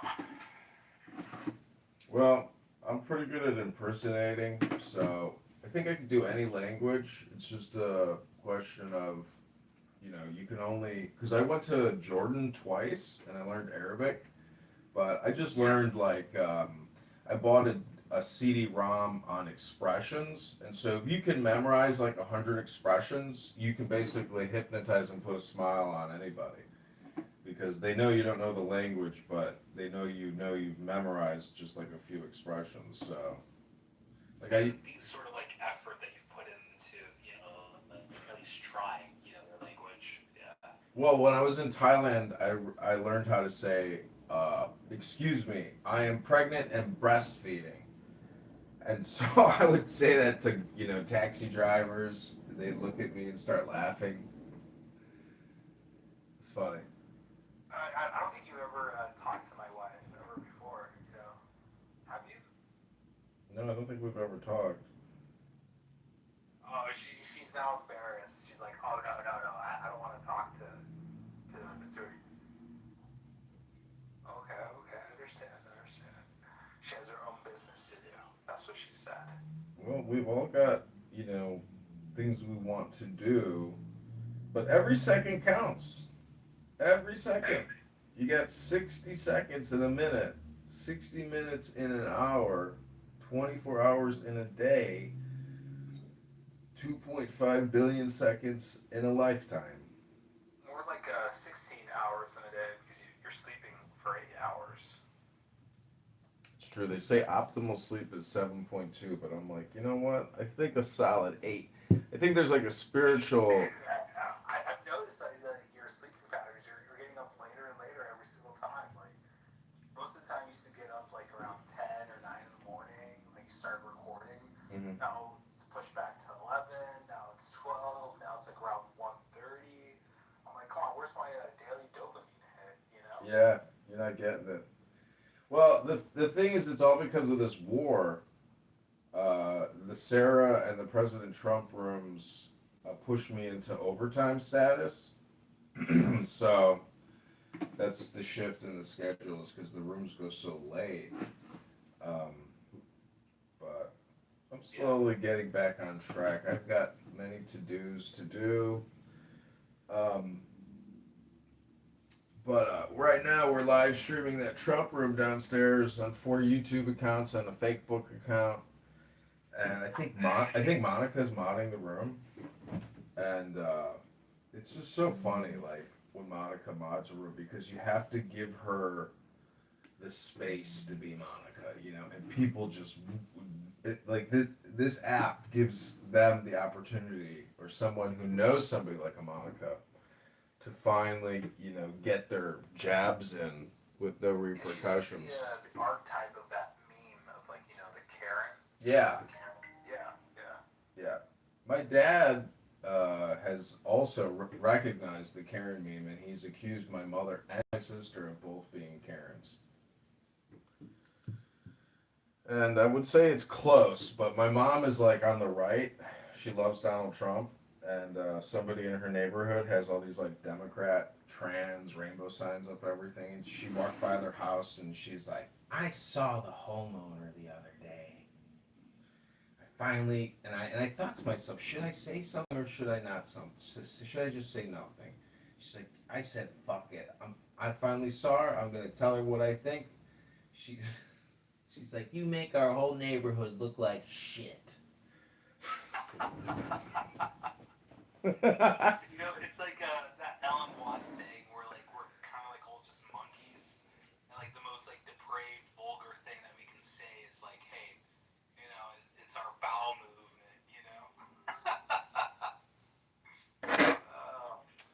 Okay, so I got a Jew harp here. I'm just gonna do a quick little Jew harp meditation, and then I'm gonna go get some cables from my other room and come back. But this is just 60 seconds on a Jew harp.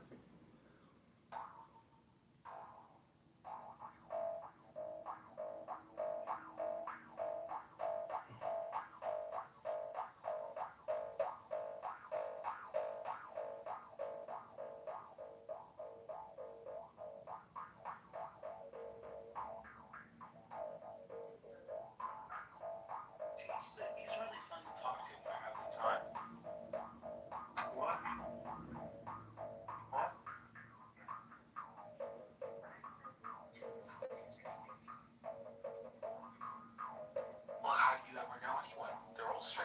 start talking to them. I'm not for 2 years. Yeah, I'm not actually a stranger technically because I'm a socially public person. Yeah. Oh, I was on mute. My apologies.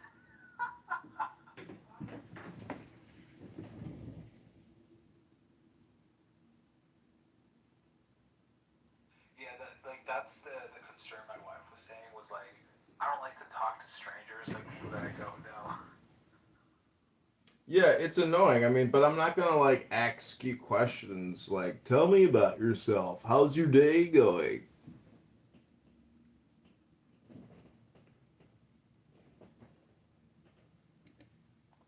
Alright, she's doing her own business right now, so we can talk freely. You know, it's all good.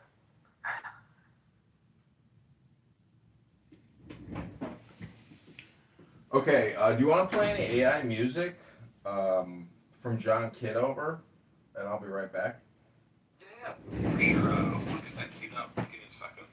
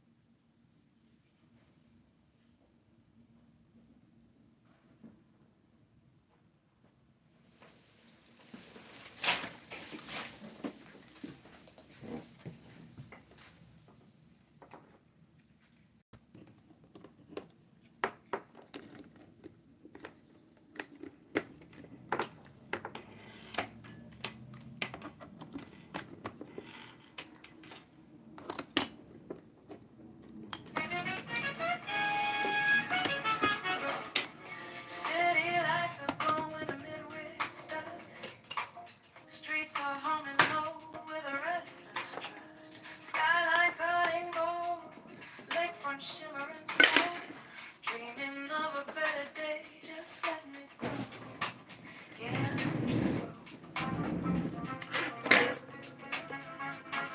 And the wind on my face, it feels like a spark.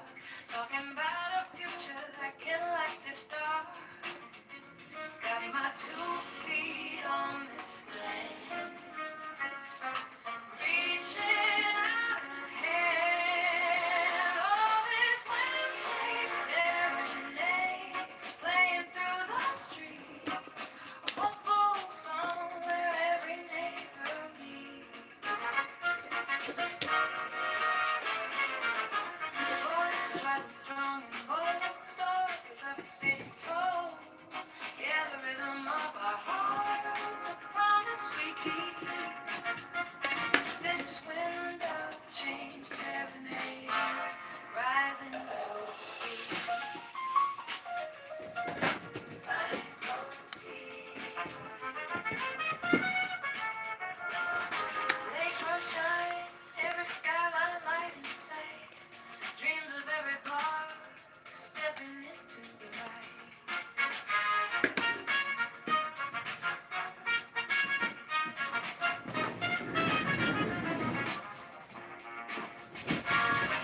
This moment's golden, we're taking back our time. Every single voice, a powerfully placed line. And the wind on my face, it feels like a spark. Talking about Chris, do you still have a Sora on your phone because you can't actually download the app anymore? But I was wondering if you could cast me on your account in some videos. Just say John Kitover, Chicago mayor, cuts property taxes, cuts the water tax, cuts the sewer tax, cuts the sticker tax. But if you could cast me in some videos, like 3 a day or 1 a day, oh, what a blessing that would be. And I'm getting all set up here, and I'm gonna send you a picture of my new setup. I brought in more phones. I've built 2 tables, and now I'm like maximized for book reading distribution on YouTube at a very high level. This is like my Andy Warhol attempt at artistic mass distribution.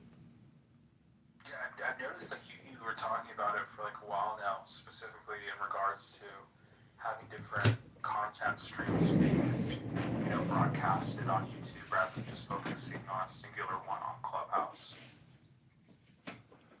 Yeah, you're not gonna believe how many phones I have set up now. It's like crazy. But Is it like one per room? no, it's 3 phones. One channel stream for like whatever sort of like number of different broadcasts that you're going. Well, I took a break doing all the rooms like chillism and politically correct. I'll probably get back into that, but part of it is it's just like redundant. There's like no reason to continue recording all of it.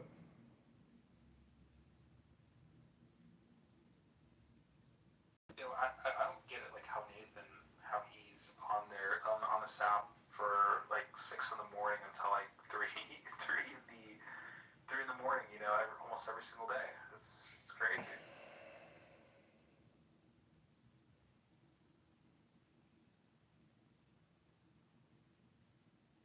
The only times I really get on this app is when like I have some like time off from work, and that's about it.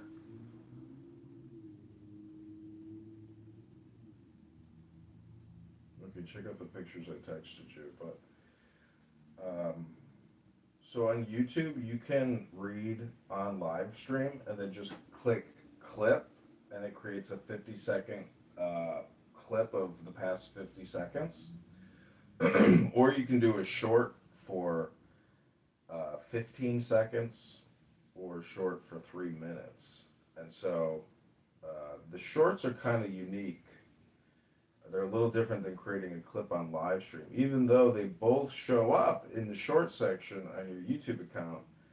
But there was a time I was getting a lot of views on these 3-minute clips, but a lot of it could be bots, because you would think there would be more comments or likes or dislikes. I don't even know if there's dislikes on YouTube anymore, but. Have you heard about like this new like age verification thing that's happening currently? Like it started in California with like Linux. Yeah.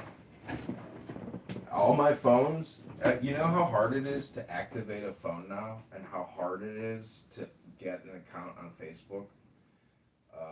It could just be my name is the problem, but my accounts get deleted. And they go, it could also be my IP. I don't know. But, like, if there were more people like me, with all these cell phones, have you seen the pictures of, like, the Chinese view farms, with the cell phones up against the walls? Yeah, there's like hundreds of them, like thousands of them, and there's like one person per wall. Yeah. I've seen it. Like that's using a macro. I haven't experimented with macros on cell phones in a while, but 20 years ago we were creating macros to basically spoof Ticketmaster. And we were buying premium concert tickets, premium sporting tickets throughout the whole country and getting the best. And it was all because of macros, but I'm not interested in creating any fraud. I'm just trying to read books. There was like this, in New York City, there was like this huge operation that was being undertaken by like some spy operatives from China, who were like trying to like DDoS the telecommunications networks before like the FIFA World Cup, and they found like over like 50,000 like SIM cards all in one room. Yeah, I saw that. What was that about again? Are you sure it was DDoS? I was thinking it was probably like click fraud. It could be that too. I need to look further deep into it. Because I think that they said it was a DDoS attack, but it was probably somebody engaged in click fraud. Click fraud is like a $20 billion a year industry globally, at least. It's huge. It's pure profit. the publishers, the networks. Partially, that's why like I can see why like certain state governments are pushing for like verification online identity, because they don't want mass spam bots pushing certain narratives or like I don't know. I haven't really thought it through. The spam bots, I don't think are a big problem, like in terms of getting distribution. Like most people go to the algorithm shows them certain people, and certain people are good at like getting seen. Like, do you know who the Hodge twins are? Yeah, it's these two conservatives, right? Yeah. These two conservative twins. Yeah. Yeah, they show up quite regularly for me, and they post, interesting, controversial stuff. Like Bima is so brainwashed and so annoying. When I was downstairs, she was Begonia flowers. my favorite begonia. Good for her, I guess. Good for her. But this is the thing, is I have to decide, because I'm headed down to City Hall shortly to file for the mayoral candidacy, and I have to determine whether I'm going to file as a Democrat, Republican, or Libertarian. I think Libertarian is the strategy. My friend says I'm stupid, and I'm retarded, and then I know a girl who says just run as a Democrat, and it'll be much better for you. So part of me thinks maybe I should run as a Democrat, but if I run as a Libertarian, I have the feeling, based on the fact and my interactions with the ballot, that third party gets special representation, equal representation here in Chicago. Maybe not on other ballots, but I feel it's like a loophole that politicians have maybe successfully exploited in the past, but maybe 40 years ago, like in the 80s or 70s or 90s, who knows? What's the voting track record of Chicagoan people, like people from Chicago, like in the last 100 years? What have they mostly voted for? Democrat. Oh, it's like a Democrat stronghold for 100 years. But there was a time during the Republic of Chicago.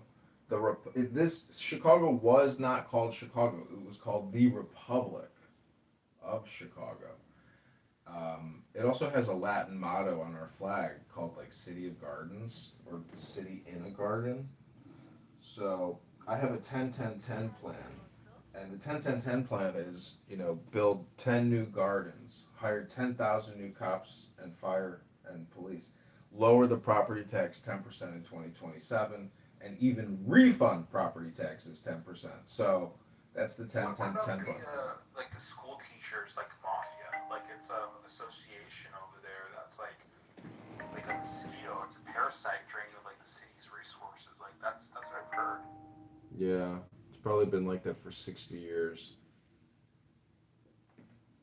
Or just like completely empty school buildings with like no students showing up, and they're getting paid like $120,000 per teacher. It's in the contract. If you don't like what's in the contract, then you shouldn't put it in the contract. If you don't like what's in the contract, then you're gonna have to sue over what's in the contract, baby. You signed the contract, didn't you sign the contract? Yeah, you signed the contract. That's not your money. It's our money.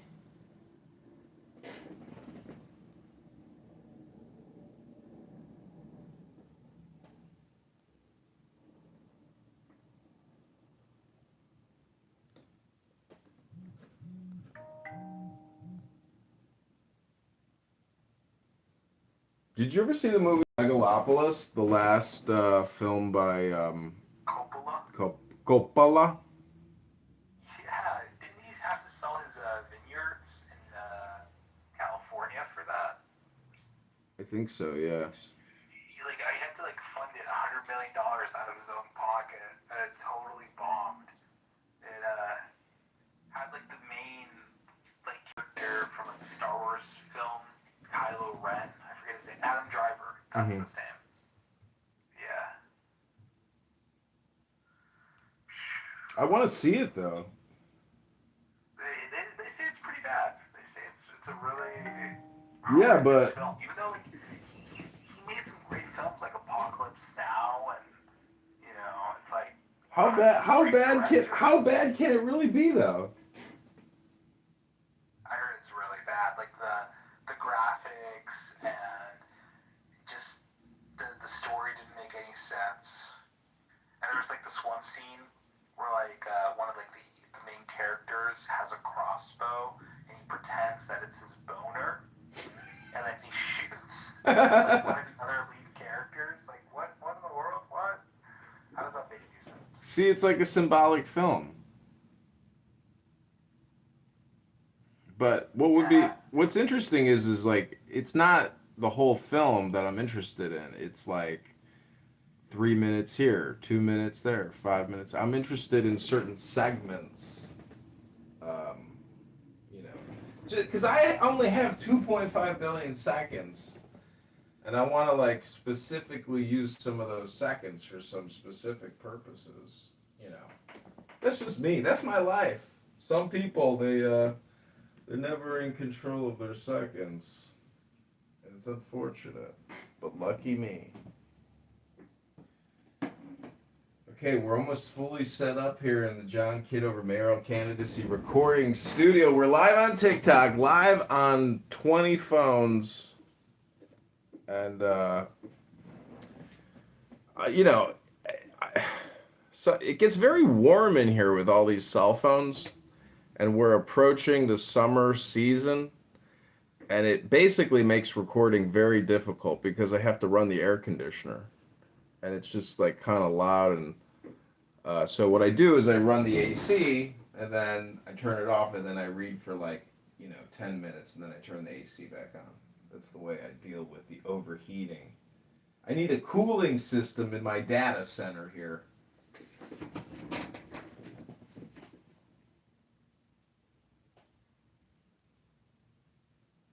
So my wife just asked me to ask you, how many girlfriends have you had in the past? No, I mean, with all the different phones. Oh yeah, because like, have you heard that song, Two Phones, one for the crack and one for the hoe? Because like how many cell phones do you have, like how many girlfriends you should Have. You should be able to reach. Yeah. So wait, is she asking me my body count? No, not your body count, because you have so many phones, that means how many hoes you have. Right now. Yeah, right now at this very present moment. Well, I got a date scheduled with a beautiful Latina girl for Thursday. But guess what her fingernails say? Fuck ice. Fuck ice. But My wife just cracked up on with that. She's really laughing hard. But I'm thinking if a girl puts the word fuck on her fingernails, I'm thinking maybe I got a chance. You just, like instead of like fuck ice, you have to then transliterate like the ice part to like Joe or something. Like fuck John, fuck Joe. I thought ice meant, intelligence, culture, and education. Yeah.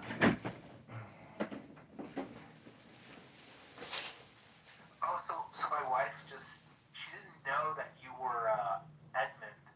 She knows you as like Edmund rather than as John, like your real name. So that now she's more like opening up to like the idea of like actually.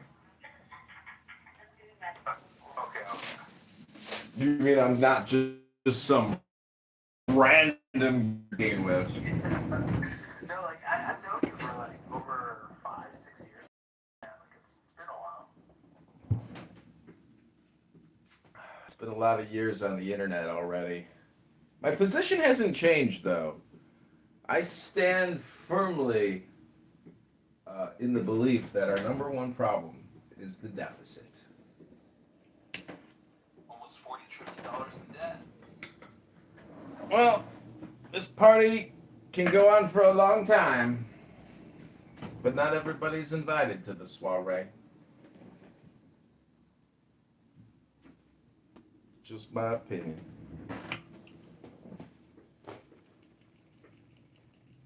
Okay, so we have a Japanese meditation wooden meditation device. It's called an Umakawa Gawakaka. And you can use this wooden instrument to record the 2.5 billion seconds that you have 1 second at a time.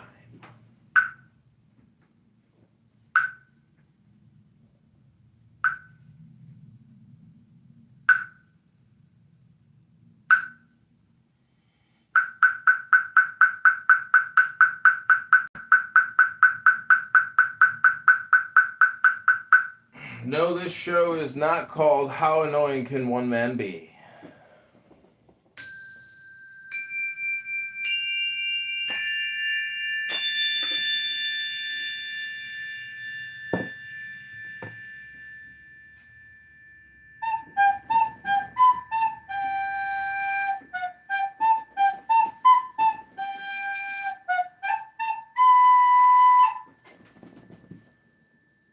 So are you on TikTok?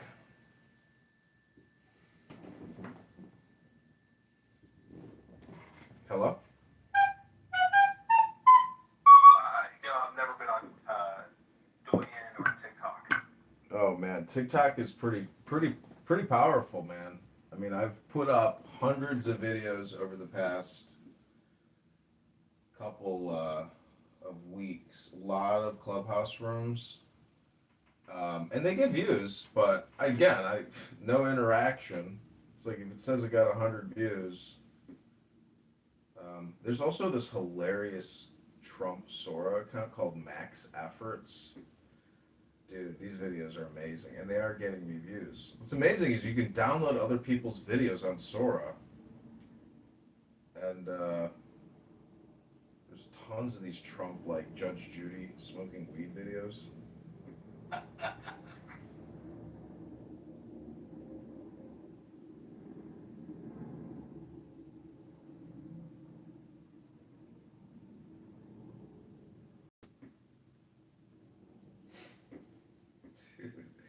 I cannot believe they're shutting Sora down.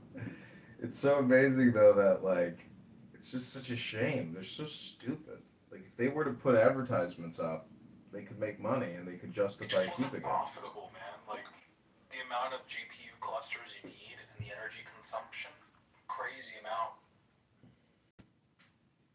Well, what if they like just pull it from the marketplace, but they let it continue to generate? I just hope that they say, okay, like we've officially turned off the ability to create videos. I'll be like, no, because I want like thousands saved prior, because every day leading up until the election for the mayor of Chicago, I'll be releasing like 10 videos a day across all accounts. So it's like I want to have as many built up as possible prior to deletion. Because in the messaging they said we will let you know how to preserve your creations. So like they're gonna. It's Brandon Johnson, right? The current mayor. Yeah. Of Chicago. Yeah. And it's complete retardation with him. I hope people realize that. But even like the previous mayor of Chicago, she was a complete retard as well. Absolutely. She is like his son, and she is like the grandmother. So, yeah, I mean, your help on X could also be very valuable to this campaign. I've put up Craigslist ads trying to hire a campaign manager and circulators for petitions. But your comments on X under Brandon Johnson's X account, Chicago's mayor, could be very helpful. For example, if you were to say, liberate Chicago and vote John Kitover, and then at John Kitover, like that would be the type of comments that we need. Wow, TikTok just removed my live access again. Violates community guidelines. It's so crazy. Like, how the fuck am I violating community guidelines on TikTok just by talking? Hate speech and hateful behavior. Isn't that fucking wild? Like, what did we say? This is what it claims that we said was hateful. I think it was the R word that I just said. We're just supposed to say R word, F word, N words, or K words, whatever. We're not supposed to actually say the actual words. Oh, retard is I always forget about the retard word. It is the retard word. Damn. Isn't it a little amazing how they have essentially made the retard word illegal because it's insensitive to a person that has Down syndrome? And a person that has Down syndrome can't even comprehend what the syndrome is that they suffer from because they are retarded. And it's just a clinical term. That's the original, use of the word. You were literally retarded, like you're a tater tard. It's a little ridiculous that they enforce the retard word out of sensitivity for somebody with Down syndrome, and we all know that somebody with Down syndrome is a Downy. They're not retarded. They're full of love. All the people that have It's ever true. Down syndrome, they're just full of love towards life in general. They're not like out there to hate anyone. There was a. They would love it when you would call them a little retard. They would have a little smile on their face, like they usually. Isn't that amazing? They don't even get angry when you call them retarded. They don't. You're right. They're just full of love. Did you bomb a country in the peace negotiations? Yes, because they told me if I didn't do it, they'd say I was being anti-Semitic, and none of my Republican friends would get funded. Tremendous pressure. Your Honor, he's telling. Well, this phone is not totally kaput. What's good about TikTok is when they ban you from live streaming, you can still upload 10-minute clips, which is 10 minutes in the past. All right, welcome to the Chicago mayoral campaign live stream for candidate John Kitover running for mayor of Chicago. Go to chicagomayorvote.com. I have so many phones set up, it's ridiculous. Let's do a quick count here. 3, 6, 7, 10, 13, 16, 18, 20, 22, 24, 26. We have 27 phones live streaming. We've got 7 phones, even more. 3, 6, 7, 8, 9. We have 9 phones live streaming on Clubhouse and on X. But the number of YouTube lives that we have set up facing me is unparalleled. I hope I'm not getting hit with like 26 red-eye laser beams right now, which I know that I am. I don't know if you know this, but your phone emits like a red laser beam from its front to do depth. Yeah, the IR, infrared. Yeah, so it's like I may be like actually micro dissecting myself with like laser beams right now, but let's be optimistic and hope that this massive concentration of cellular radiation is only amplifying the message and not killing the organism broadcasting. Rabono Shalom.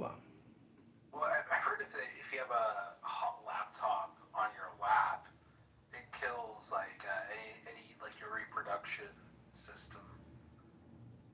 True. It has to be like the right temperature, Do you know how much sperm you create every second? Isn't it like 90 million little sperms? I think it's 1,500 a second, and you kill 1 billion of your children every day. So every man commits 1 billion abortions a day. Isn't that a tragedy? That's why I like to come on here and say I've suffered more than anyone.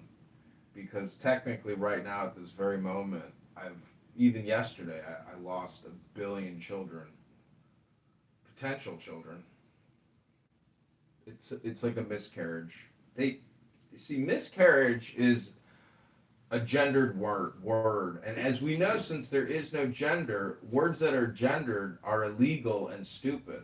Therefore, no one has a miscarriage. That's just merely, anyways, you get it. Because men can have miscarriages too. In the same way that we need tampons and can have abortions. I am retarded. And no, I do not suffer from Down syndrome. Celeste, welcome. Thankfully, YouTube doesn't consider my comedy to be salacious or vulgar. But TikTok, on the other hand, is so sensitive. YouTube has really opened up their sort of restrictions on what they deem as hate speech recently, and a lot of people are really pissed off about that. Interesting. Yeah. Joe Rogan, like if you were just to live stream Joe Rogan against the automated uh, word filter, I mean, you would immediately lose access because it would be considered hate speech and abusive. It's so subjective, and plus they claim that if you're a journalist or a comedian or an artist, they will make exception. But if they don't like your art, they won't make the exception. And so if you're a bald, white, conservative, Jewish, Christian, heterosexual who likes to make maybe salacious, vulgar jokes in an artistic style as a news journalist, they're not accepting that as art.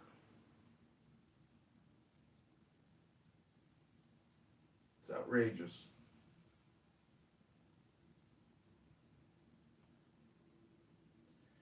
What I'm trying to say is life is very competitive, and therefore I have no choice but to engage in intelligent communication and not the John Kitover comedy show, because the John Kitover comedy show is just being censored. And that's just like banging my head against a wall. So therefore I've decided to set up a nonprofit called the Chicago Book and Poetry Society, where we read books for kids that can't read books so good.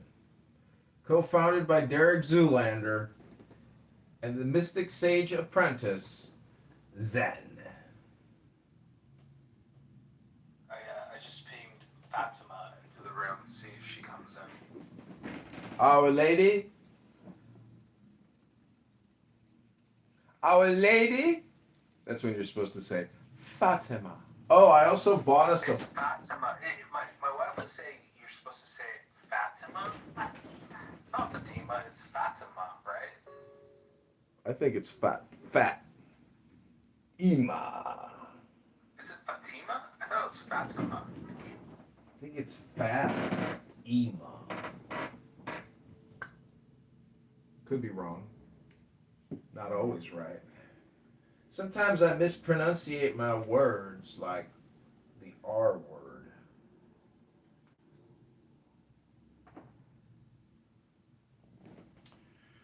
Okay, take the show away, Zenimini. I'm gonna go refill my goblet.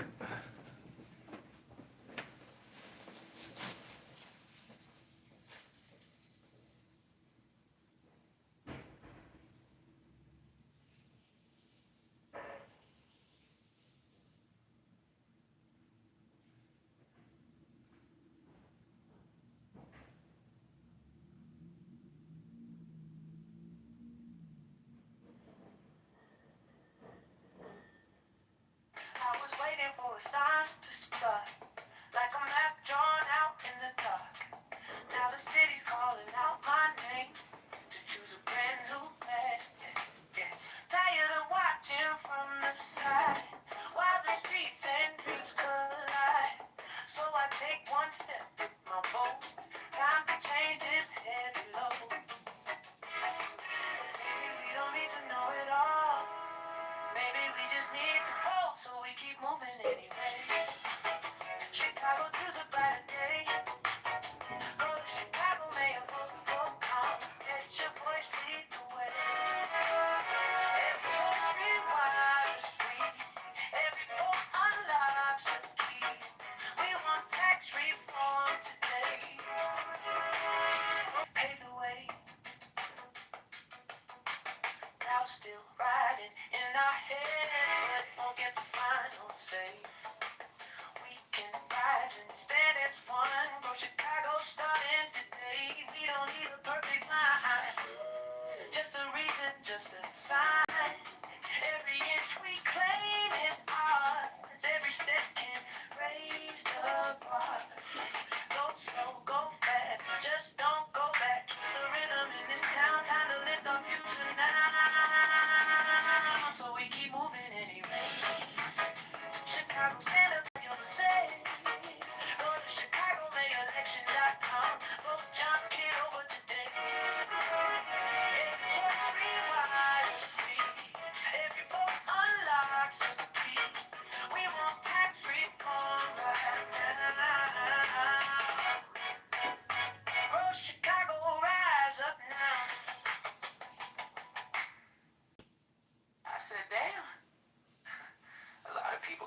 rich by now. Just hearing me talk. Yeah. They sit around my stories, heads tilted, eyes wide, but nobody right. Good ass songs out, books on the shelf. Whole world's built off the words I spill. Fucking telegrams, hieroglyphs. Every alphabet I drift in. I hand them gold, they let it slip. I said I could be a trillionaire. Our conversation, every little thought I share. Another nation, but I don't chase that paper there. I chase vibration, I don't need money. Yeah, I need relation, I need love, not money. Love, not money. Still, I could be a trillionaire. Our conversation, yeah, I could be a trillionaire. Our conversation, I could make a horror movie out of one bad night. Turn your goosebumps into ticket lines. I could go scratch your childhood, so it finally makes sense. Sell it back in a hardcover, call it healing expense. They were thinking right about me when they whispered that's a gift. They just never built the scaffold, never caught the drift. I said I could be a trillionaire. All conversations, every little thought I share. Another nation, but I don't chase that paper there. I chase vibration, I don't need the money. Yeah, I need relation, I need love, not money. Love, not money. Still, I could be a trillionaire. All conversation, still, I could be a trillionaire. All conversation. Get that money. Welcome to the Chicago mayoral campaign live stream for candidate John Kitover running for mayor of Chicago. Go to chicagomayorvote.com. Welcome to the Chicago mayoral campaign live stream for candidate John Kitover running for mayor of Chicago. Go to chicagomayorvote.com. So many folks.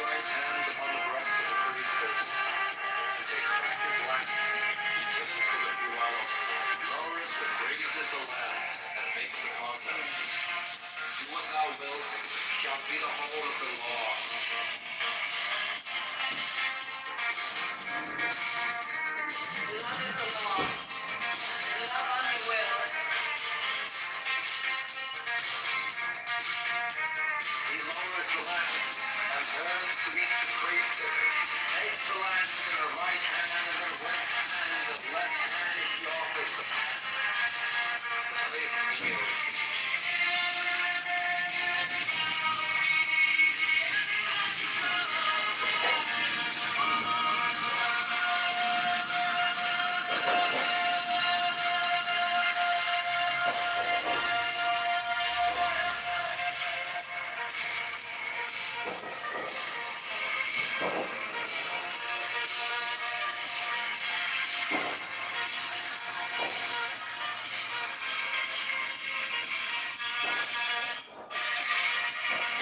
He takes the host with the right hand and makes wind on the tap and consumes it.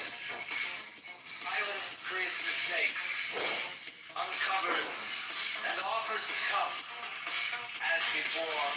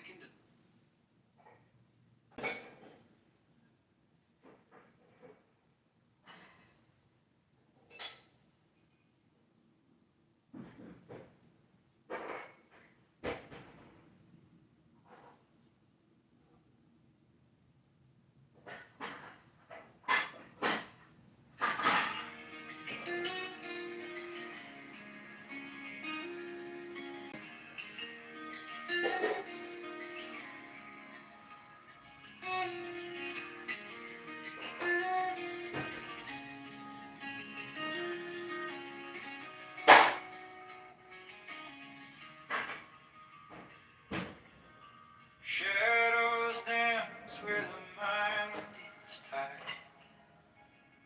Truth hides deep where the echoes are light. The air is heavy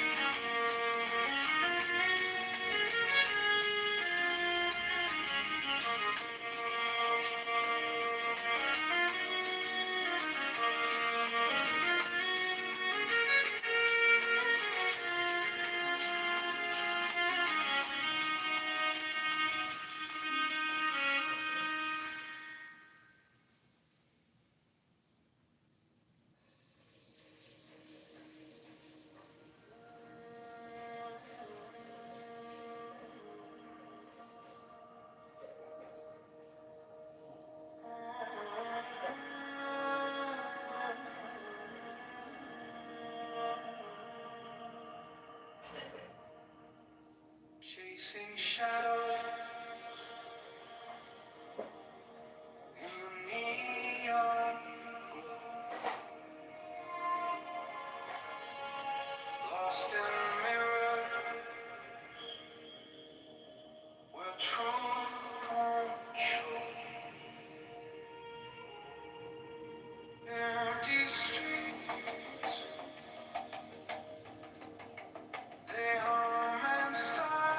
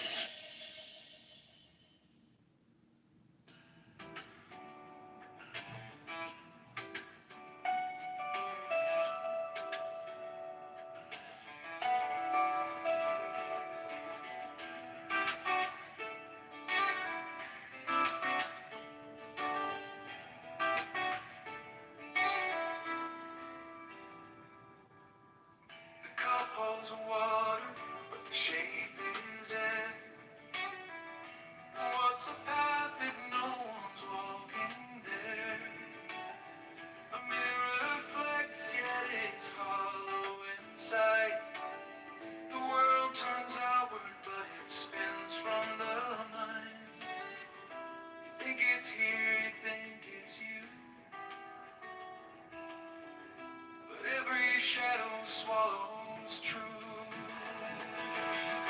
Things are things 'cause we think they are. The mind's a mirror, not a star. In emptiness, they're all the same. The dance of nothing takes no name.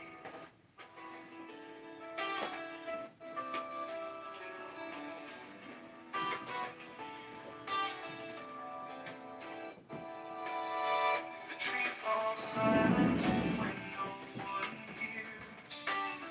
Time slips sideways into disappears. A bird in flight, a thought half formed. Each one a circle where the void is born. Things are things 'cause we think they are. The mind's a mirror, not a star. In emptiness, they're all the same. The dance of nothing takes no name.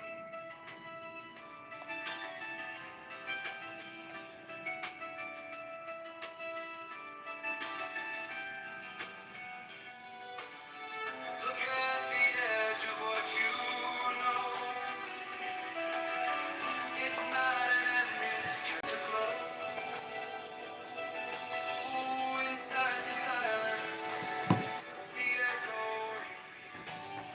You are the subject, you are the